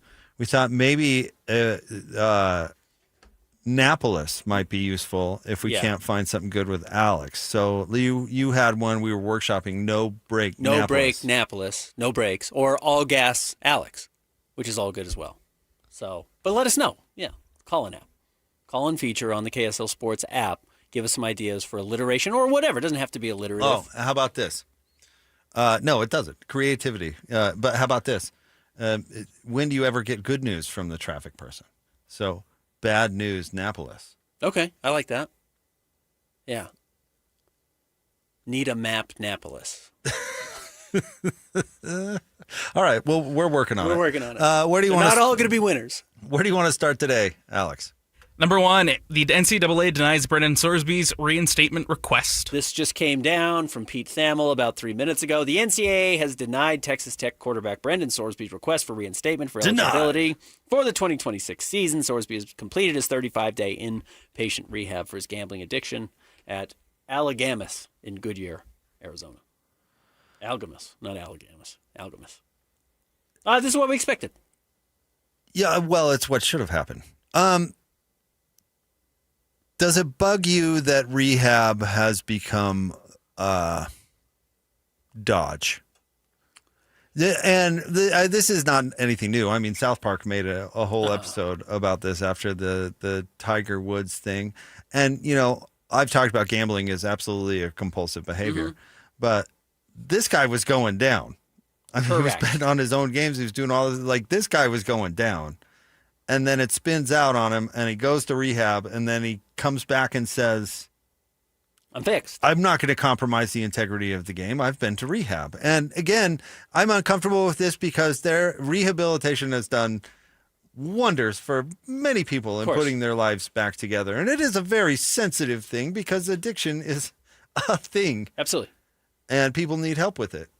So I don't know. But it feels very PRE to me, right? Like, get you into rehab, and then we'll get you back. And now that there's so much money, imagine that the leeches that are surrounding this guy that are invested in him playing college football again. I'm try to take it on a case-by-case basis, and luckily we don't get a whole lot of them, but people who you realize really need help and can get themselves to rehab, I really applaud them. When it seems to come at very convenient timing, like it did with Sorsby, my radar goes up and I get skeptical about it. And I have very little sympathy for people who have all the resources in the world, say $3 or $4 million in NIL, who don't take the steps they need to help themselves when rehab is available to them. And I understand I'm not an addict. I'm lucky I'm in that sense. I've not dealt with it. There are people who have all the resources in the world, but addiction matters more than the ability to have the resources to fix it. But no, I don't have a lot of sympathy here for Brendan Sorsby. I hope that he can fix his life and go on from here, but he made this bet a long time ago. Yeah. It's your rule that you always talk about. It doesn't matter if the one rule is benign and stupid and you can't put ketchup on a hot dog. But if that's the rule, that's the rule. And by the way, everybody knows this is the rule because we all know who Pete Rose is.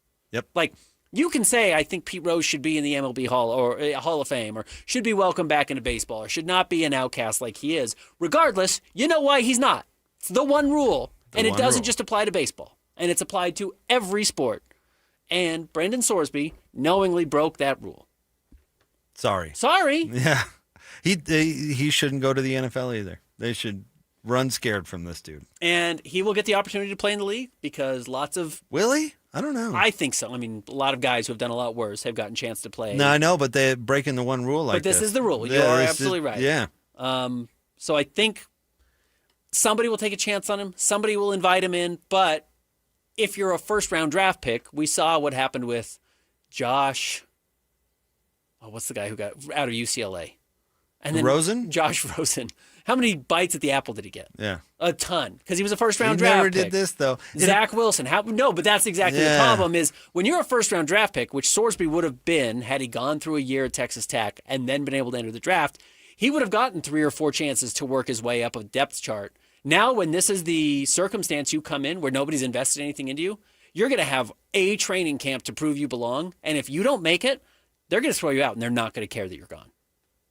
The NFL is in this weird world, though, where they're partnered with the gambling companies. And so they're aware they look like hypocrites. But what do the gambling companies really care about?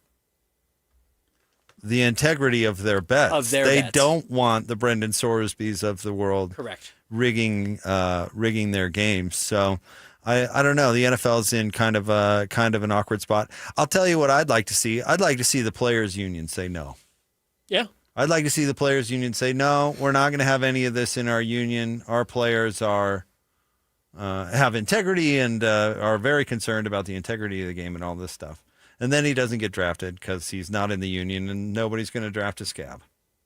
No question about it. And that's his problem. And again, I'd love to see that, but the chances of that happening are none. All right, what's next, Alex? Number 2, Spurs Thunder, Game 5 tonight. Going back to OKC, a very unimpressive Game 4, one of the worst games I've seen the Thunder play in a very long time since they've been kind of this iteration of the Thunder. We'll see. I'm curious how they bounce back. A.J. Mitchell's still not playing. J-Dub's still injured with his hamstring, so they are shorthanded. That's 2 of their 5 best players. All right, I've got a hot take for you. The Thunder in the offseason should trade Chet to the Cavs. He'd fit right in. Okay. He'd fit right in. No heart, Just nothing. Absolutely disappearing. Nothing. Yeah. He's just an empty uniform out there. I mean, just terrible. I was I sent you a joke, and I don't blame you for not responding, but you and Christian both, that I just said Phil greater than Chet. Yeah. Dude, he's Kyle Filipowski when he plays that way. Phil is better than him when he plays that way. And one thing Phil showed this year, to me at least, is that he did have a little heart to punch above his weight and to find a way to somehow disrupt players that were way bigger and more physical than he was, and not just be one of these soft perimeter kind of big guys, and actually carve out a role for himself on a team. And we'll see where they go with Phil from here. But Chet gave nothing. And especially with no J-Dub, as everybody's calling him, brother of Cody, as I like to call him. He's got to give them something. They're not even making him guard Wemby, really. No, he's largely off the ball.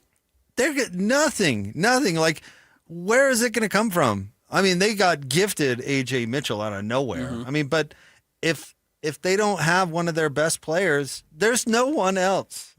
You know what I mean? Right. There's no one else. I'd be moving off this guy in a heartbeat if this is what you're getting when the pressure is on and there isn't a dream team. You can just go out and steamroll the other team. What are you doing? Soft. I want to look at what Chet did last year in the playoffs, because I'm sure he was better. I would imagine he was better. Couldn't be worse. You're right. In these 4 games, and here I'll just give you the averages from these 4 games for Chet so far. He is at, against the Spurs, 11.3 points, 6 rebounds, less than a block, less than a steal, 1.3 assists. He's shooting okay, 47% from the floor, but again, he's 7'1" and only 33% from 3. I mean, legitimately, if you told me that that's what Kyle Filipowski averaged in a series coming off the bench against Wemby, I'd be like, yeah, that sounds about right. Yeah. That's probably about who he is. Kyle Filipowski is not about to sign a 5-year, $240 million contract or whatever the deal is that Chet got. But that is that's their big problem right now is, A, they don't have Jalen, and Jalen is questionable for tonight's game. We will see if he ends up coming out and playing. We'll keep you updated on that. But Chet's got to be way better. He just has to be way better, and he's not. He got drafted into a really good position because he had a team that was just ready to turn the corner and start their climb. They had other good players, most notably Shea, obviously. So he never had any pressure on him to do a dang thing. He could go out there. He could play the position he wanted to play. He had other players around him that were good, that could carry the load. And if he had some great games, all right. Well, good times, because he is 7'1". But now that the rubber meets the road and they need somebody to step up, where are you, dude? You don't have that luxury. You know, like part of the issue with Donovan Mitchell, I do think, is he was given too much too soon on a really good team. I think that's part of the reason that he's topped out a little bit. Whereas Cooper Flagg's going to have to cut his teeth. He has to earn it with a real crappy team, and they're going to build around him, much like Oklahoma City did with Shea. Mm-hmm. But they didn't do it with Chet. He came in at the end, and now he's getting the dough and is absolutely a no-show. Chet last year in the playoffs, 15 points, just under 9 rebounds, an assist, 1.9 blocks, which is a much better number than I said in this series at 0.8. So he had more than 1 per game more last year throughout the entire playoff run. But 46% from the floor and under 30% from 3. It was covered up because they won a title, and they won a title in relatively dominant fashion. They went to 7 games against Denver. They went to 7 games against the Pacers. But that ring, the way you like to talk about LeBron's Mickey Mouse ring in the bubble, is carrying a lot of weight for Chet, that had they lost, I think we're looking at Chet with a finer tooth comb and saying, this guy doesn't produce in the playoffs the way you would expect him to. Why is that? And is it okay that he's making $45+ million now for the foreseeable future when, as we've talked about a lot on the show, your financial window closes very quickly, and Oklahoma City is already up against it this offseason? I wonder if Chet is going to be a guy that they're going to have to take a serious look at. How did the genius that is Sam Presti look at those numbers, Ben, and say, pay that man? You know what? Pay that Blinded man. by the ring. When did he sign it? Did he sign it last offseason? It must have been last offseason.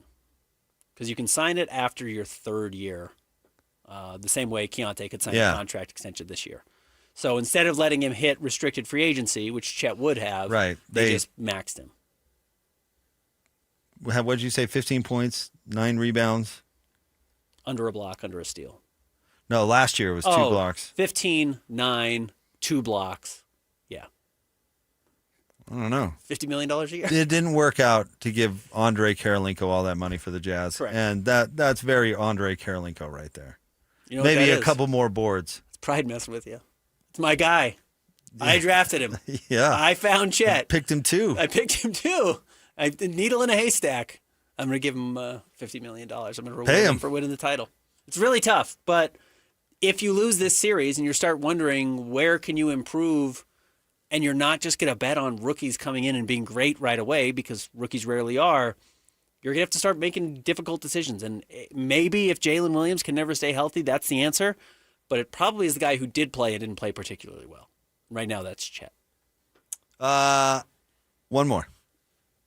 Number 3, Vegas Golden Knights lead Avalanche 3-0. I gotta give you your flowers, Ben, because before the playoffs even started, and the Golden Knights fired their coach with a week to go, you were saying, watch the Golden Knights. The Mammoth may not want to play them. They've really turned it around, and we're playing good hockey. And I told you, I said, you don't fire your coach with a week to go because it's going well. Sure. That's not typically, in my experience, a really good way to go right before. They've done nothing but win ever since they made that switch, which is crazy. They run the championship coach out of town a week before the playoffs start. And, they had their series against the Mammoth. How far do they go with the Ducks? 6? Is it 6? And now they're ragdolling the dang Avalanche, the best team in hockey? This might be a little nixy in their run. Okay. Now, with all due respect to the Utah Mammoth, most of these guys have never been there before. And Clayton Keller, who had been to the playoffs before, it was 5 years ago. I think he did his first year in the NHL. Not a lot of experience. And then you're relying on Logan Cooley, who had some really good games and had some really frustrating games. And, Dylan Gunther, who had some good games and some frustrating games. It's not exactly like the most seasoned team. The Ducks, nobody thought was going to get past Edmonton. They get past Edmonton, and everyone thought, wow, that's the golden opportunity. You're going to beat them. Everyone wanted to face the Ducks in the second round, including the Mammoth. So you beat them, and then you're just in the conference finals. Now, good for the Vegas Golden Knights. They've got all this momentum. hockey, maybe more similar to baseball or even football than basketball. I do think momentum can carry you further. Hot goaltender, et cetera, et cetera. Mitch Marner's playing out of his mind suddenly, and he was pretty terrible in the first round. Those things, I think, start to add up. What my fear would be if I'm a Mammoth fan is that Chris and Bill Armstrong are saying, oh, look how close we were.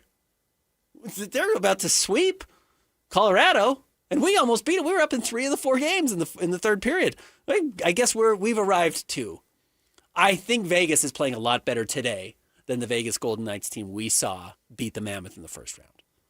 I thought they were pretty good when they beat the Mammoth. They were good. They were pretty good. I'm not sure that team playing that way is up 3-0 on Colorado. Hockey is a little, I would say, a little more fluky, which is basically what you just described. But the Avalanche had been so good. What do you bet me the Avalanche win game 4?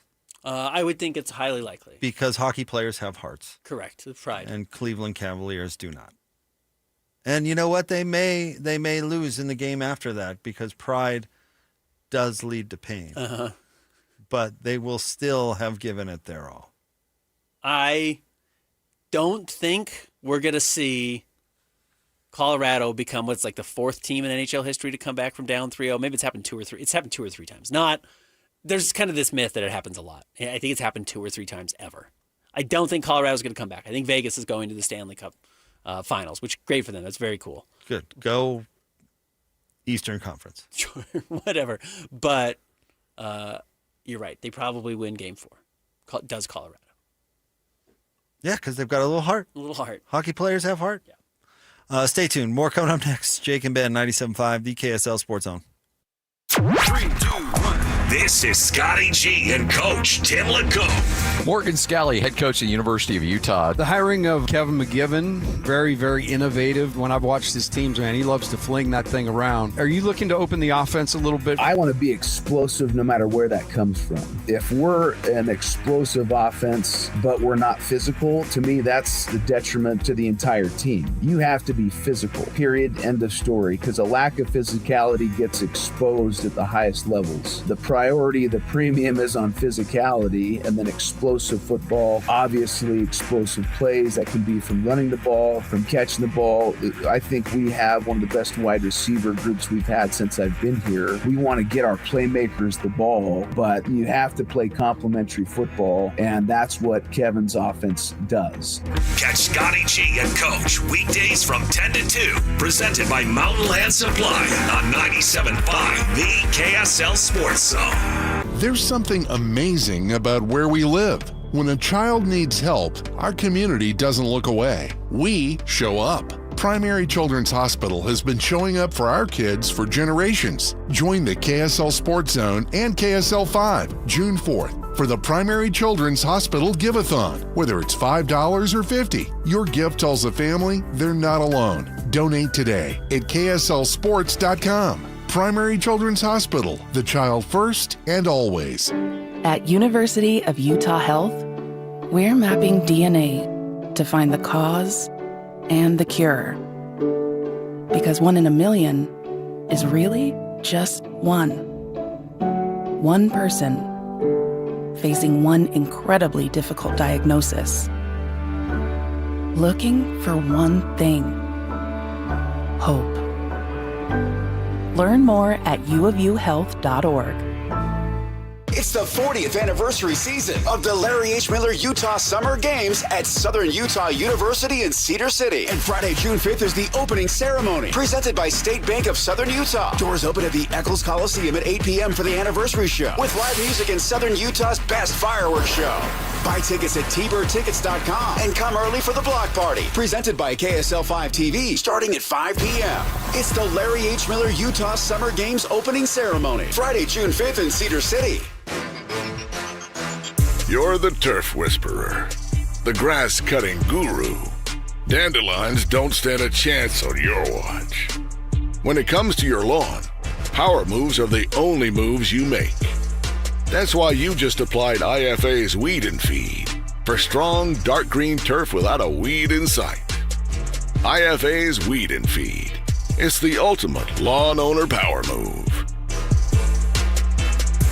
Hi, this is Derek Overstreet, president of the New Millennium Group and co-host of Stop Working, Start Living with KSL News Radio. Can you imagine what your life would be like if you could retire 3 to 5 years earlier than you thought possible? The things you could do, the loved ones you could spend time with, the memories that you could create. That's what our team at the New Millennium Group does. We'll walk you through the entire process every step of the way. If you'd like to get a copy of the 5-step proprietary plan that will help you retire 3 to 5 years sooner than you thought possible, give us a shout right now. 888-999-6370. That's 888-999-6370 or utahsfinancialplanner.com. Listen, most of our listeners right now have a tax problem, not a money problem. There's not enough money in Social Security Medicare as it is. Let us show you how you can significantly reduce your taxes. That's 888-999-6370. 888-999-6370 or utahsfinancialplanner.com. Brett Floyd returns in 2026 with their biggest show yet, The Moon, The Wall, and Beyond. Experience the dark side of the moon, plus stunning lasers and visuals. June 6th at the Maverick Center. Tickets on sale now at Ticketmaster.com. All systems go. This is Jake Scott and Ben Anderson. Now, every day from 2 to 6 on 97.5, the KSL Sports Zone.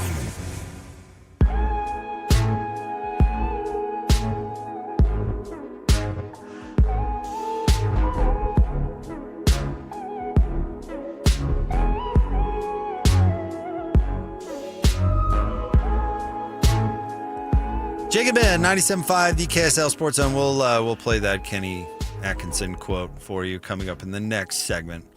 We can talk more about what's going on in the league and the association and maybe get into some draft as well. Including some Jazz draft workout news. And Austin Ainge was on the show today. So, or on, the station today. But we did have our friend Colton on the TalkSnap send in a couple of suggestions for Alex's traffic persona. Uh-huh. Alex Napolis is filling in for Christian today, and we're creating a traffic persona for him. Alex. Axel. Oh, like Axel. a car oh, axle. Yeah, I need my glasses. Axel, Alex, which makes way more sense. Alex Asphalt. I would switch it around. Asphalt Alex, obviously. The Alex Express, which like I kind of like. I like that the two one. X's.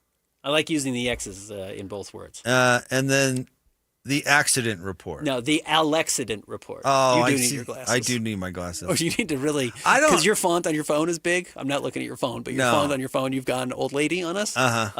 You need to do that on your computer. I do too. The Alexident report. Well, I don't like that one anyway. No offense, Colton.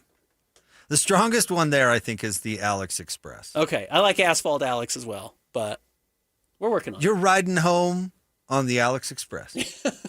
That's good. You're right. That's how you open your traffic reads. We're going to get you home tonight, everybody, on the Alex Express. On the Alex Express! Yeah! Coming down I-80! I kind of like that. Yeah. Like that. But yeah, you need a little personality to match it. Like that? You can sound like an old train conductor, which would be pretty Okay. good. Get All some right. sound effects. That's kind of funny. But good recommendations there, Well Cole. done, Colton. Keep them coming either on the TalkSnap or on the call-in. We touched on it quickly. Brendan Sorsby not going to be available to play college football likely again, but certainly all of this season. Going to have to enter the supplemental draft, right, for the NFL and see if he can get picked up and go get an opportunity to play somewhere. Does this radically change anything you thought about the Big 12 this year? Yeah, it makes the Raiders worse. Yeah, it does. But they've got that guy that tore up the Utes. Will Howard. So, and everybody seems to think he's pretty good. Yeah. He just struggles to stay on the field, right? And you know what? I didn't think Brendan Sorsby was end-all, be-all. Now, some local bias, some immediacy bias that we saw the Utes wreck him. He just looked terrible against Utah, and Utah does that to quarterbacks. And he had chewed up a lot of other teams in college football, but did not look particularly good against the Utes. Well, what are we talking about here? The Raiders' ability to win the league or the Raiders' ability to win in the playoffs? I think the league is very much in question. They weren't good because of their quarterback last year. Yeah. I want to know if they replaced Bailey and what they're doing on that defensive line. Because if you look why they won the league last year, it wasn't because of the quarterback position. It wasn't because of the offense. And thus what happened in the playoff, Ben? They got blanked. 0 points on the board. which is rough. They have as many points in the playoffs as the Utes and BYU also. So if you're asking me if this makes them less of a favorite in the Big 12, not really. Maybe I'd put them behind BYU now because they are bringing back the Bear, who, if he makes improvement, should be really, really good. So maybe I slide him back there. But they still won the league without an offense last year. So correct. And everybody knew it. This was not a surprise. So why couldn't they do it again? I want to know how good the defense is going to be. They are more likely to struggle because they lost 9 guys to the draft, including David Bailey, number 2 overall, and Jacob Rodriguez in the second round, who, honestly, watching the games, he was awesome. Jacob Rodriguez might have been a better player in college football than even David Bailey, as good as David Bailey was. Those guys were incredible in tandem. Yeah. It was never Will Howard, though it was against Utah. It was never really the quarterback play, and everybody knew that was the issue. But even against Utah couldn't move the ball. No, at all. At all. I mean, so who steps up more so on the defensive side? Now, I was very skeptical about Texas Tech last year, which is where the Bozo conversation came from, that I didn't know if you could go out full team of mercenaries and build out a squad as successful as Texas Tech was, and they proved they could.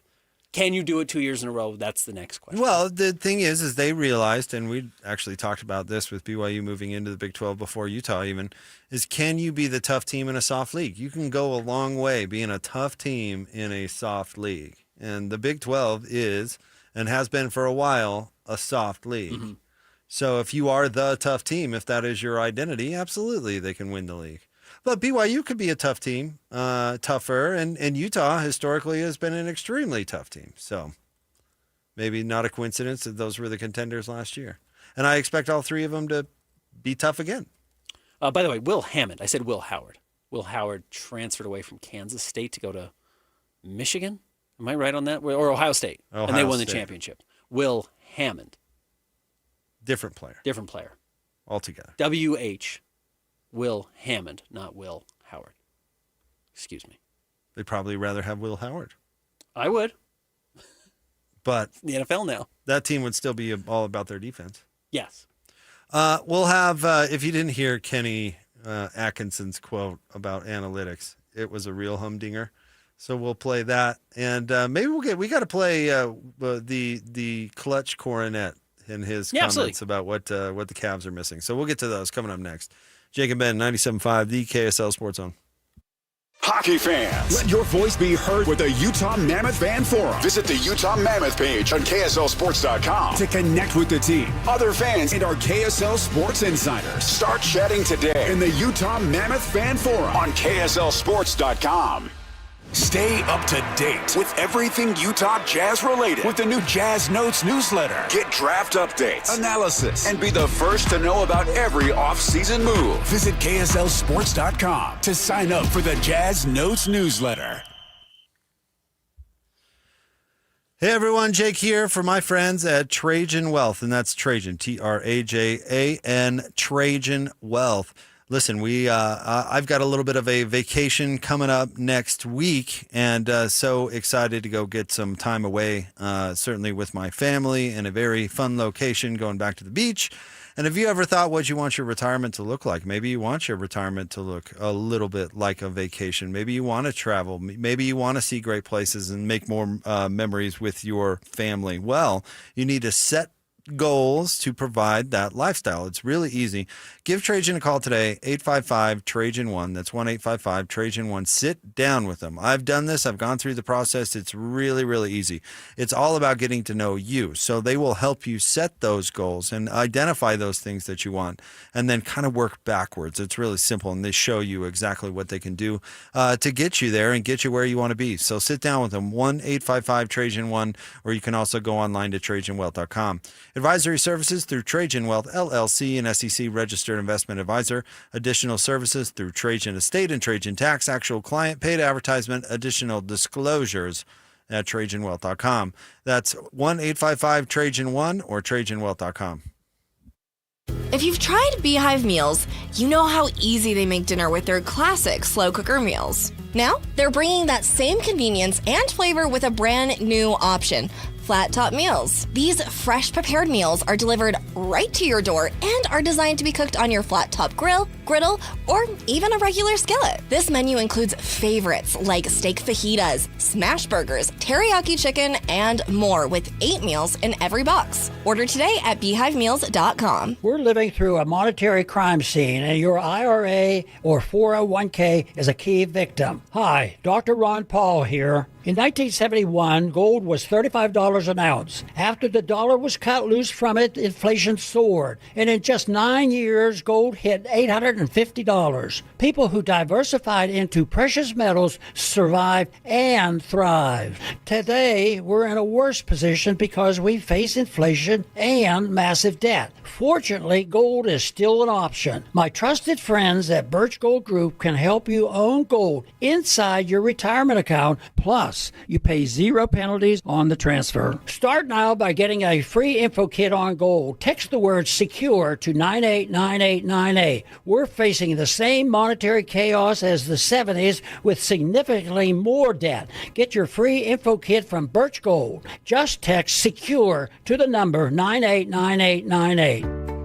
Tim Jr. here from RGS Exteriors. And let's face it, it's time to update the look of your home's exterior. When was that thing built? In the 50s, 70s, 90s, the 2000s? Well, it's looking like it. Faded siding, drafty windows, leaky gutters. It's time to take action now. RGS Exteriors has been taking Utah homes from drab to fab for over 5 generations. We only use the highest quality materials like James Hardy siding and gutter topper gutter covers. You will be blown away by how much different and better and awesome your house can look. Your neighbors will be jealous, your home value will go up, and most of all, you're going to love it. Everything we do comes with our industry-leading 10-year everything guarantee, so you can sleep like a baby, knowing if anything goes wrong, you're 100% covered. For a free estimate on your gutters, windows, siding, or anything on your outside of your home, call RGS Exteriors at 801-280-3110 or visit us at rgsexteriorsutah.com. That's rgsexteriorsutah.com. Wherever Utah vehicles are headed, they're ready for the road. Utah's first response to wildfire is prevention, not intervention. So check your chains, keep your vehicles maintained, and let's fight roadside fires together. Fire Sense. 97.5 KZNS FM Colville, 1280 KZNS AM Salt Lake City, and KSL FM HD2 Salt Lake City Midvale. This is 97.5, the KSL Sports Zone. Your home for the best sports radio for your afternoon drive is right here. This is Jake Scott and Ben Anderson on 97.5, the KSL Sports Zone.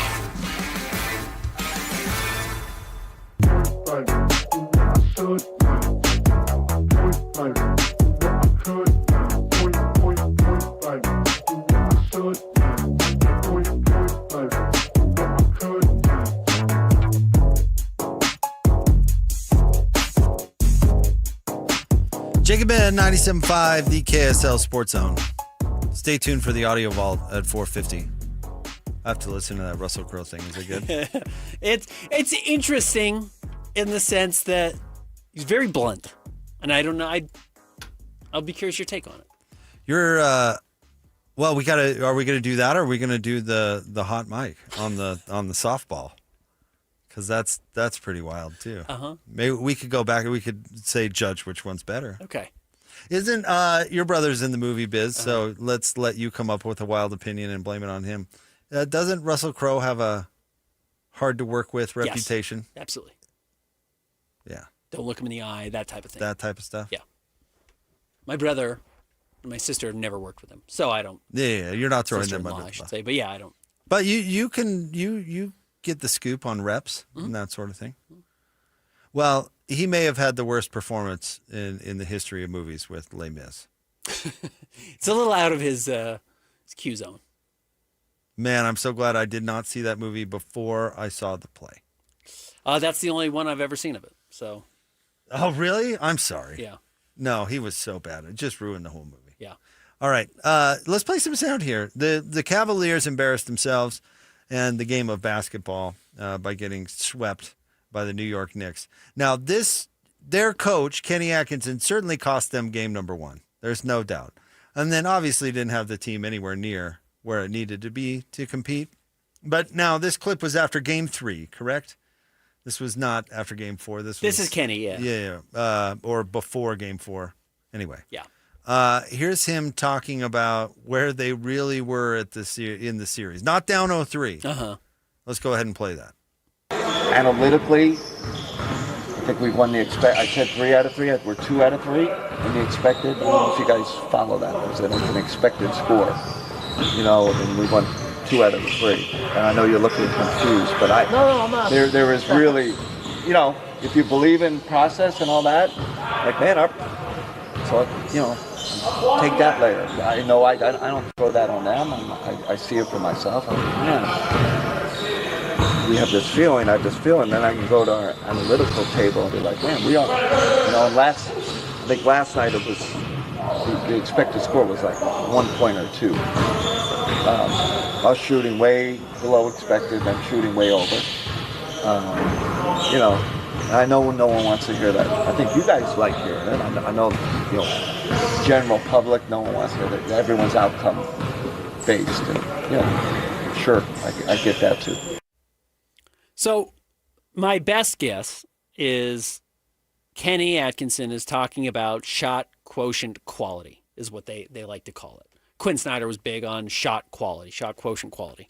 Expected points based off the type of shots you are taking, and just saying over a long enough period of time, you take good enough shots, you're going to win games. It's like if you're trying to go on a date and you're knocking on someone's door, nobody's answering. You're knocking on someone's door, nobody's answering. You're saying, every other time I knock on people's doors, they answer. If I just knock, every other door I knock on, somebody is there. It just so happens this is now the person I want to date, so I'm going to knock on their door and they're going to open up, and that's going to be my opportunity. Not really recognizing that case by case, there may be a reason somebody's not answering the door when you're the one knocking. There may be a reason that your shots aren't going in this specific moment. Maybe your players in this moment aren't good enough to make those shots, or the Knicks know who they want to have taking these shots in these specific situations. But it is a real flaw that does prop up in the analytics. And again, one of the big things we're talking about is over a big enough period of time, they may prove to be right.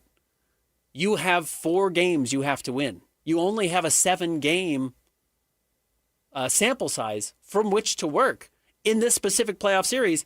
And if the numbers don't go in your favor, you lose. And your season ends and your opportunity is dashed forever. That's the major issue here that Kenny is running into. Plus, it just sounds so stupid. One, analytics are dumb for a lot of the reasons you just laid out right there. What happens if... But to be so out of touch, to actually say that is pretty incredible. Like, he's got to be an idiot, right? I mean, okay, Ben, let's see. Let's put this in let's say that your water was coming out of the tap brown. I mean, really undrinkable. Undrinkable. And then you called them. He said, water's brown. And they said, well, actually, sir, things have never been more efficient on our end. Like, if I showed you our stats from our internal numbers of how well we're doing, we're actually killing it. 7 of the 8 people on your block have great water. Drinkable water. But mine's brown. Sir. My water's brown at the moment. Don't you know what I mean? Absolutely. Like, I don't care. I don't even care what stat he's talking about. To stand in front of people and go, actually, we're winning the series is so laughable. No, actually, water department, the water's brown. Yeah. You're down 0-3. I don't care what your stats say. I can see what's actually happening here. There's only one stat that matters. Where you're at in the series. Don't tell me, well, I showed our analytics guys, and they said, hey, Kenny, guess what? You're winning. You're actually winning. And there is something to say, hey, we trust the process. I think we're generating good looks. I just think we need to shoot a little bit better, but I don't want our guys to lose confidence. We hear coaches say that a lot. And I think that is probably, for some coaches, their cover for, man, I'm looking at the numbers and I've designed an offense to generate this amount of threes and this amount of layups. And if we do that over a long enough period of time, I think I will have done my job. I think we hear that a lot. And I think that's what they are saying. What they are not saying is, we won the games. Why?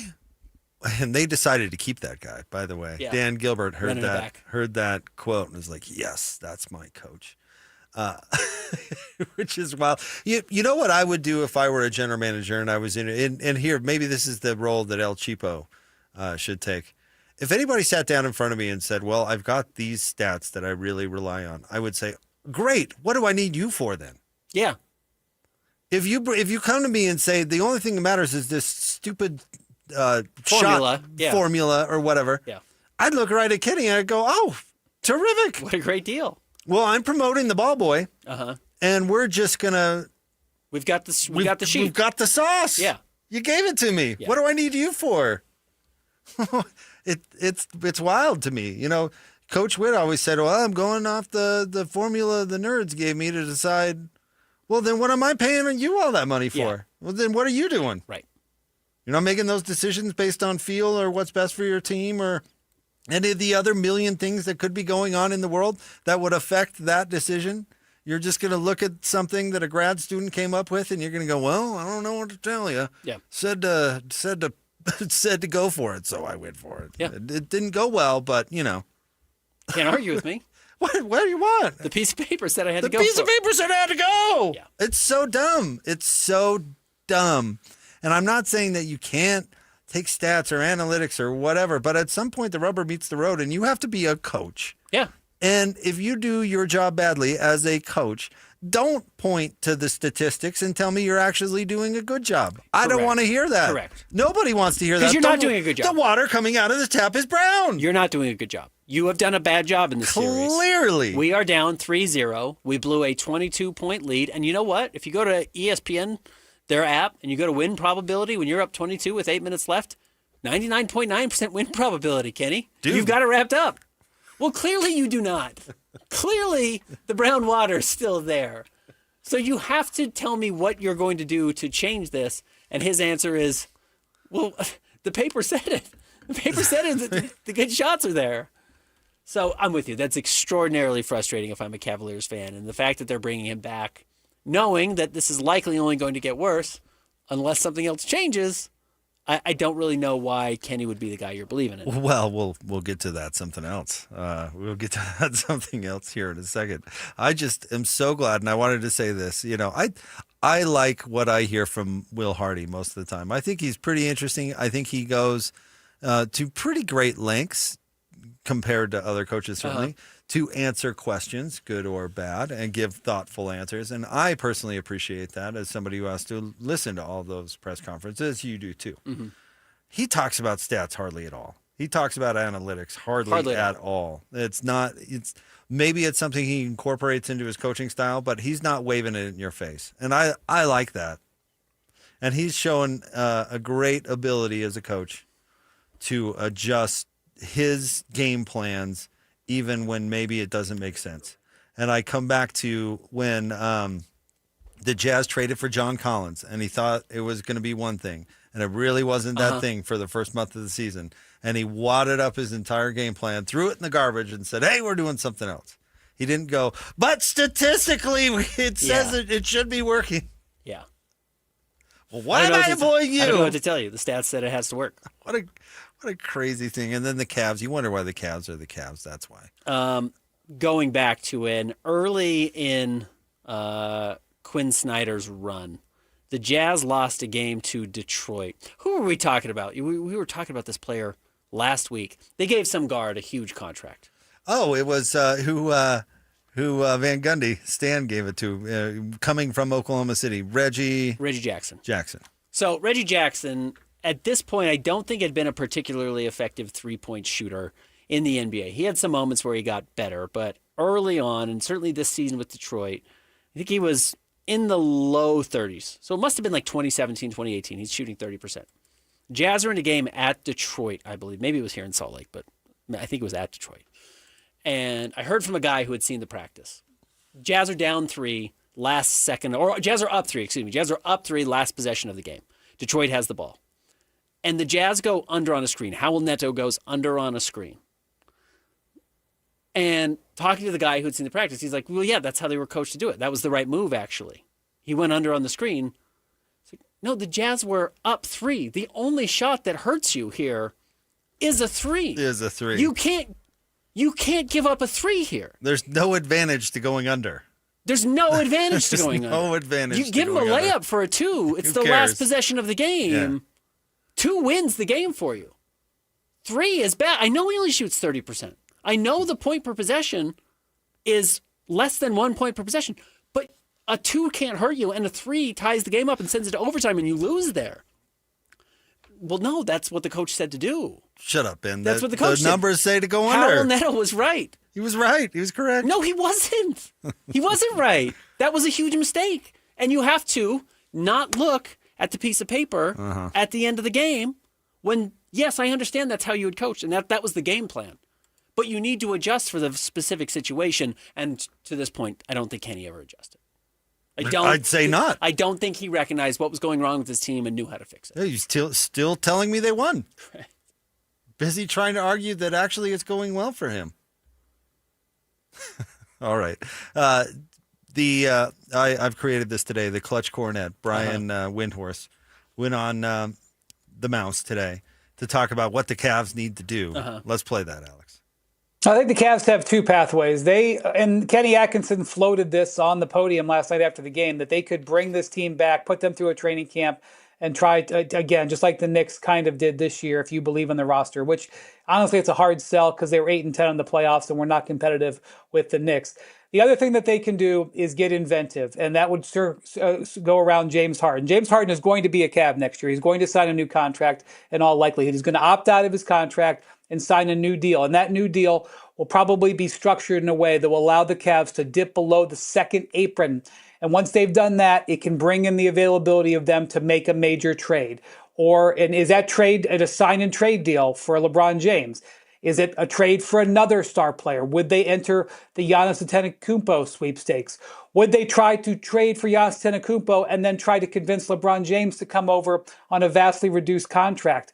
Or would they just try to bring it all back? All of these things are possible. Also this summer, Donovan Mitchell has a contract extension decision. He has 1 guaranteed year left on his contract. The Cavs would love to extend him, but for various reasons and for financial reasons, he could push that decision off into 2027 and face unrestricted free agency then. So a very big, weighty summer of decisions coming up for the Cavs. They could take big swings if they wanted. Get him number 23. There's only one man. Bring him back. You know what they need? LeBron James and James Harden. That'll fix it. Together at last. That's the ticket everyone's been waiting for. And how about him saying it's just so automatic they re-up James Harden? I mean, he is the clutch cornet. He really is. How could anybody watch James Harden in the playoffs, period, but in that series and go, again, I feel like a broken record. Get that man money. Give him more money.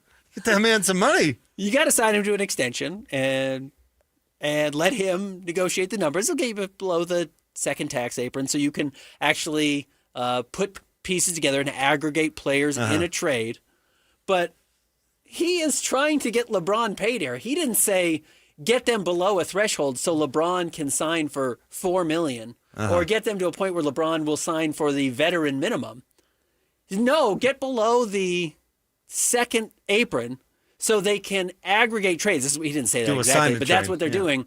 Aggregate players, namely Evan Mobley and whoever else, to send him to LA to get LeBron back at a $50 million price tag. It's like, LeBron's not worth 50. James Harden's not worth 40 or 30 or whatever you're going to pay him. Nope. And Donovan Mitchell's not good enough to hold your franchise hostage. He's not. Donovan's not good enough to do this. Donovan's an exceptionally talented player and has some real skills and wins a lot of regular season games and showed that maybe there's a little bit more to his game in the playoffs because his team got to the conference finals. He's never won a conference finals game, and I'm not trying to continue to move the goalposts on Donovan. But they did not belong in this series with the New York Knicks. But it is very weird to hear what you're calling him? The clutch cornet. Clutch cornet. Brian Windhorst. Try to think this is fixing the team. This is going to make the team worse. All of these ideas are going to make the Cavaliers worse tomorrow and then worse in the long run. Have you been watching what Clutch does with rosters? They all get worse. In fact, what the Cavs should do, seriously, is if, A, not give James Harden a penny more than you have to. And if you don't, he's going to opt into his contract, and you have a $40 million expiring contract. You either let him play it out or you trade him. But that's a sunk cost. I'm not saying, well, I've got to pay him. I traded for him. Now I've got to pay him. It was a mistake. And he's not a good player anymore. He's not this level of player that's going to help you win. He's really never helped you win in the playoffs. And then Donovan can't be the guy you double down on for fear of losing him. I get it. It's harder. You start down at the bottom of the hill, but what hill are you trying to climb? You can't get there currently. Donovan can't lead you to where you're trying to get. So continuing to try and, fight that battle, hoping that Donovan's going to get you there, is a losing proposition. The answer can't be then trade away one of your other good players for 1 or 2 years of LeBron James. Sure you can. Yeah, sure you can. We're talking about Darius Garland is like 28. He's not even that old. Yeah. He's like 26. They traded him for James Harden. Sure they can. Absolutely they can. If I'm Kobe Altman, who's the general manager of the Cavaliers. Yeah, for now. Until someone from Clutch Oh, gets no. the job. Worldwide West is going to get the job. Yeah, West gets the job. I'm letting this thing wear out, and I'm starting to rebuild. And in fact, I'm probably trading Donovan this summer. And I know that's crazy, but the Jazz show that was probably a very ambitious, but probably the right move. Because you got an enormous haul for him before he had any real leverage over your franchise. You got a bunch of picks. You got young players that gave you at least some direction, and you start from there. But you've already thrown your Hail Mary. That's what James Harden was. You don't get to throw a second Hail Mary. That's not how the game works. You get one Hail Mary. Oh, you get two now. LeBron two old Clutch Cleveland. players. If you remember what they did to Cleveland the first time? That LeBron was there? Uh-huh. Yeah, absolutely. They tied Dan Gilbert in knots. How many coaches did they fire? It's just absolutely. It's how many Clutch guys did they sign? Right. It's nonstop. To crazy deals. I think they're still paying Tristan Thompson. They might be, in all honesty, as a buyout. So you've just got to accept that you've lost this. That you tried, you gave it a good push, it didn't work out, and now you've got to go back to the drawing board. They're not going to do that. If you could maybe get Giannis, I would try with Donovan and Giannis if I can keep Evan Mobley and retool somehow around the rest of those players. But unfortunately, you are stuck with James Harden. And that's not going to be a winning backcourt, even if you add Giannis. I don't know if they can afford to trade for Giannis. Maybe they could. But Giannis wants to go to Boston or Miami. Mm-hmm. So Giannis has the say. He does. Because he also needs to sign a contract extension. That's, he's under contract next year, but Milwaukee will feel forced to trade him because he's not signing an extension. And if he doesn't want to go to your team, he's going to tell you, I'm not going to sign an extension there. Don't trade for me. But he will sign an extension in Miami or Boston, and that's where he can wield his power. Boston would have to include Jaylen Brown, Mm-hmm. most likely. If I'm Giannis, I want to go to Miami. Probably. He could be the guy in Miami. Yeah. You think he wants to go watch Donovan Mitchell dribble? I doubt it. Yeah, probably not. But Miami, you're right. He's the man. Day one. And it's Miami. It's Miami. It's not Cleveland. With all due respect. And he doesn't really have to play the big in Miami, which he doesn't want to. Correct. So I'd want Miami. I think that's probably where he's going to end up. But then again, Pat Riley doesn't know the rules. We never talked about that. Yeah, we teased it. We never brought it up. We did tease it, that he had a real, and I'm trying to remember specifically what it was now, but he made a public comment that was like, no, Pat, that's against the rules. Yeah. It was like, oh, is Pat losing it? Yeah. Talking about something that wasn't going to be possible to do. That as far he as said what? team building. Mm-hmm. Yeah. Rough. We all get older, Ben. So, looking at where the Cavs are, I don't think they should try to keep this boat afloat. Not to make a Cavaliers pun, but I think they should let this sink and start over. They're not going to do that. I don't think they're going to do that. Yeah, I don't. They're think so too either. far invested. Yeah. And they don't have their own draft picks. Correct. They all belong to the Utah Jazz. Yeah, right. So they're not going to do that. Why would they? Right. There's no reason to sink to the bottom. They've painted themselves in the corner, which is why you can't give up all your future draft assets. When you do, you don't really have a chance to bottom out and feel like you can have any pathway forward. And then you're capped out and you have no way to move off those resources, so you're stuck. And they're stuck. Yeah, the Lakers have been stuck since the Mickey Mouse title. And the Mavericks are about to be stuck because of the Luka Doncic trade and all the trades they made to build out a roster around him. Yeah. It's a bad spot to be. All right, stay tuned. More Jake and Ben coming up next. 97.5, the KSL Sports Zone. And now, a look at traffic from the KSL Traffic Center. Early southbound slowing on I-15 running by the south interchange between Murray and Midville. There's also a crash in the center lane of westbound traffic on 41st South out at the Mountain View Corridor intersection. At UTA, it's never just a ride from point A to point B. We move independence, we move purpose, we move memories, we move what matters, you. Plan your trip at rideuta.com. With your traffic update, I'm Alex Napolis here on 97.5, the KSL Sports Zone. For Jazz fans, it's been a rough few years. Well, those days are behind us as the Utah Jazz finally struck gold in the NBA Draft Lottery. Picking second. As the Jazz prepare to draft a potential superstar with the number 2 overall pick, nobody will bring you better coverage of the NBA Draft than the KSL Sports Zone. For all the breaking news, high-profile interviews, and player analysis leading right up to draft night, keep it locked on your exclusive home of Utah Jazz basketball. 97.5. The KSL Sports Zone. There's something amazing about where we live.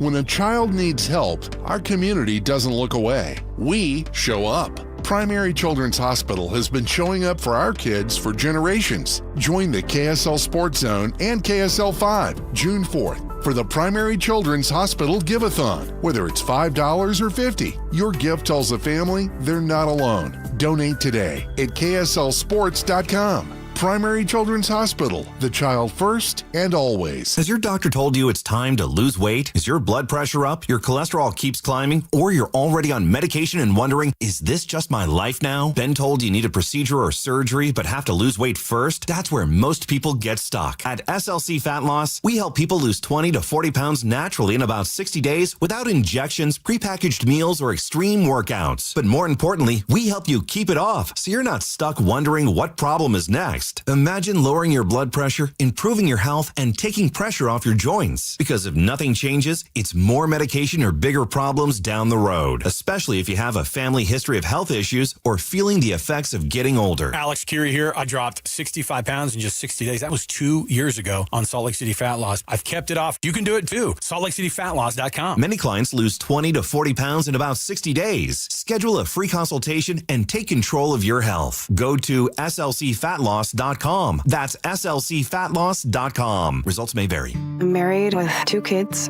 I'm a veteran. I own my own business. I'm a retired school teacher. And I've had thoughts of suicide. But, thankfully, my granddaughter made a point of checking in on me. Spencer noticed when I was distancing myself. One of my buddies, he was worried about me. Having someone when I wasn't myself. When I need it most. Help me live on. Live on. Live on. Connection can prevent suicide. Learn more at liveonutah.org. Only one type of burger. For every pallet. Fries are extra. Large in size. We've got the shakes. Going over the brim. Hey, this is Chris from JCW's. Put a positive, delicious spin on your day at any one of our 5 locations. In Lehigh, American Fork, Provo, South Jordan, or Harriman. JCW's, quality and a lot of it. Tim Daly Mazda Southtown has as low as 0% financing on many vehicles, including 2026 Mazda CX-90s, CX-50s, and the CX-70 PHEVs. That's right, 0% on your favorite new Mazda. Get your new Mazda CX-90, CX-50, or CX-70 PHEV for as low as 0%. It's happening now at Tim Daly Mazda Southtown in Sandy. APR for well-qualified buyers. OAC, 72 months at $13.89 per month per $1,000 financed with $0 down. Not available with any other offers. See dealer for complete details. Visiting the Wasatch Back with your family? Make a stop at Dairy King in Heber Valley, featuring Utah's favorite fast food and specialty menu and legendary best of state shakes. Dairy King, a hometown favorite celebrating 80 years on Main Street. The KSL Sports Zone and Beehive Meals are honoring people that impact youth sports in our communities. Nominate the youth sports volunteer you know for the Beehive Meals Hero of the Week at kslsports.com/contest. This is Jake Scott and Ben Anderson. Now, every day from 2 to 6 on 97.5, the KSL Sports Zone.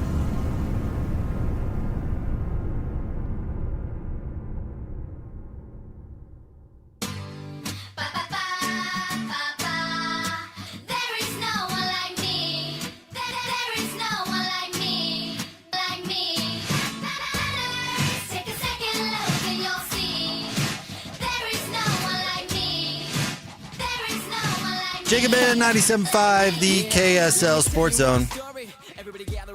Ben, bad news coming out of the soccer world. But I want to, I know it's not quite Hot Take Tuesday, but I do have a little bit of a hot take. But It is Tuesday. Diego Luna Yeah. for Real Salt Lake left off the World Cup team. Mm-hmm. That's brutal. Yeah. He's been a part of their real marketing campaign. He's been a face. He's obviously as unique looking as he is with the bleached hair and the tattoos. And it's been fun. It's been very successful. Obviously, RSL is playing very good this year. So for him not to make it, I know has a lot of people disappointed. I'm sure they're disappointed over there. It was a big deal when Beckerman played for the World Cup team, whatever year that was. And he didn't play a ton, right? But, you know, that really meant a lot to the franchise and Beckerman and their star. And it was kind of they had that championship in there, it's part of the lore. And good thing Diego Luna, how old's he? 22. I mean, he's got plenty of time to make waves on the World Cup roster, but that stinks. Xavier Gozo also not on the team, correct? And he is the other true Utah-born star, comes from West Valley, come up through the RSL system. He's 19 years old now, and has also had an absolutely terrific year and didn't make the USA World Cup roster. And some people thought maybe he'd done enough. It feels like we need to protest the World Cup. Okay. Do we need to do that as a show? Do we need to not watch it? Not talk about it? I know Alex can't do that because he's a big soccer guy. By the way, catch Alex on RSL's coverage on the radio. He's on quite a bit. You did the Messi game, right? I did the pre-half and post for the Inter Miami game. No big deal. What are your thoughts on Diego Luna and Gozo not making it? Oh, I was going to save it for Hot Take Tuesday. Oh, save it. By all means, save it. Diego Luna was probably it was probably good he didn't go. Oh, okay. I don't know if this season he's done enough to earn that spot yet. Okay. Yeah, I'm considering boycotting. Our community was wrong. You're not going to go to any of the games. Oh, I'm certainly not going. They're not getting a dime of my money. You better believe it. What country is hanging out down there in Harriman? I'm not supporting that either. Was it Bosnia? Yeah, it was Bosnia. Yeah, because Nurk was going to go down there. Uh-huh. Go take care. So I don't know. I'm pretty bent out of shape about it. But here is my hot take, because people are complaining about this. Did you see how the people who made the team or did not make the team were informed? How? It was just an email. Oh. But see, your reaction, that's how everybody's reacting. What's better, an email or when they tape the list up to the wall for everybody to see how humiliated you are? What do they owe these softies a phone call? This Give me a isn't break. ninth grade intramurals. But yeah, you can call the people and say, hey, we respect that you've come. I don't know. Alex, what are the auditions like? I mean, you're playing in all these different camps. You're playing in little smaller tournaments, right? I would imagine trying to audition for your team. I only know how it works in basketball. But, you go and you play in the on the FIBA teams, et cetera, and you work your way up in the off seasons working with these teams. I would imagine when they say, hey, you didn't make the Olympic team, even though you were on, some of the whatever clubs, they call you and say, we appreciate your effort. We're going to look for you again next year. Listen, dude. They don't send you an email. Listen, I want my bad news in writing. I don't want to be on the phone. What's my reaction? What if Diego started? Hold on, I just got a text. What if Diego started yelling at the coach? My dreams have been dashed. I'm not going to the World Cup. Cup. I honestly, if you all right. Okay, Ben, let's say back to driving. Let's say you applied to NYU. We'll give you a good school. Okay, thank you. And they did your brother go there? He did. Yeah. They send you your would you rather get a rejection letter in the mail where you open it up and it's a personal moment and you can react however you want, or do you want some idiot calling you? Screw that. You're not good enough to be here. It's a little different. How? Well, there's like probably, 20,000 people who get rejected that apply to NYU every year? What difference does that make? If it's 12 people or 5 people who don't make it, make the phone call. No, just send me a letter. Just send me an email. I was in a group text. 8 of us didn't make the team. None Group text? No, not None group of you text. Are in. No, not group text. Email. Okay. Or a letter, or a hard letter. You want it? How long it takes to send a letter? Well, come on. This is the U.S. men's national team. They can get a letter overnight. You're gonna overnight it. They can overnight a letter. I want a letter, or an email is fine. Okay. I just want it in writing and how I can read it and react however I want. I don't want to be boo-hooing on the phone to the coach or yelling at the coach, like going Ricky Vaughn on it. Remember when he goes into the manager's office? Every time I pitch against you, I'm gonna stick it up. Yeah. No. Yeah, right. You could react that way to an email. It's not going to have any negative consequences. You could scream at your computer. I don't care about the coach or the team manager. That's your job. No, you care about the manager of the team is supposed to be able to stand up to these guys and tell them why they did or did not make the team. Oh, why not would that? An email. Why is that in a job description? An email is just fine. Doesn't have to coddle these guys. Come on. We're adults. You're trying to coddle the team manager and the coach who How make am I these coddling decisions. the team manager and the making coach? them so they don't have to have a tough phone call. Make them have a tough phone call. Dude, I bet it was hard to write those emails. Very sure this was written with ChatGPT. Dude, you've seen no, I'm not going to make that comparison. That would be inappropriate. But I'm sure those emails were very difficult to write. You act like it would be harder to make a phone call. You communicate in the written word often. It just means more. We use an AI, whatever, LLM or whatever they call them, stupid thing here at work. We have access to Copilot through Microsoft. I'm going to put in the prompt, write me an email telling Diego Luna he hasn't made the roster for the Team you're not giving the USA coach. Who is the coach? World Cup. You're not giving him enough credit. I'm sure this is how they do it. Nobody sends emails anymore. Okay, here it comes. This is from our friends at Copilot. Subject matter. So put this in the subject when you're emailing at, what do we think, dluna@rsl.com is probably his email. Hi, Diego. I hope you're doing well. Again, Copilot wrote this. I didn't write this. I wanted to personally follow up regarding the Team USA roster selection for the upcoming World Cup. After a thorough evaluation process, we unfortunately won't be including you on the final roster this cycle. This was not an easy decision, as we truly value your effort, professionalism, and commitment you've shown throughout the process. Competition for spots was extremely tight, and we had to make some difficult choices based on the team needs and overall roster balance. We appreciate everything you've given and encourage you to stay ready and continue building on your progress. Opportunities can arise quickly, and we'll certainly keep you in mind moving forward. Thank you again for your dedication and understanding. Best regards, in brackets, your name, which I'm just copying and pasting. I'm not putting my name in there because I'm such a coward I can't call him. I don't want him to know who didn't let him on the team. But this is the type of effort they're putting forward. If you're sending Diego Luna an email telling him he's not on the roster. I don't believe they just used AI. I don't believe that for You a think second. somebody sat down and wrote out 11 personal emails? Yes. No. You call him, you say, Diego, ain't happening. Love you. Don't have space for this year. Dude, I bet you Diego. Talk to you in 4 years. I bet he's fine with the email. Does he really need a call from this bozo? Who is the coach? This email is weirdly cold. Say it again. Pochettino. Best regards, comma, Coach Pochettino. Do you think that's what he'd do? Yes. I don't believe that. Who needs a phone call?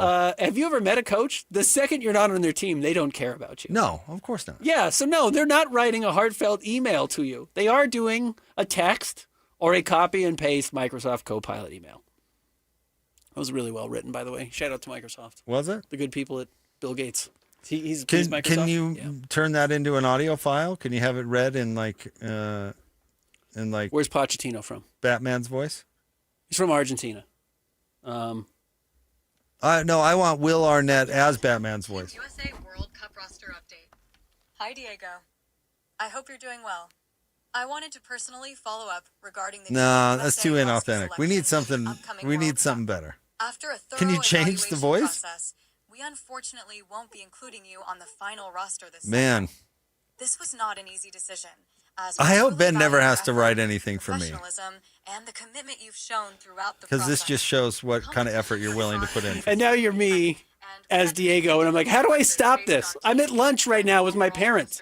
I thought we were going to get the email together saying I'd made the team, and I can't get the audio to turn down, and it's blasting at full speed or at full volume in the middle of whatever Lakai, whatever the fancy restaurant is that you go to here in Salt Lake City.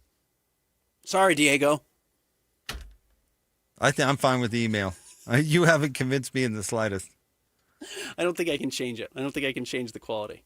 Can't change the voice? Yeah, it doesn't look like it. Maybe in the next iteration. Best regards. All right, we'll have more coming up next. Pete Futak is going to join the show at the top of the 4 o'clock hour. collegefootballnews.com. We'll ask him about the Sorsby thing, but we'll ask him, of course, about the Big 12 and what he's seeing out there. So stay tuned. Jake and Ben, 97.5, the KSL Sports Zone. This is DJ and PK. Here we go again. Should BYU and Notre Dame be playing football every single year? An annual matchup. Yeah, if they have this opportunity, build something new and see if it sticks. So if you have a chance to get Notre Dame, sign on. I would assume that Brett Yormark would be in Santiago's ears and do it. How can I help you do it? It's just going to elevate the league's profile. I don't think we appreciate the level of improvement and status BYU football program is right now. This is a team that has won double digits here 2 years in a row at the Power 4 level. It's something that has never been done. And you can argue that this is the best that the program's ever been. Catch DJ and PK mornings from 6 to 10 on 97.5, the KSL Sports Zone. Hey everyone, Jake and Ben here for our friends at IFA. Ben, when it comes to your lawn, don't you love nerding out with your neighbors about your lawn? Well, you can't do that unless you have the lush green lawn. You can't be nerding out when you've got a ill-kept lawn. Yeah, you don't want to have that. And you want to make sure if you're taking care of your lawn, you're doing it actually with a design and purpose and a program to fit what we have here in Utah. You don't want to be using some national brand when you're trying to treat your lawn care or when you're going to your lawn care. You want to go with IFA's 4+ lawn care program. It's blended locally and specifically formulated for your Utah soils. So if you've turned your water on in the last couple of weeks and you're still seeing big yellow spots, you're probably treating it wrong. You can help your lawn hold moisture, grow deep roots, choke out the weeds, and stay healthy all spring and summer long. You want to have the best lawn in town. That's why you just applied IFA's Weed and Feed for strong, dark green turf without a weed in sight. IFA's Weed and Feed is the ultimate lawn owner power move. And of course, all these products are trusted by local schools, golf courses, and city parks across Utah, backed by IFA's team of pro turf and landscape experts. And you know what? That same knowledge is available to you. Go to ifa.coop or stop by an IFA country store today. IFA, we're here to help you grow the things you love.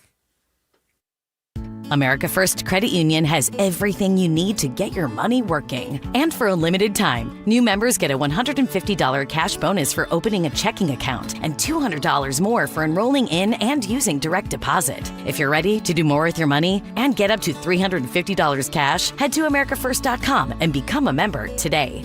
Subject to membership, eligibility, terms, creditworthiness, changing conditions. Additional requirements may apply. Federally insured by NCUA. Equal Opportunity Lender.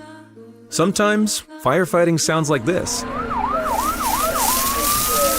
But most of the time, it sounds like this. And this. And even this. The first response to wildfire is prevention, not intervention. So douse your flames, keep your vehicles maintained, and let's fight wildfire together. FireSense is the first response. The biggest event of the year, Monster Jam World Finals, returns to Salt Lake City, Utah, July 2nd through the 4th. The most trucks and all the best drivers in one place at the biggest festival-style pit party of the year. Plus, the biggest 4th of July fireworks display in Salt Lake City and a special World Finals stunt. Don't miss the stars, stripes, and unbelievable family fun moments. Monster Jam World Finals. Returning to Rice Eccles Stadium. Brought to you by the Utah Sports Commission, BKD Tires, and Texas Roadhouse. The Management Minute is a service of the MBA program in the John M. Huntsman School of Business at Utah State University. I'm Professor Scott Hammond. A change is coming that will impact every major market and workforce. You might have seen how you can buy empty houses in Japan or Italy for pennies on the dollar. Each of those countries has a diminishing population. Birth rates are less than their death rates. You might think these are anomalies. The country that has the biggest problem is China. A diminishing population means a smaller workforce, smaller tax base, smaller military, a greater number of retirees who need more health care and government services. You might say you're glad that this is not happening in the United States, but it is. Half of all states have declining population. And if the trend continues in 5 years, we will follow most of the industrial world into less. Learn about how future economic and demographic trends impact businesses with an MBA from Utah State University. Go to utahstatemba.com. I'm Scott Hammond. Hope to see you in one of our classes. Just doing it big, you know. Your home for the best sports radio for your afternoon drive is right here. This is Jake Scott and Ben Anderson on 97.5, the KSL Sports Zone.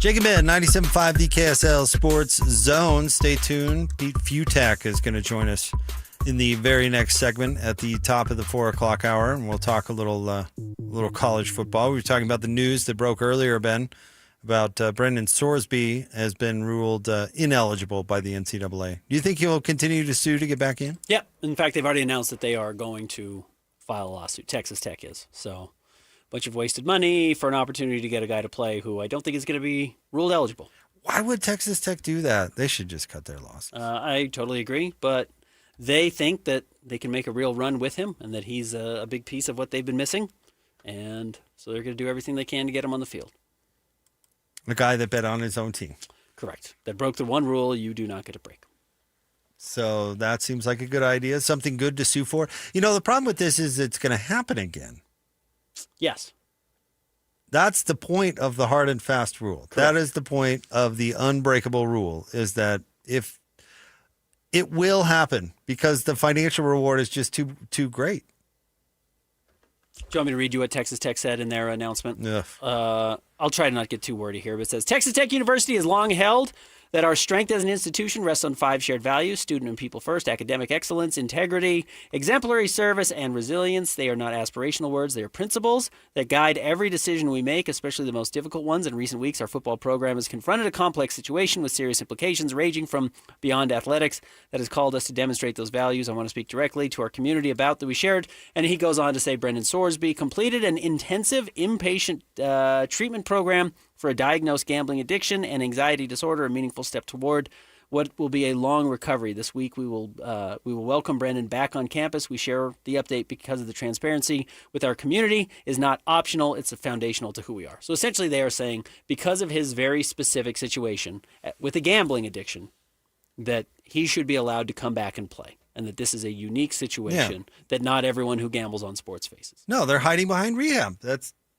That's exactly what they're doing. Ben, in my own personal life, I justify my own bad behavior all the time. Isn't it amazing what we come up with to justify it to ourselves? Right. I mean, isn't it crazy it goes to that level? Well, and again, no, Brendan Sorsby is not that important to your team that it's worth this. That's not true. Or winning games isn't this important. That's a better way to put it. If you have a real drinking problem and they take your license away from you, you don't just get it back because you go to rehab. Yeah, right. End of story. It's not an automatic you get your license back. I don't know what to tell you. Like, yeah, some of the reason they take your license away is so other people say, well, I don't want to get my license taken away. I guess I better not start drinking. They don't want you to have to go through all these loopholes to get back on the field. They just don't want you to gamble on the team. Because once you start gambling on your own team, you change the entire integrity of the sport. So you can't do it. So no, Sorsby, you don't get to play. You've challenged the integrity of the game that you play. That's your fault. And I'm sorry if regardless if it's an addiction or not. The fear is legally it won't hold up, right? Yeah. That Texas Tech will win legally? Yes. Because the NCAA doesn't have any power to do anything anymore? The NCAA's own, this is from Texas Tech, the NCAA's own chief medical officer has called for a harm reduction approach in dealing with problem gambling so that student athletes can seek support without fear of impacting their eligibility. Essentially, what Texas Tech is saying is if you don't let people come back and play after gambling on the sport, they're never going to get help for their gambling problem in the first place, and then you actually are going to hurt it. You can have both. You can say, yeah, you're not allowed to play anymore. And I'm sorry, you need to go get help for your gambling. That's a you problem. But honestly, the NCAA needs to worry about the games and not just the people. But it's not, see, the misdirection is that the NCAA, they are fighting for the integrity of the games. You shouldn't be mad at the NCAA. They're trying. Right. The NCAA just doesn't have any power anymore. And for this specific reason, it's good to have a central power, because you know what? Roger Goodell can tell an owner to pipe down or shut up, or, we're not going to be doing that. And the rogue owner has to fall in line. Mm-hmm. The NCAA should be able to tell Texas Tech to pipe down. Correct. That this is how it's happening, but they don't have any leverage anymore. They don't have any, I don't even know if they have any legal authority to adjudicate anything. So the fear is that this rogue university, Texas Tech, who's sticking up for a player that is going to compromise the game, is somehow going to get their way, even though it's terrible for the sport, precisely because the NCAA doesn't have enough power. Correct. So I think we should be mad at Texas Tech. No question. I think we should be mad on, obviously, it's Sorsby. No, this isn't the NCAA's fault. No, it's not. The NCAA is enforcing the rule that it wrote, and I'm glad they are, and I hope he doesn't get to play. In all honesty, I hope he doesn't get to play. And that's not because I'm rooting against Texas Tech or any issue along those lines, but yeah, if you're just going to continue to change the rules, you have no authority and the rules don't matter anymore. And I'm sick of it. It's the reason why college football stinks right now. College football is not that enjoyable to cover or follow. It's fun that you have a team. I'm glad everyone has their own team that they root for and wants them to have as much success as possible. But the big picture, nobody can look at it and say, like, wow, this is really going well. Yeah. Wow, this is good. This is in a good place right now. No one feels that way about it. It feels gross. It looks gross. It's playing out weird. I'm glad everyone has their own team. That's really the only value it serves right now. But you can't look at this and say, yeah, this is a good idea. This is working for everybody. It's not. Well, we played that Ving Rhames clip from Pulp Fiction, and they're rigging a boxing match. That's what, if you haven't seen the movie, that's what that clip is from. And I would argue that is the reason that boxing isn't nearly as popular in this country as it once was. I mean, especially you look back at some of the stuff that was going on in the 60s and 70s. I mean, you can get a look at a little bit of it in if you watch Raging Bull, because supposedly Jake LaMotta wasn't going to sell out to the mob or whatever, but it was a storyline. It is a huge problem in boxing, and it, I think, affects the popularity of the sport. If you want to look at Dana White may run the UFC with an iron fist, but there's a reason that's more successful, because there's not, that sort of thing is not tolerated. It's top down. Whereas with boxing, it's just these random promoters, and who knows who is, the funding is coming from who or whatever. And all of a sudden you do have fights that are being rigged and people going down, and then nobody puts any trust in it and it loses steam. Also, I don't get the impression reading this that they are doing this for Sorsby.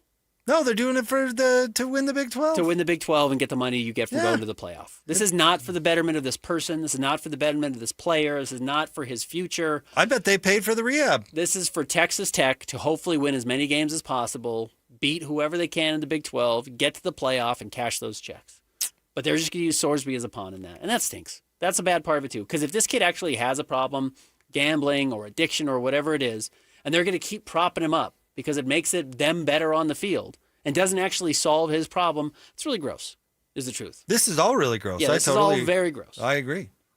The Raiders' behavior here is gross. Yeah. They should just cut. I don't know why you would actually fight, because that would imply that they're paying for it. Yeah. Good move. All right, stay tuned. Pete Futak. We'll talk to him about this and more coming up next. 97.5, the KSL Sports Zone. This stuff is available everywhere. Wherever you are, the KSL Sports Zone will be right there with you. It's the KSL Sports app. I love it. Where you can get the latest podcasts, up to the second breaking news, and analysis of the teams you can't live without right from your phone. And wherever in the world you may be, you can have DJ and PK, Scotty and the coach, and Jake and Ben tag along with live streaming of your favorite shows. Download the KSL Sports app and never miss a thing. Presented by University of Utah Health. Health is in our DNA. Learn more at uofuhealth.org. This is 97.5, the KSL Sports Zone. As Americans, we love to try and fix our own stuff. It's as American as Paddington Bear. We pride ourselves in going to the hardware store and knowing exactly where to find the tools we'll only use once. But every once in a while, we bite off more than we can chew. When once all the screws are stripped, wires crossed, and hairs grayed, isn't there a certain charm to admitting you need an expert? And don't worry, there are lots of things that need help, but don't like to admit it. Things like self-checkout machines. I feel like I'm doing most of the work there. Autocorrect, again, most of the work. Also, the French. So if you've general custarded yourself into a bad situation, give Shamrock Plumbing a call. We're here to help. It's the 40th anniversary season of the Larry H. Miller Utah Summer Games at Southern Utah University in Cedar City. And Friday, June 5th is the opening ceremony presented by State Bank of Southern Utah. Doors open at the Eccles Coliseum at 8 p.m. for the anniversary show with live music and Southern Utah's best fireworks show. Buy tickets at tbirdtickets.com and come early for the block party presented by KSL 5 TV starting at 5 p.m. It's the Larry H. Miller Utah Summer Games opening ceremony. Friday, June 5th in Cedar City. Hi, this is Derek Overstreet, president of the New Millennium Group and co-host of Stop Working, Start Living with KSL News Radio. Can you imagine what your life would be like if you could retire 3 to 5 years earlier than you thought possible? The things you could do, the loved ones you could spend time with, the memories that you could create. That's what our team at the New Millennium Group does. We'll walk you through the entire process every step of the way. If you'd like to get a copy of the 5-step proprietary plan that will help you retire 3 to 5 years sooner than you thought possible, give us a shout right now. 888-999-6370. That's 888-999-6370 or utahsfinancialplanner.com. Listen, most of our listeners right now have a tax problem, not a money problem. There's not enough money in Social Security Medicare as it is. Let us show you how you can significantly reduce your taxes. That's 888-999-6370, 888-999-6370 or utahsfinancialplanner.com.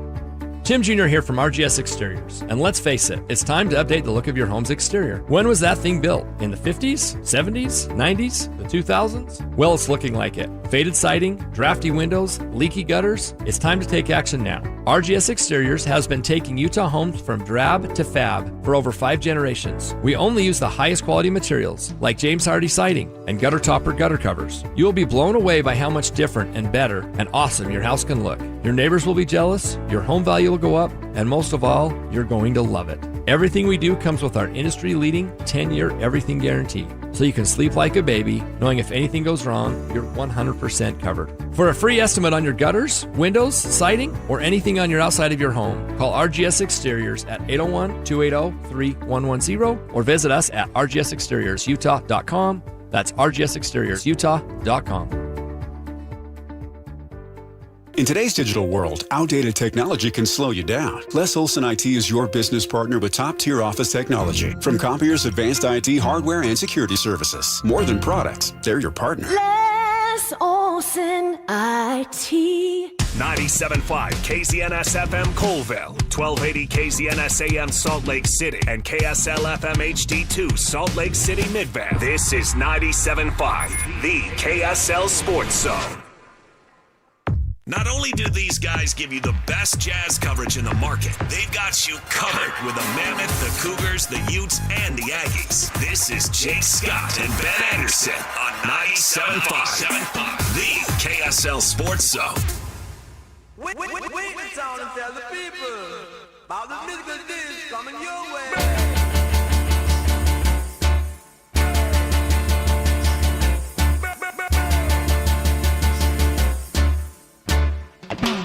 No, no, no.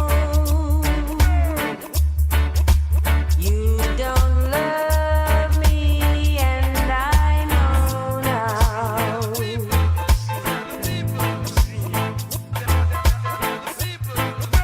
No, no, no.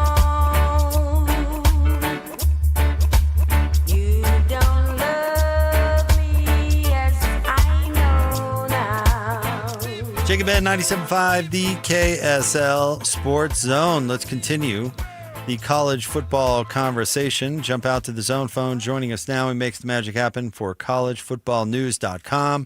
Legend in the media, of course, Pete Futak with us here on Jake and Ben. What's going on, Pete? Hey, Pete. How's it going, guys? What's going on in your world? Well, like everybody else covering college football and really the Big 12 in our neck of the woods, paying attention to the Brendan Sorsby news that today he is not going to be allowed to play college football. He's not expected to be eligible next year. But, of course, Texas Tech is appealing that decision now. A, what do you think of today's announcement? B, what hope does this move by Texas Tech have? I mean, shock of shocks, you're not supposed to gamble on sports if you're a college athlete on your teams. The hell you say? You can't do that. I mean, and more importantly, the NCAA's got to kind of drop a hammer on this one because you can't do that. You can't in a world that we live in where wrestling is now considered a sport on ESPN, and the lines between theater and actual sport and competition are being blurred. I mean, you can't do that. You just can't have out there, and because especially in college, you have guys who are still developing. Every play that doesn't look quite right, all of a sudden really doesn't look quite right. Like I remember at the time, I was like, gosh, that throw at the end of the Nebraska game looked a little funky. So like, I don't know if that's anything was there or not, but it sure thought that way. And you can't have that in the sport.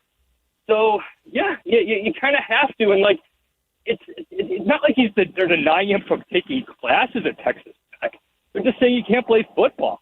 So all right, yeah, fine by me. Kind of needs to be that way. Man, can the NCAA enforce anything anymore, though? I mean that question. I honestly don't know. I mean, legally, it gets a little quirky because yes, it can. Because at the very least, it can make life really hard because the schools still, for the time being, care about other sports. So the thing about the NCAA that kind of gets lost, and everyone just kind of knows it's the toothless NCAA. They can't enforce anything. But what they do is they do the boring stuff, like insurance, like making sure that these teams get to places, and the logistics, and the travel, and the making sure that there's like a women's lacrosse tournament, and then all the kind of stuff that you don't just necessarily know.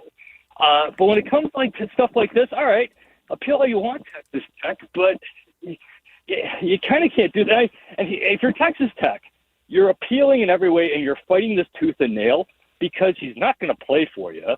And then all of a sudden, there's going to be a lawsuit from Sorsby's lawyers against Texas Tech of breach of contract and stuff. And Texas Tech's going to want the $4 million in NIL money back.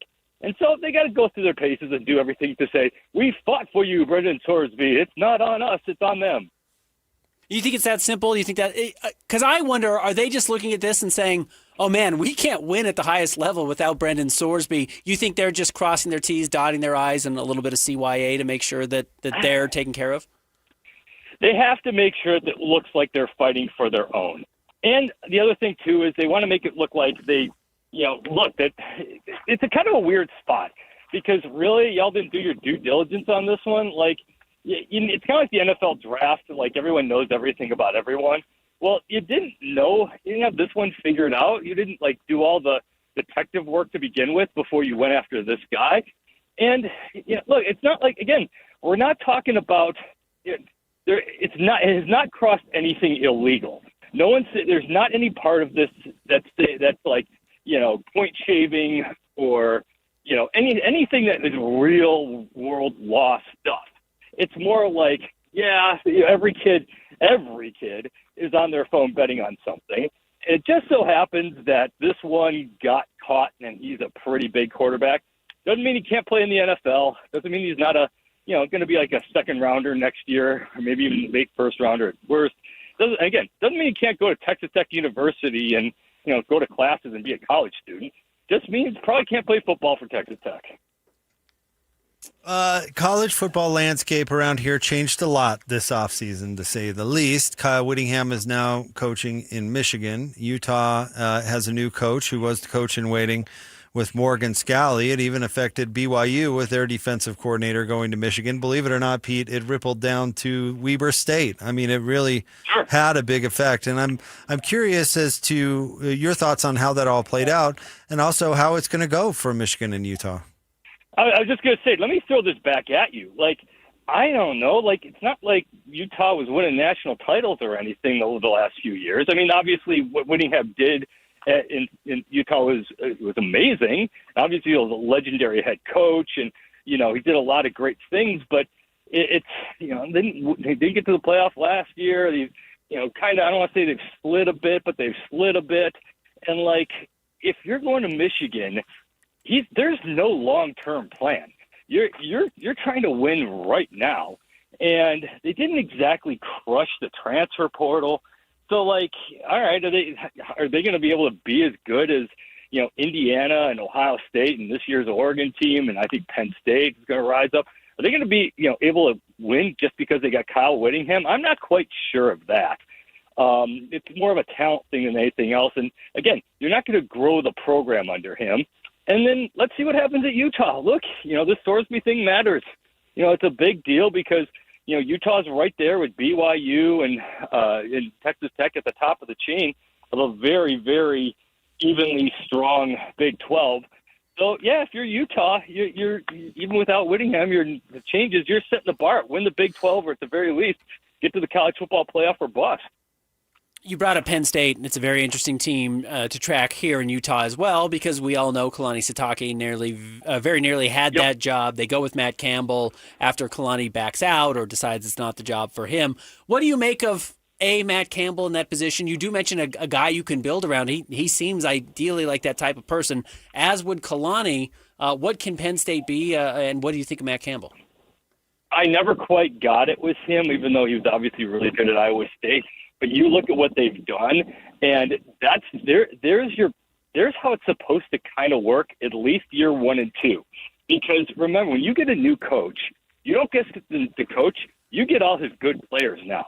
That's how Indiana won. Now they got to go on with life without all those James Madison guys. When Elijah Surratt and on and on, all these great guys from really, really good James Madison teams, that glommed on to Signetti, who's a great coach in his own right and a good base, and just you had Merry Christmas. It all just sort of worked out right. Even Deion brought over the top players from Jackson State, and you're seeing this across the board. When you get a coach, you're going to get his 10 to 12 top players coming with him. So Penn State was already good. You already had Penn State players in place. You just kind of had a funky little twist where. You look there, but if they had hung on and with a fourth down stop and beaten Oregon last year, who knows how last year goes? But you have a good base of players in place, and now you've brought on, I think it's something crazy like 20 Iowa State players. I might be way off, but you're bringing over enough to matter. Rocco Becht and all these guys who were would have been great players for Alabama, much less Penn State, and so there's a nice mix there where. Yeah, throw them right there with the top teams in the Big Ten. They're going to be pretty good. Do you think the Big Ten and the SEC are eventually going to split off from this whole thing? Let me start with this. It's the Big Ten and it's everyone else. The SEC it's just not. I've been screaming this for years, and for some reason, no one in the SEC wanted to think about this. But I had this 5 years ago. Just wait until Alabama realizes that Purdue's making more money. Just wait until that day when you see the discrepancy in the media contracts. Because again, look at the Big Ten media markets. They have everything, coast to coast. Whatever there is in New York for college football, they got that. They got Chicago, you got LA, you got Detroit, Minneapolis, and on and on and on. And what do you got if you're the SEC? Well, you kind of have Atlanta, basically, and you got Dallas for the most part. But, it's the media markets just aren't there for this, even though the TV ratings are great for SEC football, especially the bigger ones. So the Big Ten has more of a shot at breaking off than the SEC because the Big Ten can go national. The Big Ten has the giant media markets. The SEC, if it breaks off, they're just this little thing in the southeast corner of the country where, all right, so you won the SEC championship. Whoop-de-doo. Like, can you beat Ohio State? Can you beat Indiana? Can you beat those top teams?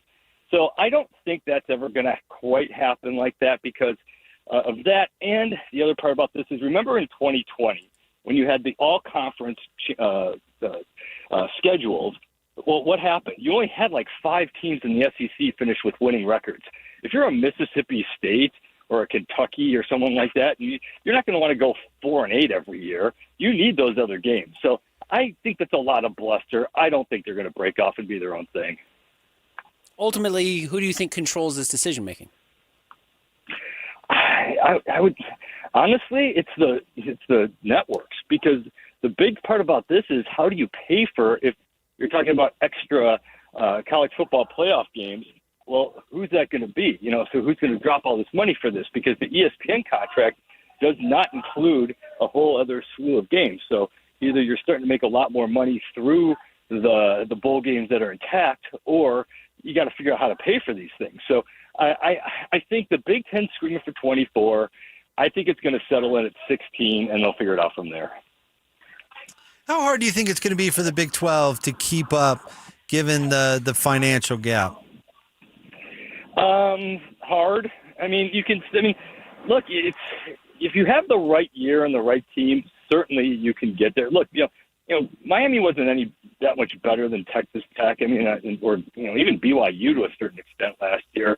And they just kind of caught fire at the right time and had a good run in. So overall, no, the Big 12 just cannot keep up with the Big Ten, because nobody can. It's just the disparity is too massive, and go right on down the line. It's insane. Like that contract that, for example, the contract that Matt Stafford just signed. Matt Stafford's going to make more money this year than the Mountain West, MAC, Conference USA combined in all those teams' media deals. Like it's just different. So the Big 12 could be fine, but you're talking about more than half the money that these Big Ten teams are making. Kind of hard to keep up unless you get that crazy booster money to kick in with NIL. That kind of evens the playing field a little bit. Well, Pete, we certainly appreciate you taking a few minutes of your time for us today. Thank you very much. Anytime. You guys have a great one. Thanks, Pete. Thanks, Pete. Pete Futak, college football writer for collegefootballnews.com. He goes back to some of the things you mentioned, which is, who makes the decision on expansion or not? Well, it's going to be the TV providers and who wants to expand and who doesn't. And obviously Fox wants to get on board because it's pretty easy money for them, and ESPN doesn't want anyone else on board. So we'll see how quickly these arms can get twisted to benefit whoever. Did the mouse back the wrong horse? Going with the SEC instead of the Big Ten? If the Big Ten can continue to have some dominance and break away? Because this all started when the mouse pushed CBS out of the SEC. Right. And then all of a sudden everything got programmed, so to speak, for the SEC because they were the biggest commodity in college football. Right. But Alabama's not what Alabama was just 3 or 4 years ago. But he's not even talking about on the field.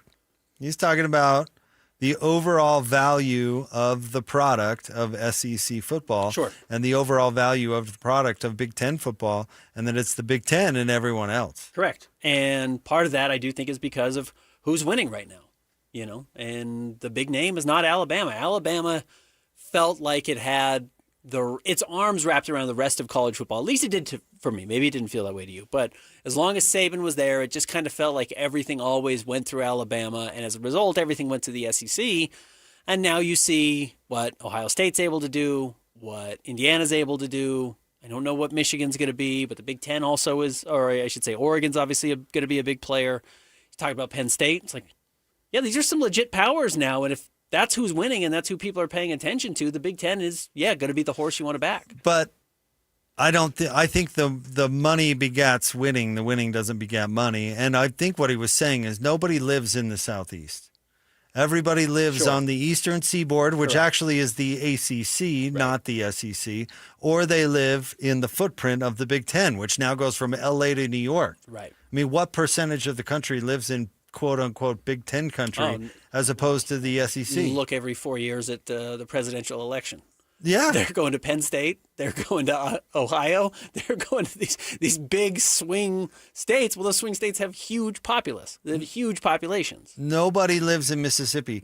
And they have 2 Mississippi teams. Right. What's the problem with Alabama? Nobody lives in Alabama. Right. They have 2 Alabama teams in the SEC. Yeah.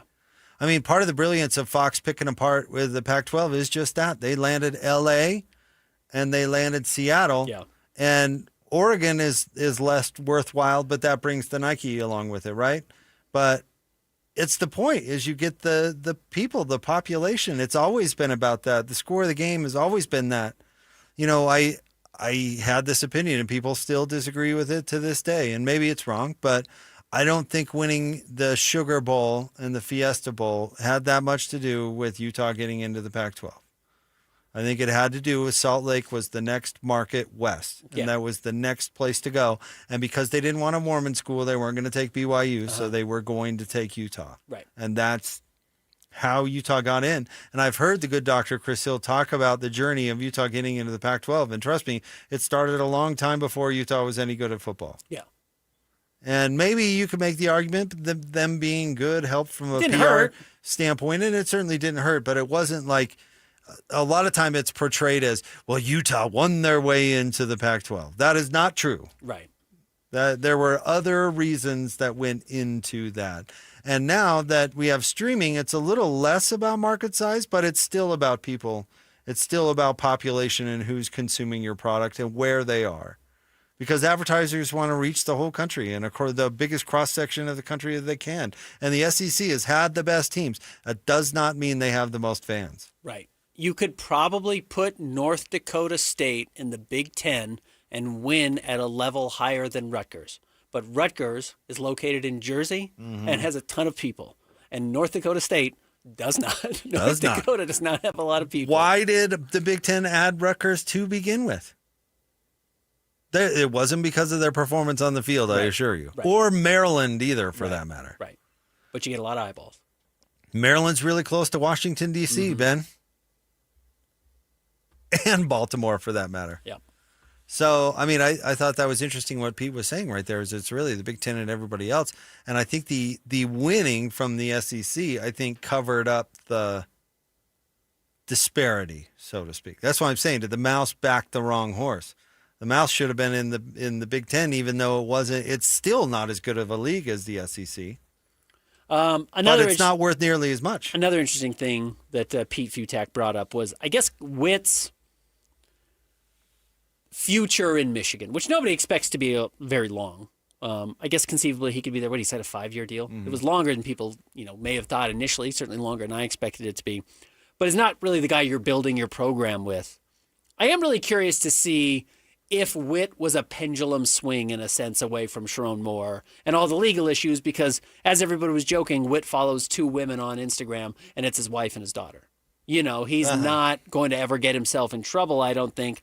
And I will be curious if that wears off quickly, because people don't really care about that very often. They really do care about winning. What I took from his answer about Witt was he's going from a job where he didn't have to be that great, and he's going to keep his job for 20 years.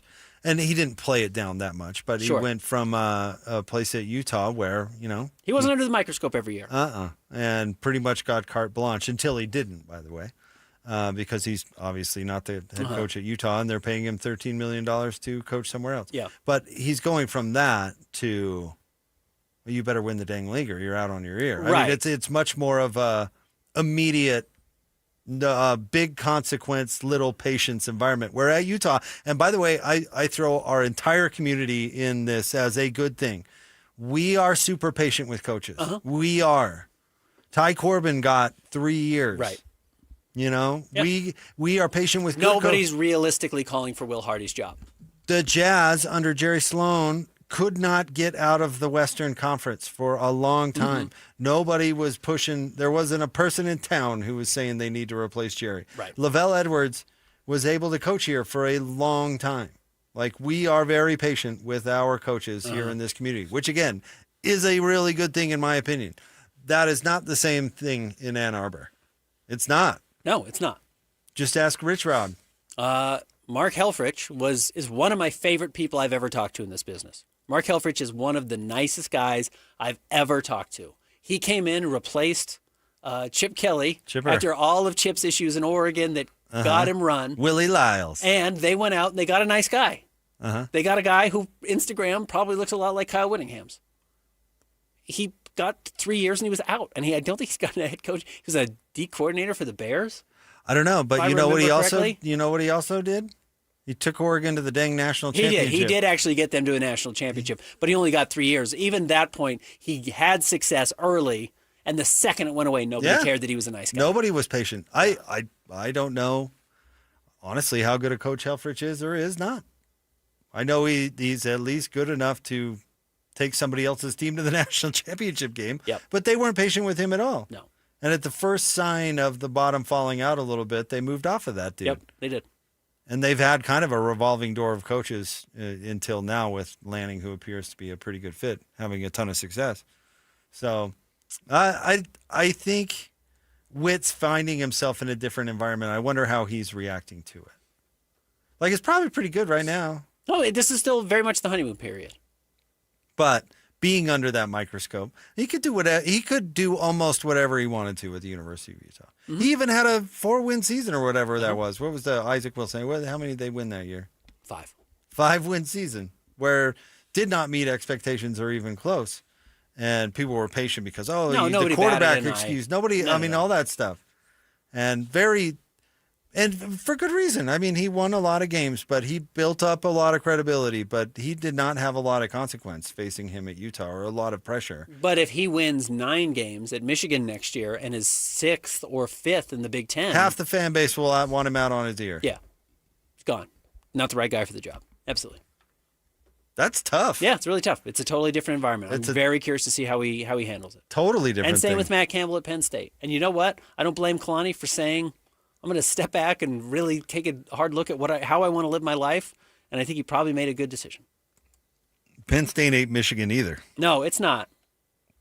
But the expectation is going to be to win. Yep. Ask James Franklin. Who was there for 10 years. Yeah. More. Yeah.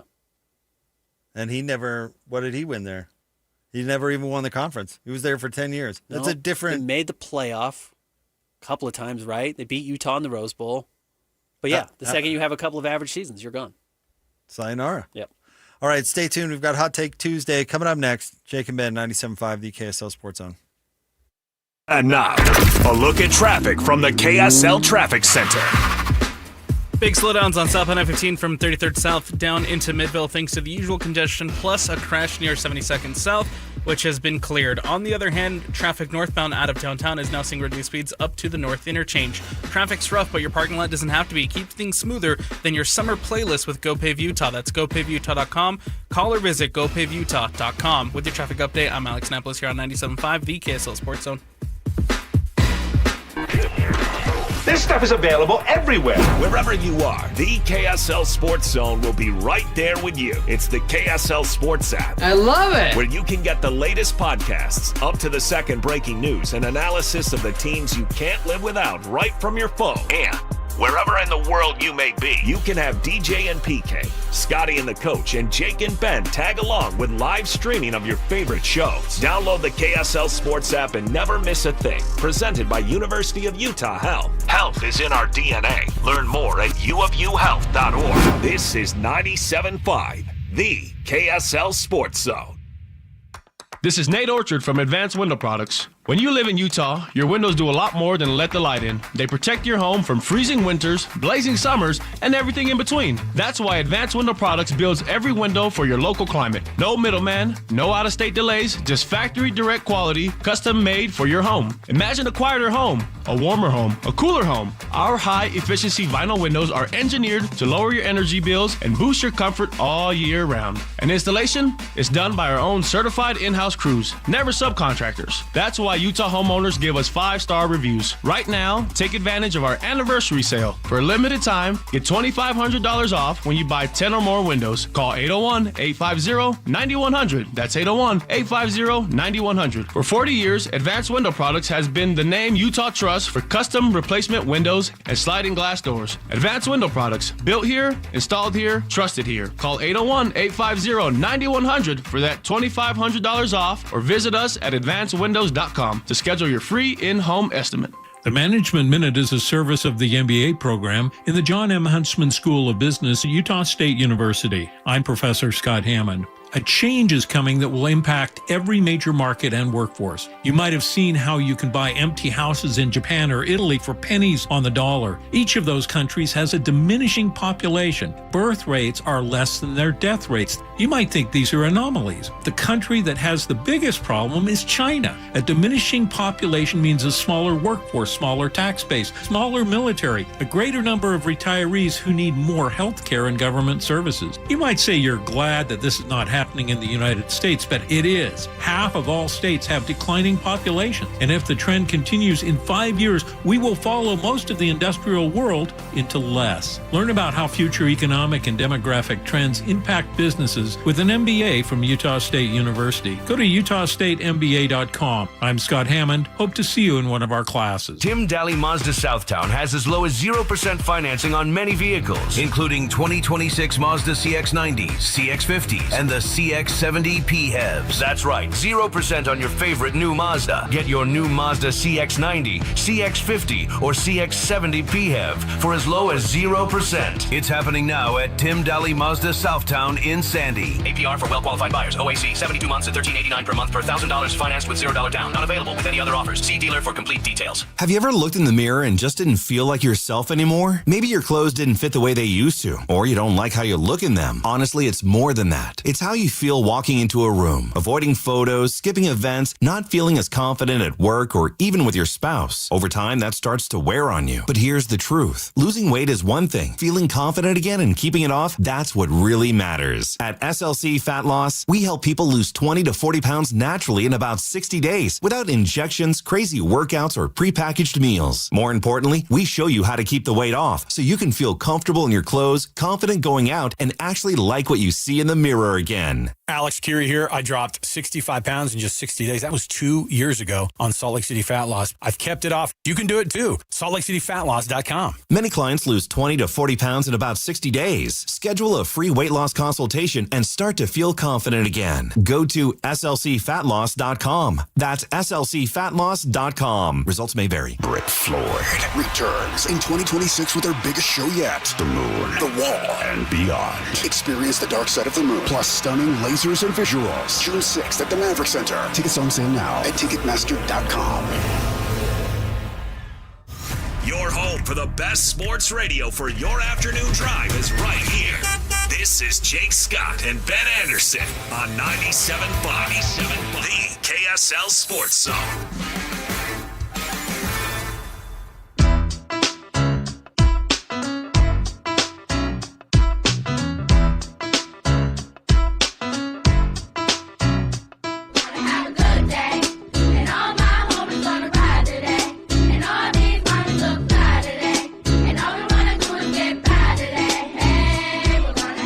Jacob at 97.5, the KSL Sports Zone. Hey, we're teaming up with Beehive Meals for the Beehive Meals Hero of the Week, honoring people that impact youth sports in our communities. Nominate the youth sports volunteer you know for the Beehive Meals Hero of the Week at KSLSports.com/contest, and listen every Thursday to this show, Jake and Ben, for the winner is the Beehive Meals Hero of the Week. It is Tuesday. That means it's Hot Take Tuesday. Are you prepared? I've got a take. In the sports world or without? Sports world. Okay. Is that all right? Uh-huh. Because Alex also has. Yeah, we'll get to Alex. Yeah, that's fine. I like the NBA draft. I'm a fan of the NBA draft. I've covered a lot of them. You've covered a lot of them. I like draft night. The draft should happen immediately after the combine.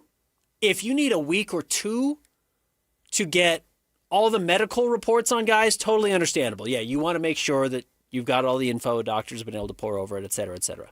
Jazz are getting that info this week. waiting another month for the draft is the only way you get in trouble. And Austin Ainge was on DJ and PK this morning, and this is what Austin said. And it's a reminder of how I think teams get themselves in trouble. He says, we're going to get a chance to meet with these guys again, talk with them, try to get to know them better as people. And then we continue to watch film. We'll go back and watch them all the way back to their high school seasons with a narrowed focus now on a range. We'll go extra deep and make sure we've got the full scope and all the information fresh in our minds to do the best that we can.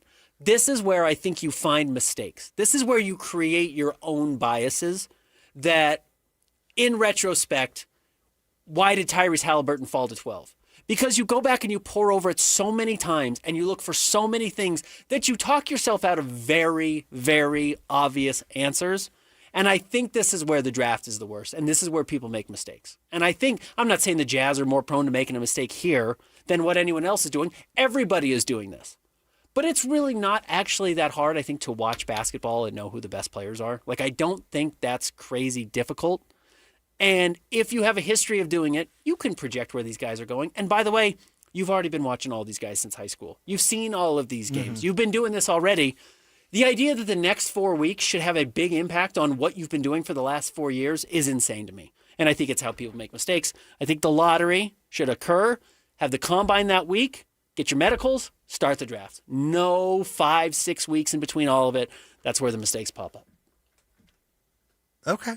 I'm not sure it's the hottest take, but all of this crap that they're dealing with right now, this is nonsense. This is all the nonsense part of it. I think they like the nonsense. I know they do. A lot of people do.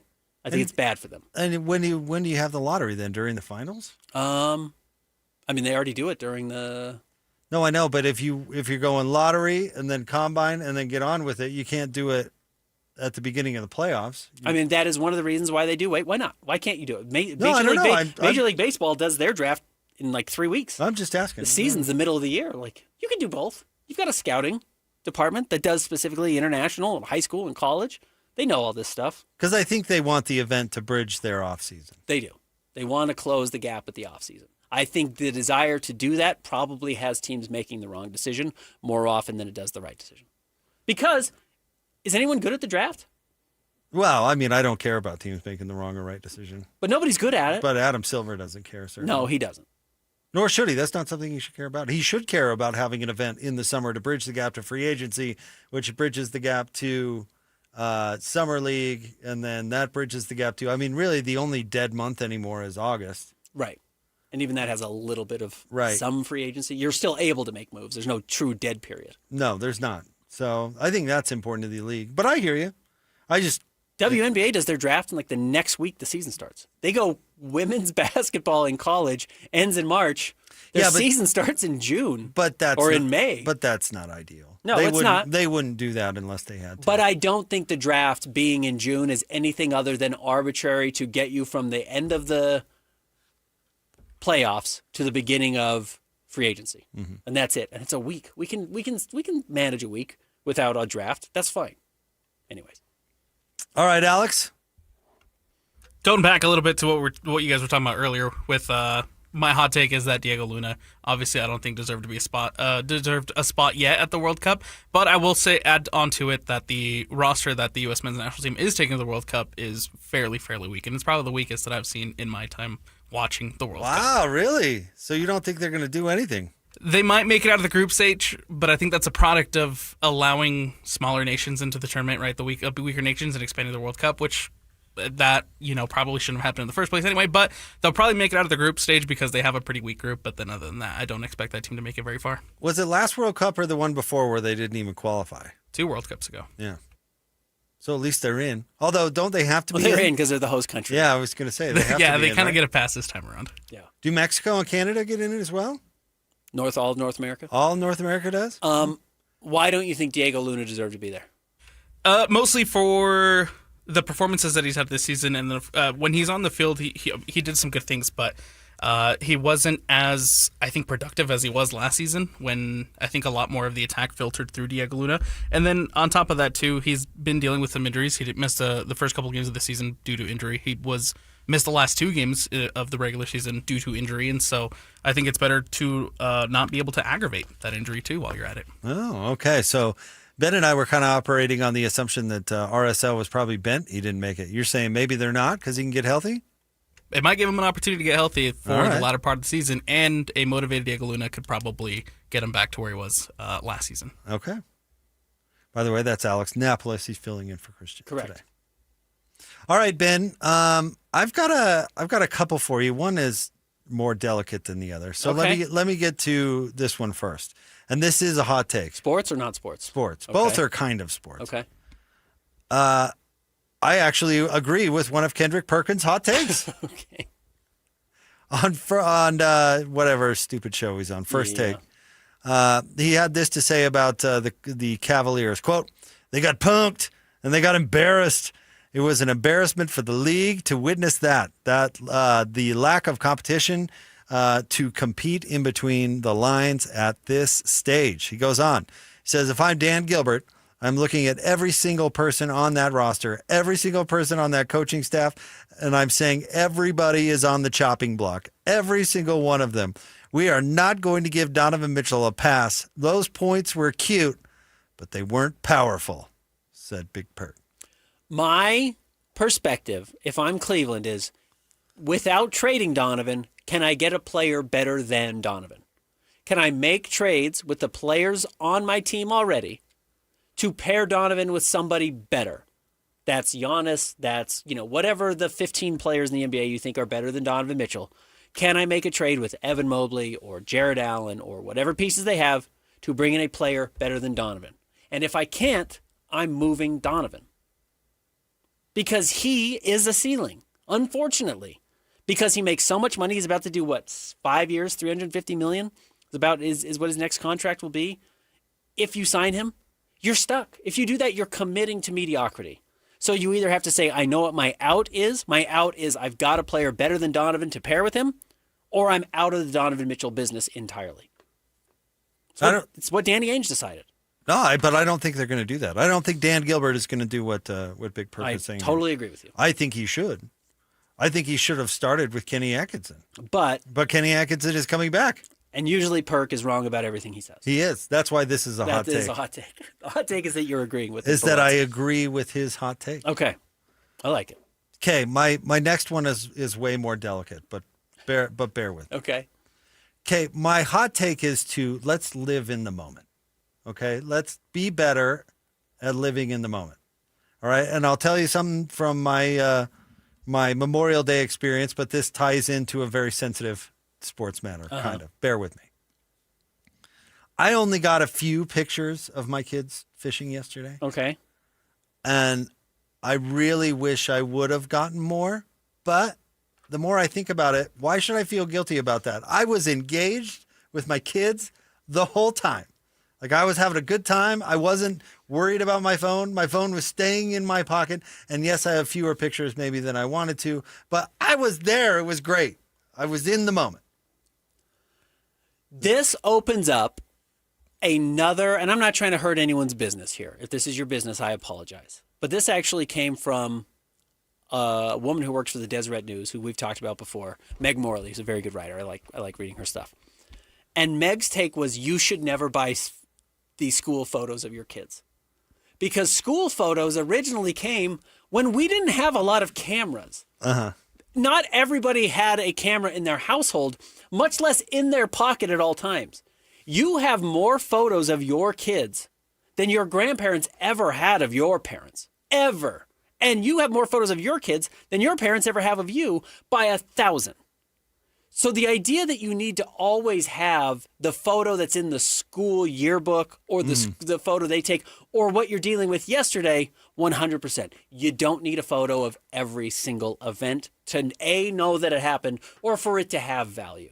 So I apply that logic, live in the moment, to the story that came out over the weekend about Titans quarterback Will Levis. Okay. Did you see any of this? The mayonnaise man, no. So a tape was leaked of him with a girlfriend. Okay. I don't want, again, we've got to be delicate. We don't need to get into details. I haven't watched it either, nor do I plan on watching it. But his mother, of all people, went on a podcast to explain basically what happened to him And they spent a ton of money on like cyber sleuths and people to try and scrub it and get rid of it and all this stuff. And he really couldn't do it. And she talked about how he had to make a phone call to his mom, to talk about this video that has leaked, that has become public. If Will had just been in the moment, as opposed to worried about taping it, retention, he would not have any of this mess. Does that make any sense? Sure. Will is learning the value of living in the moment. And I started I have no idea why anybody would want to record that sort of thing anyway, because this apparently was a hack. His phone was hacked, and that's how it came out or whatever. I don't know where the cloud goes, dude. Sure. I don't know where any of that stuff. I don't know. Yeah. I don't know if there's some weirdo at Google who's going through my stuff. I don't know. So you know what? I'm not ever. You'll never see a tape like that with me because it's never going to happen. I'm going to be in the moment. You know what I mean? But I don't understand why an up and coming. This happened when he was in college. So it's not like you were a nobody. Why would you even risk it? Yeah. I don't know. In fact, just enjoy your time with your date as opposed to worrying about later. That doesn't make any sense. I think the hot take here is that nobody knows what the cloud is or where it goes or how it works or how is it actually permanent. You know, this goes back to Savannah Guthrie, the horrible story of losing her mom. And literally losing her. We don't know what happened to her mom. And the Ring doorbell people, or whoever the smart doorbell people, I don't want to say Ring, the smart doorbell people said, yeah, the videos are deleted. Didn't record them. We don't know what to tell you. And they're like, but actually we can get the videos if you subpoena it long enough. We can actually go into the database and it's all recorded. It's like, where is all of this stuff? And how long does it last? And is it just forever? Is all of this stuff, even if you delete it, just on somebody else? I deleted it off of my cloud. Will probably deleted it off of his cloud. Is it on somebody else's cloud? That's what I'm saying. Has it rained down into somebody else? If he just didn't do that. No cloud. No cloud. Don't trust the cloud at all. Don't even hit record. Yeah. It's like we were talking about communicating in writing earlier. Don't put anything in writing. Don't put anything in writing, yeah. Ready for you prepared for somebody to read it. Now, you getting here from the origin story of you not recording your kids fishing is funny, but thank you. I felt guilty. I shouldn't feel guilty. I got a couple, and I spent a lot of great time with my kids. With the kids, yeah. And I did not physically have my phone in my hand. Sure. I wasn't even thinking about it. It was in my pocket. Yeah. And I was hooking worms, dude. So was Will Levis. I was at Bear Lake yesterday, and on the beach, and it was rainy and cold, and it was not that great. But go sit and read, and I was fine. I was all bundled up. And a family pulls up behind us and comes within maybe 30 yards. So there's nobody else on the beach. And the mom is in her tiny bikini and her little kids, and she forces the kids into the water. The water right now at Bear Lake is always cold. Yeah. But it was 60 degrees yesterday. Purely for the video. Purely for the cloud, the Instagram. Forces the kids into the water. Yikes. She gets in the water. Dad is literally just laying on the Bear Lake. Doesn't get out of his normal clothes. He's just there to be the camera guy, the operator, to exactly fill the role that you said you felt guilty of not doing. Just to get the video of mom and the girls running out of the water towards the camera. They sit for 5 minutes, dig in the sand, gets cold, and they leave. But yeah, it wasn't about the fishing or getting in the water. Right. It was about the video created. The talk snap or so whatever. No, you don't need to feel guilty for not doing that. So I did. I went back. I told you I was talking to my neighbor, and I was going to show him. I was like, I got 2 pictures. And I felt guilty. Well, I shouldn't. You don't need to. All right. I appreciate that. And yeah, Will Levis, just don't put. He doesn't need to feel guilty either. Don't hit record. He just needs to be ready to answer for it. That's my hot take. He doesn't need to feel bad about it. Oh, bad decision making on the record. But if he has to call his mom, that's the deal you've made. Man, and it's not like this is the first time this sort of thing happened. This happened to Trey Burke. Jamal Murray? Yeah. It's all happened. Why did I not remember the Jamal Murray one? Doesn't matter. Wasn't there some sort of audio thing from Donovan in the bubble? Mm-hmm.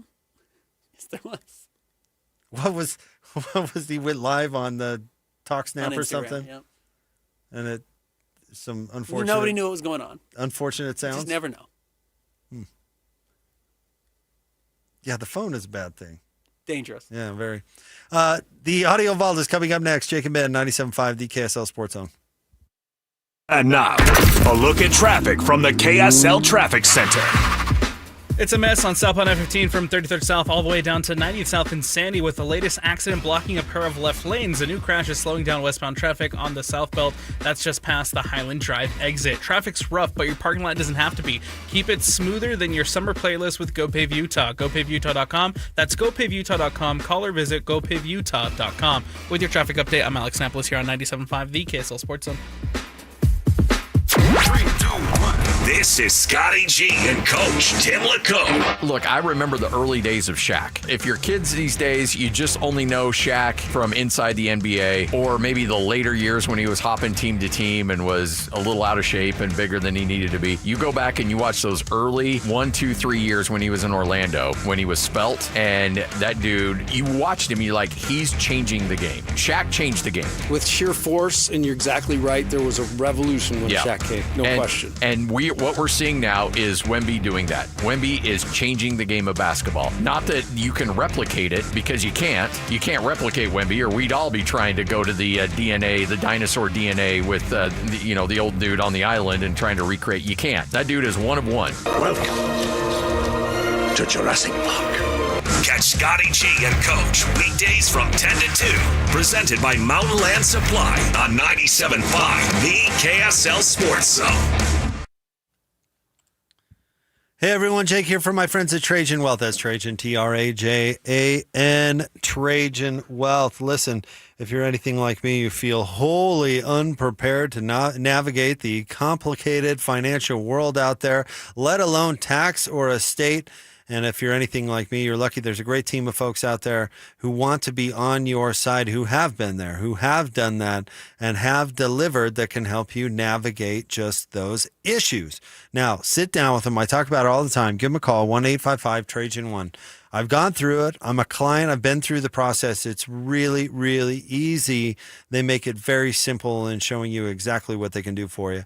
They'll help you get to know you, and then they'll help you set goals like, when do you want to retire? What kind of lifestyle do you want to live when you retire? And then work backwards with you from there. And as I mentioned, they've brought the estate and the tax element all under one roof so they can help you with it all. A true team, all on the same side, headed for success. 1-855-TRAJAN1 or TrajanWealth.com. Advisory services through Trajan Wealth, LLC, an SEC-registered investment advisor. Additional services through Trajan Estate and Trajan Tax. Actual client paid advertisement. Additional disclosures at TrajanWealth.com. 1-855-TRAJAN1 or TrajanWealth.com. Tim Jr. here from RGS Exteriors. And let's face it, it's time to update the look of your home's exterior. When was that thing built? In the 50s, 70s, 90s, the 2000s? Well, it's looking like it. Faded siding, drafty windows, leaky gutters. It's time to take action now. RGS Exteriors has been taking Utah homes from drab to fab for over 5 generations. We only use the highest quality materials, like James Hardy siding and gutter topper gutter covers. You will be blown away by how much different and better and awesome your house can look. Your neighbors will be jealous, your home value will go up, and most of all, you're going to love it. Everything we do comes with our industry-leading 10-year everything guarantee, so you can sleep like a baby, knowing if anything goes wrong, you're 100% covered. For a free estimate on your gutters, windows, siding, or anything on your outside of your home, call RGS Exteriors at 801-280-3110 or visit us at rgsexteriorsutah.com. That's rgsexteriorsutah.com. Hi, this is Derek Overstreet, president of the New Millennium Group and co-host of Stop Working, Start Living with KSL News Radio. Can you imagine what your life would be like if you could retire 3 to 5 years earlier than you thought possible? The things you could do, the loved ones you could spend time with, the memories that you could create. That's what our team at the New Millennium Group does. We'll walk you through the entire process every step of the way. If you'd like to get a copy of the 5-step proprietary plan that will help you retire 3 to 5 years sooner than you thought possible, give us a shout right now. 888-999-6370. That's 888-999-6370 or utahsfinancialplanner.com. Listen, most of our listeners right now have a tax problem, not a money problem. There's not enough money in Social Security Medicare as it is.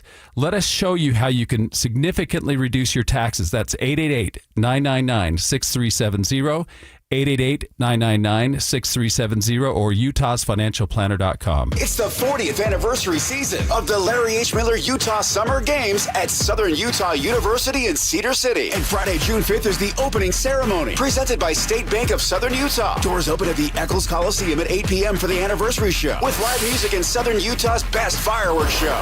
Buy tickets at tbirdtickets.com and come early for the block party presented by KSL 5 TV starting at 5 p.m. It's the Larry H. Miller Utah Summer Games opening ceremony, Friday, June 5th in Cedar City.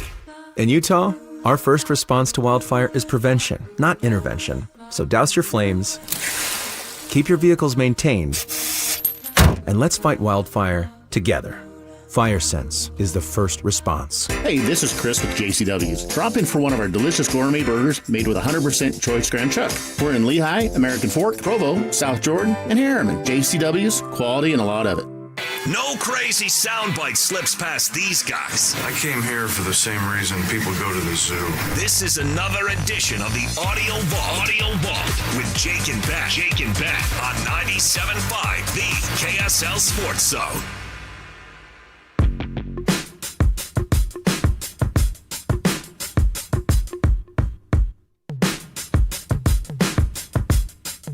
Yeah, I'm out at Brooklyn. Now I'm down in Tribeca, right next to the Narrow. But I'll be hood forever. I'm the new Sinatra. And since I made Jake and Ben, it, 97.5, the KSL Sports Zone. Join Scotty G and the coach coming up on Friday from 11 to 2 at Tim Daly Mazda in Sandy, 10785 South Auto Mall Drive. Time for the Audio Vault, the best sound of the day. And I saw this online, Ben, but I have not heard the audio. And I'm actually kind of surprised that this doesn't happen more. But Arthur, how did you pronounce it? Arthur Ja, playing tennis at the French Open, which is currently going on. In fact, the number one player was upset, right?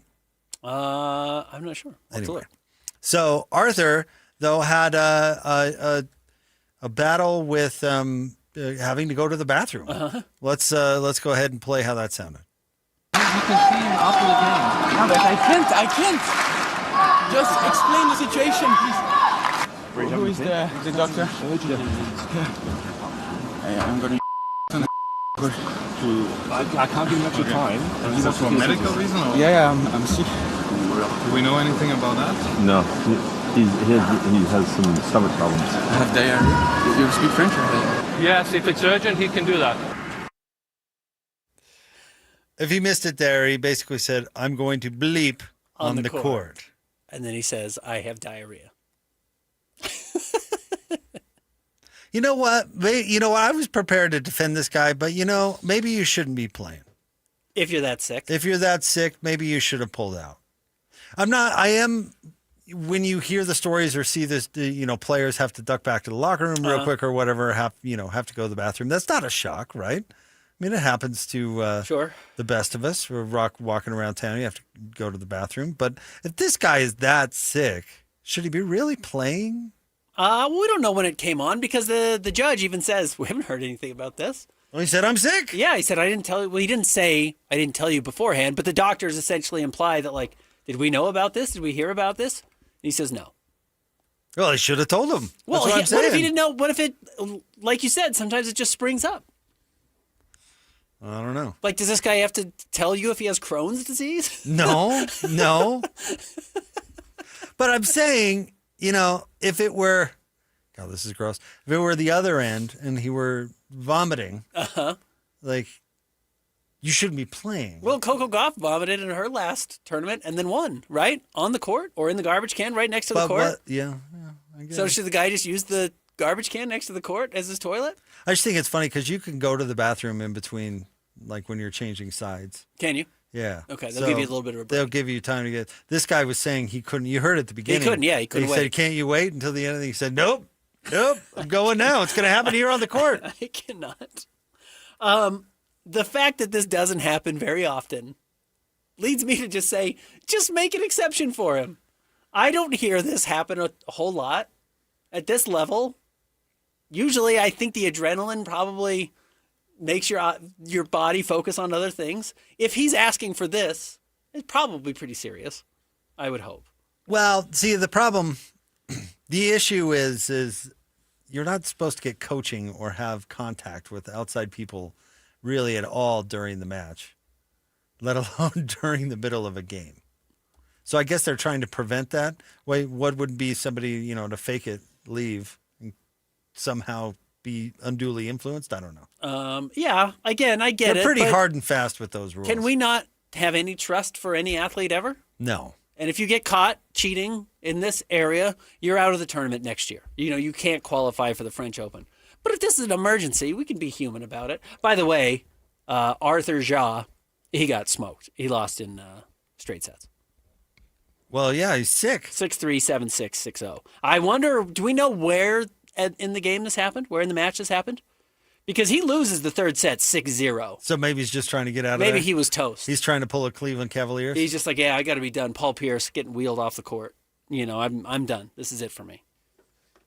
What a ludicrous thing that was. For Paul Pierce to fake an injury to do it is ridiculous. You should at least, like this guy, have to own it. And he did. Because everybody thought Paul Pierce made this heroic return. Remember, he leaves the game in a wheelchair, and then comes back a short time later. Everybody's like, oh, it's a miracle. He was healed by the good Lord himself. Yeah. No. No, he just had to go to the bathroom. Well, apparently he did go to the bathroom, which is why he needed the chair. So not everyone saw it as he was leaving the court. You should have to own that. You should have to own that. At very least, you should not get a heroic moment from that. Sure. Right. Yeah. Willis Reed coming back on the court with the bum you don't ankle. deserve that. Okay. Well, Paul Pierce definitely does. You have to sneak back onto the bench if you come back somehow. at all. Yeah. You crawl to the bench and then crawl out of the arena and then come back. Right. I think it's only fair. I think that's fair too. All right, stay tuned. We're going to talk to Nick Wilson. He is going to be back on the show, hosts Afternoon Drive on 92.3 The Fan in Cleveland. We'll see how that loss next for the Cavs is sitting actually in Cleveland. Stay tuned. Jake and Ben, 97.5 the KSL Sports Zone.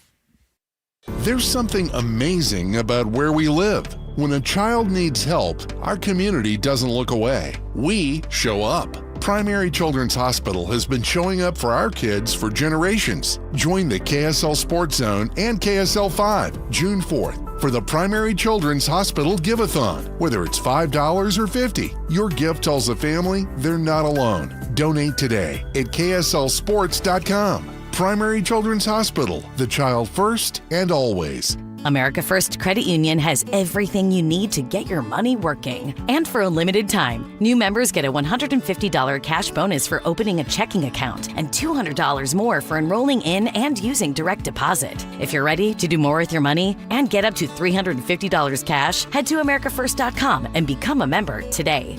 Subject to membership eligibility, terms, creditworthiness, change, and conditions. Additional requirements may apply. Federally insured by NCUA. Equal Opportunity Lender. Tim Daly Mazda Southtown has as low as 0% financing on many vehicles, including 2026 Mazda CX-90s, CX-50s, and the CX-70 PHEVs. That's right, 0% on your favorite new Mazda. Get your new Mazda CX-90, CX-50, or CX-70 PHEV for as low as 0%. It's happening now at Tim Daly Mazda Southtown in Sandy. APR for well-qualified buyers. OAC 72 months at $13.89 per month per $1,000 financed with $0 down. Not available with any other offers. See dealer for complete details. DJ PK and John from J. Brooks Jewelers. Do you want a ring that no one else in the world has? Here's something you need to know. That's right, DJ. At J. Brooks Jewelers, we're a full custom jewelry house, which means that we design and create your piece start to finish right here in Utah. From the first idea you may have seen online to the very final polish, everything is done in-house by our expert team of artisans. So when you work with our custom stylists and our highly skilled artisans, there's no mass production and no middlemen, just true craftsmanship and collaboration. We'll sit down with you and talk through your vision, show you design concepts, and bring your dream piece to life with precision and care. So whether it's an engagement ring, anniversary gift, or heirloom redesign, we love creating something that tells your story. So if you can imagine it, we can make it. So come see us today at J. Brooks Jewelers in Murray or Lehigh and begin your custom journey today. J. Brooks Jewelers, your locally owned family jeweler. At Audion Hearing, our mission is simple: to make better hearing affordable for everyone. We're proud to offer high-quality, rechargeable hearing aids starting at just $98. Clear, comfortable, and ready to use right out of the box. And here's a study worth hearing. Research shows that wearing hearing aids can reduce your risk of dementia by up to 61%. Join over 1 million happy customers and hear the difference today by going to audionhearing.com. That's AUDIEN hearing.com. In the military, the mission was clear. You knew what to do. Now, the mission has changed. Stepping into civilian life isn't about finding a job. It's finding your purpose. I wanted a career that would leverage the skills and discipline I gained in the military. IT just felt right. My Computer Career offers class schedules that fit into your life and skills in high demand. Put your VA benefits to work. Visit mycomputercareer.edu/CWP to jumpstart your IT career today. An elite CompTIA certification partner. Financial aid is available to those who qualify, including VA benefits. At University of Utah Health, we're mapping DNA to find the cause and the cure. Because 1 in a million is really just one. One person facing one incredibly difficult diagnosis. Looking for one thing: hope. Learn more at uofuhealth.org. 97.5 KZNS FM Colville, 1280 KZNS AM Salt Lake City, and KSL FM HD2 Salt Lake City Midvale. This is 97.5, the KSL Sports Zone. It's the best station, period. Let's be honest. These guys have the best job on the planet. You come to work in a frickin' bathrobe? So if you're out there working hard, you should also expect your radio hosts to put in an honest day's work. So of course, Jake and Ben are live at 5 with the biggest headlines and the best analysis in Utah. This is Jake Scott and Ben Anderson on 97.5, the KSL Sports Zone.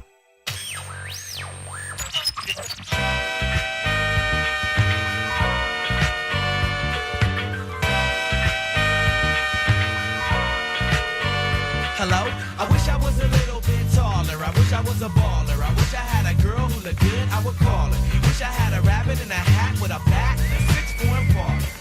I wish I was like 6'9" so I could get with Leoshi, cause she don't know me, but yo, she's really Jacob in live at 5, 97.5, the KSL Sports Zone. Brought to you by Trajan Wealth. Call Trajan today, your local trusted financial fiduciary, 1-855-TRAJAN-1, or visit their website at TrajanWealth.com. Biggest story of the day, Ben, the conference finals. Of course, we've got a game 5 in the Western Conference tonight, and the Eastern Conference finals is all over. The Cavs swept 4 games to none by the New York Knicks. Let's talk about it with our next guest. We welcome him back to the show, host of Afternoon Drive on 92.3 The Fan in Cleveland. Nick Wilson with us back on Jake and Ben. Hi, Nick. Hey, Nick. Gentlemen, I got to say, I've always thought of the people of Utah and certainly Salt Lake to be some of the kindest people in America. But the fact that you guys didn't play sound from me about a week ago saying, I think the Knicks are a little overrated. I think the Cavs have a chance in this series. The fact that you didn't do that proves my take about the good people of Salt Lake City and, of course, Utah. Well, you're welcome. It's very nice of you to say. I will say that where we started the interview last time, if I remember correctly, was how does this change everything? You know, they get to the conference finals. Is everyone's job safe? It seemed like maybe, it was a borderline emergency had they not won Game 7 over Detroit. I didn't think they were going to get swept. I didn't think they were going to lose every game by an average of, it felt like 20 points. I didn't think they were going to absolutely no-show in Game 4 in a closeout game at home. How does the way these last 4 games went change the offseason, similarly to what we asked at the start of our last interview? Yeah, I think there was a fair amount of people, including several people that I work with, who said just making the Eastern Conference Finals is enough. And I always had a little bit of an asterisk on it saying, okay, but it's got to look good. You got to kind of convince people that you belong in the Eastern Conference Finals. And basically my message was just don't get swept or gentlemen swept. And then they didn't just do that. They made sure to give up while in Cleveland, no less. It's so funny. People are so mad here about Game 4. And to me, it was Game 3.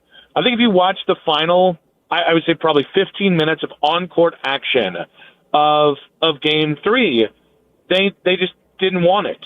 The Knicks wanted it more. And it's damning because those are allegations this team has had to try and beat now for 4 years. Indiana wanted it more a year ago. Boston wanted it more, and the Cavs weren't healthy 2 years ago. The Knicks, the first time, with the old lights were too bright. So, it's apparent that this team has enough talent to do really good things.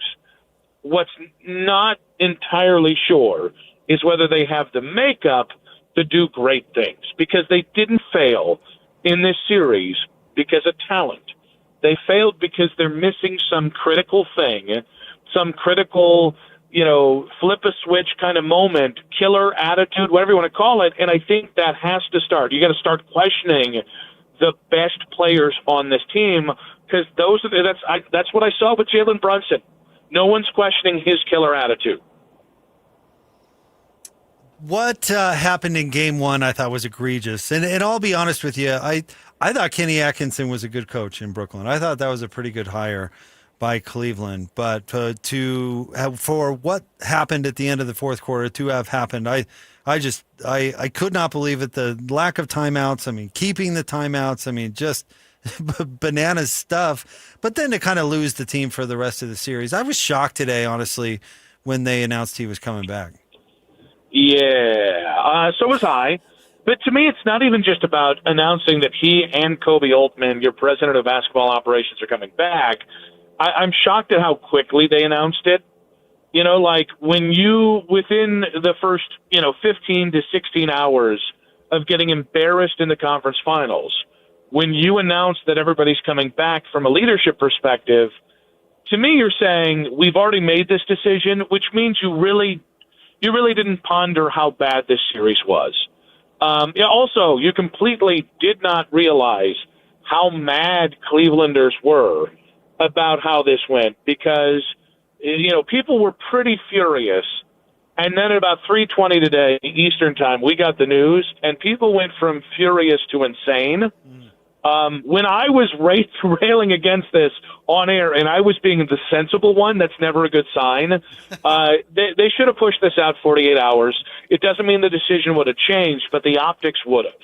And Kenny, and I don't know what I can say because I'm on air in Salt Lake as opposed to Cleveland, and I've already used some very harsh language on this. Kenny messed himself in the playoffs in a way that was unbecoming of an NBA coach. And whether it was not calling his timeouts at the end of Game 1, whether it's not getting Harden out of there when James was not giving you anything offensively or defensively, and it was all negative, there's a million things that if he just does it differently in Game 1, you are at the very least, this series is still alive. If not, you found a way to win another game, right? It swung the entire series in a way that just you couldn't have. Worse yet, he then went out there like it was open mic night at the Chuckle Hut and said some of the stupidest things I've ever seen a coach say. He said the other day before Game 4, he was like, well, analytically, we're up 2-1 in this series. It's like, yeah, but in reality, you're down 3-0, you yuts. And it's been every day he said something. He after the criticism he took for Game 1, he's like, well, we have some internal analytics that you guys aren't privy to that says we actually had a great Game 1. And it's like, buddy, just take the L, take it on the chin, and move on.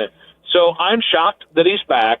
Or I'm shocked that they decided he was going to be back this soon, and now it puts all the pressure on making moves for this roster, because if you bring back your core four, Harden, Mitchell, Mobley, and Allen, and I don't know, hey, we brought in a 3-and-D player, and that's going to be the difference. I don't even know you're making it to the Eastern Conference next year, because it does look like the conference is going to get tougher next year. Yeah, does it have to be a huge move? I mean, the name that obviously is going to be the big talking point until he gets traded is Giannis. Is it you have to get a player, in my opinion, better than Donovan to come in and maybe give this one more shot? Or can they just tweak and, kind of move around the edges and hope that that's enough? I'm assuming that this roster, who's made this organization, they've made one bold move in 8 years with Kobe as GM, and it was trading for Donovan. The Harden thing wasn't bold. You were dumping a salary. There's nothing bold about a salary dump in the midst of a playoff run. All the other moves have been very, very sensible, small appetite kind of moves. So I imagine that they're going to do the same thing Kobe's done this entire time, which is take small bites of the apple. I do think they need to do something substantial. I'm very leery of Giannis because he's a 31-year-old big with calf issues. That's terrible because if he blows an Achilles and destroys his long-term trade value, you are going to be in the pits for a very long time, especially as Donovan gets older, without ever having the championship. If you bring back LeBron, I'd actually like the idea of LeBron's retirement tour, but it depends. What are you giving up? Because, the reports out there is he's not taking a pay cut. The move I would seriously consider seeing if there's any interest in is I would call Boston and say, you need to get out of Jaylen Brown, but you can't take a huge hit in kind of rebuilding around Jason Tatum as he's trying to get older. Would you entertain a Donovan Mitchell for Jaylen Brown trade? You get someone to play Robin in Boston to Tatum's Batman. And in Cleveland, Jaylen Brown being an absolute psychopath might actually be the thing that this team needs. And that's probably going to take some pressure off of Evan Mobley, who can then just be the Batman in this scenario, and James Harden can be the Riddler. I don't even know what the hell that guy would be in this scenario, but it sure as heck isn't Batman or Robin. You think Mobley has another gear in his career? Can he make that next step to be a star player? Yeah, I do. And I this is so tough because what I'm about to tell you is it's circumstantial. And so the argument was always a fair argument, which is, well, it shouldn't matter if he's that guy. It should just be happening. But he has played with multiple ball-dominant guards in every iteration of this. And unlike a lot of other guys who are top 3 picks, top 4 picks, who get to go to teams that stink, they get to go ahead and basically be the guy on a team that stinks and grow into being a guy on a team that wins. Evan never got that. One year, they went to the play-in his rookie year, and then they traded for Donovan, and it's been chasing this whole Donovan thing since then. So I think he wasn't put in a position to grow into being the guy, either through playing with Garland and Mitchell, and then, of course, now Mitchell and Harden, and certainly by the fact that the team's just been prioritizing winning over development. I don't know Kenny Atkinson's the right guy to develop him, by the way. I heard somebody say this, and I think it's actually been reported by somebody else, and I think Evan might have even said it as well, that the Cavs have told him that they want him to start basically minimizing the moves that he has, which sounds counterintuitive to developing a big who I think can impact you on all 3 ways. I think Evan is a really tremendously skilled big man, and I think the Cavs have done a really egregious way of developing him. And I think they're going to lean into the Donovan-centric thing. I think they're making a mistake. I would rather maybe put a different piece next to Evan than ship Evan out to put a different piece next to Donovan. I love Donovan. I think he's a great player, but I think there's a difference between, hey, this guy can win you a playoff series or 2, this guy's going to win you 50-plus games every regular season, and a guy that's going to be, worth $70 million at 33 years old on a team that I don't know is going to get any better as currently constructed. Well, Nick, we certainly appreciate your time. Thank you for coming on with us. I'm sure it was a spicy day for Cleveland Sports Radio. We're not as nice as you think. Well, guys, I just got to say, I'm sure you've enjoyed the joy that I brought to the airwaves today, as I've cut down every player that I've enjoyed watching the last 4 years. I'm sure it really brought the show up a bit today. Well, hey, when Cleveland makes headlines, Nick, we'll be all over you. Come back on the show. It's like every other week, buddy. It's like every other week. So I'll see you in a week. Hey, thanks, Nick. All right, bye. There you go. Nick Wilson, host of Afternoon Drive 92.3, The Fan in Cleveland. We said this after we talked to Nick the last time, which was, wow, that sounds exactly like this station in 2022, which was, what what's the next thing with Donovan? How do you get to the next thing? Your eyes kind of get wise to what's happening, and you say, is this as good as he's ever going to get? And Donovan is better today as a player than he was the day he left Utah, and it doesn't matter at all. I don't know if he is a better player. Yeah, maybe You've it's said not. that a few times. I don't know if I agree with that. I don't know if he's twice as good as he was when he left Utah. He's more efficient. I think he takes better shots. I think he has games like he had in Game 7 against Detroit where he was incredible, in the first 3 quarters against New York in this series where he was incredible and looked like the best player on the floor. And then everything we've seen since is just doesn't matter. Just the stuff he does doesn't matter. It's the truth. That's the hard part of it. And this is the funny thing about small guards, and it's going to get really interesting in this draft because there's a lot of really good small guards. Jazz are very, very lucky to not be drafting at 5 or later in this because this is going to be all small guards in this draft after the top 4 players. And there's going to be somebody who says, but Jalen Brunson's doing it. But Jalen Brunson is doing it. So we can go out and get Darius Acuff, or we can go out and get Michael Brown Jr., or we can go out and get Kingston Flemings, or we can go out and get whoever because Jalen Brunson's doing it. It's like Donovan Mitchell is the absolute best version of this type of player with Jalen Brunson. And you're right. One of them's breaking through to the conference final or to the NBA finals, and we'll see what they can do there. And maybe they win.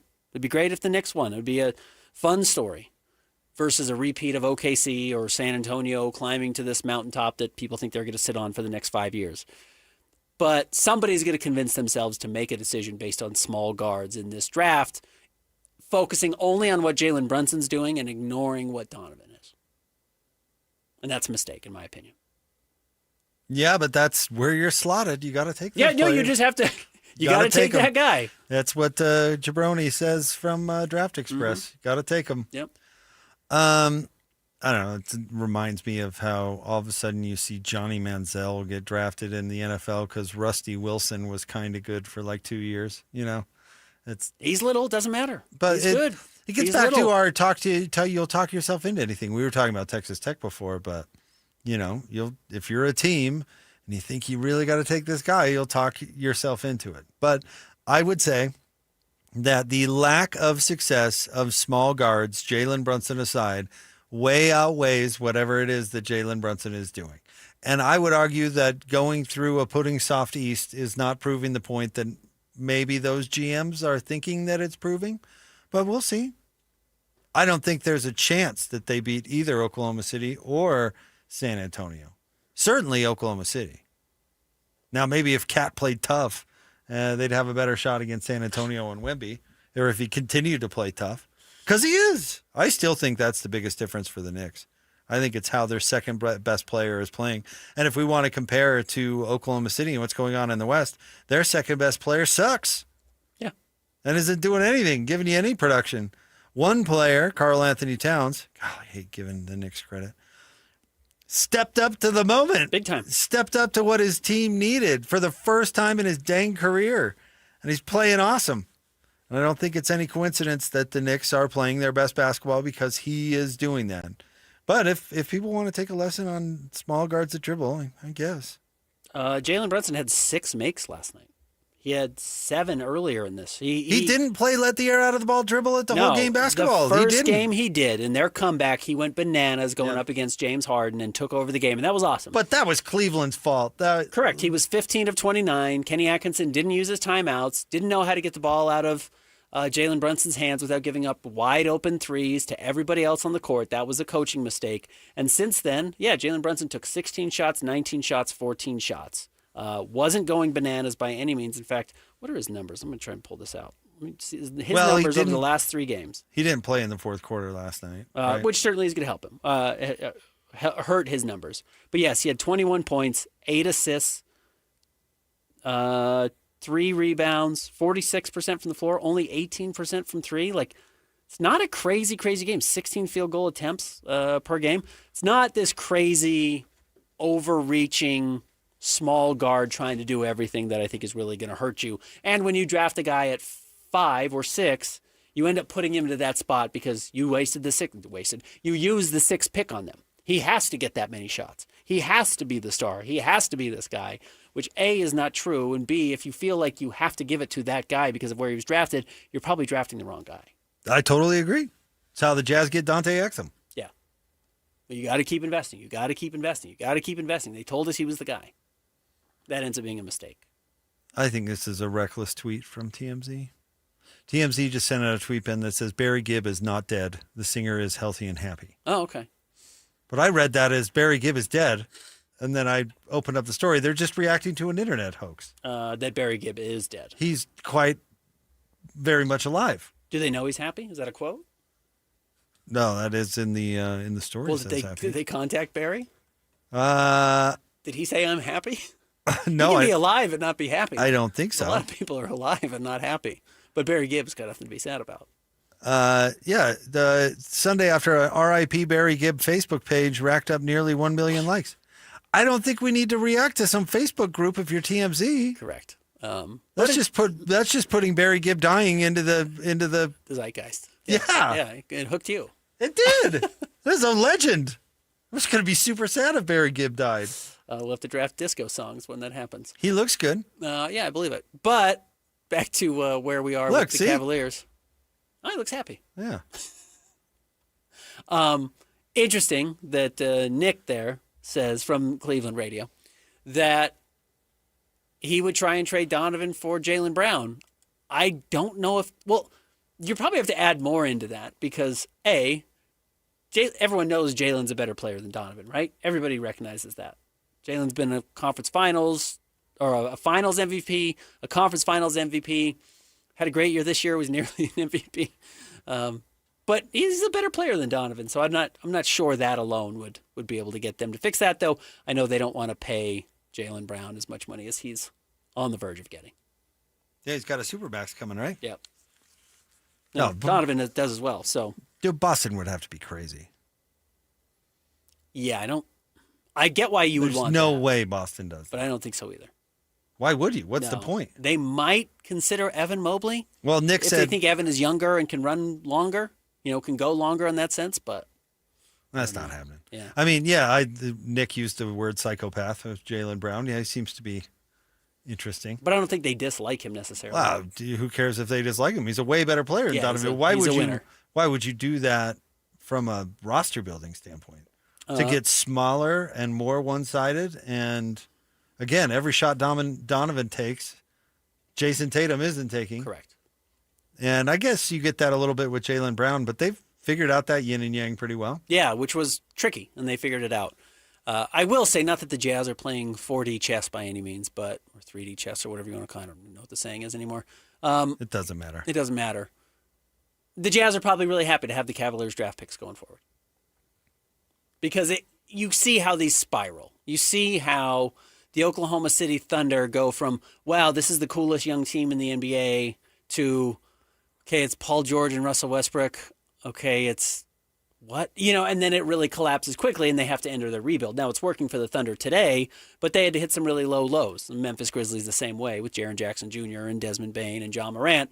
And then you sink to these low lows. The Jazz are looking at one of those teams and then saying, we also control all of your draft picks going forward. I'm sure Austin Ainge, Danny Ainge, Justin Zanuck, and Ryan Smith are pretty happy about it. Stay tuned. We'll talk about the Western Conference coming up next. 97.5, the KSL Sports Zone. And now, a look at traffic from the KSL Traffic Center. From Murray to Sandy, I-15 southbound is a struggle this afternoon with a crash approaching 90th South. The latest complication southbound on Bangor Highway, also a slow slog from just south of the airport down to 41st South. The Utes Stampede Rodeo and Extreme Bulls are back. Save the date, July 8th through 11th. Tickets are going fast. Do not miss out. UtesStampedeRodeo.com. That's UtesStampedeRodeo.com. With your traffic update, I'm Alex Napolis here on 97.5, the KSL Sports Zone. For Jazz fans, it's been a rough few years.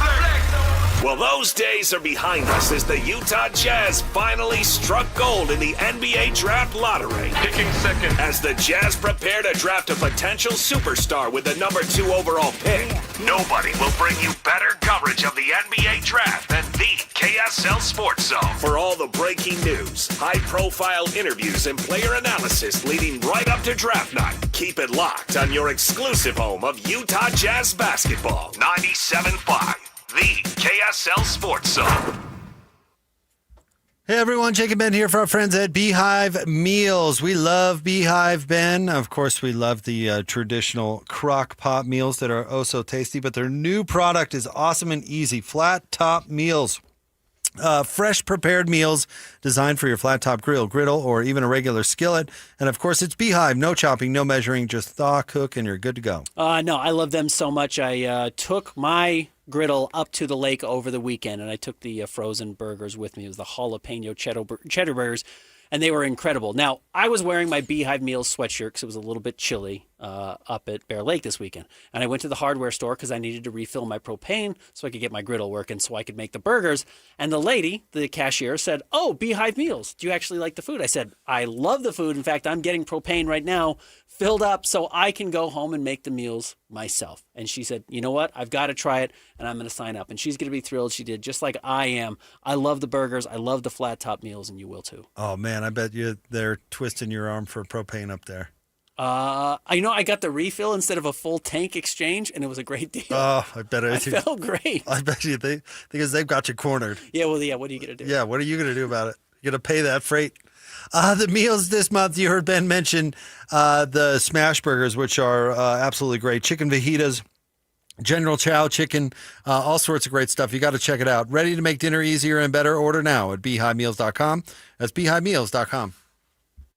We're living through a monetary crime scene, and your IRA or 401k is a key victim. Hi, Dr. Ron Paul here. In 1971, gold was $35 an ounce. After the dollar was cut loose from it, inflation soared. And in just 9 years, gold hit $850. People who diversified into precious metals survived and thrived. Today, we're in a worse position because we face inflation and massive debt. Fortunately, gold is still an option. My trusted friends at Birch Gold Group can help you own gold inside your retirement account. Plus, you pay 0 penalties on the transfer. Start now by getting a free info kit on gold. Text the word SECURE to 989898. We're facing the same monetary chaos as the 70s with significantly more debt. Get your free info kit from Birch Gold. Just text SECURE to the number 989898. Indeed presents hires you can't afford to get wrong, like a data analyst. Hey, what model did you use for these quarterly projections? Astrology. If Mercury's in retrograde, sales tank. If Venus is rising, we crush Q4. You built our revenue forecast off horoscopes? Yeah, the Zodiac never lies. This is your time for sponsored jobs. This is what happens when you don't sponsor your job on Indeed. Next time, get matched with quality candidates with Indeed sponsored jobs. Visit Indeed.com/hire now and sponsor your job today. Having insurance isn't the same as having State Farm. It's like needing a lawyer, but getting some guy who just watches courtroom dramas. How does the defendant plead? Guilty. Wait, what? Also, objection. You object to what? Erroneous. Counsel, approach the bench. Hey, can I get a whack at the gavel? You wouldn't settle for just any lawyer, so don't settle for just any insurance. Get the real deal with State Farm. Like a good neighbor, State Farm is there. Technology never stands still. And neither does Lesselson IT. For 70 years and counting, we've helped businesses adapt, grow, and stay secure through every change. With experienced people and smart technology solutions, we make work easier, more productive, and more secure. Yesterday, today, and tomorrow. Let Les be here for you. Systems go. This is Jake Scott and Ben Anderson. Now, every day from 2 to 6 on 97.5, the KSL Sports Zone.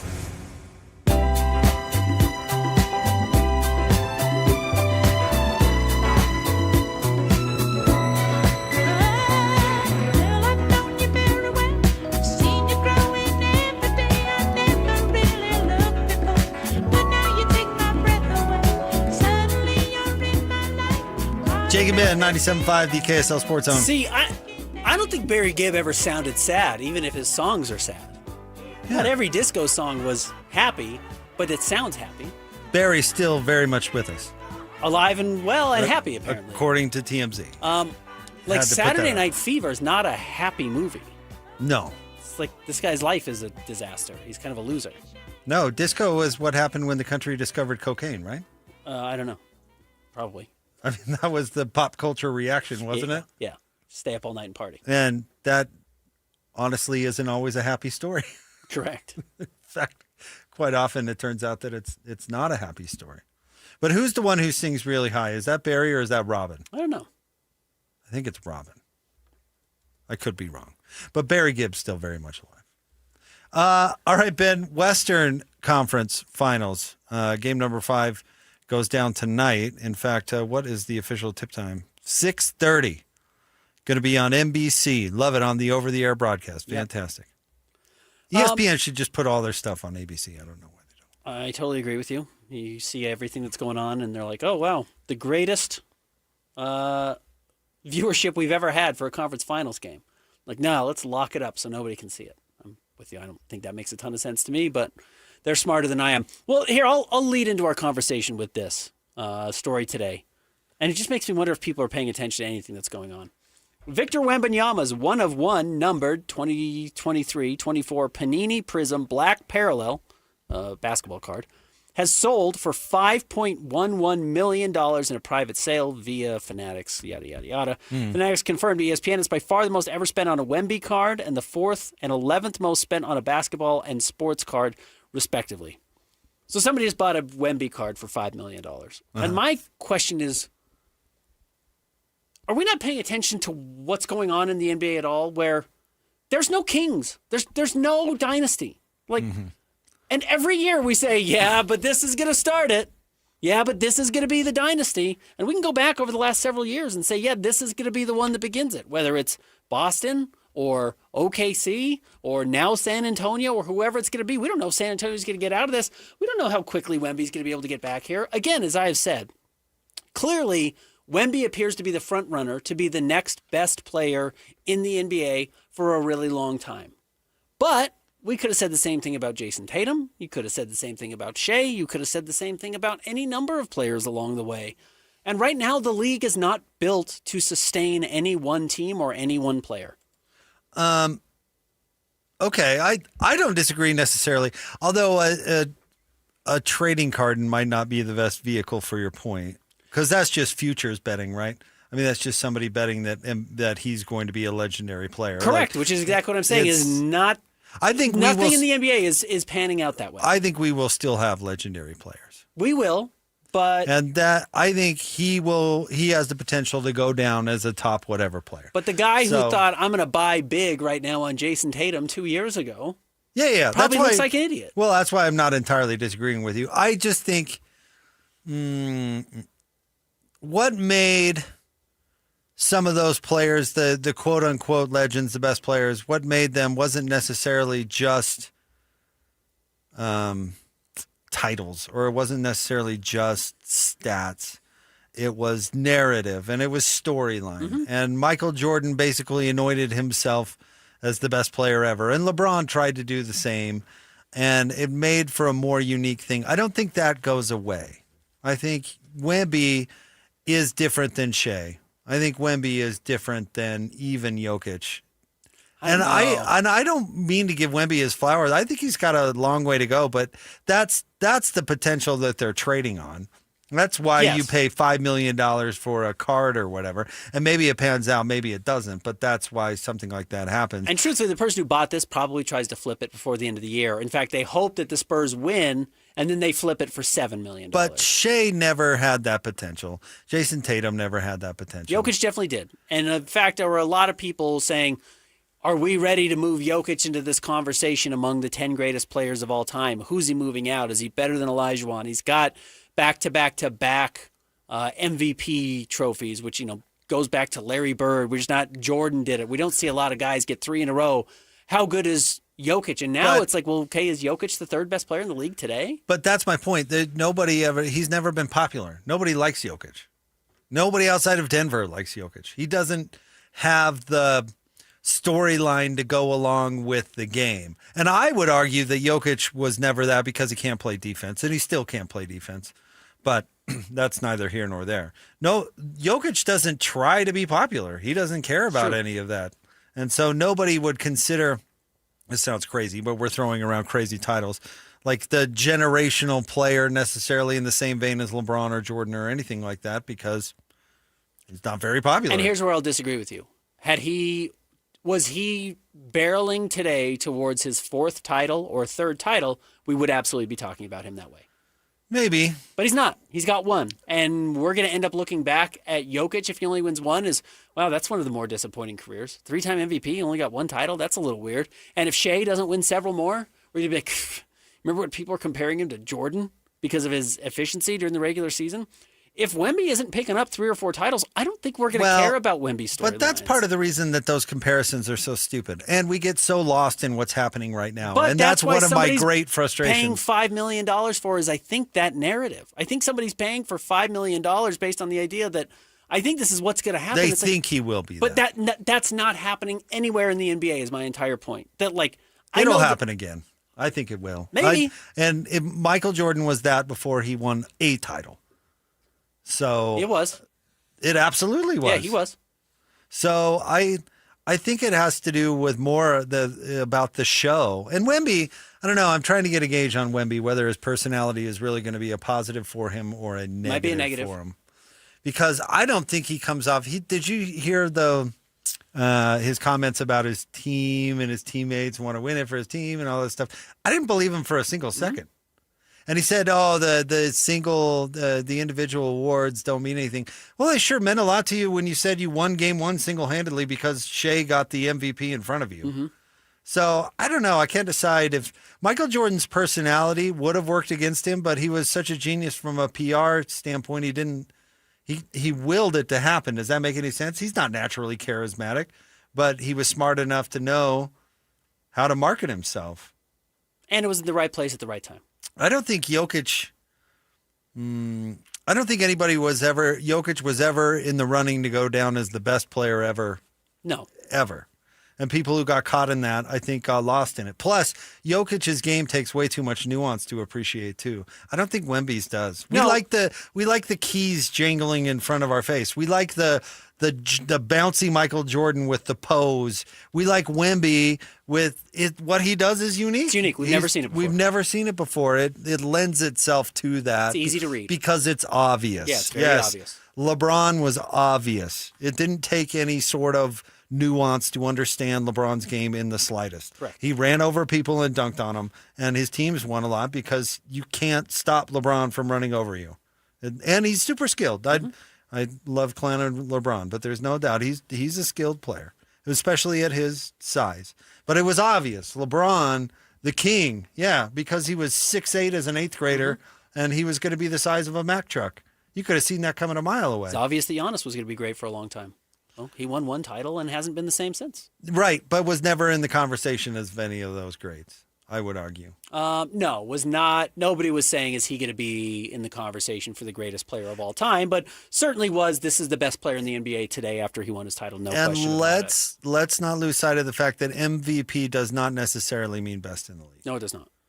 Has Giannis ever been the best player in the league? I don't know. I think the year he won the title, yes, fluky year, sure, but super fluky year. But yeah, he was unstoppable. He certainly had a great finals. Yep. And a great final game in the finals. But at the same time, people were telling me that Jokic was the best player in the league.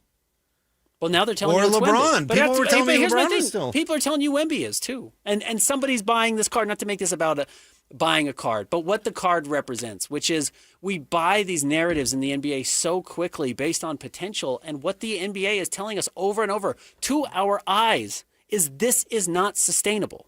The NBA has made rules to make sure this is not sustainable. The NBA is designed now for the best player to not dominate an entire generation anymore. The financial rules don't want you to allow it anymore. They're making the draft even harder to try and get top-tier players so you don't get 3 guys at the top. And now you're betting that, oh, wow, not only is Wemby going to be great, he's going to be healthy, but the guys around him are going to be healthy. It's the exact same argument we made about OKC, and already Jalen Williams is hurt. and can't play. And because of it, they might not make it out of this second round of the playoffs or make it to their second consecutive finals. And if they don't, everyone's going to say, well, now they've got to figure out how they can get better than San Antonio. Their championship window as the favorite lasted 18 months. Well, I think they were better set up. They were better set up than anybody in history, is what everybody was saying. Not only do they have the stars, not only do they have 2 top 10 players, but the best player in the league and 10 future first-round draft picks. And now they're looking up the hill at this bigger French guy. I don't think. Well, first of all, the series is tied at 2. It is. So nobody's beating anybody. Correct. I think Oklahoma City is currently better than the Spurs, regardless of the outcome of this series. And having to do with injury and what's the difference between an excuse and a reason. I mean, they're essentially the same thing. I would make a choice on Chet if I were Oklahoma City and came up short in this circumstance. I think you can make a judgment on that. But I still think that Oklahoma City is a better team. And not all the historic great teams that made runs won them all in a row. They did not. You know, the Lakers, the Celtics, and the Pistons all traded it back and forth all during the 80s. Mm-hmm. We did see 3 in a row with Michael, 3 in a row with Michael, and then 3 in a row with Shaq. Mm-hmm. But that's not necessarily been what made those players legendary. I don't think you have to win a zillion titles to be considered as one of the greats. Now, it certainly helps. And then if you don't get a title, will Karl Malone be viewed as a top 10 player of all time? Probably not. But there are a lot fewer top 10 players of all time currently playing than people will tell you. Absolutely. People will tell you Jokic is top 10. There's probably not an active top 10 player right now. LeBron in his prime, no question, top 10 player, but the way he's playing right now is not one of the 10 greatest ever. But back to betting futures, if there's one that has the ability to be top 10 of all time that's currently playing and that isn't in his 30s, it's definitely Wemby. He's the front runner to be the next best player in the NBA for the foreseeable future. Yep. No question about it. I honestly don't know if Shea has ever been the best player in the league. That's totally fair. He was the best player on the best team, which is what a lot of MVP voters will tell you that they vote for. Yeah. But that doesn't mean he's the best player in the league. Karl Malone at no point during his career was the best player in the league. Karl has 2 MVPs. Right. Maybe 1999, but even then Tim Duncan was probably better, and it was Tim Duncan's second year in the league. Yeah. Charles Barkley, probably never the best player in the league. Right. 2 MVPs for Charles? I think 1. At least 1 with Phoenix. Steve Nash, certainly never the best player in the league. Not even close. 2 MVPs for that dude. So I don't know. If you are going to bet futures, Wemby's the one to do it. I mean, all this has been is somebody going, oh, what if I would have bought Apple at their initial IPO? I mean, that's what the... No, again, I think this person is buying today, hoping that the Spurs win the title, and then he flips this card from $5 million to $7 million. And says, look, not only is Wemby the best player, he's already there. Now you're getting in at the ground floor of Wemby right after his first title. Honestly, I think that would be the smart move, because if I'm betting, I'm not betting on this cavalcade of championships from the Spurs for the foreseeable future. Wemby should get one, no question about it. The same way everyone saw the Thunder getting set up and saw how good Shea was and thought that team should probably get one. And the Nuggets should probably get one. And they all got one. And then you become an afterthought really quickly. Now, again, well, Boston could be back. They could be back. Maybe. I doubt Denver will be. Yeah, Denver might not. They look bad. And we'll see what happens. I mean, it's insane, honestly. You're right, but it's insane that you're saying, like, they got to make a decision on Chet. Chet's not even off of his rookie deal yet, and we're saying, you got to make a decision on that guy. That's how punitive the new rules are in the NBA, and it's why Wemby is not going to be able to dominate the league for 15 years, even if he is the best player. Breaking news. NBC is going to be really mad at Shams, because remember, Amazon was bad last time. Joe Mazzulla has won the 2025-2026 NBA Coach of the Year, which means he'll be fired at the beginning of next year, right? Yeah, that's not going to age super well. He has talked about how he hates the award, which I actually think is totally fine. If you hate that award because you think it's about your team and not necessarily the coach, that's totally fair. But yes, he leaked that before. I'm guessing they've announced it on TV. We don't have it on here personally. But yes, he announced the MVP Sunday morning. And the Amazon was bent, right? Bent because they were supposed to announce it Sunday afternoon. He deserves it. Whether you will like that award or he did the best coaching job in the league this year. Boston was rebooting without Tatum, and they made a bunch of cost-cutting moves, and they were still second in the East. I mean, playoffs aside. Yeah, I think that's totally fair. That's definitely overachieving, which is what that award is. Yes, it's the overachieving coach award. The coach that has the most overachieving team, which absolutely was Boston. Mm-hmm. Yeah, I got no problem with that. I'm surprised you're not out here stumping for Mike Brown. Well, honestly, that would probably be the next candidate, but I didn't think Mike Brown had a particularly good regular season, and that tells you a lot about what the award means. Yeah, I didn't think they had a great regular season. I thought they were really up and down. They were really kind of mercurial and had some real flaws, and Mike Brown looked worse at times, and now he's got his team playing better than ever in the finals. Well, that's probably a better coaching job than Joe Mazzulla, who couldn't figure out how to beat the oft-injured Philadelphia 76ers, but he had a good regular season. But that's what the award is. is. It is a regular season award. It's not a postseason award. For sure. More next. Stay tuned. Jake and Ben, 97.5, the KSL Sports Zone. And now, a look at traffic from the KSL Traffic Center. Southbound I-15 is a battle this afternoon with big slowdowns from South Salt Lake to Sandy, with the crash blocking left lanes in Sandy still being cleared. Northbound and southbound delays on I-15 as well at the I-80/201 exits, with 201 westbound suffering slowing heading over from the I-215 west belt. Traffic's rough, but your parking lot doesn't have to be. Keep it smoother than your summer playlist with GoPave Utah. That's GoPaveUtah.com. Call or visit GoPaveUtah.com. With your traffic update, I'm Alex Napolis here on 97.5, the KSL Sports Zone. 3, 2, 1. This is Scotty G and Coach Tim LeComb. The Jazz selecting number 2 in the upcoming NBA draft. So, if there's one thing that scares me, AJ's the safer pick. And that's what makes me nervous, is that Washington is going to be like, okay, we've really swung and missed, and we've really done some problems. So let's go the safest superstar available in AJ and let somebody else take the risk on Darren. If I'm the Jazz, then I take that risk on Darren Peterson. But I exhaust every option available to me to get AJ. I encourage everybody to go back and you do watch pre-Kansas film on Darren Peterson. I want you to watch his handle, specifically how he navigates ball screens. He can become a better passer, but he's not bad as a secondary playmaker. You just look at him, it's his frame. To me, there are real reasons why this guy can be great. Catch Scotty G and Coach weekdays from 10 to 2, presented by Mountain Land Supply on 97.5, the KSL Sports Zone.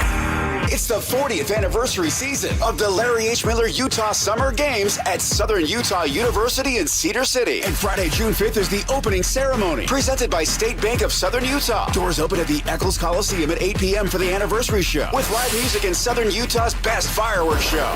Buy tickets at tbirdtickets.com and come early for the block party, presented by KSL 5 TV, starting at 5 p.m. It's the Larry H. Miller Utah Summer Games opening ceremony, Friday, June 5th in Cedar City.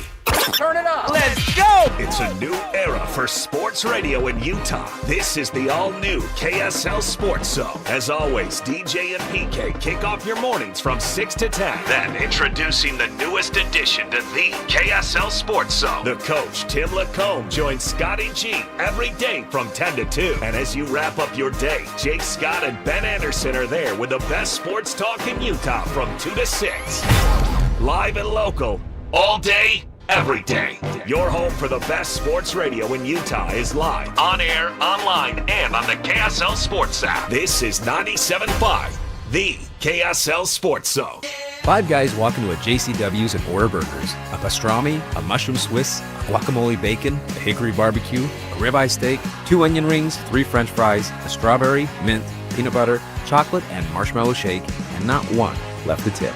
Because at JCW's, we don't ask for it. We think the price you see should be the price you pay.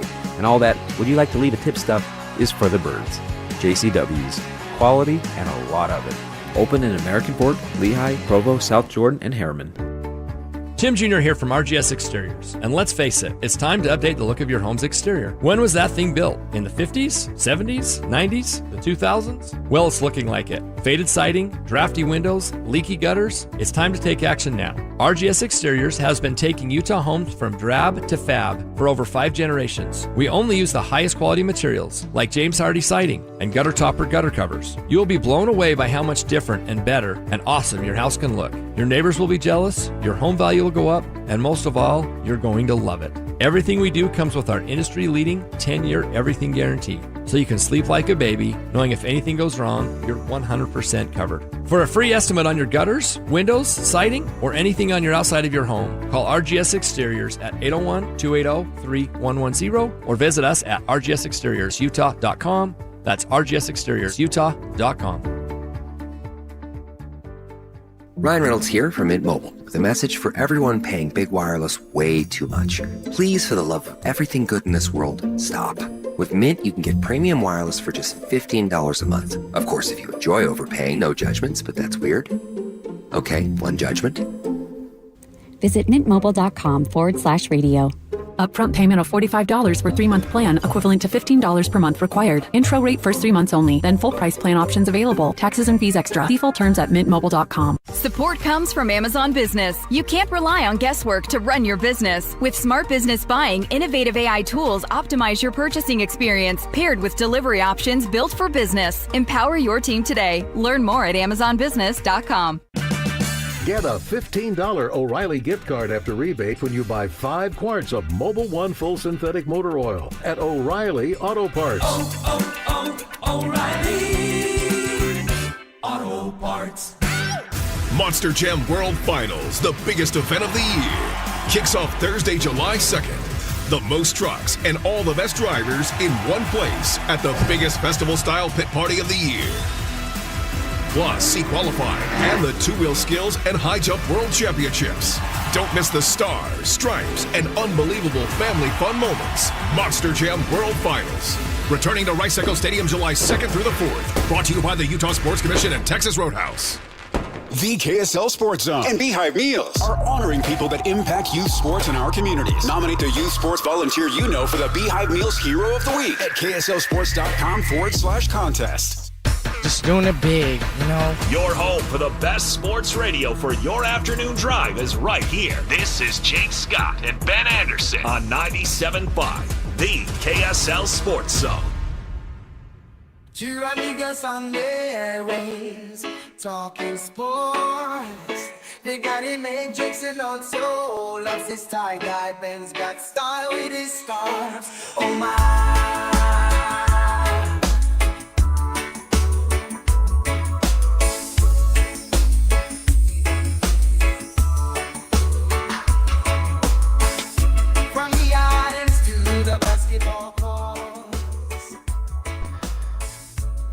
It's a pleasure to be listening to Jake and Ben and Auto Accident Alex today.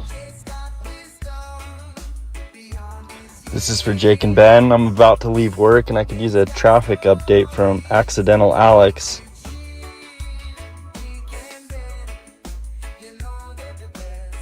All right, I like those. Auto Alex. Auto Alex. Auto Accident Alex. Auto Accident Alex. Alex has been doing great on the traffic reports today. We're trying to come up with a name for his persona. Alex, who was that who called in? That was Matthew S. and then MG, the initials MG. All right. Okay. Shout out to them. Remember, download the KSL Sports app, utilize that call-in feature, and if it's any good, we'll play it. And we were looking for those names for Alex because we have the perfect one for Christian, and he refuses to use Car Crash Christian. Car Crash Christian. Hard for me to say. And now that Alex is filling in for today. Yeah, we're working on it. Yeah, we need something. Of course, Alex did traffic reports for a long time. He does them on the mornings and the afternoons sometimes. Yeah. I like the Alex Express. Alex Express might be our winner so far. Yeah. Pretty good. I like Asphalt Alex as well. You got to be careful saying that one. Yeah, that one's tough. So anyways, good call. Yeah, so listen in. Alex and his fantastic traffic reports are going to get you home. Stay safe out there, everybody, on the Alex Express. Or just do something totally out of left field, like insurance fraud Alex. Or just something nuts. That doesn't make any sense? Correct. Just like, why? I don't get it. I don't get the thing. But I'm going to play along because I want to act like I can get it? Yeah. And it's like, yeah, that's insurance fraud Alex. Yeah, that's tax scam Alex. Whatever it is. I'm just glad Alex doesn't quit on the traffic reports like the Cavs quit on the Eastern Conference Finals. Well, that would have been tough. To be like, I-80, just whatever. Yeah, I don't know. Just play the close. I'm done. Yeah, I-215. Mm-hmm. I got to get out of here. Cancun.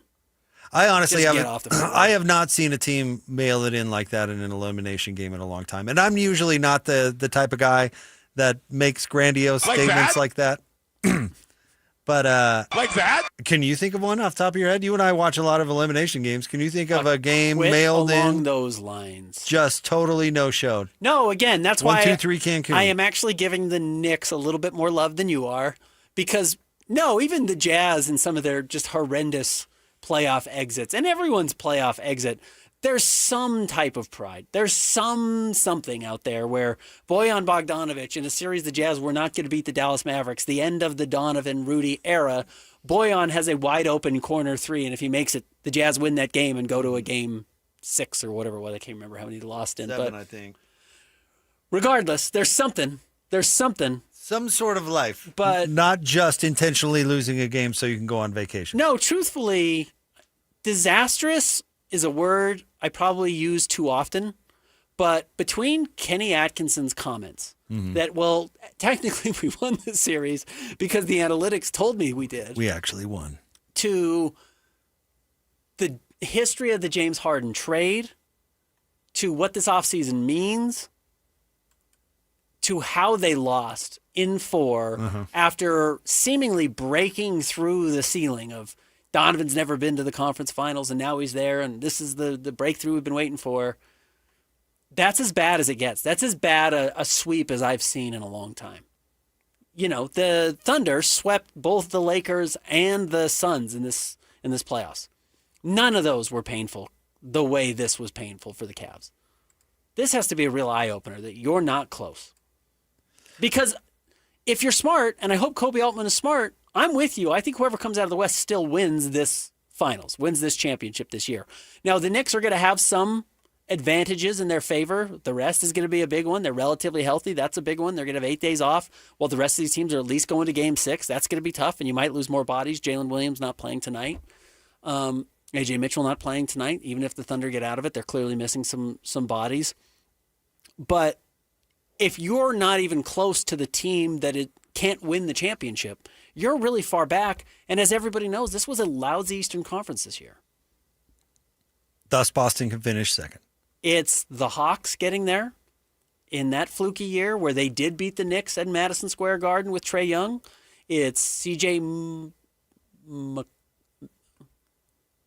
it's Damian Lillard and CJ, what's his name?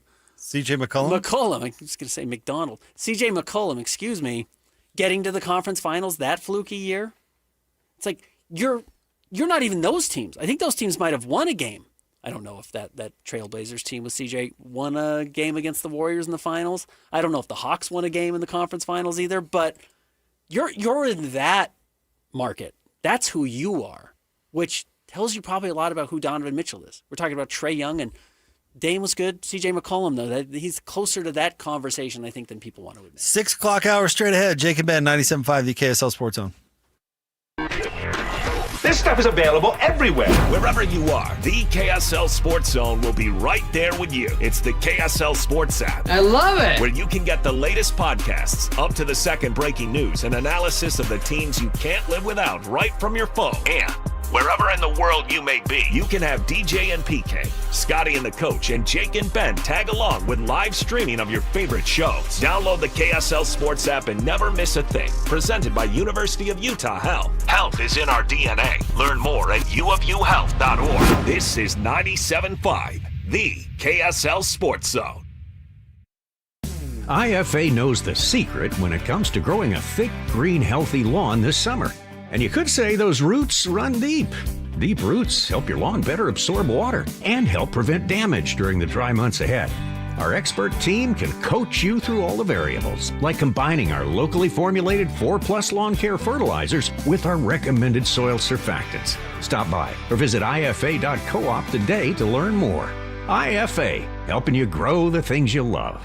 Has your doctor told you it's time to lose weight? Is your blood pressure up, your cholesterol keeps climbing, or you're already on medication and wondering, is this just my life now? Been told you need a procedure or surgery but have to lose weight first? That's where most people get stuck. At SLC Fat Loss, we help people lose 20 to 40 pounds naturally in about 60 days without injections, prepackaged meals, or extreme workouts. But more importantly, we help you keep it off so you're not stuck wondering what problem is next. Imagine lowering your blood pressure, improving your health, and taking pressure pressure off your joints. Because if nothing changes, it's more medication or bigger problems down the road, especially if you have a family history of health issues or feeling the effects of getting older. Alex Curie here. I dropped 65 pounds in just 60 days. That was 2 years ago on Salt Lake City Fat Loss. I've kept it off. You can do it too. SaltLakeCityFatLoss.com. Many clients lose 20 to 40 pounds in about 60 days. Schedule a free consultation and take control of your health. Go to slcfatloss.com. That's slcfatloss.com. Results may vary. A family office is a team built to handle the three biggest financial responsibilities a family faces: